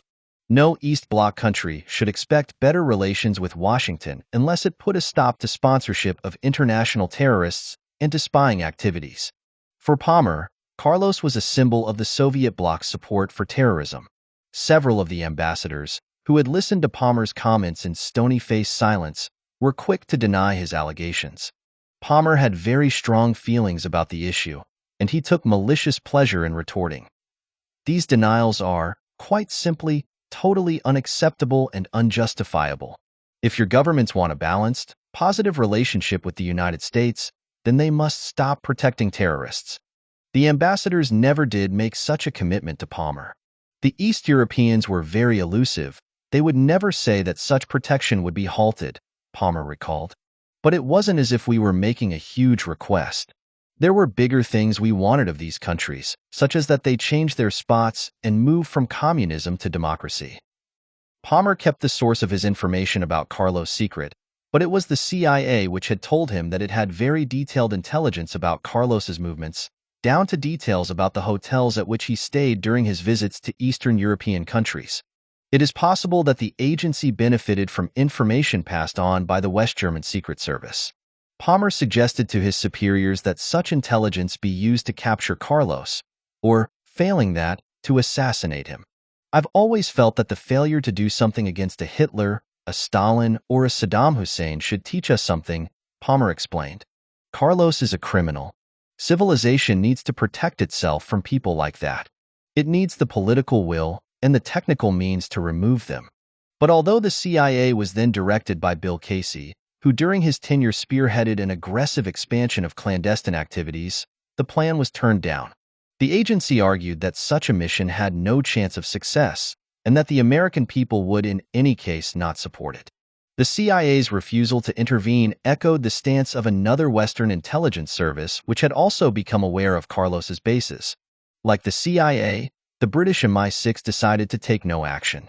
If we had gone into East Berlin to get Carlos, we would have started a world war, an MI6 member recalled. If we had gone in SAS-like, we wouldn't have got out again. Or we would have risked the plane getting shot down. You couldn't seize Carlos there like the ex-Nazis in Bolivia. We thought we had, our hands tied. On September 22, 1984, the patience of the Stasi finally snapped. Its officers informed Weinrich that he was banned from East German soil. The official reason was the dangers and risks which might threaten the security of the German Democratic Republic. Carlos, however, had no intention of giving up on East Berlin. Told of the ban, Carlos swiftly substituted Weinrich, his second, in command, with Issa, the recruit from Syrian intelligence. Just as promptly, the Stasi threatened to ban Issa too. The East Germans told Issa that his presence would be tolerated only if he could prove that he was a guest of the Syrian or any other embassy. Following the reproaches made to their ambassadors by Mark Palmer in Washington, an increasing swathe of East European states cold-shouldered Carlos. His relations with Romania had deteriorated since the bombing of Radio Free Europe. The SEC, Uritate, did ask Carlos to arrange the murder of the manager of the giant French aluminium firm Pecini in Greece. "I like it," chirped Weinrich in a letter to Carlos, and to attack the French embassy in Athens, but neither request was followed up. By 1984, Carlos's emissaries in Bucharest were complaining of intense surveillance in the Romanian capital. In April 1985, Czechoslovakia declared itself out of bounds to the Carlos Group. As the doors of the East Bloc started closing on him, Carlos returned to one of his first sanctuaries, the South Yemeni capital Aden, for a few days. He took part in a meeting of Palestinian extremists at the Hotel Frantel, but he had long lost what little he ever had in common with the Fedayeen.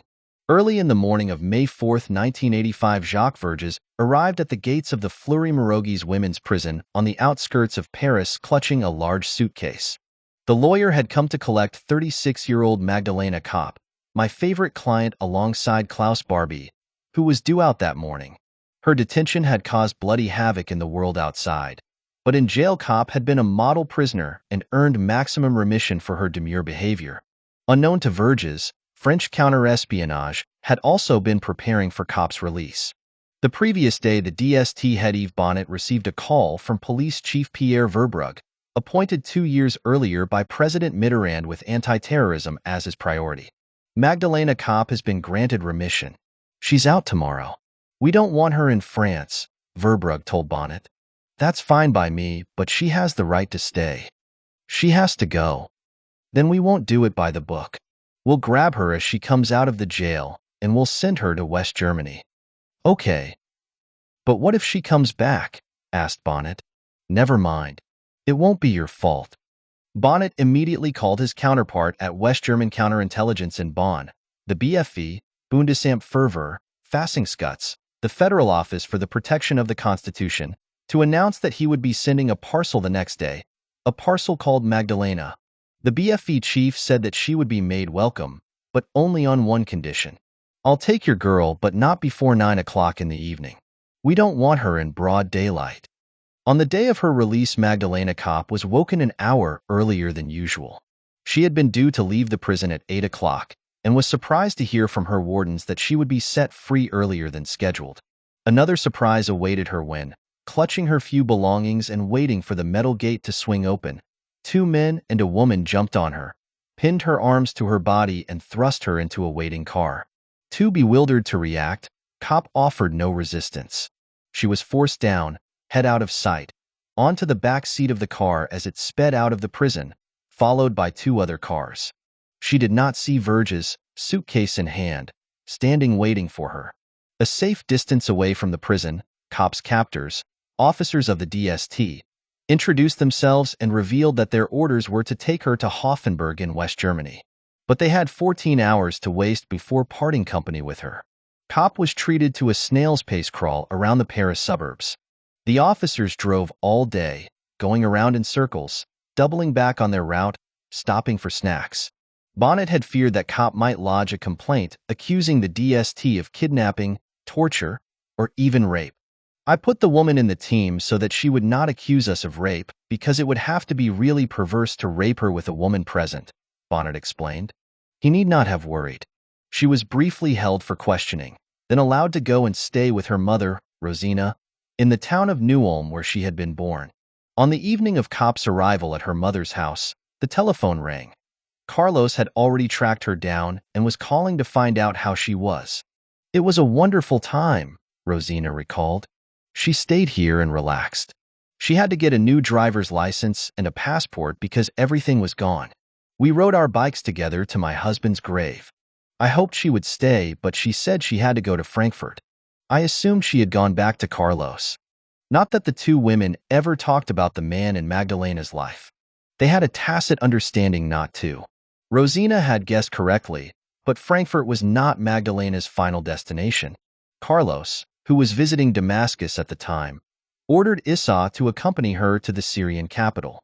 All Carlos's bombing and shooting frenzy had achieved was to knock a year off his wife's sentence.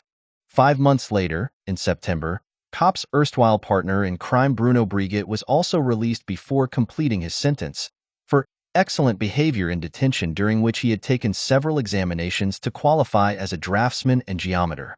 Brigitte's refusal to rejoin Carlos, despite the dirty, private war waged partly on his behalf, must have tasted of ingratitude to the group's leader. Like Kopp, Brigitte returned to his partner, a German woman with whom he had been living before his arrest, in Lugano. After meeting his patrons in Damascus, Carlos flew back with Kopp to Budapest, but they were allowed only a few months to celebrate their reunion.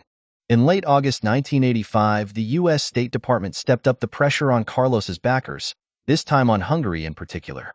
In the office where the previous year he had received 5 Soviet bloc ambassadors, Mark Palmer met the Hungarian charge d'affaires in Washington privately. The two men discussed bilateral relations, and it was only when they shook hands at the end of their meeting that Palmer broached the key point on his agenda.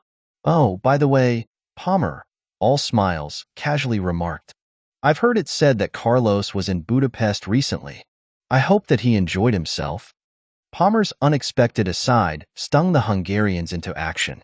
A few days later, Carlos was notified of the state security's decision to evict him and his organization from their safe houses and ban them from its territory, this time for good. Carlos's pleas fell on deaf ears. Weinrich flew to Bucharest on September 4th, followed a day later by Issa. Kopp flew to Damascus on September 13th, and Carlos to Baghdad the following day. On September 18th, a relieved Colonel Josef Varga of Hungary's counterespionage unit told officers of the Stasi that Budapest was rid at last of the Carlos group. Romania eventually yielded to pressure from West Germany and expelled Weinrich and Issa. Conscientious to the last, the Stasi officers recorded Carlos's comment on the East Bloc regimes that had abandoned him. "The communists are terrible. They are worse than the imperialist adversaries. The East German communists are the worst." The Stasi had finally shaken itself free of Carlos, a state of affairs it could have engineered many years earlier. As is to be expected from a former Stasi general, Wolf plays down the East German links with Carlos. Minister Mielke was laboring under an illusion. He thought that control of the Carlos group could ensure that nothing would tie the German Democratic Republic to the group's terrorist acts in Western countries. There was no direct support from the Stasi for the group through knowledge of such terrorist acts, but of course I have to recognize the Stasi's responsibility. The fact that the Stasi handed explosives back to Weinrich knowing that he planned to use them to bomb a target in West Berlin demonstrates that Wolf's assertion is untrue. Wolf's cheeks flushed when this was pointed out to him. He pleaded ignorance and the Stasi's good faith. Wolf's prodigious memory, a vital asset in his intelligence career, was lacking in this regard. With this knowledge you have now, you may say that there was complicity on the Stasi's part. But I do not think such acts were committed with the clear will of someone in the ministry to give support to terrorists. I cannot explain the reasons why the explosives were seized and then given back. I did not see details of all the activities of the counterterrorism section. Forced to abandon his bases in Eastern Europe, Carlos searched for a new refuge, just as he had done when he set up his organization a few years earlier.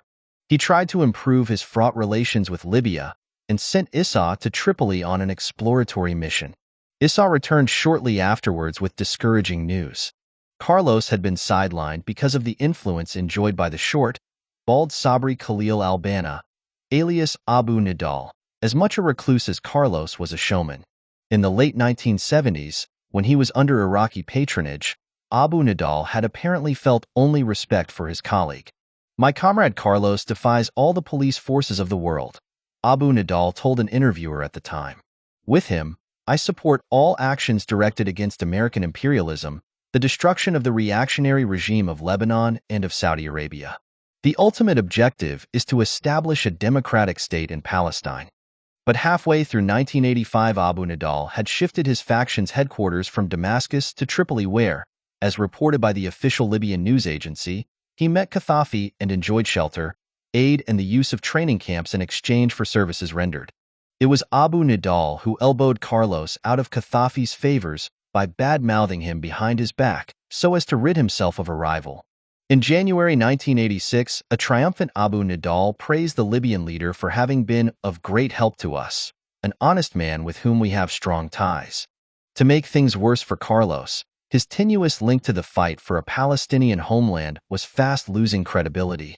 In November 1985, and after the hijack of the cruise ship Akil Loro by a Palestinian gang led by Abu Abbas had ended in the callous murder of a paraplegic Jew, Leon Klinghoffer, the PLO's Yasser Arafat renounced any military action committed by Palestinians outside Israel. Beyond the Middle East, Carlos tried to breathe new life into relations with Cuba and the Dirección General de Inteligencia, DGI, Secret Service, which had reached a low point in 1981 when Fidel Castro allowed the group only short stopovers on the island. In early 1982, Cuba was ready to renew links and Carlos met a DGI spy in Hungary to discuss a possible partnership. But no agreement was reached and the talks came to a sudden end. Carlos made another attempt to woo his Latin American cousins in the summer of 1983. Weinrich re-established relations with the DGI station chief in East Berlin, Juan Miguel Roque Ramirez, and the Cuban became the liaison officer between Carlos and Havana. The group kept Roque Ramirez informed of its activities. We organized the Marseille explosion in answer to a French air attack on a Lebanese village. The Stasi files quoted Weinrich as telling Roque Ramirez in February 1984, before adding that there would be further similar actions. But despite a visit to Cuba which Carlos made shortly afterwards, the relationship did not improve. Unknown to Carlos, Roque Ramirez had also been passing on the information that he had gleaned from Weinrich to his colleagues at the Stasi. The Syrians had long proved the most steadfast of Carlos's allies, and it was in Damascus that he found asylum after his expulsion from Eastern Europe. Among the honors that had in the past been showered on Carlos, according to the Stasi archives, was a 6-hour private audience in 1983 with President al-Assad. Acting on the head of state's orders, intelligence chiefs now helped Carlos establish himself in the Syrian capital. Carlos and his partners flew in their arsenal and false papers, along with Weinrich's files and accounts. The Syrians drove a hard bargain and had plenty of ideas on how Carlos should repay their hospitality. Strikes against opposition figures abroad, especially the Muslim Brothers in West Germany. Attacks to intimidate reactionary Arab regimes acting against President al-Assad. Attacks to be committed in an offensive launched jointly by Syria and Iran against Saudi Arabia and other Gulf states. And attacks against Israeli and other anti-Syrian forces in Lebanon. The Hungarian and East German archives reveal that Syria's task list also included the kidnapping of a president, they do not say which, for a ransom of $10 million. The sudden closure to Carlos's organization of the Hungarian and Czech borders had caught him unprepared, forcing him to abandon sizable sums of money in bank accounts in both countries. Carlos was in no mind to lose this wealth. On June 10, 1986, Carlos, cop, who was 7 months pregnant at the time, and a bodyguard flew to the Czech capital Prague, carrying Syrian diplomatic passports bearing false names. But the Czech Secret Service soon discovered their real identities, and 3 days after their arrival, several intelligence officers called at the married couple's hotel room. Carlos nervously smoked cigarette after cigarette as his visitors begged him to leave. The encounter was so tense that every time Carlos was about to reach in his pocket for another cigarette, he would signal to his bodyguard in case the latter concluded that he was reaching for his gun. A telephone call to the PLO's representative in Czechoslovakia persuaded Carlos that there was no point in staying in Prague. Carlos was photographed in cops' company at the airport, a shot highlighting his aquiline nose and his jutting chin. Dressed in a suit and tie, the heavily built Carlos looked to all appearances like a businessman pulling a sour face after a hard day at the office as he loaded a trolley with hefty suitcases. The only giveaway was the suitcase's contents, his customary arsenal, which led to a brief dispute with the pilot before it was accepted on board the plane. The plane flew to Moscow, from where Carlos and his companions caught another flight back to the Middle East. To casual acquaintances in the Syrian capital Damascus, Carlos introduced himself as a Mexican businessman dealing with the Arab world, although he held Syrian passports in the name of Michel Curry and Michel Asaf. His hosts loaned him a flat with a large terrace on Al-Akram bin Sayfi Street in the city's Smart Meza district. The tightly protected residential neighborhood was home to the heavyweights of Syria's political establishment, and officers from the military political academy lived just opposite Carlos's new home. Many streets in Meza, lined with trees and jasmine bushes, were closed to non-residents. Among those living in Carlos's neighborhood was the world's most wanted Nazi criminal, Alois Brunner, blamed for the deaths of 120,000 Jews, including more than 46,000 who were deported from Salonika to Auschwitz in 1943. Like Carlos, Brunner, who once told a German interviewer that junk, the Jews, deserved to die, was wanted by France, which had twice sentenced him to death in absentia for his work as Adolf Eichmann's right-hand man. As detailed in a rough map scrawled by Carlos, his first-floor home had a pleasant view over orchards, was down the street from a women's teaching institute, and conveniently close to the airport. The only reminder of Carlos's long-lost revolutionary ideals was the Kalashnikov, perhaps the most common firearm ever made, but snubbed by Carlos himself, carried in desultory fashion by the bodyguard who escorted him whenever he emerged from the block of flats. In the evenings, up to 6 bodyguards watched over him. The Stasi files report that among the well-wishers who visited Carlos in Damascus was Verges. The lawyer has always denied that he met Carlos in Syria or earlier. Even if it were true that I had met Carlos, that would be within the framework of my profession, Verges once said. When a woman is arrested, I have the right to see her husband. If her husband is the object of legal proceedings, I don't have the right to help him in his activity, but I have the right to meet him. The East Germans were still keeping watch over Carlos and his organization, albeit from a distance. The Stasi files record a visit which Verges is alleged to have made to Damascus in July 1986. As in the case of his visits to East Berlin, it was shrouded in secrecy and benefited from intricate precautions devised by Weinrich. Verges sorted out the bureaucratic formalities for his journey with the Syrian ambassador to Paris and the embassy's first secretary. The plan was for the lawyer to travel under the official pretext of meeting 3 of his clients, Lebanese nationals living in Damascus. Verges was told to check in at the Hotel Meridian in the city and wait for a call from Weinrich or Issa. On August 17, 1986, Kopp gave birth to a daughter in Beirut, according to French intelligence. Carlos named the child after his own mother and Kopp's, Elba Rosa. The words of Carlos's Lebanese friend, Assam El-Juandi, may be a guide to his reaction to the birth of a baby daughter. His relations with children are bizarre. When he has them before him, he seems stunned. And when a friend's children are introduced to him, he spends the best moments of his life. A mix of sorrow torn by sadness and deep pride appears in his eyes when he is with children. The Nazi who had stood by Carlos ever since they met in the early 1970s, the retired Swiss banker François Genaud, regularly flew to the Syrian capital to see him. The black banker was an unlikely figure for the left-wing Carlos to identify with as a fellow revolutionary. Genaud helped fugitive Nazis after the war and claimed rights on writings attributed to Adolf Hitler, Martin Bormann, and Joseph Goebbels, whom he published. He had a strong sympathy for extremist Palestinian movements. For him, Nazism was part of a global war against Zionism. Genaud himself admitted to visiting Carlos and Weinrich in Damascus, describing them as guests of the Syrian government which had welcomed them as brothers of the Palestinian Revolution. Carlos's hungering for adventure was slowly draining out of him. Over recent years, the world's press had continued to see Carlos's shadow lurking behind a host of attacks. In September 1980, it was immediately assumed that he had shot dead the ousted Nicaraguan dictator, Anastasio Somoza, in the center of Asunción in Paraguay. That same year, he was credited with masterminding the hostage-taking at the United States Embassy in Tehran. And in December 1981, he was believed to be about to lead a 6-man commando to assassinate President Reagan. In July 1984, he was arrested by the Israelis, seized by gunboats, according to the Evening Standard, when they intercepted a ferry from Cyprus, the Alisher Blanco, on its way to Beirut. 2 years later, in February 1986, His obituary was written when the Israeli newspaper Davar reported his execution and burial several feet under the sands of the Libyan desert, at the hands of Libyan agents. According to a senior Israeli military intelligence officer, General Yehoshua Sagui, he knew too much, and his intimate knowledge of the involvement of Arab leaders and their security services in international terrorism posed a danger to them, so they got rid of him. In fact, Carlos was alive, but his Syrian sponsors showed less and less interest in using his private army. Over the years, Carlos became resigned to the idleness of a twilight existence. As little Elbada, whose chubby features echoed those of her father, grew up, Carlos would walk her through the streets, holding her by the hand, a bodyguard trailing not far behind them.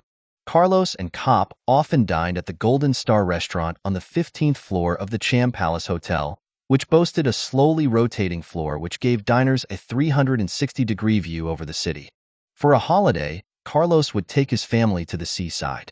The fire had long gone out of Kopp, whose telephone calls and letters to her family, including a collage of holiday snaps of Elbada playing on the beach and Elbada blowing out the candles on her birthday cake, were intercepted by German police. Well. Everything is well with us, Kopp told her sister in one call. In a letter posted from Cyprus, she wrote, "I now need a new pair of glasses. I'm beginning to get old." She may have thought the same of her husband. Soon Carlos's hosts warned him against any temptation to break out of his domestic routine. The investigation into the bombing of a Pan Am jumbo jet over Lockerbie in Scotland in December 1988 had exposed the role believed to have been played by Syria. As the West put pressure on Damascus, President al-Assad tried to demonstrate that he was cold-shouldering terrorists and ordered several gangs out of the Syrian-controlled Bekaa Valley in Lebanon. Carlos was told that his presence in the capital would be tolerated only on condition that he remain inactive. One suggestion that Carlos made in 1989, for an attack on an American base in Greece, was turned down. Only Weinrich, who spent much of his time in the South Yemen capital Aden, was still active. He was an instructor at camps in Syria, Lebanon, and on the Indian Ocean island of Socotra.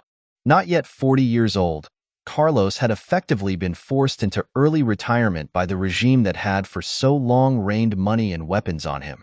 As an MI6 officer observed, the late 1980s was a time when Carlos went off the boil. The lack of interest shown by several Western intelligence agencies threatened to make a travesty of the title Carlos had long been honored with, the world's most wanted man. Most wanted by whom? For the CIA, Carlos in the late 1980s was a has-been. To Vincent Canestraro, the agency's head of counterterrorism until 1990, Carlos was only a historical curiosity, a rather sad character. A communist whiskey barrel who doesn't believe in God and who was no longer of use to Muslim governments. Operations were blamed on him because the truth was people didn't know who had committed them. In Damascus, he was dead drunk most of the time. Mossad judged Carlos practically irrelevant to its counterterrorism efforts, despite his links to Palestinian movements, as he had attacked no Israeli targets since his failed rocket attack on an El Al jet in 1975. Even the DST was taking little notice of the fugitive who had shot 2 of its officers dead and wounded a 3rd. "We considered him to have retired," said a former director of the service. "We always knew more or less where he was. Some of our agents went through the neighborhood where he lived in Damascus. We knew which was his block of flats. But we didn't need a potential target. And in any case, we never got President Mitterrand's green light to jump on him in Damascus." The boisterous crowd which, 1 million strong, streamed across the Berlin Wall during the night of November 9, 1989, tasted freedom for the first time in 28 years. It thronged West Berlin and gaped at the glittering boutiques of the Kurfürstentum. On that heady night, young Germans from both sides of the Iron Curtain stood on the soon-to-be-demolished wall and sprayed each other with champagne. In the weeks of turmoil that followed the East German decision to allow unrestricted travel through the Berlin Wall, the KGB predicted that the revelry would turn nasty. Mikhail Gorbachev was warned that East Berliners might attack the Red Army's barracks in the city. As it turned out, they made for a more feared and hated testimony to communist rule, the headquarters of the Stasi. On January 15, 1990, a furious mob swarmed across its sinister complex of offices on the Normannenstrasse, in a bleak working-class district of East Berlin known locally as Stasigrad. Hundreds of rioters raced down the long corridors of the tall and lifeless buildings. They daubed slogans, "Nazi swine," and "Gestapo," and urinated on the walls. Windows were smashed, locked doors knocked down, and thousands of files scattered about. Rumored to have been masterminded by the West German Secret Service, the Bundesnachrichtendienst, BND, the assault ensured that many files were saved from destruction. The archives revealed that for years neighbors had spied upon neighbors, friends upon friends, and even wives upon husbands. As the Berlin Wall collapsed, so did the system that had shielded Carlos for so long. The East Germans who streamed across the wall not only buried Marxism and the Cold War, they also rewrote the rules of international terror. Deep in the archives of the Ministry of State Security and stacked in neatly bound folders on rows and rows of shelves were thousands of reports, photocopies of letters, and transcripts of bugged conversations which detailed Carlos's years in the East Bloc's embrace. 11. Exorcising the ghost. Carlos was a priority every day. Every time we met someone in a position to know something, there was always the question at the end, "Do you know where Carlos is? Or can you help us get to him?" We had a moral duty to ask. Former DST chief Jacques Fournet. Barely 2 weeks after Iraq's Saddam Hussein ordered his tanks to roll across the desert sands into neighboring Kuwait on August 2, 1990, Western secret services suddenly shone the spotlight on Carlos. Reports from across the Middle East suggested that in the wake of his invasion, Saddam Hussein was preparing a global terror campaign against the United States and its allies. According to Mossad, it would feature Abu Nidal, whom the Iraqi president had called in from Tripoli to launch the operation. But the leader whom Saddam Hussein had picked to coordinate the campaign, said the Western intelligence reports, was Carlos. The public appeals which Saddam Hussein made for a jihad, a holy war against the enemies of Islam, got us worried about attacks in Britain or against British troops out in the Gulf, an MI6 officer acknowledged. We were concerned about guns for hire, so we sent out people to track them down, including Carlos. In fact, the possibility that Carlos should suddenly put himself at Saddam Hussein's beck and call was unlikely given that he was still living in Damascus and that Syria had denounced Iraq's invasion of Kuwait. The Gulf War that followed the invasion, however, breathed new vigor into the hunt for Carlos. And it was the CIA which jolted the French into making a new attempt to capture him. Like many other Arab states, Syria had been forced into a less hostile stance towards the West by the collapse of the Soviet Empire.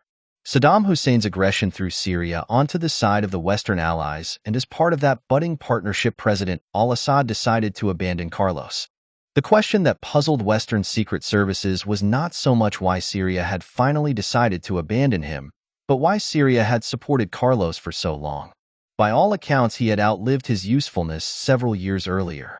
While 500,000 U.S. troops, together with forces from a host of allied countries, massed in Saudi Arabia to prepare to fight Iraq, Syrian intelligence helped the CIA and the DST to plan a joint attempt to catch Carlos. To preserve a minimum of dignity in their treachery, the Syrians refused to allow a Franco-American team to grab their longtime guest from his home. Syrian involvement had to appear minimal, and the best opportunity was deemed to be Carlos's next trip out of the country. The life of leisure imposed on Carlos by President al-Assad had dried up commissions as a source of income, and in late 1990 Carlos decided to visit Hungary and Czechoslovakia to withdraw the funds that remained in numerous bank accounts. News that Carlos planned to fly to 2 of his former havens in the Soviet bloc reached Syrian intelligence, and it passed the information on to the CIA. But the Americans had their hands tied because there were no judicial proceedings pending against Carlos in the United States. Under the Omnibus Crime Act of 1986, the CIA could only seize terrorists in foreign lands if they had committed attacks on U.S. citizens. However, there was nothing to stop the CIA giving an old ally a little help. As it had done in 1982 when it mistakenly placed Carlos among the Christmas skiers in Gstaad, Langley chose to cooperate with the French Secret Service that had suffered most at Carlos's hands, the DST. The French harbored no ill feelings for the Gstaad fiasco, and working in tandem with the Syrians, the two services prepared to ambush Carlos on his arrival in Eastern Europe. But the kidnap attempt was called off because Carlos postponed his trip, worried that the impending Gulf War would make it difficult for him to find his way back into Syria. "We located him, we saw him, and we missed him," was all Jacques Fournet, the head of the DST, would say about the new failure. The DST was forced to be patient, but the alliance of French, American, and Syrian intelligence was to hold good. With their first glimpse of a new Syrian stance, Fournet and his service scented success, and from then on the chase became obsessive. Carlos was a priority every day. Every time we met someone in a position to know something, there was always the question at the end, "Do you know where he is? Or can you help us get to him?" We had a moral duty to ask. The arcane workings of the French judicial system had been far from Carlos's mind as he struggled to find a safe home outside the Warsaw Pact, and then to establish himself as best he could in Damascus. Nor, for many years, was there much reason to worry because most of the investigations into his crimes were as good as buried. The probes into the capital train bombing, and into the twin bombings of the high-speed TGV train and the Marseille railway station had been split up among provincial investigating magistrates who had little or no experience of terrorism. The investigators failed to liaise and lacked an overview of Carlos's organization, so much so that all 3 investigations were closed due to lack of evidence. It was only in response to relentless pressure from the victims of terror that French justice finally found a voice. One such was François Radetzky, who, 2 days before Christmas 1983, strolled out of the Restaurant Le Grand Vefour by the noble arches of the Palais Royal Gardens in Paris with her husband, with whom she had spent the evening celebrating their 10th wedding anniversary. Radetzky was an attractive law graduate of Polish origin who now worked for a clothing company. The couple had a young child whom they had left at home. The bomb, which exploded as they walked away from the restaurant, slammed her down onto the ground, shards of debris tearing into her legs. Her husband suffered burns and a burst eardrum. Another 8 people were hurt. François Radetzky's injuries were so serious that doctors suggested amputation of both legs, but she refused. As she fought to be able to walk again, she lost her job and found herself abandoned both by the French state and by French justice. Confined to a wheelchair, she was told by a welfare officer that no benefits existed for victims of terrorist attacks. Nor did she ever find out who had planted the bomb in the restaurant. Radetzky's frustration led her to create a forum for those who, like her, had the day, month, and year of a terrorist outrage branded into their minds and bodies. SOS Attentats, SOS Attacks, was created in her sitting room, by victims and for victims. After a year in which more than a dozen bombings by pro-Iranian Lebanese guerrillas rocked France, starting with an attack on the Galeries Lafayette and Printemps department stores in Paris in December 1985, pressure from SOS Attacks and from judges sympathetic to its cause finally gave France the judicial apparatus it needed if it were ever to bring Carlos to trial. In what was no less than a legal revolution, a public prosecutor's office set up in Paris in 1986 to deal specifically with counterterrorism investigations nationwide seized responsibility for probes into all attacks attributed to Carlos. Under the reform, terrorism was finally given a legal definition. Police were allowed to detain suspects for 4 days without charge, and a special assize court was created in which magistrates replaced jurors after one prisoner of the Action Direct guerrilla movement emptied the jury bench with a barrage of threats. SOS Attacks was granted the right to be represented as a civil plaintiff in any anti-terrorism investigation, allowing it to defend victims with funds from the Justice Ministry, and to follow an inquiry's progress day by day, and to speak out if it threatened to stall. Following appeals from Radetzky, President Mitterrand created a special fund to give victims of terrorism in France, whether French or foreign, the same benefits as those earmarked for individuals wounded in war. The rights won in France for victims of terrorist attacks and their families are unmatched in other European countries. Victims have mobilized and are waging a battle without hatred or desire for vengeance, Radetzky explained dispassionately. They are the victims of a new war, but they are all too often forgotten and despised. After grafts and re-education, she now walks using crutches. Within a few years, the judicial proceedings launched when Carlos shot dead 2 DST officers in Macarbal in Paris were finally completed. In late 1990, prosecutors in Paris's anti-terrorism section disinterred a warrant for Carlos's arrest drawn up on January 9, 1976. In July 1991, policemen from the Brigade Criminelle tell from the passports they were shown. The other adults in the group were Moroccan and Yemeni diplomats. It was an odd jumble of nationalities, and the diplomats were ordered to open their suitcases for inspection. The contents of the suitcases, far from resolving the policeman's doubts, raised yet more questions. The policeman summoned the Syrian consul to the airport, but his intervention failed to win right of entry for Nagi Abu Bakr Ahmed. Libyan officials insisted after the episode that they had no idea at the time that the diplomats were in fact Carlos, his wife Magdalena Kopp, his mother Elba Sanchez, and his right-hand man Johannes Weinrich. Only Weinrich, who boasted the best Libyan contacts of the group, was allowed into the country. Tripoli had no desire to accept the others, whom Syria had slyly tried to discard, giving no advance notice of their arrival. Abu Nidal, who had settled in Tripoli after his expulsion from Damascus, was already more than enough for Libyan intelligence to have to cope with. And Gaddafi's relations with Washington, at daggers drawn at the best of times, had hit a particularly rocky stretch following the Bush administration's accusations that Libyan nationals carried out the bombings of Pan Am Flight 103 over Lockerbie and a French UTA DC-10 over the Sahara. Carlos owed his, albeit aborted, expulsion from Syria to President al-Assad's hopes for warmer relations with Washington. The role played by Syrian forces in the Gulf War, although it had little military impact, had done much to improve relations with Washington. But Syria was still on the State Department's list of state sponsors of terrorism, a ranking which banned Syria from trading with or receiving aid from the United States. Withdrawing support from the likes of Carlos would also help Washington accept Syria as a player in Arab-Israeli peace talks. Over recent months, Carlos's Syrian handler, Colonel Haytham Saidi, had made it increasingly clear that his presence was a burden. For Carlos, this uncomfortable situation echoed the way the secret services of the Soviet bloc had put pressure on him before evicting him a few years earlier. Following the debacle at Tripoli airport, Carlos was made to feel less than welcome on his enforced return to the Syrian capital. The next day, incensed Syrian intelligence officers wrecked a Libyan Airlines plane at Damascus airport. Equally enraged by his humiliation, "We were kicked out like dogs," was how Kopp later described it. Carlos refused to make things easy for the Syrians. He rejected their suggestion that he settle, at least temporarily, in Lebanon. After only a couple of days in Tripoli, Weinrich had quickly realized that nothing would make the Libyans go back on their decision, and he flew back to join Carlos in Damascus.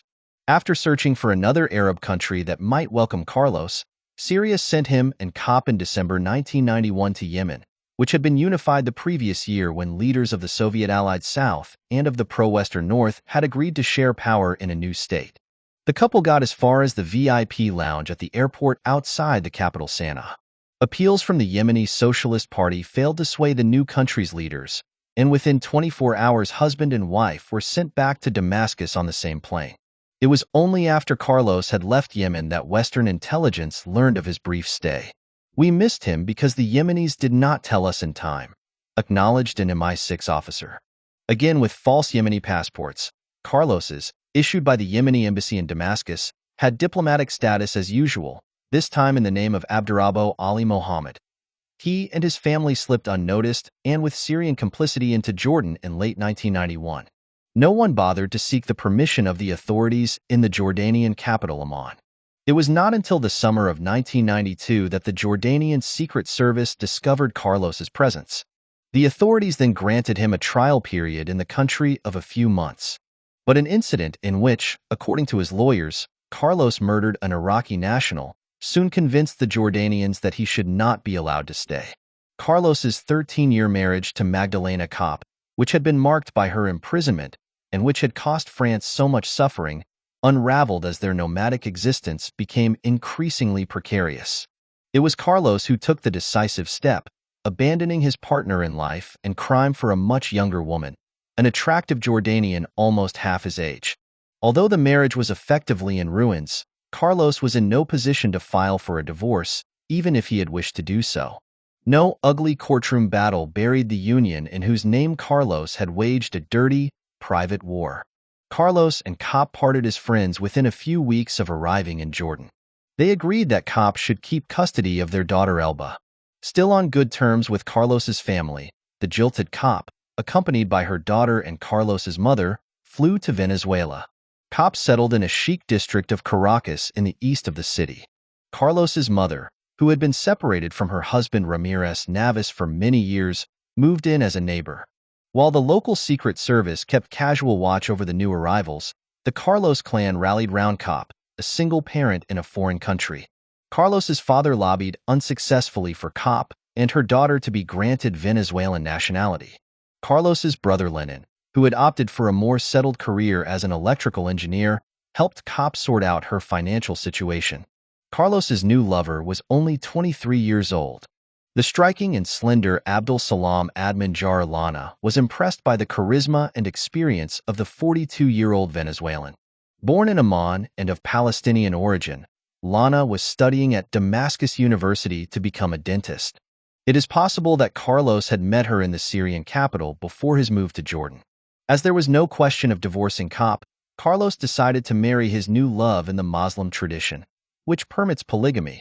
Within weeks of his wife and daughter flying to Latin America, Carlos's travels were far from over.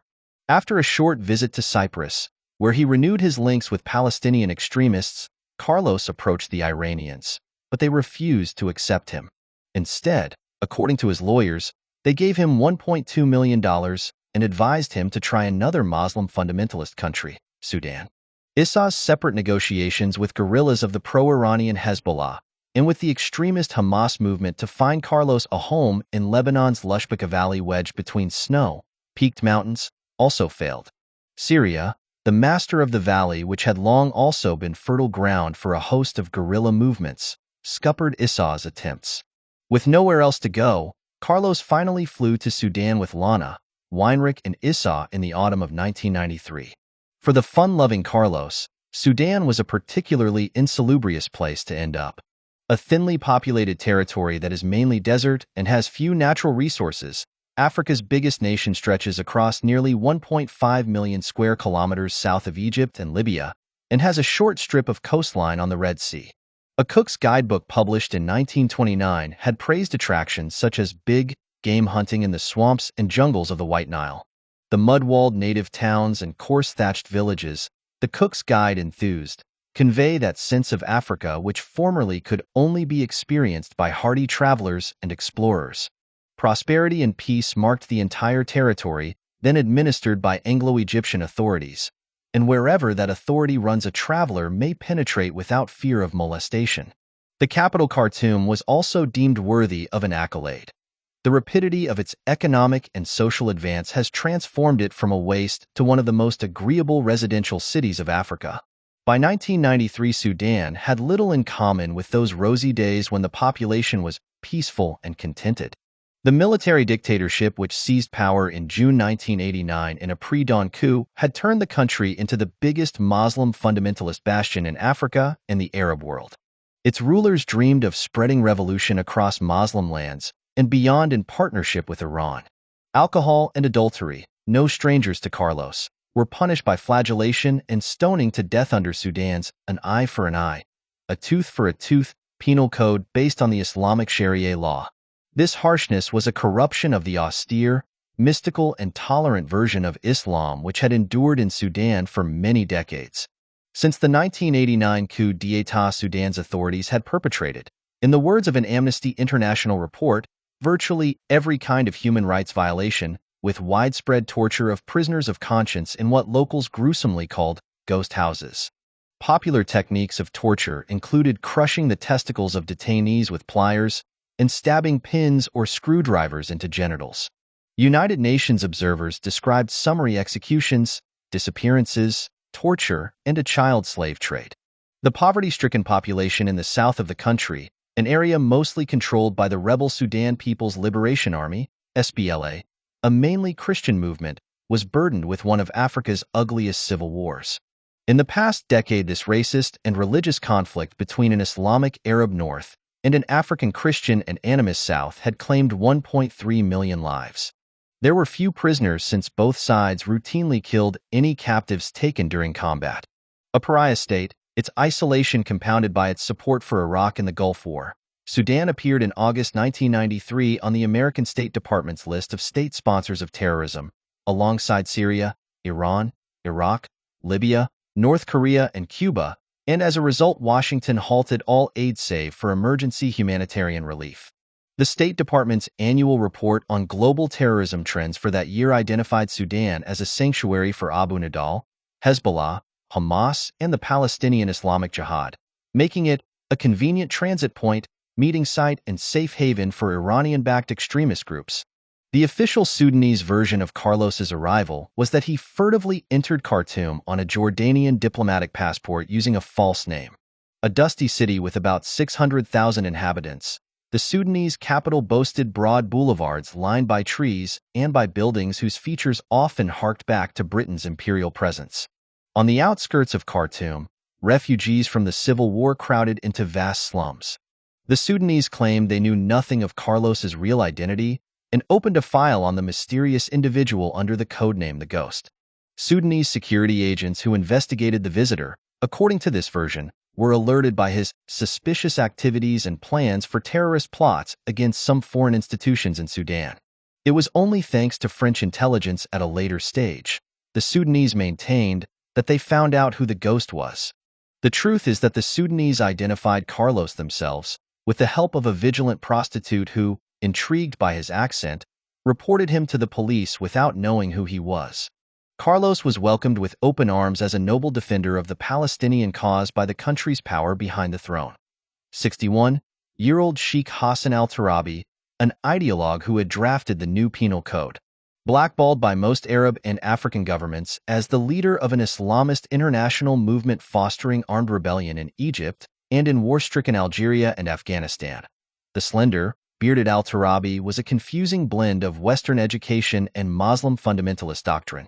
Educated in London and at the Sorbonne, a law professor, author of religious treatises, Prayer and its Incidence on the Life of Individuals, Prayer, Pillar of Religion, and Dialogue of Religion and Art, he freely admitted to borrowing from Machiavelli to shape his conviction that the end justified the means, where the end was the reign of Islam.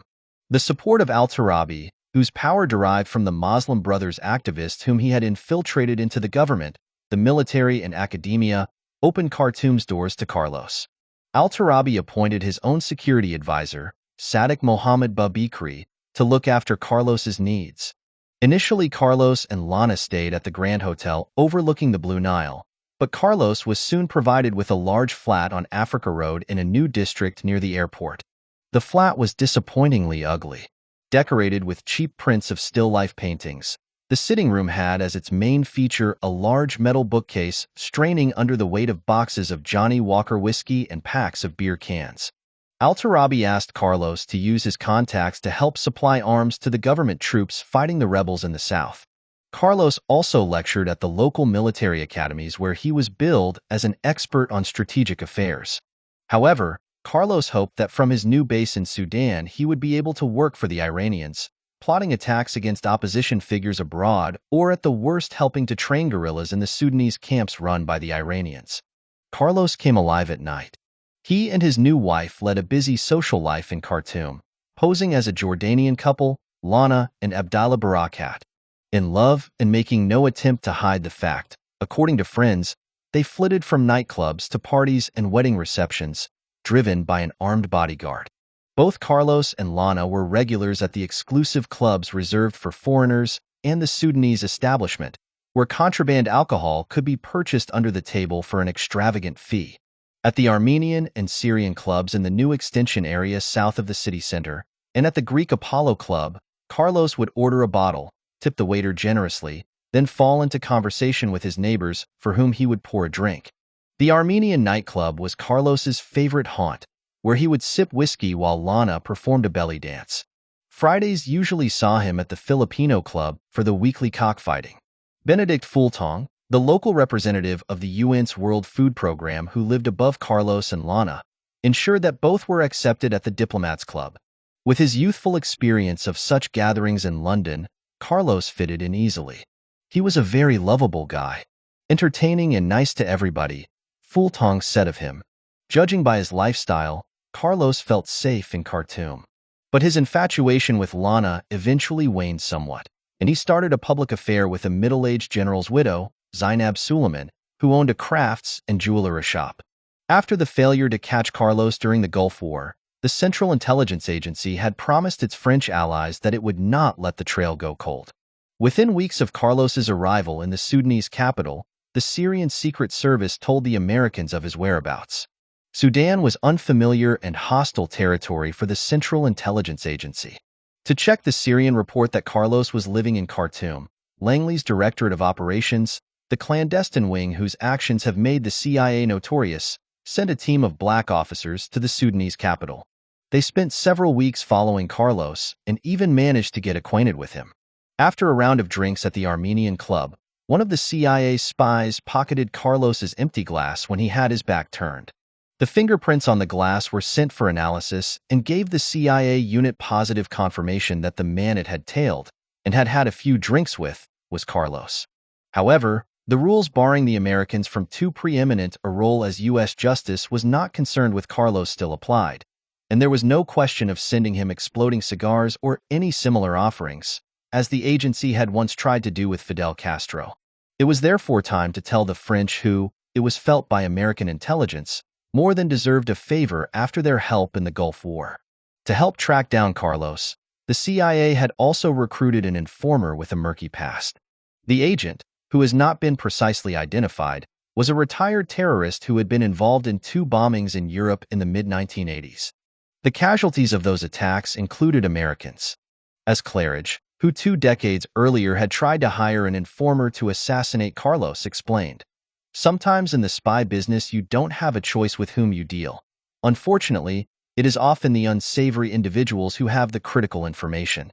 Long before Carlos's arrival in Khartoum, the Sudanese and French intelligence communities had forged discreet links. Despite Sudan's status as an outcast nation and ignoring Washington's disapproval, the French DGSE Secret Service had negotiated a secret agreement in 1989 to help the new Sudanese government in its war against the southern rebels.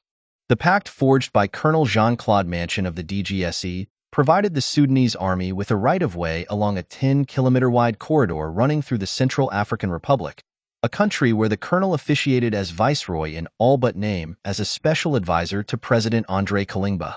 In exchange for the chance to harass the rebel forces from behind, Khartoum pledged not to spread its Muslim fundamentalist crusade to the Central African Republic. The pact held, even when the Sudanese army deliberately shot down a plane belonging to the charity Médecins Sans Frontières, Doctors Without Borders, killing 3 French doctors who had volunteered to work in the disputed South. True to its tradition of poaching on its rivals' territory, the DST had also befriended the country which was at the crossroads of Islam and Black Africa. Counterintelligence Chief Jacques Fournet, who established those ties, believed that talking with the devil was always better than having to deal with him in other ways. "I have a saying," Fournet candidly explained. "There are no true friends, there are no true enemies, but there are common interests." For the French, Sudan was of more than passing interest because it bordered Chad and the Central African Republic, both seen as part of Paris's self-attributed zone of influence in Africa. American and British hostility towards Sudan was all the more reason to leap into the breach. From an uncertain beginning, the contacts prospered. Both the DST and the DGSE invited senior members of the Sudanese intelligence services, the Directorate of Military Intelligence, and the Civilian Foreign Security Service to Paris. The DST both trained several Sudanese officers who were particularly interested in communications equipment and supplied information on the latest systems and sold French-made equipment to the Sudanese. Not to be outdone, the DGSE supplied the Sudanese with satellite photographs of positions held by the rebels. The tip-off from the CIA on Carlos's whereabouts gave the French a chance to exploit their special relationship with the Sudanese. There was no question about which French intelligence officer should latch on to Carlos.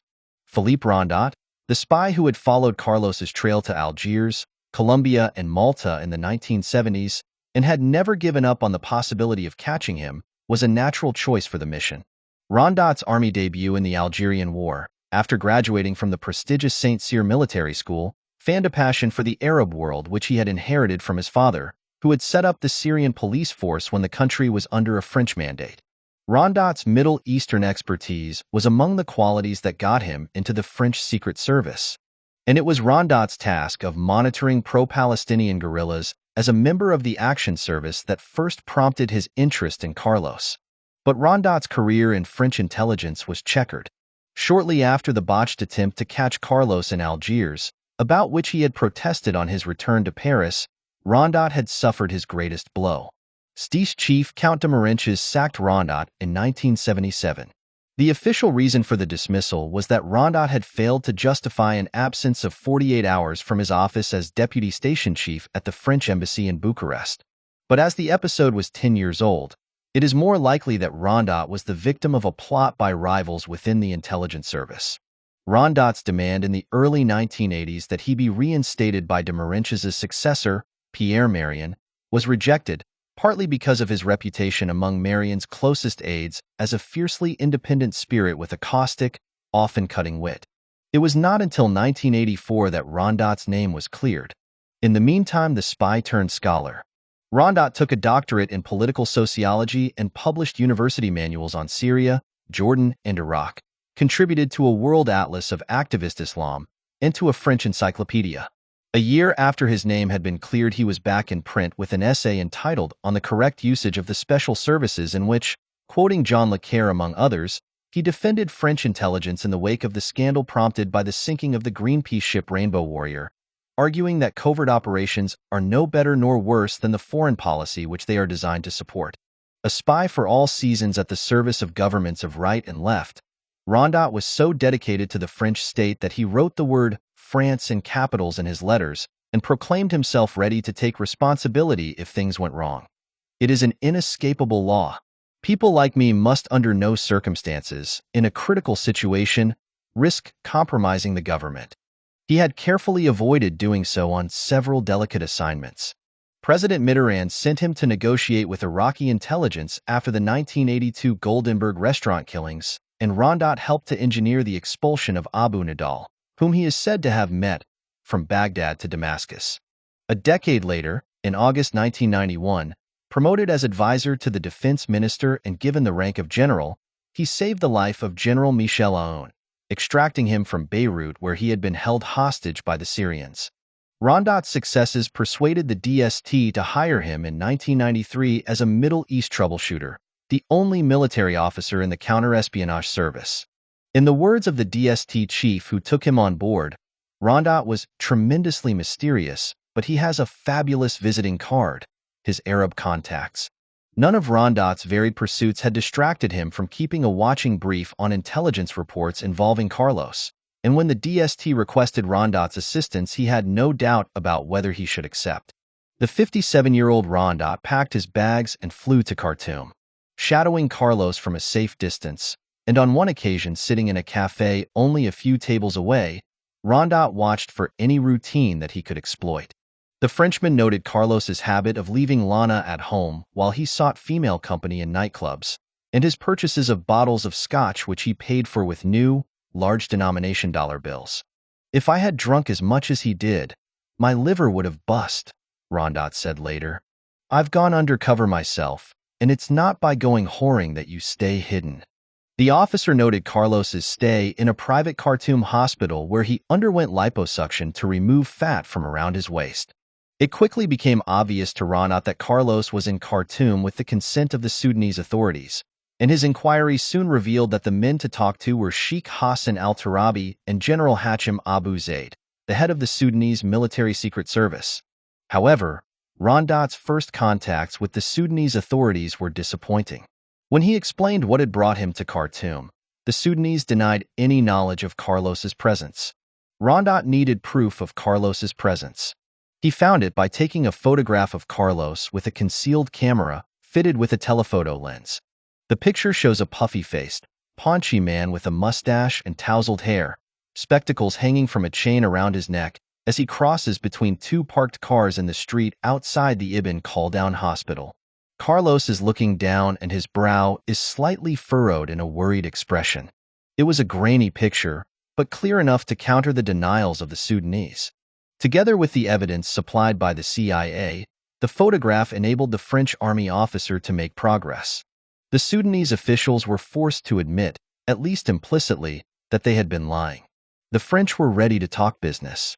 If there is one remark for which the earthy Interior Minister Charles Pasqua will be remembered by his French countrymen, it is the gruff pledge he made in a parliamentary speech at the time of the mid-1980s bombings: "We must terrorize the terrorists." The chance to do just that with Carlos was timely for the ambitious 67-year-old Charlie Truncheon Charlie, who had his eye on the prime ministership. The right-wing Pasqua built his reputation as the scourge of Muslim and other terrorists with controversial coups such as the bloody liberation of hostages held in a grotto in New Caledonia in 1988.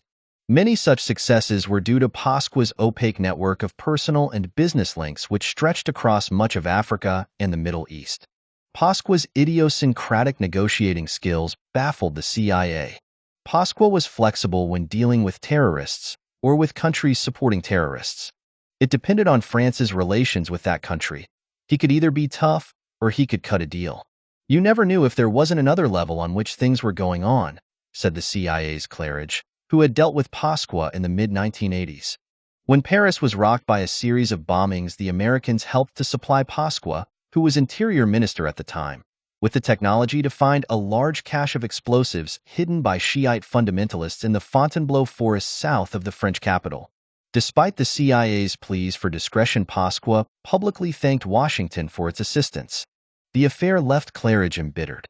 But a decade later, Langley was in forgiving mood, and it was to the DST, which answered to Pasqua, that the Americans revealed their knowledge of Carlos's refuge. Publicly, Pasqua described Carlos as a true professional of terrorism, a mercenary, and one of my priority objectives for a long time. But he explained his failure to catch him somewhat weakly. In the course of his adventures, he often changed countries. He never stayed long enough for us to spot him and act. The truth was that Pasqua had so far shown little interest in Carlos. But now the DST was telling him that Carlos might be caught if the right price were paid. With Pasqua's encouragement, negotiations with the Sudanese Secret Service were intensified shortly after the first sighting of Carlos in Khartoum.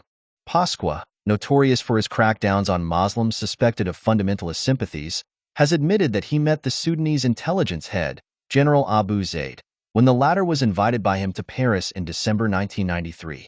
Carlos was the main item on the agenda. Pasqua's initiative ruffled feathers in the French intelligence community and much further afield. As former DGSE head Claude Silberzon observed, the official republic should not negotiate on such a subject with a country which has become one of the essential supports of terrorism. It is no coincidence that Carlos found refuge there. The American State Department's Assistant Secretary for African Affairs, George Moose, lodged a protest on a visit to Paris in January 1994, spotlighting the training given to Sudanese intelligence officers whom the United States believed to be behind terrorist attacks. On the evening of December 30, 1993, on the eve of New Year celebrations, the office of Prime Minister Edouard Balladur issued a communiqué over which it had been prevaricating for months.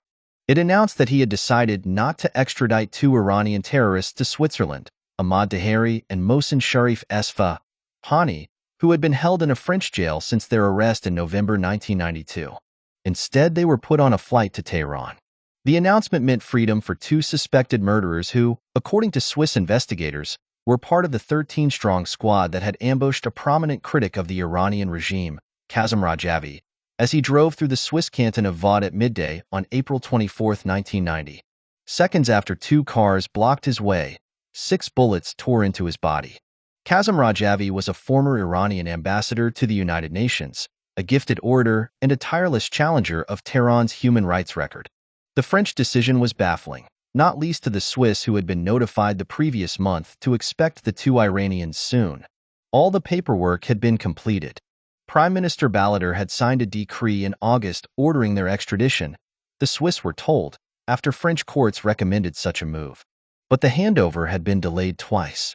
In Swiss eyes, a positive response to their request for extradition was all the more natural as Switzerland had some 2 years earlier braved Iranian anger to send France 2 Iranian agents linked with the stabbing to death of the Shah's last prime minister, Shapur at his home outside Paris.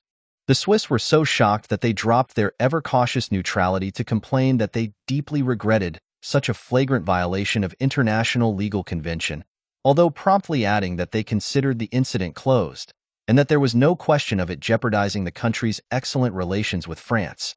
Iranian dissidents who had sought refuge in France were less willing to forgive and forget, and accused Balladur of effectively encouraging more assassinations within their ranks. The national interest was the mysterious explanation. I ask to be trusted on this point, if it is not asking too much, murmured the urbane prime minister. Unnamed sources within the government told the press that France was desperate to avoid any repetition of the Iranian-sponsored terrorist onslaught on the streets of Paris, which had left 13 people dead and another 300 wounded in 1985-6. Washington demanded an explanation. "Keep your secret secret," Pasqua replied, adding sardonically, "I am not an employee of Mr. Clinton." The explanations were a smokescreen, and the reticence of the French leaders natural. For the national interest, read Carlos. While Rondat conducted his negotiations in Khartoum, Pasqua had opened another front to prise Carlos out of the city. The interior minister did not need to look very far in his search for a potential ally. The only regime that might intervene, he concluded, was Iran. The ideology of its mullahs had much in common with that of the Sudanese leaders, and Iran treated Sudan as its bridgehead on the African continent. Iran regularly sent to Sudan guerrillas belonging to Hezbollah, which had carried out the October 1983 suicide bombing on U.S. Marine barracks in Beirut, killing 241 American and 58 French soldiers, to train and prepare for attacks on the godless West. Several training camps in Sudan were run by Iran's Revolutionary Guards, and according to U.S. intelligence, Sudan helped Tehran smuggle arms to Muslim fundamentalist guerrillas in Algeria. French intelligence believed Sudan was the only country to send army officers and Air Force pilots to train in Tehran. Iran and Sudan had common enemies, the United States, Egypt, and Saudi Arabia. Iran supplied Sudan with petrol and economic aid, and paid for its purchases of arms from Communist China. Prime Minister Ballader's decision to send the two Iranian suspected murderers home, which earned him a sharp but ineffectual reprimand from France's highest administrative court, the Council of State, was in fact the result of hard lobbying by Pasqua. As described by officials involved in the Carlos negotiations, the interior minister's secret gamble followed signals from Iran that the safe delivery of the pair would encourage them to urge Sudan to abandon Carlos. "The Iranians are difficult partners. They don't give anything for nothing," a senior Sudanese official who took part in the Carlos negotiations remarked. Iran had few links with Carlos, and stood to lose little should he ever decide to talk about his past. In early July 1994, after playing the Iranian card, Pasqua had finally succeeded in meeting Carlos's chief protector. Sheikh Hassan al-Turabi had played hard to get, and mediators had shuttled back and forth for months until he at last accepted an invitation to meet Pasqua in Paris. At their encounter, al-Turabi protested that giving up a guest who had sought asylum amounted to treachery. Pasqua promised diplomatic help to break Sudan's isolation if Carlos were handed over, saying that France would lobby on Sudan's behalf within the International Monetary Fund and the World Bank to ensure that loans were granted to Sudan despite the objections of the United States. A promise to gradually erase Sudan's foreign debt was also thrown in. Pasqua had overreached himself. The pledges which the Interior Minister made were in fact within the domain of the French Foreign Minister, Alain Juppé. Had Pasqua sought the endorsement of his counterpart with whom he had poor personal relations, he would have been certain of a frosty reception. The Foreign Ministry gave short shrift to any challenges to its jealously guarded supremacy over the nation's global interests. The promises Pasqua made were effectively stillborn. As one of Pasqua's favorite sayings ran, "In politics, promises commit only those who believe in them." The French were not alone on Carlos's trail. The Egyptian Secret Service, which was much more hostile to the Sudanese, had also discovered his whereabouts. The pressure on the Sudanese mounted. The fact that several secret services knew about Carlos meant that resolving his fate became a race against time, explained a Sudanese official. Carlos became a bomb waiting to explode, and what's more, at a time when the Americans and the Egyptians were accusing Sudan of sheltering terrorists. We could give Carlos to a Western country, or we could keep him and run the risk that his presence would be exposed and Sudan would be denounced. It was from Cairo that Rondat obtained a video made secretly by an Egyptian spy at a private party. It gave Rondat a chance to study his quarry at leisure. Rondat played it back again and again, looking for any clues and etching Carlos's physique and mannerisms into his mind. The video shows a reception in which middle-aged guests are jammed elbow to elbow at long, narrow tables in a marquee. The women wear their jewels, the men are mostly in suits. A couple of children run around restlessly. There is no alcohol on the tables, only bottled mineral water clustered around a single white carnation. The camera pans across the crowded tables and stops, zooming in on one couple who stand out because the man is better groomed than the other male guests, and she is quite simply the most beautiful young woman there. There is no trace of the would-be Che Guevara look-alike. Carlos's graying hair is cropped short and neatly combed. His face has filled out and his looks and bearing are those of a flashy mafioso rather than a revolutionary. His pale face has been well scrubbed and the stiff, spotless collar of his white shirt cuts slightly into his fleshy bull neck, around which he has tied a polka-dot ascot scarf. In the breast pocket of his dark jacket is a matching handkerchief. A long white cigarette dangles from his mouth. Lana, a smooth-skinned brunette with long hair and a small pert nose, is wearing a low-cut white dress and a brown jacket, with a gold necklace. She sits with her lips pursed, and her big dark eyes roll across the room with a soulful expression. She looks bored. Carlos suddenly springs to life. He has caught sight of the camera and abruptly raises his right hand. To his companions it looks as if he is simply hailing a friend. But at the same time he leans backwards in his chair to hide behind his neighbor. It is a crafty move, the gesture to grab the cameraman's notice, and the shift backwards to show that he has no wish to appear on film. The camera swings away, but Carlos has shaken off the unwelcome attention only temporarily, and when the lens is again pointed at him, he no longer seems to care, staring into the camera for a time. When he escorts Lana to the dance floor, Carlos walks in a stiff, dignified way a few feet behind her. Totally at ease, he waves at a friend who has just called out to him. The music has little in common with the tunes he danced to as a young man in Paris's Latin Quarter, but after fussing with the handkerchief in his breast pocket, he sways to Arab pop music with a smug smile on his face. A thick-set man with a receding hairline and a sweaty forehead towering above the slim young Lana, who every so often self-consciously shakes away a strand of hair which has fallen across her face. It was not the only time that Carlos was captured on camera in Khartoum. At another private party in June, he was filmed for 2 minutes by an amateur who caught him swinging his hips to the lambada. Aware of the camera but apparently not unduly worried, Carlos, however, does make sure he never faces it. Carlos is drinking, partying, and his all-too-public love affairs were too much for Al-Turabi. In the first half of August, the Sudanese leader gave up on any hopes of using Carlos. "We're going to deliver Carlos up in the next few days," Al-Turabi told a senior Sudanese official. "We welcomed him as a combatant, someone who had fought for the Palestinian cause, for noble causes. Now he's a hoodlum, his behavior is shameful. He drinks and goes out with women, so much that I don't even know whether he's a Muslim. Given that his presence has become a real danger, we are going to hand him over. We have no regrets. Because of his behavior, we are absolved from blame." A year after Carlos's arrival in Khartoum, the Sudanese bowed to French demands, but insisted that no harm should befall Carlos because they feared that reprisals might follow their decision to abandon him. The French had proved themselves the highest bidders, and Rondat and the DST were given the green light. Carlos was theirs. 12. Betrayal and revenge.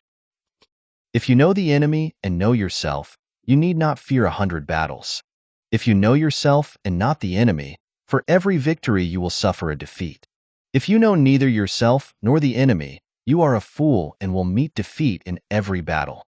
6th century BC Chinese General Sun Tzu, The Art of War.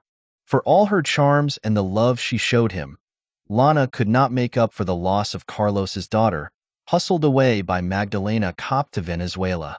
Little Elbida wrote letters in Spanish overflowing with childish affection for her Uncle Illich.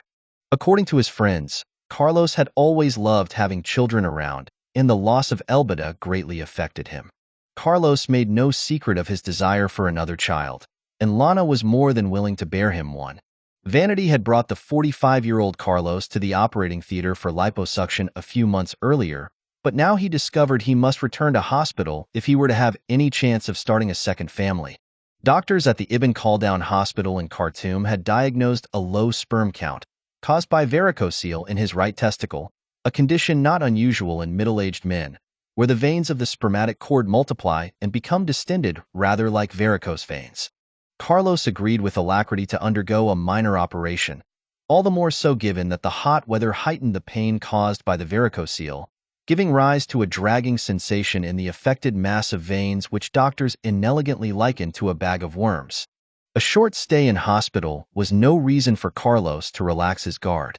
He was given permission to station bodyguards in the corridor outside his private room, and in another waiver of hospital rules, Lana was allowed to spend the night before the operation with him. The surgery, carried out under general anesthetic during the afternoon of Saturday, August 13th, went well, and Carlos was wheeled back to his room where Lana watched over him as he emerged from the anesthetic.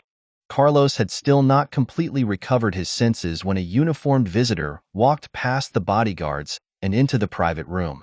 He introduced himself as a member of Sudan's Criminal Investigation Department. Even in his dazed state, Carlos realized that the news that the officer imparted was worrying. Sudanese police had uncovered a plot to murder Carlos. As Carlos needed time to recover from the operation, the officer urged him to agree to be transferred under armed escort to a military hospital where he would be better protected. It was only a temporary measure, the officer assured him. His sketchy answers to the questions put by Carlos and Lana left them none the wiser about the murder plot. But Carlos could not refuse the offer of improved protection. An armed escort awaited the couple outside the Ibn Khaldun hospital, but it did not take them to the military hospital. Someone in authority had apparently ordered a last-minute change of plan. Instead, Carlos and Lana were whisked to the Sudanese State Security Headquarters. There, Dr. Nafa, a deputy director whom Carlos had never met before, gave them a few more details of the plans for their improved security. Again, with Carlos's agreement, a convoy took him and his young wife to an empty villa in the Taif neighborhood on the edge of Khartoum, which Carlos knew to be close to the home of Sheikh Hassan al-Turabi. Carlos and Lana were far from enthusiastic about their refuge. Although the villa looked fine from the outside, it was in poor condition and shabby inside. The only possessions they had with them were what they had taken from the hospital. They spent an uncomfortable night with Carlos suffering from the stitches in his testicle. On Sunday morning, both were eager to return home, but insistent questioning of the bodyguards lounging about the villa proved pointless. Nor was Carlos given any information by a doctor who called briefly to check on his recovery. The couple eventually accepted they would be spending a second night in unfamiliar surroundings. About 10 o'clock that evening, when the sweltering heat of the day had abated, Carlos, in no state to go himself, dispatched Lana with a driver to fetch some belongings from their flat on Africa Road. Lana did not return quickly, and, still suffering from the aftereffects of surgery, Carlos gave up waiting for her and went to bed. It was about 3 o'clock in the morning when he felt the breath punched out of his lungs and his limbs were pinned to the mattress. Shock and fear snapped him fully awake, but he was given no opportunity to reach for the gun that he always kept by his bedside. As he writhed impotently beneath the weight of his assailants, Carlos recognized his Sudanese bodyguards among the dozen or so men crowding into the bedroom. His arms were forced behind his back and handcuffs clicked shut on his wrists. Fetters were clamped around his ankles. A hood was slipped over his head. However, the hood was too thin to stop him following what was happening. Carlos made out a Sudanese army doctor. He noted that he bore the rank of major, approaching him clutching a hypodermic syringe. Carlos, who had never lost his childhood fear of needles, was forced to lie motionless as the doctor stabbed the needle into his thigh. Poison, he thought for a brief moment. But one of his assailants reassured him that it was only a tranquilizer. Within minutes, Carlos felt its effect start to take hold as he was picked up and carried out of the villa to a waiting van. Unceremoniously, he was bundled inside and laid on a stretcher. After a short drive at high speed through Khartoum's deserted but ill-lit streets, the van pulled up abruptly. By this time, the tranquilizer should have sent Carlos to sleep, but somehow he had steeled his body to fight the drug and managed to stay awake. His mind racing for clues to his fate, Carlos heard the whine of jet engines. When the rear door opened, he saw that the van was parked on the tarmac of Khartoum Airport near a small plane with no markings. All he could tell was that it was an executive-type jet. A few moments after he had been carried up the steps and the door banged shut behind him, the plane taxied to the runway and took off. As the jet climbed sharply, the men watching Carlos finally realized that the hood was too thin. Another, woolen hood was placed over his head. When Carlos motioned that he was suffocating, the new hood was lifted slightly to free his mouth. The gesture was only a brief respite. With one more affront to his dignity, Carlos was inserted feet first into a large, thick jute sack. With only his head sticking out of the sack, leather thongs were pulled tight around his feet, knees, and shoulders.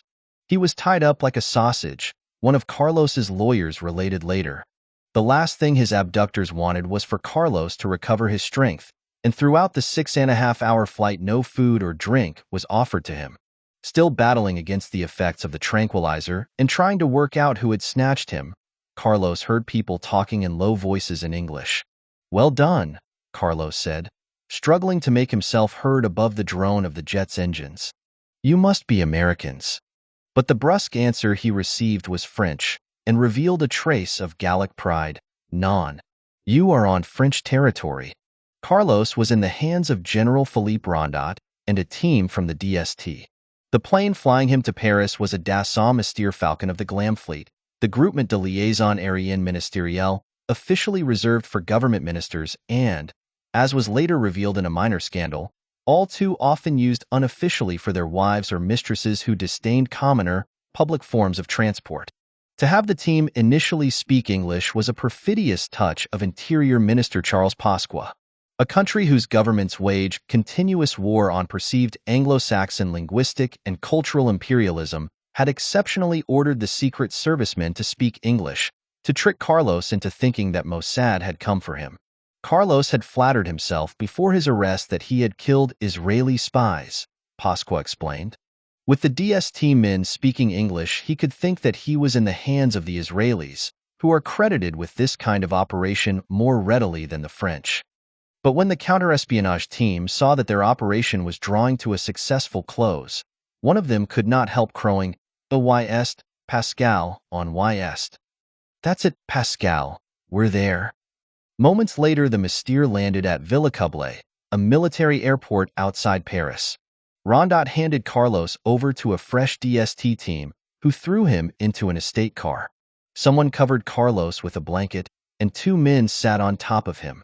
One of them gripped his head tightly, forcing it down against the floor of the car, although Carlos was still trussed up in the jute sack. It was not until the car was inside the DST's headquarters, in the shadow of the Eiffel Tower, that France formally revealed itself to Carlos as the power that had captured him. He was served with a national arrest warrant issued by Judge Jean-Louis Bruguière, the investigating magistrate who had been specializing in anti-terrorism ever since the massacre at the Goldenberg restaurant in 1982. For the DST, there was no question of Carlos going straight to prison. The sight of a cowed Carlos brought through its gates in handcuffs and shackles, 19 years and 49 days after the shooting of Commissaire Herons, Inspector Doze and Inspector Donatini, was too gratifying to miss. In its desire to settle old scores, the DST did not hesitate to take several liberties with French law before hastily attempting to mask its cavalier approach. According to the official records of Carlos's abduction drawn up by the DST, he boarded the flight to the Villacoublay military airbase of his own volition. In the first report, Commissaire Pausel writes that he was on duty at counterintelligence headquarters on August 15th, when at 10:15 in the morning he was advised by our hierarchy that an individual who might be identifiable as Ilich Ramirez Sanchez alias Carlos, born in 1949 in Caracas, Venezuela, originating from Sudan, was reportedly at Villacoublay. According to Pausel's report, he reached the airport at 10:30 and, having found out that the traveler carried no passport nor any other identity papers, ordered his transfer to headquarters. Pausel's report makes no attempt to explain how he was able to check whether Carlos was carrying any documents at the time, given the fact that the suspect resting on the tarmac at the foot of the Mystère steps was trussed up in a narrow sack that covered him up to his neck, his hands handcuffed behind his back, and his head covered by two hoods. France had violated both national and international law. The arrest warrant issued for the Rue Tullier killings was out of date, and that for the Rue Marboeuf bombing, the only Carlos probe that had not been shelved, was valid only within France. It is an interesting coincidence that Judge Bruguière had issued the Marboeuf warrant only 3 months earlier, in June. By issuing a national warrant, the process of going through Interpol to obtain Carlos's extradition from Sudan was avoided. To do so would have given Carlos plenty of time to slip away. At midday, confronting members of the DST for the first time, since he had shot 3 of them in the Rue Tullier, Carlos was in combative mood. "I am an international revolutionary," he proclaimed proudly. His fingerprints were taken, something that could have been done at the jail, and compared to those found on the whiskey glasses in Rue Tullier, and to those on the threatening letter he had written to Interior Minister Defferre after the arrests of Kopp and Brigitte. By 2 o'clock in the afternoon, the DST was sure it had the right man. Carlos was escorted to the maximum security prison, the oddly named La Santé Health jail some way south of the Latin Quarter and Rue Tullier. This was much too hasty, according to Yves Bonnet, the DST chief who had tried to assassinate Carlos in a Swiss alpine resort in 1982. Elected to parliament as a conservative in 1993, he was careful not to spoil the DST celebrations at the time of the snatch and kept his misgivings to himself. But later, he gave vent to his frustration. "The only thing which interested us in Carlos, and which justified our arresting him instead of liquidating him physically, was the identification of his accomplices, the people who got him out of France after Rue Tullier," Bonnet argued. "Instead of bringing him back with a great fanfare, we should have concealed him somewhere and questioned him. A villain, a bastard like Carlos, we should have beaten him up and tortured him. I have no problems with him being hit with a truncheon. It would have lasted a month or 3 months, but Carlos wouldn't have left the DST cellars without spilling the beans. Now we will never know." The news of Carlos's capture pulled Pasqua out of bed at 4:30 that Sunday morning. But Pasqua begrudged no one the lack of sleep. With Carlos not yet at La Santé, the Interior Minister called a news conference. Pasqua did not have to share the spotlight since Rondat had firmly declined an invitation to join him. Pasqua spoke in the biggest and most regal reception room of his ministry. His elbows resting on a table draped in imperial red, he charged through a prepared statement, pausing only to lick his lips and to throw a commanding glance at his audience of some 50 journalists. The briefing given by the Premier Flic de France, France's top cop, was a crude exercise in news management. The frankest admission he made was, several times, "We hoped that Carlos would be handed to us." Several times, our hopes proved vain. Only a brief reference was made to the friendly services that had helped France. The Interior Minister's version of events was that he had been informed earlier in the year of Carlos's possible presence in Sudan, and that he had then ordered appropriate measures to verify the information with irrefutable proof. The previous morning, on August 14th, the Sudanese authorities told France that they had themselves identified Carlos and that they were ready to respond immediately to French arrest warrants. The DST, Pasqua concluded, had apprehended Carlos at the Villa Kubla air base. No other information would be released as the government had thrown a national security secrecy cover over the episode. In fact, Pasqua had known that Carlos was in Sudan since the previous year, obtained irrefutable proof from the CIA, negotiated with the Sudanese for months, and sent a DST team to supervise his abduction in Khartoum. Pasqua ensured that the price paid for Carlos, namely the return of 2 suspected murderers to Tehran and various promises made by the Interior Minister to Khartoum, stayed a closely guarded secret. Any rumor that he had paid for Carlos, be it in the form of intelligence cooperation with Sudan or anything else, he thundered, was a tissue of lies, disinformation, scandalous. Only twisted minds could imagine that France had negotiated with Sudan. Had not Pasqua, when outlining his anti-terrorism formula in November 1986 after attacks had rocked Paris, declared, "Neither negotiations nor bargaining"? Pasqua's insistence that he had learned of Carlos's whereabouts only earlier in the year was an attempt to nip in the bud any speculation that Iran might have played a part in the capture. In what was to all appearances a concerted public relations campaign, Sudan rushed to echo Pasqua's protestations. It was not a deal and the aim was not to obtain grants or aid, declared President Hassan Omar al-Bashir, conceding, however, that it had a positive effect on the relations between Sudan and France. Any suggestion that Sheikh Hassan al-Turabi might have been involved was mistaken, the president added brazenly. Dr. al-Turabi does not intervene in such affairs at all. So relieved was Pasqua that Sudan had at last yielded to his entreaties that he tried to redeem the country of its poor reputation. In handing over Carlos, Pasqua said, Sudan had broken with terrorism. But Washington, still no great friend of the French Interior Minister, tempered his enthusiasm with a deadpan comment that Sudan would stay on the State Department's blacklist. It was only much later that Pasqua acknowledged his debt to Washington and the Central Intelligence Agency. The Carlos operation has its roots in the warming of relations between the United States and Syria, he admitted. The United States leaned on Syria to force it to stop supporting terrorists. It's true that certain elements from the CIA helped us in pinpointing Carlos. They located him. But he could not resist hurriedly qualifying his gratitude. We located him too, he added. And he was even less keen on sharing the credit with Rondat, about whom he would say nothing. On the other hand, he had no qualms about recognizing the desire for revenge that had motivated the DST. When a secret service is subjected to a serious setback like Rue Tullier, when that setback results in several deaths, the service must avenge itself, it must avenge its dead, it must never forget. Since Carlos killed the DST officers, it had never given up on the idea of arresting him and making him pay. The DST had tasted revenge because Carlos's sponsors betrayed him. The silence of the Arab leaders who had sheltered, supported, and hired him over the years was deafening. Of all his patrons, only one of his former mentors, George Habash of the Popular Front, protested at the sellout of his movement's ex-recruit. Habash, partially paralyzed by a stroke, protested at such bad manners, a cheap action against an international fighter who served liberation movements. The Sudanese government could have asked Carlos to leave the country had his presence constituted a danger or had it faced any pressure. Aside from the Palestinian extremists, only one other voice spoke out for Carlos. A friend phoned his elderly father, Ramirez Navas, to tell him that his son's life on the run had come to an end.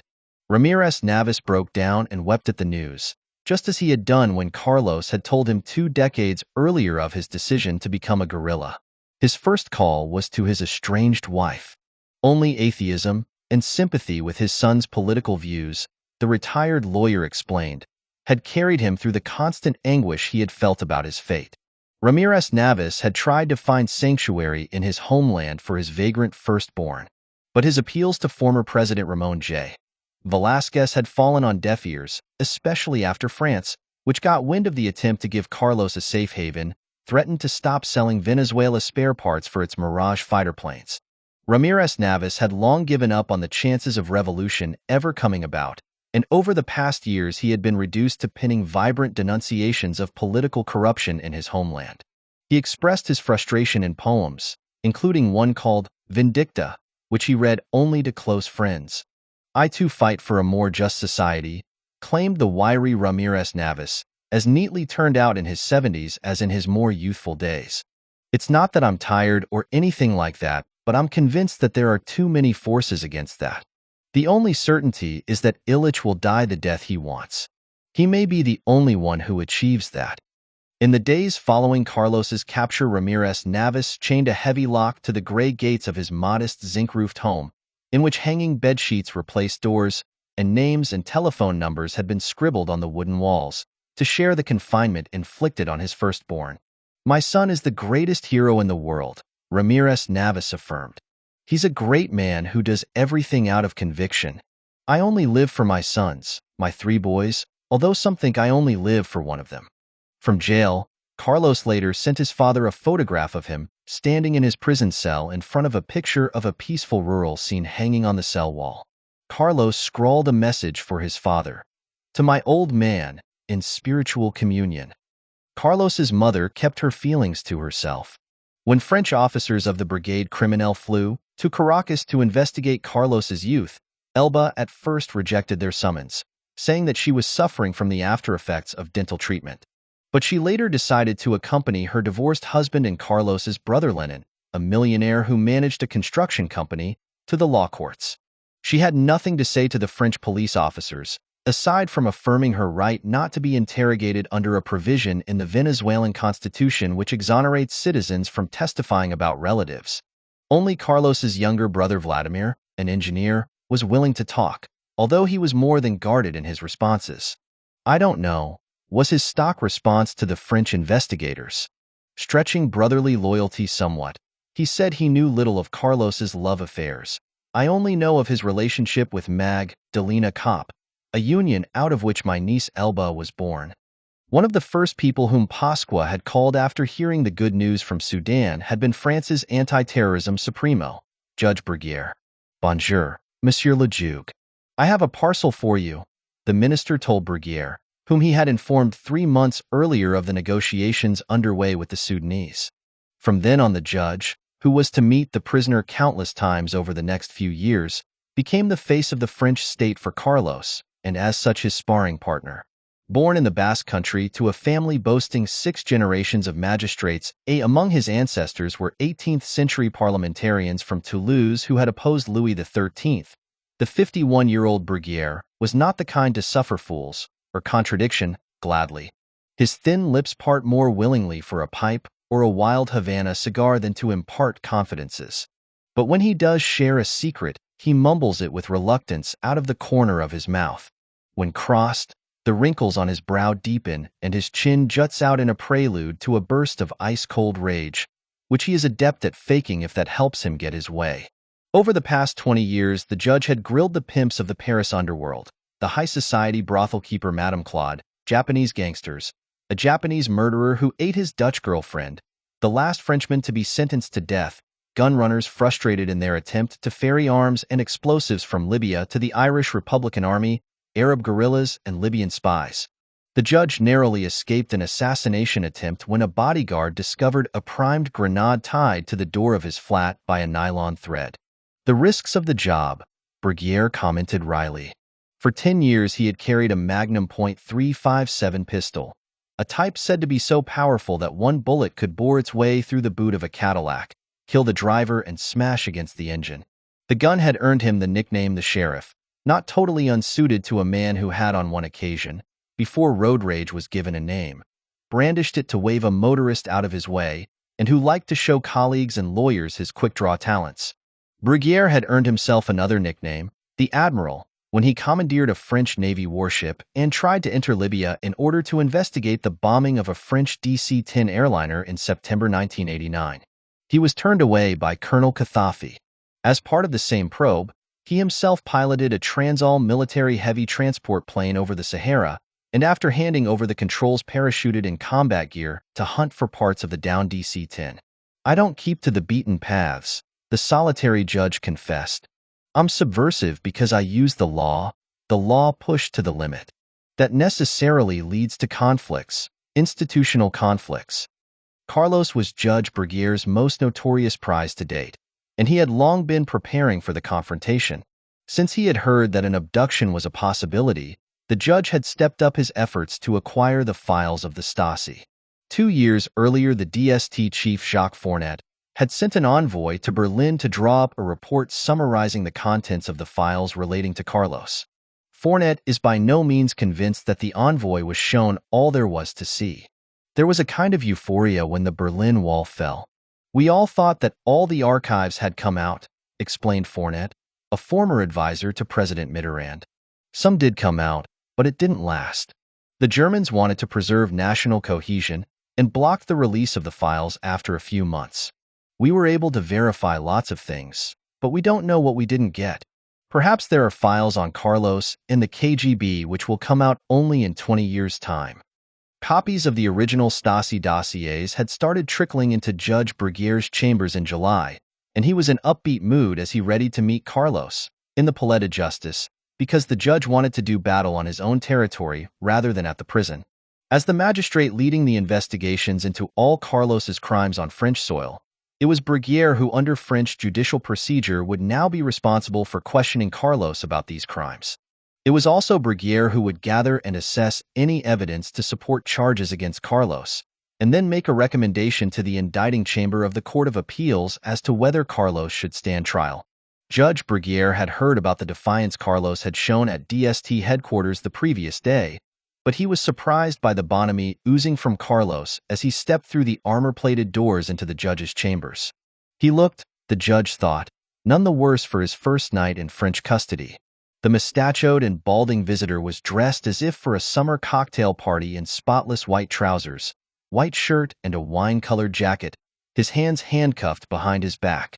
The reputed master of disguise, said to have undergone plastic surgery, was a less handsome, podgier but still easily recognizable version of the passport mugshots which the world's police forces had painstakingly collected. Earlier that sunny August morning, a convoy had picked Carlos up from La Santé and, sirens blaring, escorted him across Paris. The convoy's progress was hampered by a swarm of photographers and television cameramen on motorcycles. The large van carrying Carlos had several big windows, and although no one could see in, Carlos was able to watch the landmarks he knew so well pass by. The leafy banks of the River Seine and their picturesque buicknesses, and the Cathedral of Notre Dame. Black-clad sharpshooters perched on rooftops stiffened as the van swung into the Quai d'Orfèvres and then entered the law courts. The trip apparently did not ruffle Carlos. The prospect of spending the rest of his life behind bars had either not yet hit home, or perhaps he was putting on a show. Judge Bruguière had braced himself for a confrontation, but Carlos's relaxed attitude ensured a steady flow of idle banter. As the two men studied each other, Carlos was careful to betray neither fear nor anxiety. His first words as he neared the judge's chambers were for his escort of 4 armed officers of the gendarmerie police, who wore bulletproof vests over their black uniforms. "We too had FAMA's assault rifles in Lebanon." "That's good," Carlos told them, speaking French with a heavy South American accent. Then, catching sight of Bruguière, "And here's Monsieur le Juge. How are you?" Carlos called out teasingly. "And you?" asked the judge. "Still alive, and for a long time." The man whose obituary had been written so many times answered with a smile. Carlos spoke with a hint of both relief and defiance, before turning to the armed officers and pointing towards Bruguière. "He's a star. He is," Carlos quipped. Throughout the 2-hour session, Carlos treated the judge, with whom he shared a taste for cigars, as an equal. He talked politics, women, and philosophy, and about his memories of Khartoum. Carlos's in-depth knowledge of the state of the investigations into his past surprised Bruguière. In flippant mood, Carlos offered to take the judge out to lunch at the Lutetia, a luxury hotel on the left bank, to tell him about his exploits. The judge politely declined. Unabashed, Carlos confided, "We're cut of the same wood, you and I. We'll get on well together." When the judge asked Carlos which lawyer he wished to name for his defense, Carlos announced that he chose Jacques Verges, the attorney who had represented Magdalena Kopp. "I nominate Verges because he is a greater terrorist than I am," Carlos told the judge. "He is responsible for more deaths than I am. He is a terrorist who scares me." Carlos was less laid back when the judge formally charged him with planting the bomb outside the offices of the Al Watan, Al Arabi magazine in Paris in 1982, and brushed aside Carlos's allegation that he had been kidnapped from Sudan. Carlos raised his voice, insisting that he had been leaped on by Sudanese security officers who had protected him until then, that he had been drugged and then flown to Paris. But Bruguière was determined to steer clear of this legal minefield, and soldiered on as he outlined the charges against Carlos. The Carlos who emerged from Bruguière's chambers had lost much of his good cheer. "We're both professionals," the judge remarked later with a broad smile. "Carlos didn't confide in me, but he must have realized that he was at the end of the road. He's lucky to finish up like this, because his end could have been much darker and more sudden." 13. The Jackal Caged. "My character is simple. I am a father first and foremost." Carlos in a message spirited out of La Santé jail. Carlos was taken to 42 Rue de la Santé. In a rare distinction, he was greeted by the governor of the Greystone prison on his arrival in the main courtyard, which had once been graced by Dr. Guillotin's bloody invention, but where the only dash of red now was that of geraniums in window boxes. Carlos's fingerprints were taken yet again. He was searched, and with a sheet and blanket under his arm he was led to his new life as, in prison jargon, a détenu particulièrement surveillé, specially guarded inmate. A model establishment when it was built in 1867, in accord with the latest American theories on prison design and little changed since, La Santé was close to the heart of Paris. Too close for the comfort of the poet Guillaume Apollinaire, held briefly in 1911 on suspicion of stealing works of art, who penned a few lines on his stay at La Santé. "I listen to the sounds of the city, and, prisoner without a horizon, I see nothing but a hostile sky, and the naked walls of my prison. La Sante had played host to an impressive range of political beliefs. Anarchists, communists, royalists, resistance fighters during the Nazi occupation of Paris, Nazi collaborators after the capital's liberation, and Algerian nationalists had all despaired behind its filthy walls. In April 1919, it had welcomed Henri Landru, who had recruited his female victims, chiefly war widows lured by his promises of matrimony, through Lonely Hearts columns. The women were dismembered and cooked. The exploits of more recent inmates had forged the jail's reputation for spectacular escapes. Only a week before Carlos's arrival, a rapist had sawn through the bars of his cell and thrown an electric cable fitted with a metal hook across to the outer wall. He had then slid to freedom, commando-like, along the cable by hanging on to a brass tube. 8 years earlier, the gangster Michel Vaugier was plucked from a roof of the jail by his wife Nadine, who was flying a helicopter.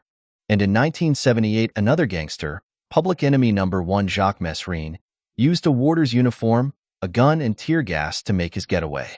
According to Carlos's fellow inmates, security at La Sante was usually not too oppressive. Compared to other jails I've been to like Fraines and Fleury-Mérogis near Paris, one prisoner said after he had served a year of his 5-year sentence for armed and violent robbery, La Sante is very good, it's cool. At Fraines the atmosphere is different. You're not allowed cigarettes there, and you have to walk along a yellow line painted on the ground close to the walls, with your arms hanging down at your sides. But the prison governor was taking no chances with Carlos. A unit of CRS anti-riot police carrying submachine guns was deployed outside the jail during Carlos's first few weeks there. Warders were ordered to glance through his cell's eye hole every 7 minutes.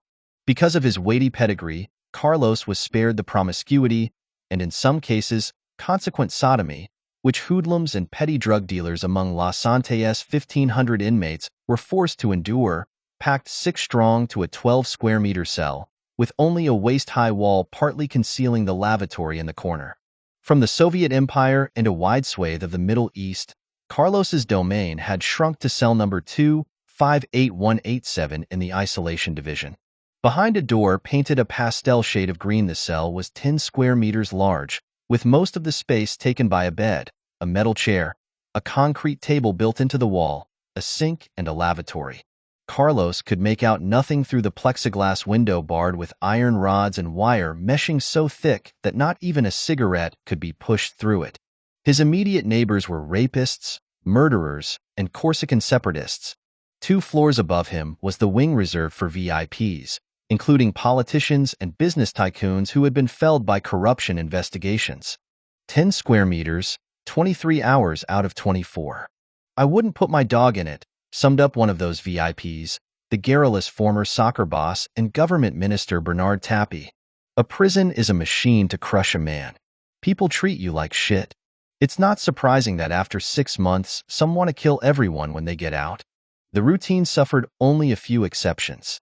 A wake-up call at around 7 o'clock by a guard to whom Carlos would hand his mail, then coffee and bread for breakfast, followed by a quick cleanup of the cell and an hour's exercise which Carlos usually skipped in favor of a lie-in. The wait for his daily shower in a small cubicle at the end of the corridor must have irritated a man obsessed by personal hygiene. Lunch was described by Captain Bob Denard, a mercenary, as cold and smelling like a corpse. Afternoons included mail distribution and another hour set aside for exercise, with lights out at 11 o'clock. Only the television Carlos was allowed to rent. He had to wait several days for it, and thus missed seeing himself lead the news bulletins. And the 3 books he could borrow from the prison library each week varied the routine. Visitors were banned save for his lawyers. Nor was he allowed to join in the games of soccer that prisoners played against warders in a 45-square-meter yard. French, drawing, and painting classes were also out of bounds, as was the Thursday Mass available to other inmates. Every time Carlos had to leave, his cell guards were mobilized to clear corridors, as regulations dictated that only prison warders should lay eyes on him. You don't move Carlos the way you shift a petty thief who has stolen a hen from a farm, explained prison governor Yves Tigalet. The governor, however, was ready to indulge some foibles of his most notorious prisoner. The privileges that Carlos sought were in keeping with the lifestyle he had previously enjoyed. He pleaded that the regulation issue sheets irritated his skin, and was granted permission to sleep in silk sheets instead. He had his guards fetch him Cuban Cohiba cigars, the most expensive money can buy, and Fidel Castro's favorite, from an exclusive boutique in Paris. The silk sheets and cigars were purchased with money sent by Carlos's father. His cigar cutter, which should have been banned, was another exception to prison rules. And when he heard that a former politician in the VIP wing had been granted permission to use a dictaphone, Carlos instantly demanded the same perk. If detention took its toll, Carlos was careful not to show it. He impressed a senior official at the jail with his attitude. Carlos took it all pretty lightly. He was convinced that he still had a market value. He was cheerful with the warders to whom he chatted nonstop as too unfit for press-ups. He took perfunctory exercise in one of the cramped, so-called camembert courtyards, which owe their name to the fact that they have a triangular shape, like portions of the pungent cheese. Carlos also liked to list the Arab heads of state whom he had met. For him, death is nothing, reported one jailer. He talks of the people he has killed and of those he will kill. When I asked him how far back this past went back to, I didn't say terrorism, because that's not what he calls it, he told me. Since I was 13 years old. To another warder, Carlos advised, "You earn 9,000 francs a month. You should get another job." The guard replied, "I'm fine as I am. I'd rather be where I am than where you are." After grabbing $30,000 that Carlos had hidden away in their Khartoum flat, Lana had flown to Paris. In the French capital, she lobbied judicial authorities for permission to see her husband, but her requests were fruitless. Carlos soon found out about Lana's journey to Paris, but this was the last he heard of her. It's when he talks about losing Lana that Carlos realizes what he has lost with his imprisonment, one of Carlos's lawyers related later. Lana was the second lover to vanish out of Carlos's life. Back in London after his studies in Moscow in the early 1970s, he had spent months trying to find his Cuban girlfriend, Sonia, but without success. The maverick lawyer Jacques Verges was more than happy to defend a prisoner whom he termed both a myth and a legend, a courageous idealist who faced, in his words, a public lynching. Verges added that he was not in the business of defending Mother Teresa. 2 days into Carlos's captivity, Verges issued a rosy bulletin on his client's state of mind. He has excellent morale, he is in good shape, and he's cracking jokes. From now on, he will justify his actions. He will justify his politics in general, his ideological struggle. There is no question of disavowing the actions he is reproached with, nor of showing any remorse. Carlos is a human being, Verges explained. He is very sorry about people who die, people who are wounded, but at the same time he thinks that his fight was in a very violent atmosphere. Now, Carlos wanted the world to know that he did not feel beaten. He had started to nurture that image with his relaxed behavior in the judge's chambers. Angered by the way the media had covered his capture, with colorful reports that he was addicted to alcohol, had been operated on to trim his waistline, and had slept with prostitutes, Carlos spirited a message out of La Santé. Published by a French newspaper 2 weeks after his arrest, Carlos's statement sought to polish his tarnished image. "I was seized in the truest mafia style. But now that I have been neutralized, instead of assassinating me physically, people are carrying out a moral assassination. I don't understand. Why do people try to make me out as an alcoholic? All this is wrong. I've never been a drunkard. Why do they say I underwent a liposuction when I went to hospital for an operation on a varicocele? I don't understand. My character is simple. I am a father first and foremost. My wife and daughter live normal lives in Venezuela, in the heart of my own family. They live in a house next to my mother's." For all his resentment at his betrayal by the Sudanese and other regimes, Carlos had no intention of behaving like those states and informing on his sponsors. "I am one of the founders of the Organization of Internationalist Revolutionaries, and I am still a member," Carlos proclaimed in the message that he smuggled out of prison. "In my organization, we shoot traitors. So don't count on me to betray friendly countries and name names." Much later, he hinted darkly that the plan to neutralize Carlos, he wrote about himself in the third person, had been masterminded by the Americans, in coordination with the French and with Israeli and Saudi financial support. Only French authorities, he said, had been ready to transform a kidnapping, the result of state betrayal, into a due process of law. Soon after Carlos's imprisonment, Verges swore to sue the French courts, arguing that his client, whom he liked to hail with a resounding Don Carlos, had been kidnapped and should therefore be freed. If that failed, he would take the case to the European Court of Human Rights. It was the same argument that Verges had used in his defense of Gestapo officer Klaus Barbie. Arrested by Bolivian police for failing to pay a sizable fine following the bankruptcy of one of his companies, Barbie was put on a French Air Force Hercules C-130. Two officers of the DGSE's Action Service took charge of him, and he was served with an arrest warrant when the plane touched down in French Guiana. From there, he was flown on to mainland France. Other victims of French high-handedness had fared no better. In the case of Colonel Antoine Argaud of the OAS movement of military conspirators who resisted Algerian independence, France refused to admit to any part in his kidnapping in Munich in February 1963. The official version held that Argaud, a brilliant officer and the army's youngest colonel, was discovered, following an anonymous telephone call, bound by chains in a van parked conveniently close to the headquarters of the Brigade Criminelle Police Unit, not far from Notre Dame. "See what French police have done to a French officer," exclaimed the former Free French fighter when a police officer arrived at the scene. Verges's defense of Carlos was, however, soon undermined by leaks to the press about his past links to the prisoner. As if guided by some invisible hand, extracts from the East German Stasi files found their way into some newspapers. Verges counterattacked and alleged that he had been the subject of an assassination order by President Mitterrand, a claim ridiculed by the head of state's aides and by the heads of the secret services. Carlos joked to his attorney, "Soon it'll be you who's charged in my place, then I'll go out and bring you oranges." There was speculation in the press that Judge Bruguière was considering an investigation of Verges, bringing about a situation in which the lawyer defending the main suspect would himself be under judicial scrutiny because of reported contacts with Carlos in the East German files. For all his past work for the cause, Verges was to disappoint Carlos. In an incautious admission, Verges wrote in a book that was published in November 1994 that Carlos was guilty of the Rue Tullier shootings. In Paris, Rue Tullier, he did indeed do something which was regrettable in order to avoid arrest. It was his liberty as a combatant, Verges wrote.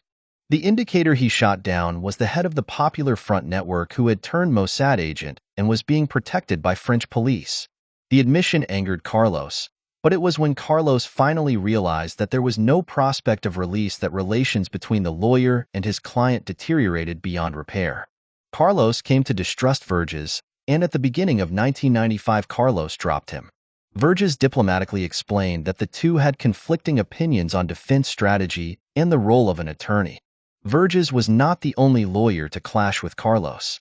Murat Aucetic, a Franco-Algerian appointed to work with Verges, had made his reputation defending Algerian independence fighters, and Carlos's former patron Georges Habash, when he was briefly detained in Paris in January 1992. The official reason for his rift with Carlos was a problem with lawyer-client relations. In fact, in a closed courtroom hearing and before an impassive Verges, Carlos had in February 1995 accused one of the lawyers in Aucetic's office of spying for the French police. A furious Aucetic, together with his aggrieved colleague, called on Carlos early the next morning at La Santé. "Terrorists like you. I shit them every day," Aucetic shouted at Carlos in the visiting room. After telling a deputy governor, "I leave you this stupid bastard," Aucetic stormed away. Carlos watched him leave in sullen silence. Within months of his arrest, Carlos's private army had faded away. Soon after the capture, French intelligence estimated that the group numbered no more than a dozen members, several of whom had been identified in Beirut, Amman, and Damascus. Officers of France's DGSE spotted the 48-year-old Johannes Wein, rich, still sporting his mustache, in early 1995 as he passed through Djibouti on the Horn of Africa before crossing the Gulf of Aden in a fishing boat bound for Carlos's former Marxist sanctuary. But a civil war fought the previous year, in which the Marxist secessionist rebels of South Yemen were crushed, and the unification of North and South Yemen reaffirmed, meant Weinrich was on less safe terrain. Living in Aden under the aliases John Sala and Peter Smith, he desperately tried to retrieve all the records he had kept so meticulously from several hiding places, and from the dispersed members of the now leaderless organization. No fewer than 3 different secret services, the DGSE, the CIA, and the German BND managed to identify Weinrich in Aden. Vital evidence was supplied by the fingerprints that Weinrich left on a plate in a restaurant. German intelligence insisted that it should be the service that tried to catch its countryman, Germany's longest-sought fugitive. The Central Intelligence Agency had no more grounds to seize Weinrich than they had had to seize Carlos, and took a back seat. The French felt that Carlos was enough for them to have to deal with, and were more than happy to leave Weinrich to the Germans. From a safe distance, BND officers watched Yemeni police arrest Weinrich in an Aden suburb in June 1995, almost a year after Carlos's abduction. Treated much more gently than his leader, something Weinrich must have appreciated, as he was described by the Stasi as a soft-boiled egg. He was restrained only by handcuffs when he boarded a German Air Force plane. From a safe distance, BND officers watched Yemeni police arrest Weinrich in an Aden suburb in June 1995, almost a year after Carlos's abduction. Treated much more gently than his leader, something Weinrich must have appreciated, as he was described by the Stasi as a soft-boiled egg. He was restrained only by handcuffs when he boarded a German Air Force plane. The charge sheet awaiting Weinrich on his arrival at Berlin's Old Mobit jail, where fellow inmates included Erich Mielke, the former head of the East German Stasi, compared quite respectably with Carlos's. The first of the two bungled missile attacks at Orly Airport, a failed attempt on the life of the Saudi Arabian ambassador in Athens, and the bombings of Radio Free Europe in Munich, the TGV train in the Marseille railway station, and the Maison de France in West Berlin. From his cell in Paris, Carlos could not resist writing an epitaph for the fallen Comrade Weinrich, pronouncing him one of the greatest revolutionaries produced by the German nation. Describing Weinrich as his right-hand man, as one French magazine had done, belittled his contribution to the cause and amounted to insulting Carlos's friend and companion. Only a few months later, another middle-aged Carlos soldier fell. Christa Margot Froelich had driven to Paris the car used to bomb the Rue Marboeuf in 1982. She had apparently been intent on bombing another French target when she was arrested at Rome's Leonardo da Vinci Airport in June of that year, as she prepared to travel to Paris with several kilos of explosives in her suitcase. After 6 years in an Italian jail, she had long broken with the Carlos organization and was living a quiet life in her native Germany when he was seized in Sudan. Fearing that her past involvement with Carlos might catch up with her, she prudently and naively asked Italian authorities whether she would be arrested again if she made another of her regular visits to see her husband, a member of the Red Brigades jailed in Rome. The answer given to her lawyers was that there was nothing pending against her in Italy. It was a devious answer. When Froelich arrived in Rome late one Saturday in October 1995 for a meeting with her husband, she was arrested because Judge Bruguiere had issued an international warrant for her. Her husband struggled in vain to fight the French extradition request. She refused to talk and was ordered to await her trial in a French prison. Had she remained in Germany, she would undoubtedly have remained free. German examining magistrates had launched an investigation into her past, based on the East German and Hungarian intelligence records, but concluded there was insufficient evidence on which to charge her. Her file was closed. Froelich was arrested with the sole purpose of extraditing her. "We had nothing else on her," a senior Italian police officer admitted. Only Carlos's other chief lieutenant, the Syrian Issa, escaped. He vanished so completely that not even Weinrich in his last months as a fugitive, let alone Western intelligence services, were able to find him. Long before her husband's arrest, the jilted Magdalena Kopp had traded in her meager revolutionary credentials. Both in Venezuela and in Bavaria, where Kopp moved in late 1995 to give her 9-year-old daughter Elba a German upbringing and to be near her elderly disabled mother, her only concern was for Elba's future. There was none of the ideological brainwashing that Carlos's father had inflicted on him, and no private tuition. In her mother's hometown of New-Ulm, Elba studied at the local state school. She was a hard worker whose parents had raised her to speak English and Spanish as well as German. When Judge Bruguiere sent investigators to question her, Kopp invoked her right under German law not to testify against the man who was legally still her husband despite his marriage to Lana. But it was her concern for the child's future, together with a consuming desire to be left in peace, which led her to take one of the most dramatic decisions of her life. The betrayal not only of her husband Carlos, but also of her former lover Weinrich. The war is over, but Carlos hasn't realized it. The woman for whose sake Carlos had masterminded a string of bloody attacks to prise her out of jail told Berlin investigating magistrate Dieter Melis in December 1995. Although the revelations she made to the Berlin judge related specifically to Weinrich, they obviously hurt Carlos. From the way she spoke about Weinrich, noted one investigator, it was only logical to conclude that nothing happened without Carlos knowing about it or ordering it to happen. Her questioners, however, refrained from pressing her about Carlos's involvement in various crimes since he was her husband and the father of her daughter. It was Weinrich, Kopp explained, who had parked the explosive-packed orange Opel in the Rue Marbeuf in Paris in 1982. And it was again Weinrich, possibly with the help of others, who planted the suitcases containing the bombs that went off within minutes of each other in a high-speed TGV train and at the Marseille railway station the following year. Kopp seemed nonplussed by the impact of her indiscretions. "Whatever I tell you, Carlos and Weinrich will spend the rest of their lives in jail," she confided to Judge Melis, who could only agree with her. Carlos himself was unable to discover what had made her talk. When one of his lawyers reached Kopp on the telephone and asked the reason why, the only answer she gave was, "I don't know." Carlos concluded that as she had no source of income and was under the thumb of the German police, she had no choice but to cooperate with the authorities.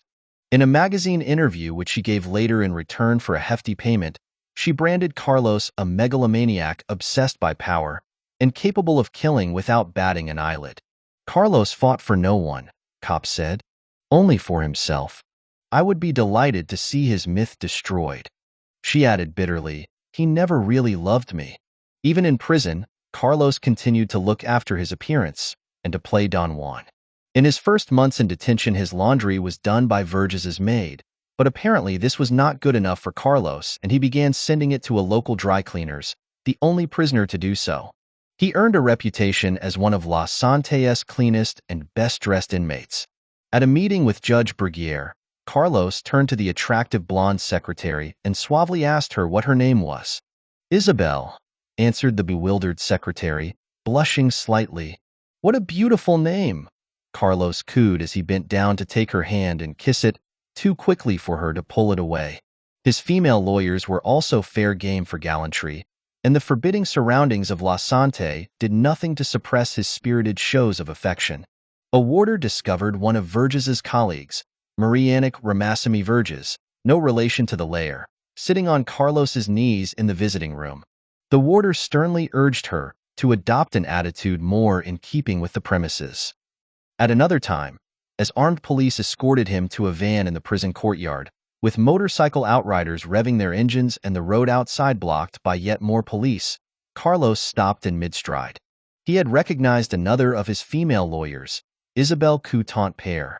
With a wide smile and to the bafflement of his guards, Carlos walked up to her and kissed her hand in greeting. She was impressed by him. "He has many qualities," she said later. "He is very intelligent, immensely cultivated, and his memory is impressive. One feels good with him." So good that in La Santé's cramped visiting room the two made a habit of pulling on fat Cuban cigars as they discussed his defense strategy. In the autumn of 1995, an elderly gentleman showed his Swiss passport at the gate of Freyne's jail outside Paris and was ushered to a visiting room which was almost certainly bugged. He was joined there by Carlos, who had been transferred to Freyne's temporarily. The two men spent just over an hour together. Carlos confided to the visitor that his morale was good, although he was convinced that he would never again see his homeland Venezuela, and he still had no news of Lana. The visitor was the black banker François Genaud, the Nazi friend of Carlos, who was the only person aside from his lawyers granted permission to visit him in prison by Judge Bruguière. It was to Genaud that Carlos wrote to proclaim his commitment to world revolution. In Genaud's archives, Carlos's letters sit among others from Martin Bormann, Klaus Barbie, Emma Goering, and Oswald Mosley. The missives from the self-styled revolutionary show that the Nazi Genaud, who denied that the Holocaust had taken place, was a father figure to Carlos. Genaud had once boasted that he had planted a small bomb against British forces in Palestine, and in 1969 he appeared at Verges's side to defend 3 members of the Popular Front who had attacked an El Al plane in Zurich. 3 years later, Jinaud helped to hijack a Lufthansa plane for a $5 million ransom from the airline. Such acts earned him the everlasting gratitude of his Palestinian friends. In later years, Jinaud made no effort to hide his appreciation of Carlos. For Jinaud, Carlos threw himself heart and soul into the Palestinian struggle, and he risked his life many times for it. He is a courageous man of action whose deeply held convictions are beyond doubt. He was never scared of gambling his skin for a cause which was not his. Remember the OPEC minister's hostage-taking. I admire him for that. In one of the first letters to my dearest comrade from jail, dated December 4, 1994, Carlos thanked Jinaud for a gift of 10,000 francs and expressed admiration for an interview that Jinaud had given to a Swiss newspaper.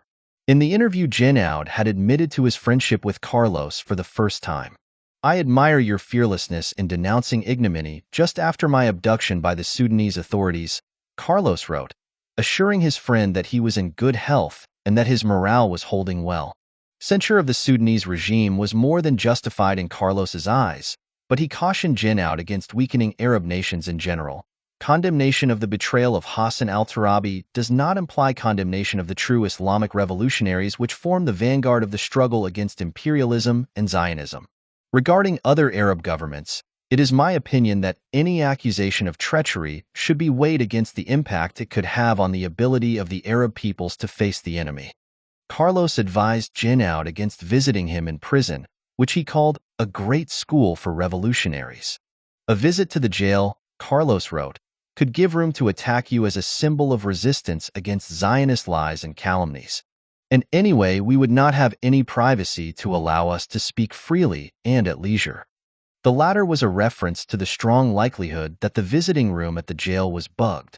Carlos asked Jinaud to try to contact Lana because he had had no news of her since his capture, and signed his letter, "Yours in Revolution."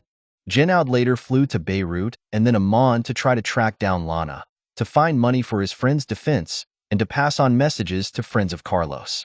Lana, however, had vanished without trace. In his next letter to Jinaud, dated January 19, 1995, Carlos again thanked him for sending money to the jail, this time 5,000 francs. Soon there would be no need for such gifts, Carlos wrote, because he was awaiting help from his family. Carlos proudly announced that he had begun to set up a group of lawyers to assure his defense. These attorneys have not sold their souls to the devil and truly cherish justice. He thanked Jinaud for a letter full of militant ardor, which has really raised my spirits. In a long and effusive letter dated March 18, Carlos told Jinaud that he was the only person, aside from his close family, with whom he corresponded from jail. If we never meet again, we shall wait for the Valhalla of revolutionaries where we shall share the moments of complicity with our dearly missed martyrs. I shall be happy to arrive at your ripe age with only a tenth of your indomitable spirit. I want you to know that I truly admire you, trust you, and cherish your friendship. On May 30th, Carlos asked his friend to suggest a French lawyer who could help defend him and who would not betray him to the enemy. Like every true revolutionary, I am an optimist, but I do not expect that the treacherous enemy will allow me to reach Venezuela alive. Nevertheless, I shall persevere in my struggle until my last breath. Jinaud's friendship with Carlos led Judge Bruguiere to question the retired banker on July 6, 1995. Jinaud simply explained that he had pro-Arab sympathies and that this was the reason why he supported Carlos. Jinaud was faithful to Carlos, so much so that the last trip he ever made was to keep a promise to Carlos to travel to Venezuela and try to convince Magdalena Kopp not to return to Germany. Jinaud kept his promise, but failed to sway the estranged wife.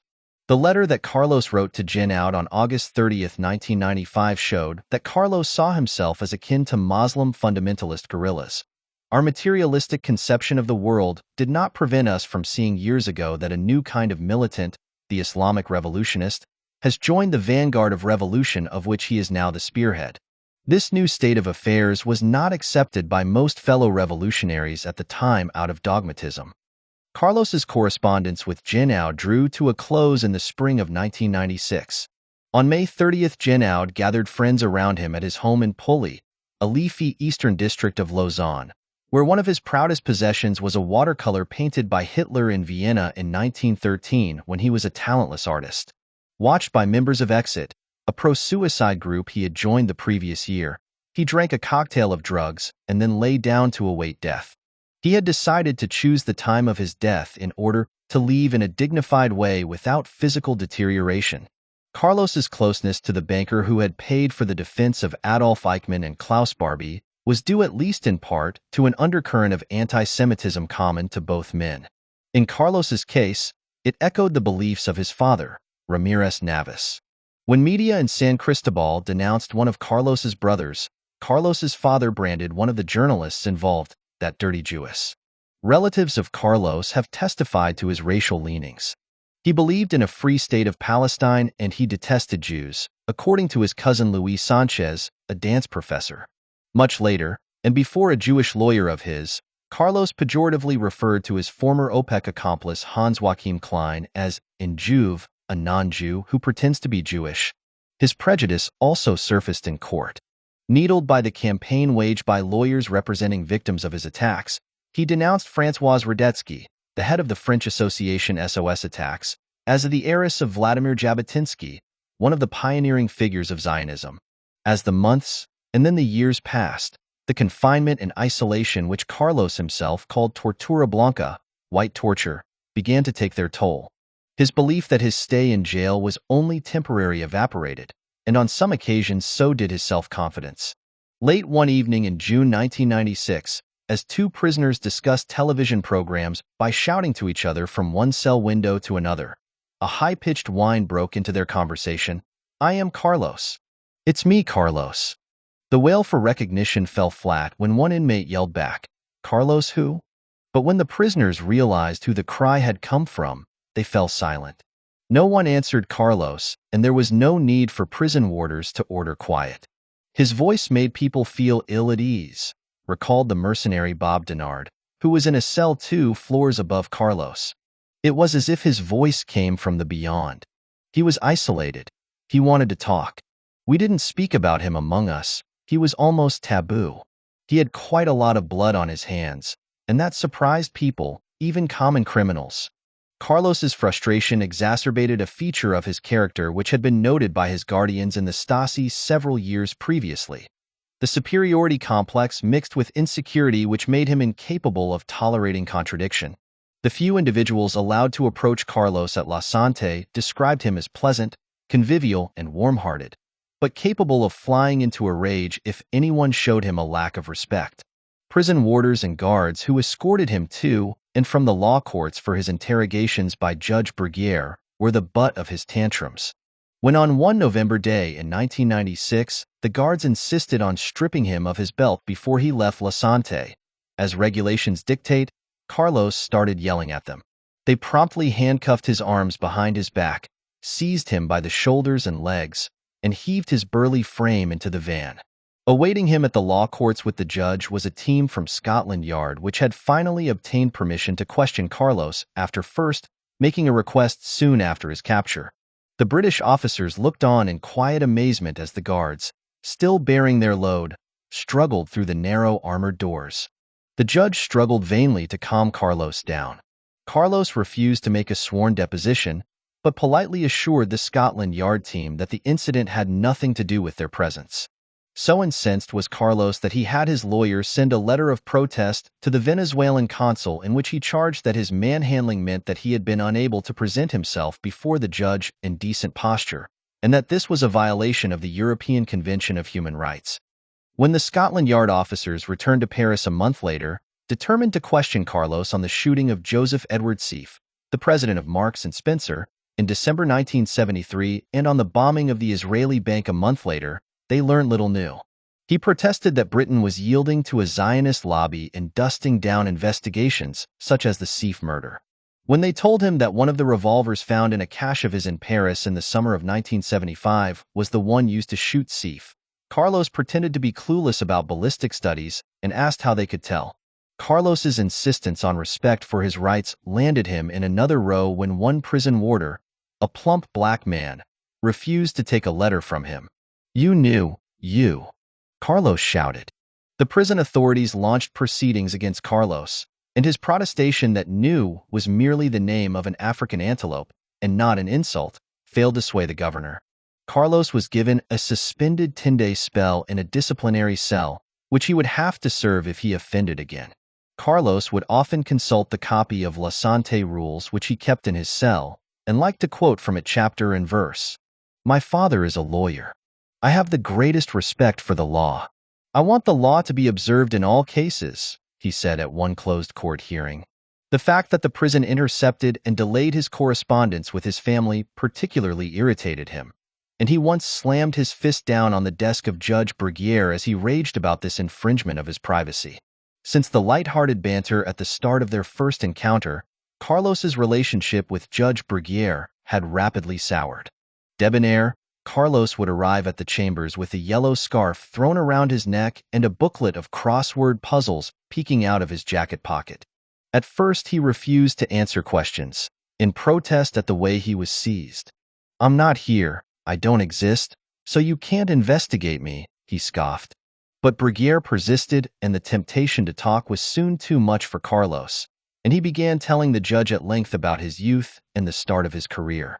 Questions about specific outrages, however, were met for the most part with a stony silence, or with unsmiling repetition that as an officer leading the commando unit of a revolutionary organization he could not speak for its actions. Under questioning, Carlos was in Bruguière's eyes a mixed bag of fascination, attraction, and repulsion, and of anxiety.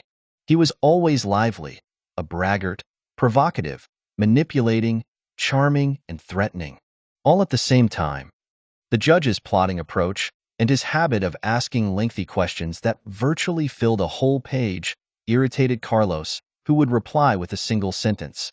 When Carlos was in a more verbose mood, the pair got bogged down in verbal jousting as neither was prepared to give an inch over the wording of the testimony, which Carlos couched in the literary French he had learned at school. On one occasion, the two clashed for 40 long minutes over one word, with Bruguière, a classicist, invoking its Latin or Greek etymology, and Carlos its English or Spanish translations. After 3 years in jail, Carlos launched a personal attack on the judge, casting doubt over his independence and impartiality because of his links with the Victims Association SOS Attacks, which under French law has access to investigation files as a civil plaintiff. Carlos took Judge Bruguière to task for attending a ceremony at the Père Lachaise Cemetery in Paris to commemorate the victims of the bombing of a French UTA DC-10 airliner 6 years earlier with François Radetzky, the president of SOS Attacks. One of the association's lawyers has acknowledged that its representatives met the judge as often as once a week, but this in itself is not illegal under French law. In the first few years following Carlos's arrest, France showed no desire to give him a chance to proclaim publicly that his arrest had been illegal. His rare and brief court appearances, at hearings prompted by his appeals against his detention on the grounds that he had been kidnapped from Sudan, were with one exception behind closed doors. His manner was private theatrics. When the judge entered, Carlos would stand in the dock, join his hands together, and bow forward slightly to proffer the traditional Arabic greeting "Salam alaikum," "May peace be with you." Robbed of an audience, these were for Carlos only dress rehearsals for the public performance that was yet to come. Carlos's determination in pressing the kidnapped suit won him a judicial triumph. On the day that he was hauled to France, the Justice Ministry had made it clear that it had no intention of investigating the circumstances of the abduction, as these were classified as state secret. An investigating magistrate invoked technical reasons to justify his refusal to follow up Carlos's plea. But in June 1996, almost 2 years after his capture, an appeal court found in Carlos's favor. The verdict was a public slap in the face for both Interior Minister Pasqua and Judge Bruguière. The arrest had taken place outside any legal framework, and without either an international warrant or an extradition convention between France and Sudan. The court ordered an investigation into events that may have involved French nationals aboard a French plane and on French territory. The ruling was, however, only a fleeting victory for Carlos, as it was later crushed by the Supreme Court. 14. The trial. There is a Carlos myth, and it is blown up out of all proportion. Carlos is here, Carlos is there, he is a Soviet agent, He is making a nuclear bomb to blow up New York. Carlos at his trial. The Paris Assizes Court is the most ornate and daunting in the Palais de Justice, which stretches across the entire Lie de la Cite, with the Brigade Criminelle at one end and the Conciergerie where Queen Marie Antoinette spent her last hours before she was guillotined at the other. Below the blue, white, and gold coffered ceiling, a huge fresco covering almost an entire wall shows red-robed cardinals and nobles paying homage at the coronation of the child king of Navarre, Henry IV, a ceremony as solemnly orchestrated as the trials that take place in the courtroom. Two life-sized lions carved out of white stone tower above the large door through which the judge and jury file into the court, and smaller lions, mouths gaping and teeth bared, are carved into the oak panels that line the walls. The box destined for the accused is large enough to accommodate 20 people on its hard wooden benches. Émile Zola had sat there just short of 100 years ago in 1898, on trial for penning the virulent Manifesto J'accuse in defense of the Jewish officer Alfred Dreyfus. Many of the senior French officials accused of collaborating with the Nazis during the war had also sat in the dock, as had the last man sentenced to the guillotine, who was spared by President Mitterrand. The 48-year-old Carlos, who strolled into the box just after 1 o'clock on Friday, December 12, 1997, looked for all the world as if he were stepping into a café for a pre-lunch aperitif. Among all the crimes he was charged with, French justice had chosen the shooting in Rue Tullier of 3 DST officers and Michel Macarbal, for which Carlos had been given a life sentence in absentia 5 years earlier, as the first case to come to court since his abduction from Sudan in August 1994. Dressed in khaki trousers, a white shirt, and a beige jacket, Carlos sported a gray ascot scarf with yellow stripes. His handcuffs had been taken off moments before. He carried a plastic shopping bag, swaggering slightly as he made for the front bench. He glanced at the public gallery as if to seek out friends. Gold-rimmed spectacles hung from a cord around his neck. Carlos was to all appearances in good health, but his hair was thinner and grayer, and his face paler and more wrinkled than in the video taken by the Egyptian spy which had shown him dancing in Sudan. Carlos had brushed his hair back and trimmed his mustache down to the thin line of a dandy.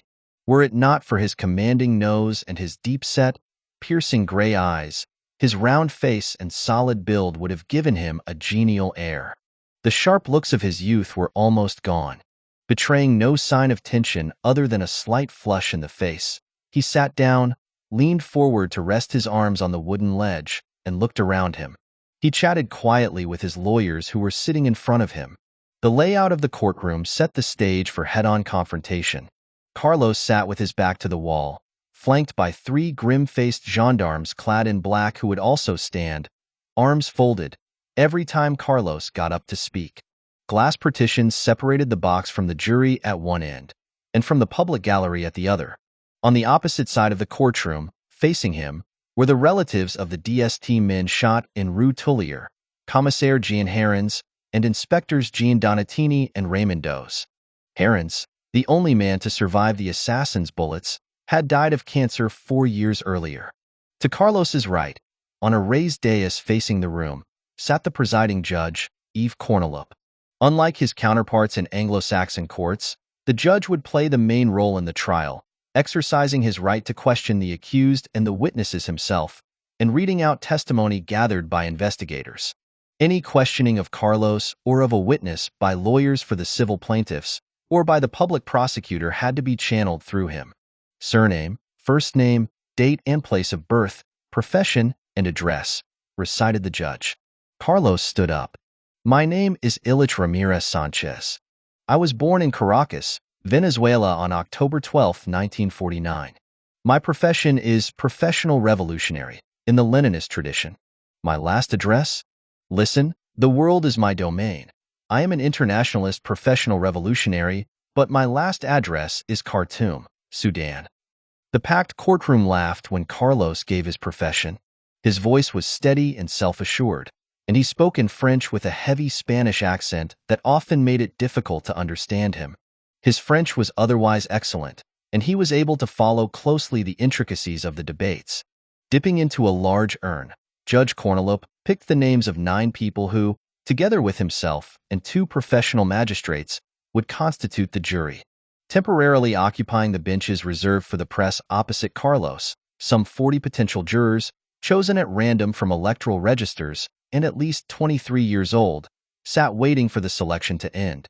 The 12 jurors would decide whether Carlos was innocent or guilty of the murder of Donatini, Doze, and Macarbal, and of the attempted murder of Herons. In the case of a guilty verdict, the jurors would also set the penalty. As the death sentence had been abolished in 1981, the heaviest penalty was life imprisonment. The 6 women and 3 men chosen haphazardly by the judge walked past Carlos to take their places at either side of the judge and the 2 professional magistrates facing the courtroom.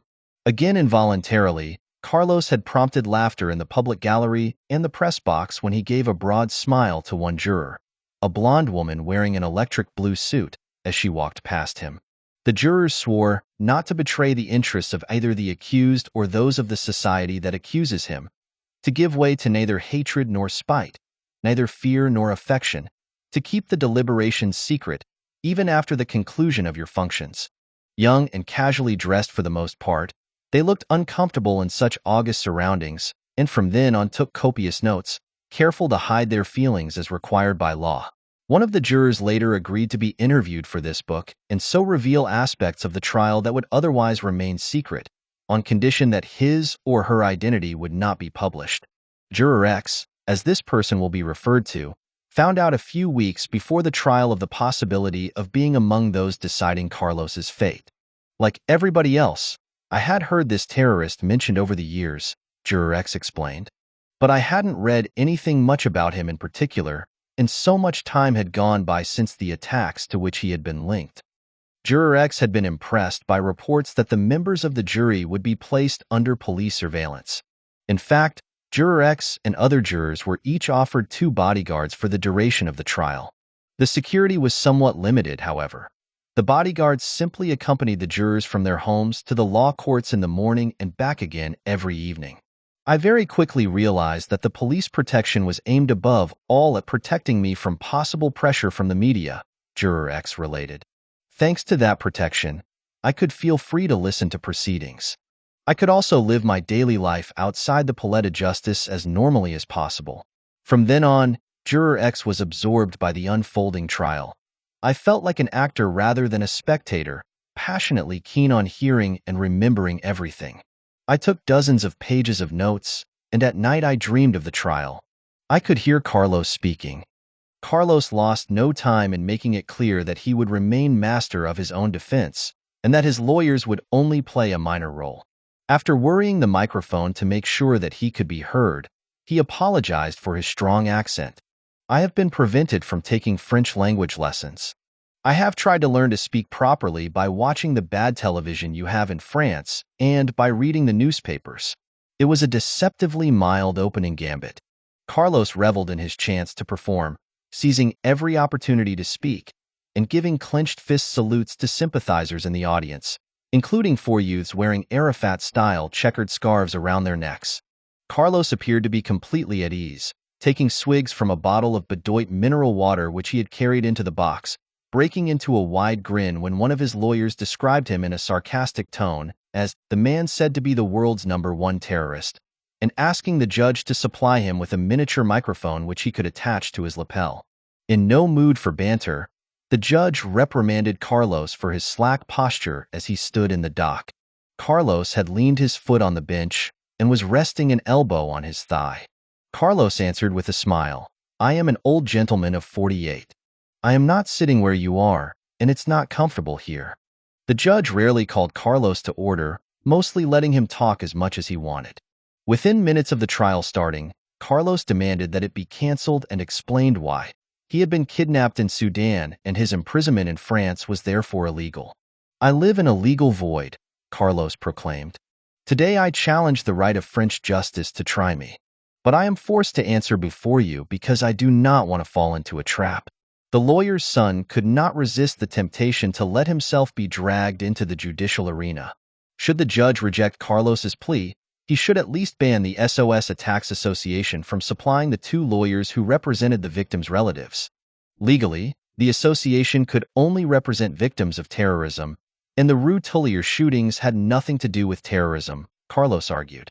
Worse, Carlos charged the association, whose president, François Radetzky, is Jewish, exploited the suffering of the families in the name of the most ignoble of ideologies, revisionist Zionism. SOS attacks therefore represented the enemy he had been fighting since, he claimed, the age of 14. "I am a political militant," Carlos proclaimed. "Our enemy is the enemy of humanity, of the French people, of the Palestinian people, U.S. imperialism and its avatar, the Zionists. In the name of the suffering of the Jewish community during the Second World War, they lay claim to occupying a holy land which belongs to all humanity and fundamentally to the Palestinian people." When the judge asked him about the purpose of the Popular Front, Carlos answered, to laughs from the public, "Buying tulips in the Netherlands." But then he abruptly turned serious, slapping the edge of the dock with his palm as he raised his voice. "We waged war against the Zionists all over the world. We were at war." He had no hesitation in admitting that this battle involved hijacking planes, taking hostages, and carrying out executions, all crimes that were justified because they were part of a war. "I am morally responsible before the whole world, before history, before our martyrs, and before the Palestinians, for all the military operations carried out by Palestinians. And I am politically responsible for all the operations carried out by the Popular Front." Whether the Rue Tullier shootings were part of those operations, and whether it was he who had pulled the trigger, was an issue that Carlos sidestepped. There was no reason for him to plead innocent or guilty, he argued, as he was illegally imprisoned. Carlos couched his commitment in revolutionary jargon that sounded outdated, but then, in Magdalena Kopp's phrase, he did not realize that the war was over. "For 30 years I have waged war with the pen, the gun, the bomb, and the noose. It is a permanent struggle. I must continue my struggle. Today I fight with my tongue. If I was a lowly combatant, I would sit here and not open my mouth, but I am a leader. I must fight until my last sigh." One exchange was particularly revealing of Carlos's refusal to turn the page. Could Carlos confirm that he served as Macarbal's right-hand man? The judge wanted to know. After all, this question related to events more than 2 decades ago. "It's a delicate question," retorted Carlos.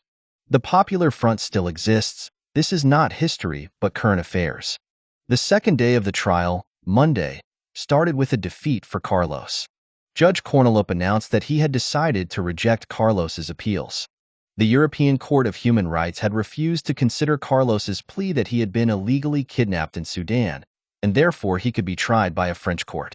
As for the demand that SOS attacks be expelled from the courtroom, the judge decided to rule on the matter later. In the meantime, the trial must continue. Carlos had changed into smarter clothes and looked like a flashy yachtsman, dressed in a blazer, white Lacoste polo shirt, and blue jeans, with a white silk handkerchief poking out of his breast pocket. His mostly urbane manner, however, alternated with thinly veiled threats worthy of a mafioso. Carlos complained about the 3 gendarmes standing by him in the dock. Another 20 were stationed around the courtroom. He urged the jury not to let themselves be impressed by such heavy security. "I'm used to weapons, and it doesn't impress me," Carlos assured the jurors. "Quite the contrary, it makes me feel nostalgic. No revolutionary movement has ever dreamed of putting pressure on jurors. You are not in danger. You are in danger of being manipulated. It's true that magistrates were bumped off several times, but I don't regret that." Author's italics. Facing the judge, Carlos added for his benefit, "You are taking on a great responsibility, Your Honor. I'm not under orders from you. Don't forget who I am." If Carlos had failed in his first attempt to halt the trial, he still had plenty of other tricks up his sleeve. Cast out of the limelight by her client on the first day, Carlos's chief counsel, Isabelle Coutant-Pere, a spiky, militant left-winger with curly black hair who had helped represent Magdalena Kopp 15 years earlier, now took center stage. The court, Coutant-Pere charged, had yielded to pressure from the DST, which she termed the political police, in failing to call any of the eyewitnesses who were present in the Rue Tullier flat at the time of the crime.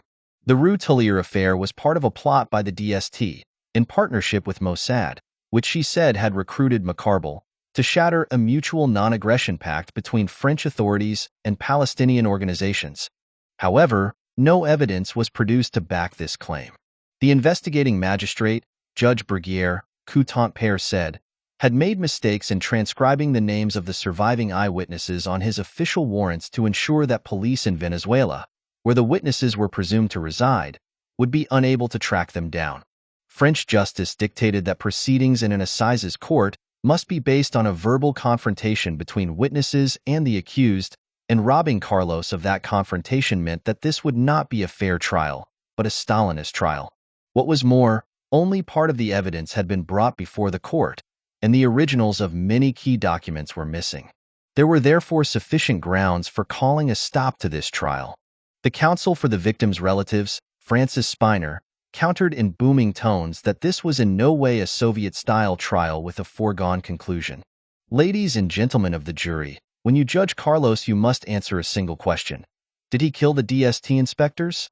The only basis for your decision must be your intimate conviction. The proof of Carlos's guilt lay in his confessions, in the experts' reports and in accounts by eyewitnesses, the Latin Americans at the party in the flat, and herons, taken down in the hours that followed the crime. If Carlos had not yet been confronted with the witnesses, it was for good reason. He had been on the run for more than 2 decades. As for French justice, it had done everything in its power to find the witnesses and bring them to court. Judge Corneloup blamed the bad grace of the Venezuelan political establishment for the lack of witnesses in court. It was not France's fault, the judge said, if Venezuelan politicians considered Carlos a national hero. The judge refused to postpone proceedings to seek out witnesses and again ruled against the defense. Coutant-Père promptly declared that she refused to prostitute herself, an unfortunate turn of phrase for which she later apologized, in a trial unworthy of French justice, and she stormed out of the courtroom halfway through Monday's proceedings. She refused to obey the judge's order that she serve as a barrister appointed by the court. After Carlos protested repeatedly that he had been left without a counsel, the judge had no alternative but to appoint 2 young lawyers who were given only a night to read the 10 volumes of judicial proceedings on Rue Tullier. There was nothing that the Assises Court could do to force witnesses to come to the bar. Amparo Silva Masmila, the Paris girlfriend whose flat Carlos had turned into an arsenal, was tracked down by Interpol in Spain, but she refused to come and testify. Angela Odola, his London lover who was jailed for looking after more of his weapons, also stayed away. Who is she? Carlos asked ingenuously when the judge read out her name. She sent a medical certificate to the court which invoked her economic situation, professional considerations, and the fact that she had needed psychological treatment for 8 years to be able to tackle daily life. Carlos's tactics delayed proceedings considerably, and it was only on Monday evening that the jury were finally given an initial outline of the events they had been called to judge. The reading of the 16-page indictment by the clerk of the court apparently failed to move Carlos. Head bowed. He followed the clerk by reading a copy of the text resting on his knee. He stroked his mustache when the clerk came to the passage describing the points of entry and exit of the bullet which had killed Does. When the proceedings were adjourned shortly afterwards, Carlos turned as usual towards the public gallery before he walked out. But rather than the defiant clenched fist salute that he usually gave, he only managed a weak wave of the hand. Commandant Daniel Aberard of the Brigade Criminelle, who took the witness stand on Tuesday morning, was the first person called to testify. A short and stout 50-year-old, he read out the biography of Carlos he had compiled from reports by the police and secret services of France and other countries. Reminders of Carlos's love life flattered him, and when one of his London students was quoted as saying that he had constantly tried to chat her up, Carlos threw his head back and laughed silently to himself. According to Juror X, none of this impressed the women in the jury, and nor did the fact that Carlos had kissed the lawyer Coutant-Père on the hand at close of business in the evenings. The female jurors were surprised to read in the newspapers that Carlos was supposedly a great seducer, or had been in the past. The women in the jury thought he was more like a horrible Latin American. When Judge Corneloup questioned Carlos about the biography that had just been read out, Carlos picked holes in the account, reprimanding Aberard for what he said were a host of factual mistakes. Carlos denied that he had felt embarrassed by his childhood nickname, El Gordo, Fatso, as Aberard had reported. Nor had he ever set foot in Cuba, although he had some family there, you know, Monsieur le Président, I have children everywhere. Carlos also denied ever giving an interview to the magazine Al-Watan Al-Arabi, in which he had claimed responsibility for the Rue Tullier murders and several other attacks and bombings. Professional revolutionary. In almost his first words to the court, Carlos had set the tone of his defense. When the judge questioned him about his political commitment, Carlos insisted that the war to free Palestine was by definition a war that had to be fought outside Palestine, a world war. He felt only pride for the battle he had fought. I am a man of a proud nature. I am proud of my struggle, of my ideology, of the hundreds of militant revolutionaries whom I trained and who will train hundreds of others and continue the struggle after my death. Just as he was proud of the 100 passports and the 52 different aliases which, by his own reckoning, he had used during his years as a fugitive. At no time did he display any trace of regret, let alone remorse. There is a Carlos myth, and it is blown up out of all proportion. Carlos is here, Carlos is there. He is a Soviet agent. He is preparing a nuclear bomb to blow up New York. My comrades in India have sent me stories by women who told of their torrid nights with me. I have never seen these women. Carlos had no problem recognizing the only witness from his past life, whom France managed to bring before the court. A few hours before his former London girlfriend and assistant Nydia Tabone was due to testify on the fourth day of the trial, Carlos announced that he had recruited her into the Popular Front. But now, he said, Nydia lived in France as a paid agent of the DST, which would never allow her to appear at his trial. He was proved wrong when Nydia did enter the courtroom early on Wednesday afternoon. Sprucely turned out in gray trousers, red sweater, a double-breasted blazer, and a necklace of large colored beads, she looked younger than her 59 years. Carlos faced her and smiled as she walked past him on her way to the witness stand, but she stared straight ahead so as not to catch the eye of the man for whose sake she had spent a year in a British jail. As she was entitled to, she did not speak on oath.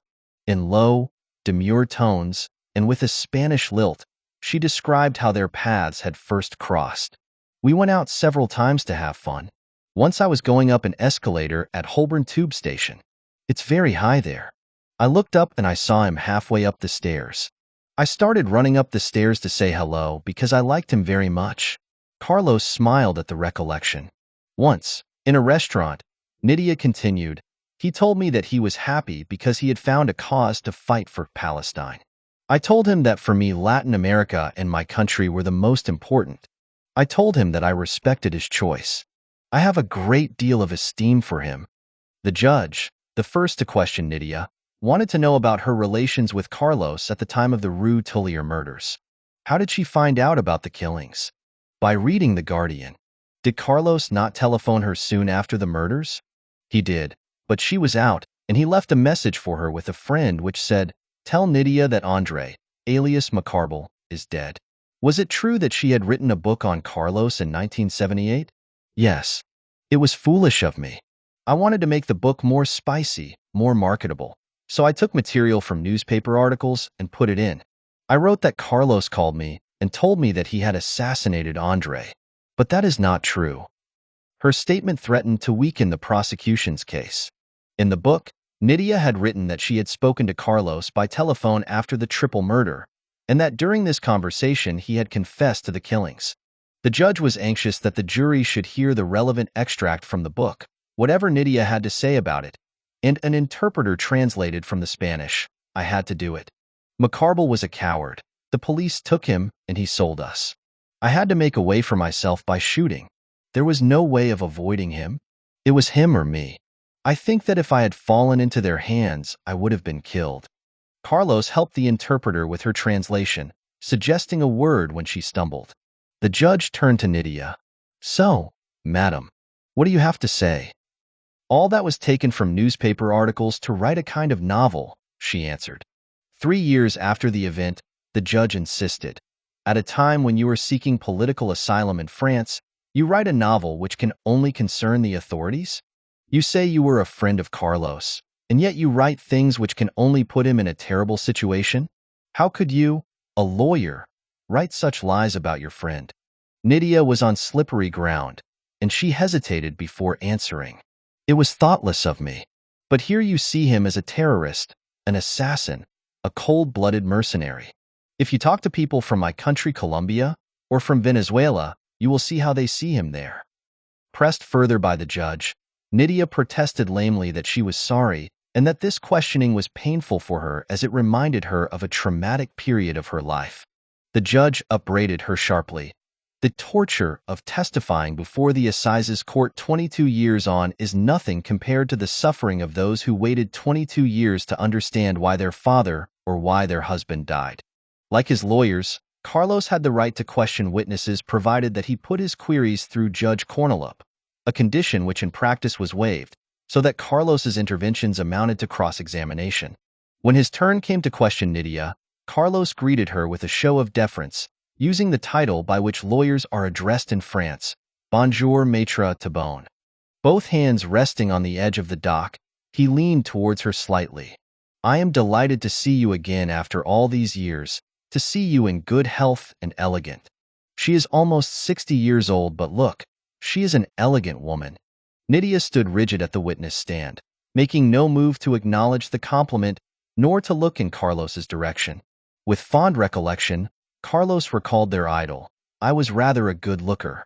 It's true, we were lovers. Nydia Tabone has no need to hide a sexual peccadillo with me." As Carlos questioned her about their relationship and her political commitment, like a lawyer sternly cross-examining a witness, he went back on his earlier assertion that he had recruited her for the Popular Front. Perhaps this was his reward for the help that she had given him in her testimony. The book she had written about him, Carlos concluded, was cheap, pulp fiction. Nydia Tabone was the first and last acquaintance of Carlos to testify. The defense was deprived of a clash with the 3 students who were in the flat at the time the shots were fired. Instead, Carlos had to make do with battling police and DST officers, as well as medical, graphology, and ballistics experts. With virtually all the witnesses, Carlos tried to cast doubt over the official DST version, which said that the men he was accused of shooting were unarmed. But as with many of the allegations that Carlos made in court, he had no proof. Commissaire Jean Lafargue of the Brigade Criminelle, a friend of Donatini who had played soccer with him a week before he saw his body stretched out in the Rue Tullier flat, dismissed Carlos's allegations. Late on Wednesday, Lafargue testified that a DST official told him shortly after the murders that the guns of the 3 Secret Servicemen were at headquarters. During one recess, Doze's son Gillis recalled that Doze had telephoned his wife to say that he had to leave headquarters for a short while, but that he would return home straight afterwards, without going back to his office. Had he carried a weapon, he would have had to hand it in for the weekend. Even if one of the DST men had a weapon, it wouldn't have made much difference, Gillis Doze remarked. The shortage of exhibits provided the defense with an easy target, which it sought to exploit on Thursday. Better investigations had been carried out into the deaths of tramps in the metro, reckoned one defense lawyer. Captain Pascal Laureate of the Brigade Criminelle acknowledged that Scotland Yard had agreed to supply the original letter sent by Carlos to his girlfriend Angela Odola in London, on condition that French prosecutors made a specific request for it. It was in this 18-line letter, written hours after the killings, that Carlos wrote in a reference to Macarbal, "As for the Chiquitin little baby, I have sent him to a better world, because he was a traitor." Despite the importance of such an exhibit, no request to Scotland Yard for use of the original letter during the trial had been made. A French graphologist, Pierre Feydeau, was given only a photograph of the letter as a basis for determining whether it matched Carlos's handwriting. Feydeau told the court that he had concluded that it did, but this was not good enough for Carlos, who shouted as he vented his exasperation, or perhaps pretended to, at the court, "You cannot go on like this. Where are the originals? They don't exist. The expert has worked on a photograph which is supposedly of the letter. He says it is written by me. He is lying." Judge Cornelup read out another alleged confession by Carlos, an extract from his interview to the magazine Al-Watan Al-Arabi, in which he described shooting Macarbal between the eyes. Carlos again denied giving the interview and challenged the judge. "Do you believe what you have just read? It's not me. I don't speak like that. Someone who knew this information passed it on." Carlos's lawyers argued that secrecy, silence, and the shadows had been his only guarantees of survival, and for that reason it would have been absurd to expect him to sue the magazine. But in an unguarded moment, Perhaps tired by the effort of following proceedings in a foreign language, Carlos admitted that the writing on the back of his photograph, given to the author of the interview, the message read, "To a wonderful poet from an apprentice poet," could well be his own. Clashing with another witness, Pierre Laporte, an expert in forensic medicine, Carlos sought to undermine his testimony. Laporte's role, Carlos stressed, had been limited to summarizing the reports of studies carried out by other doctors on the bodies of the dead men and on the wounded herons. Using one of his lawyers as a stand-in, Carlos, who described himself as an arms expert, cheerfully shaped his hand like a pistol and pointed it at various points of the man's head to dispute the findings on the paths taken by the bullets. Seconds later, Carlos roared at the judge, "This is not an expert's report, it is lies." The judge ordered him out of the courtroom so he could calm down, but Carlos sat down and refused to move.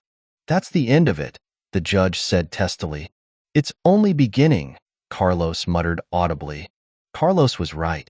The DST's attempt later on Thursday to salvage what it could of the dignity it lost in the Rue Tullier mayhem further weakened the prosecution's case. Jean-François Clair, head of the DST counterterrorism unit, was the only Secret Service man called to the bar, and no effort was made to mask his identity. At the time of the killings, the 53-year-old Clair was the head of research in the counterterrorism unit and a subordinate of Heron's, and as such might well have been sent to his death in Rue Tullier had he not been on holiday at the time. Carlos treated him with the respect due, as he put it, from one intelligence professional to another. Clair was a seasoned officer whom we know well. In sending Clair before the court, the directors of French counterintelligence entrusted him with a thankless mission which he had to accomplish in a glare of publicity. To present the events leading up to the murders in as favorable a light as possible, Clair pleaded that in the mid-1970s the DST was inexperienced in dealing with terrorism. It was only after Mossad blew up Mohamed Boudia that the DST found out that he was the Popular Front's man in Paris. As for the grenade attack on the drugstore Saint-Germain, the DST linked it with Carlos only when it discovered a similar device in the flat of his ex-girlfriend Amparo after the Rue Tullier bloodbath. Nor did the Secret Service at the time have any idea who had carried out the failed attacks on Israeli planes at Orly Airport in January 1975. The toughest part of Clair's assignment was to explain why the DST, given all the information it had about Macarbal within hours of his arrest in Beirut, treated him as a low-ranking activist. The first that the DST heard of Macarbal, he declared, was when it learned that he would fly from Beirut to Paris on June 13, 1975. Macarbal was described as a liaison agent of the Popular Front. He was preparing attacks against the Israeli ambassador to Paris, among others. How had the DST found this out? The judge demanded. From a source that must remain secret because the DST had an obligation to protect it, Clair responded. Did the DST not know about Macarbal's arrest in Beirut? It only found out after the killings from Amparo, whom he himself had questioned, Clair testified. Just as the DST had used the same tactic to hide the circumstances of Carlos's capture in Sudan, so it threw a national security secrecy cover over its information. The source that Clair was so keen to protect for deontological reasons and as a matter of principle was the former DST officer Jean-Paul Moria, who had helped the Lebanese Sharik question Macarbal in Beirut. Moria had fully briefed the DST about the arrest, and it was in consultation with the DST that Macarbal was put on the Paris flight. If Clair refused to reveal his source, it was to shield the DST. Clair also did not say that Macarbal had spoken about Carlos, albeit as his hitman Nuruddin, to his Lebanese interrogators, and that the DST knew he had done so. As Clair said during his testimony, "I am a human being, but I must ensure that the decision of the state prevails." For 6 days, the relatives of the murdered officers had been forced to hold back their anger as Carlos's defense tactics, including the return of the lawyer who had previously stormed out, Isabelle Coutant-Pere, ensured that the trial went ahead at a snail's pace. The families were finally given a chance to speak out on Friday. The court listened in silence. Carlos sat staring quietly, stroking his mustache, taking notes, and at times looking moved by what he heard. Gilles Doze, in his late 30s, was the first to take the witness stand and managed only a few sentences in a faint voice. "My father always brought me up to respect other people. I find it very difficult to speak of him," He never spoke to me of arms or violence. All he wanted was that men should be better. Louis Donatini, a retired police officer, spoke with more assurance, but his voice shook with both sadness and pent-up rage. Gian Donatini was my little brother. He was the victim of an abominable murderer. On my advice, perhaps unfortunately, he joined the police and then he joined the DST. He was assassinated on an official assignment, and I ask you simply, when you have unmasked the murderer, to condemn him to live in jail. Jean-Noël Herons, a sports photographer from Toulouse, stood stiffly, arms folded across his chest. I have come to try and represent the memory of my father out of solidarity with the people who died at his side. He suffered both mentally and physically from this shooting, but mainly mentally. I was 8 years old at the time. The shooting changed quite a few things, including family relationships, but I would rather not talk about that. He would have been the only eyewitness today, so it is important for me to be here. The French victims were at the heart of the first summing up speech by the relatives' lawyers on Monday. For a week, the attorney Jean-Paul Lévy said, the relatives of the men shot in cold blood by a professional killer had endured the scorn of the accused, his boastful nature, his threats, his sniggers, and his play-acting. The accused had tried to turn the court into a grotesque theater, but he had not succeeded. You, the jury, said Lévy as he faced the dais, know nothing of the men who were shot that evening. Jean Herons had taken part in the liberation of Paris and was decorated for dragging his commanding officer from a blazing vehicle.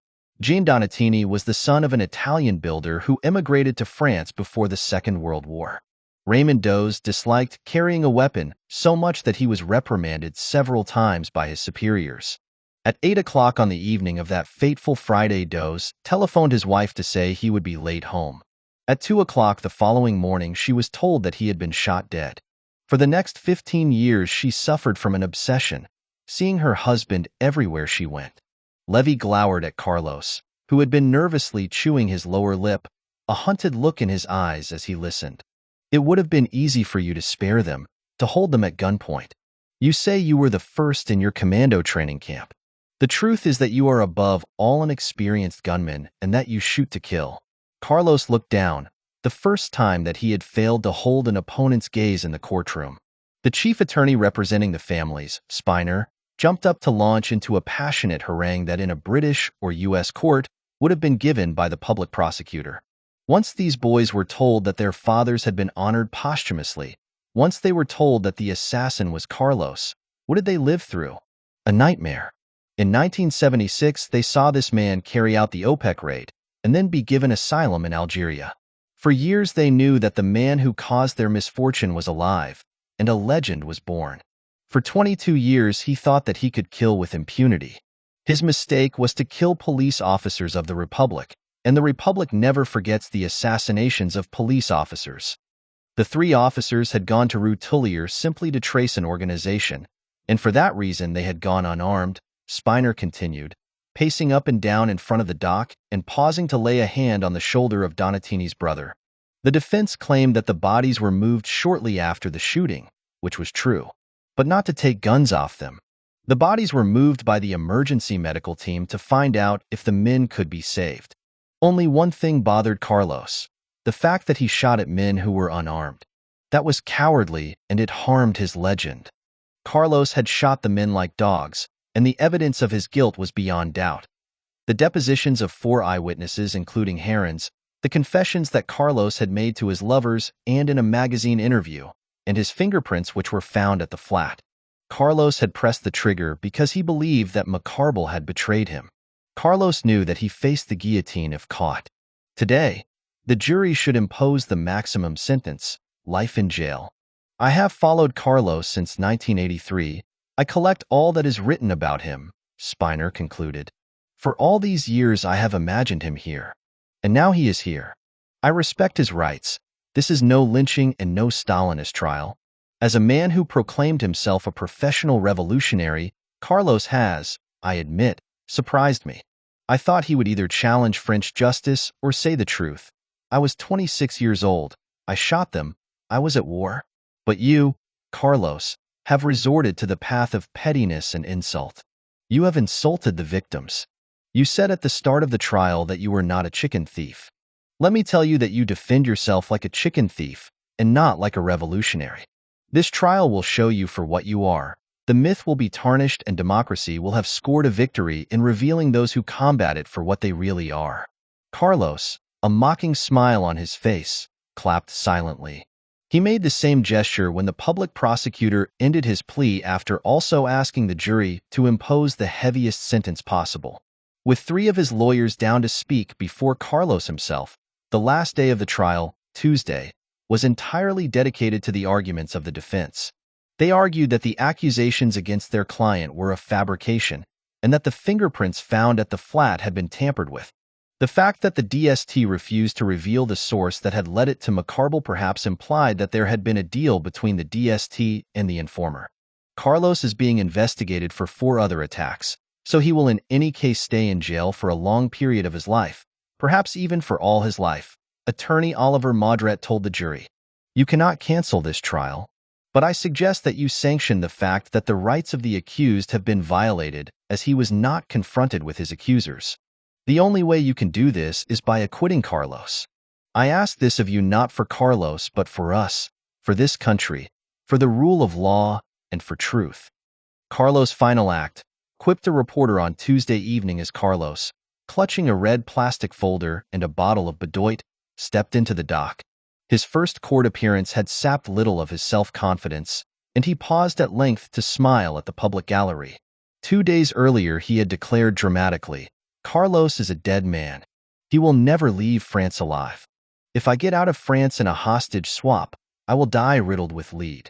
I am proud because I chose this path at 14, and I want to die standing like a revolutionary, not on my knees, but on the pedestal of the revolution." His last speech was intended for a wider audience than the 12 members of the jury who would withdraw to consider their verdict as soon as he finished speaking.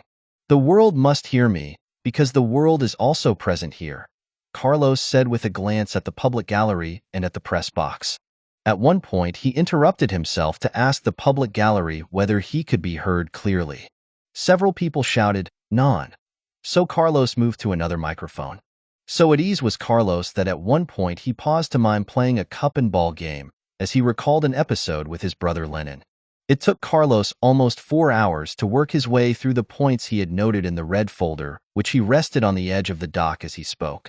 In his rambling speech, he reiterated the points he had made over the past 8 days. There were no witnesses and no evidence. Nydia's book was fiction. The experts were not qualified to testify.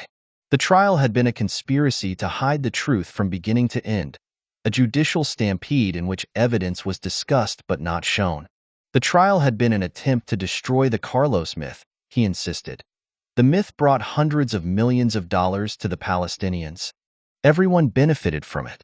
I don't give a damn about the Carlos myth. It's not me who created it. Portraying himself as a victim rather than the accused, Carlos denounced the lawyers who he said had betrayed him since his capture, the isolation in jail which constituted permanent harassment, and the withholding of his private correspondence. Carlos admitted that he knew part of the truth about Rue Tullier, alleging that it was a plot by the DST in partnership with Mossad. But he refused to say what he knew, because to do so would amount to collaborating with American hegemonism and its Israeli metastases. The odds were stacked against him, and this would be his last chance for a long time to defend his record. I heard people talk of a bloodthirsty mercenary. I am not bloodthirsty. I waged war for 30 years. A mercenary is a hired killer, someone who does things for money. Never did we do anything for money. Never did we act at the service of someone else. We fought for an ideology, for the most noble of causes, Palestine. His war was a world war, a war to the death against, in his bizarre jargon, the McDonaldization of humanity against American neo-barbarism. But Carlos had no doubts as to his fate. I am getting old. The end approaches. I will join my comrades in paradise where all revolutionaries are. When Carlos sat down, Judge Corneloup congratulated him on his physical condition, pointing out that he had spoken for a considerable length of time. Carlos acknowledged the compliment with a smile. Shortly after 9 o'clock on Tuesday evening, the jury withdrew to consider its verdict and the punishment it would impose on Carlos if he was found guilty. Early on in the trial, Carlos had confided to one of his lawyers, They are going to jail me for life because I am Carlos. And during his last speech, he had told the jury, "You can sentence me to life in prison. That doesn't scare me." The 8-day trial had been an exhausting experience for the jury, so much so that one woman, according to Juror X, asked Judge Kornelop for a pause in proceedings on the last day as she felt that she was about to faint. For Juror X, as for other jury members, the Rue Tullier affair had revealed itself in a confusing fashion, punctuated by flashbacks as each witness or deposition added an extra piece to the jigsaw puzzle. The constant adjournments prompted by the procedural battles fought by Carlos's lawyers had also weighed heavily on the jurors. Coutance's strategy, the fact that she left the trial and then came back, was as far as I could tell a ploy to seek some ground for an appeal to the Supreme Court after the trial finished, Juror X said. Juror X had found Carlos's attitude towards the jurors and the victims respectful, but felt he had been less deferential towards the witnesses. "To me, he rarely seemed vehement or aggressive," Juror X related. "I found him neither hateful nor likable, leaving aside the horror of the crimes he was accused of." That's not true of all the jurors. Physically, he looked older than his age, apparently worn down by drinking and smoking too much. Carlos's Palestinian and revolutionary commitments were unconvincing. He never told us what this commitment consisted of exactly. He seemed more like a gun for hire who had been abandoned by everyone. The jury's deliberations are covered by a strict secrecy rule. Juror X, however, raised several questions which show that at least one member of the jury had grave doubts about the conduct of the trial. As Juror X put it, "Did France as a democracy give Carlos a fair trial?" Juror X pointed out that this trial was highly unusual given that it dealt with events that happened more than 2 decades earlier, and given that it relied more on written depositions than on witnesses testifying in court. "I find it surprising that a supposedly oral procedure relied on so few witnesses." Juror X was shocked by the lack of physical evidence in court and by the DST's insistence on keeping its source secret. What was the point? 22 years later? The DST refused to admit it, but the Secret Servicemen and Macarbal were all sent to the slaughterhouse. It was a coup for nothing, like a bad film which makes you want to say, "Start again." As for Judge Kornelop's marshalling of proceedings, Juror X found him often relatively impartial, adding, however, that this was no ordinary case. Behind this case there was the French state, the honor of the DST, the fear that we all have that terrorism will start again. The jury's deliberations began with Judge Kornelop guiding the jurors, who sat around a large table, through the entire sequence of events that had led up to the murders at Rue Tullier. According to Juror X, the jury was encouraged to ask as many questions as possible by the judge, who urged them to participate to the full in what he called a common meditation. At Judge Kornelop's request, each juror marked on a clean sheet of paper the word culpabilite, guilt, and next to that the word oui or non, according to his or her innermost conviction. The papers were then folded and dropped into a large urn. Under French law, the first juror to have been picked on the first day of the trial then began fishing papers out of the urn. A minimum of 8 votes for pronouncing Carlos innocent or the contrary was necessary before a ruling was deemed to have been reached. If a guilty verdict was reached, the procedure was repeated to establish the penalty. After deliberations that lasted 3 hours and 48 minutes, the jury filed back into the Assizes Court for the last time, shortly after 1 o'clock in the morning on Wednesday. Judge Kornelop announced that the jury had found Carlos guilty on all counts, and that his punishment would be a life sentence. Carlos raised his left fist and shouted, "Viva la Revolution! Long live the revolution!" Breaking into a smile and his eyes shining, Carlos raised his fist again 4 times, his farewell to the court, before he was escorted outside and back to his prison cell. According to Juror X, the jury had needed to vote only once to reach the verdict, and once more to settle the penalty. 15. Epilogue. I could make Gaddafi fall from power if I wanted to. I have a million things on him. Carlos to one of his lawyers. Carlos's lawyers drew a blank when they tried to extract a convincing ideological stand out of him, solid enough to exploit in court and portray him as a political victim. "It's impossible to make him think something up," remarked one lawyer. "I don't know what there is up there in his head, but he's not Fidel Castro." Revolution for Carlos meant a state of mindless euphoria, chasing after women and luxurious living. The definition of himself that he came up with after his arrest, professional revolutionary, smacks of a business career path rather than heady idealistic inspiration. The battle lines of the Cold War supplied Carlos with a convenient rationale for his organization, and more importantly with the shelter and resources necessary to strike deep within the opposite camp. The collapse of the Soviet Empire took the wind out of his Marxist sails. The launch of peace talks between Arabs and Israelis, culminating in the birth of a new Palestine, did the same for his early commitment as a fedayeen. The empire forged by Ilich Ramirez Sanchez's namesake had withered away, and one of his patrons, Nicolae Ceausescu, lay mangled in his grave after he was shot by his own soldiers for genocide of the Romanian people. Not that Carlos ever acknowledged that a page had been turned. 3 years after his arrest, he still defined himself as a revolutionary militant dedicated to the most noble of causes, the liberation of Palestine within the context of the world revolution.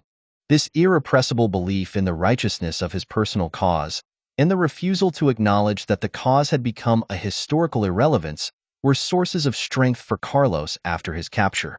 His public performance at his trial for the Rue Tullier murders underscored his refusal, or perhaps his inability, to accept defeat.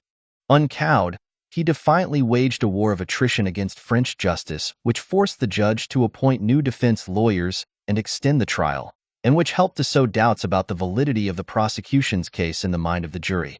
Carlos might have achieved much more had he limited himself to his claims that he had been illegally kidnapped and that the case against him was a travesty of justice.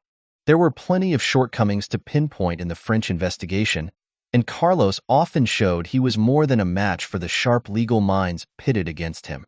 But Carlos overplayed his hand in admitting that he knew part of the truth about the Rue Tullier killings, and in boasting in repetitive monologues of the importance of his violent contribution to the causes of an independent Palestine and world revolution. Many people would prefer Carlos dead, French Interior Minister Charles Pasqua had said after hauling in his prize. In fact, all the signs are that the masters whom Carlos served as a foot soldier, whose names are listed in the files of the East German and other Soviet bloc intelligence services, will continue to sleep soundly. Only the Romanians have launched an investigation into the links of former communist rulers, in this case, the Securitate's secret police, with Carlos. Despite Judge Bruguiere's reputation as a fearless bulldozer of diplomatic conventions, the Libyan, Syrian, and other Arab patrons who hired Carlos and his group have so far been spared judicial proceedings. On a visit to Tripoli as part of his investigation into the blowing up of a French DC-10 aircraft, the judge interrogated many Libyan Secret Service officers, but, as he himself admitted, he did not question them about Carlos. For the bombing, Bruguiere blamed 6 Libyans, including Colonel Gaddafi's brother-in-law. The judge pledged to see the probe into the car bomb attack on the magazine Al-Watan, Al-Arabi in 1982 through to the end. But no action was taken against the Syrian intelligence heads, of whom President al-Assad's brother Rifat was one, and without whom Carlos would never have existed. Carlos himself made no secret of his subservience at one court hearing. In a stunningly frank admission, he described himself as a senior officer of the Syrian Secret Services. But France was in no mood to turn against Syria. President al-Assad, welcome to the Arab-Israeli negotiating table, was wooed by a President Chirac anxious to carve France a role in the Middle East without which, he believed, like his inspiration General Charles de Gaulle, it could not match the superpowers. Washington too treated Syria with kid gloves, despite intelligence reports that the country served as a refuge for a myriad of Palestinian, Turkish, and Lebanese guerrilla groups, and that Muslim fundamentalists trained in the Syrian-ruled Bekaa Valley. German justice, bolstered by all the evidence from the East German Stasi files, tried but failed to take on Damascus. At Berlin's request, Faisal Samak, who had been Syria's ambassador to East Berlin from 1981 to 1989 and had allowed Weinreich to store weapons and explosives in his embassy, was arrested in Vienna in August 1994 shortly after Carlos's capture. But Samak was released only 5 weeks later. Syrian President al-Assad had telephoned Austrian President Thomas Klestel to intercede on behalf of the one-time ambassador, who happened to be a relative of the Syrian head of state. Samak, who now managed Syria's state tobacco industry, was declared a bona fide diplomat, a sudden upgrading, given the fact that he had entered Austria as a tourist, entitling him to that caste's immunity from prosecution. Judge Bruguière obtained many intelligence reports from Berlin, but much less from Hungary. With bad grace, Budapest supplied only an unsigned, undated 6-page summary of its copious records on Carlos, which amount to 13 thick dossiers, on the grounds that handing over any more would violate important security interests of the Hungarian nation. Other clues to Carlos's past must lie in the archives of Moscow, Bucharest, Prague, and Havana. The French judge has said he has no desire to travel to Moscow, but although Carlos was no agent of the KGB, its files are likely to contain copies of the reports about him sent in by the Soviet Union's communist cousins. It is improbable that Carlos himself will lift the veil. In private meetings with his lawyers, he has bragged that he met Libya's Colonel Gaddafi, Syria's al-Assad, and Iraq's Saddam Hussein, among other heads of state. Were Carlos ever to renege on his pledges not to betray his masters, the Libyan leader would apparently be the first in the firing line. "I could make Gaddafi fall from power if I wanted to," Carlos told one of his attorneys. "I have a million things on him." In public, however, a different Carlos speaks. "I have never worked for the countries behind the Iron Curtain, nor in any other part of the world."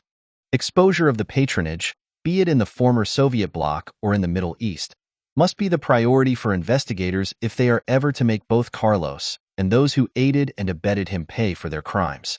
For too long during Carlos's career, the refusal of Western intelligence services to jeopardize delicate relations with Soviet allies or with Arab dictatorships guaranteed him impunity. His aura was so great that one French security service, the Renseignements Généraux, used his name in September 1980 to ambush two leaders of the action-direct guerrilla movement, Jean-Marc Rouillin and his girlfriend Nathalie Menegan. An Egyptian informer was paid to tell them that Carlos needed them to help blow up the Aswan Dam. It was a pretty outlandish proposal, but the bait worked. When Rouillin and Menegan turned up for what they expected to be a rendezvous with the Jackal himself in a Paris flat, they were greeted not by the outstretched hand of the world's most wanted man, but by the cocked guns of the police. When the secret services did decide to intervene against Carlos, it was often to attempt to assassinate him, a democracy adopting the same tactics as his private army for hire.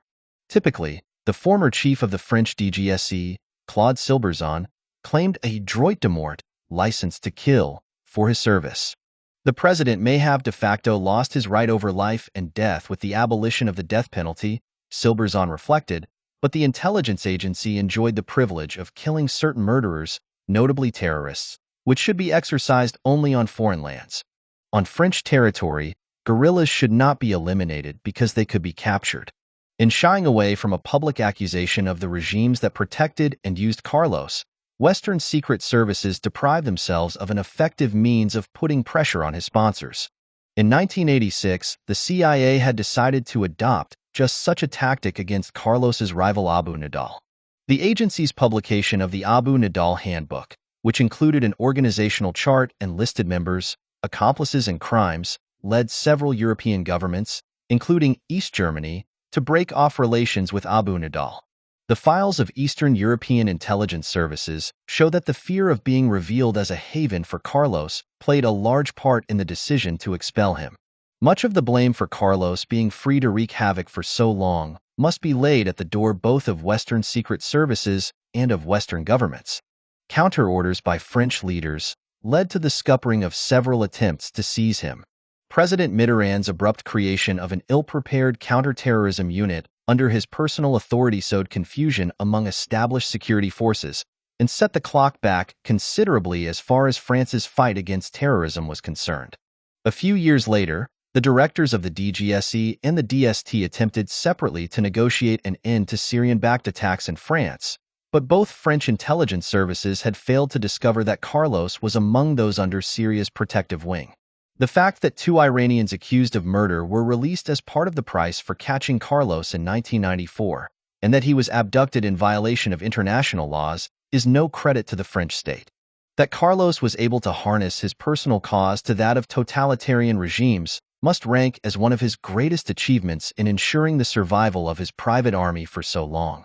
As a military commander, he showed loyalty to his soldiers and attempted to free those held by the authorities.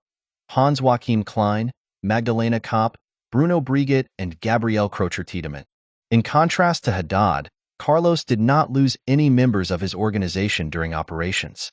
As the Stasi noted, Carlos ran his group with an iron hand, successfully resisting an attempt by the East Germans to infiltrate the organization, and he suffered only one defection. Several of the operations that Carlos launched did not fulfill their objectives.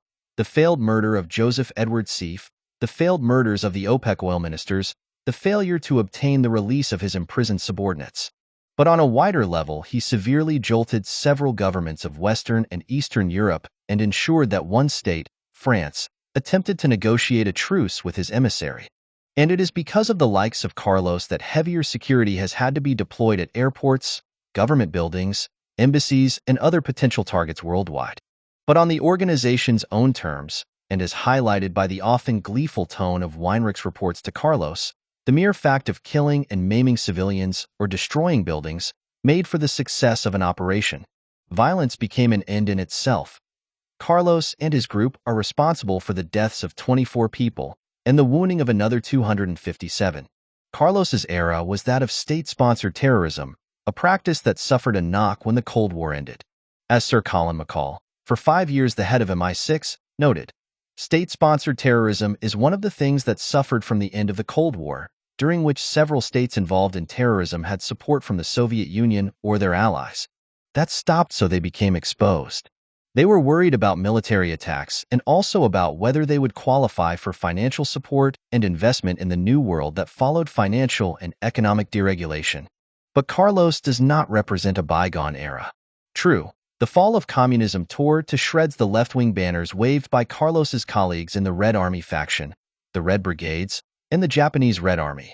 But they have to a large extent been supplanted by religiously motivated groups, Muslim fundamentalists in Algeria and Egypt, the Hamas and Islamic Jihad in the Middle East, or by autonomous groups such as those responsible for the sarin poison gas attack on the Japanese underground, the Oklahoma bombing, or the siege of the Japanese embassy in Peru. The scale of these crimes make Carlos's car or train bombings appear modest in comparison. He did not massacre 60 tourists at an Egyptian temple, blow up a Manhattan skyscraper, or gas tens of thousands of people in the Tokyo underground. It is too early, however, to write the epitaph of state terrorism as espoused by Carlos. The suicide bombers of the Hezbollah have Iran to thank for the explosives that enable them to accomplish their missions. Carlos has told his lawyers that he has already written his memoirs, that he had finished them in 1992, 2 years before he was caught. They have been sold, he revealed, to a publisher for an undisclosed sum. But he is in no hurry to publish pages that he has said contained many disturbing things. They are publishable only after my death, he confided to one attorney of a work which is probably marred by the ego of the author, and by his failure to grasp the magnitude of the changes that have curtailed his life's ambitions. That Carlos should prefer to think about the past rather than the future was understandable. Ahead lay at least 5 years of trials for the crimes he is accused of committing in France. The first rocket attack on an El Al plane at Orly Airport, the bombings of the Rue Marbeuf and the Capital Express train, the bombings of the TGV train and of the Marseille railway station. Although he is likely to collect several life sentences, there is no guarantee that Carlos will spend the rest of his life behind bars. His crimes were committed long before France passed a law allowing judges to cast their sentences in stone, with no possibility of early remission. The norm is for life sentences to translate into some 20 years of detention. Perhaps he will emerge blinking in the sunlight at the age of 70 around the year 2020. He might stand a chance of release even earlier if he did ever decide to betray his former employers. His lawyers still talk of a solution to the Carlos case. Today, Carlos's greatest fear is that his own end will be a violent one. More than spending the rest of his life behind bars, it is death by poisoning that he most fears. To one of his lawyers he has declared, "I will stay in jail forever, or I will be shot dead if I get out. I will not get out of France alive." Much earlier in his life as a fugitive, he had confided to a friend that he feared being murdered. "Listen, my friend, I love life. I love living at full speed because I don't know when I will be assassinated. I only know that I will be assassinated one day. That's why you notice my fanatical desire to live." Perhaps he dreamed of a death that would crown the myth spawned in his lifetime and freeze it as execution without trial did for Che Guevara, the guerrillero heroico. fate will surely be less kind to the Jackal.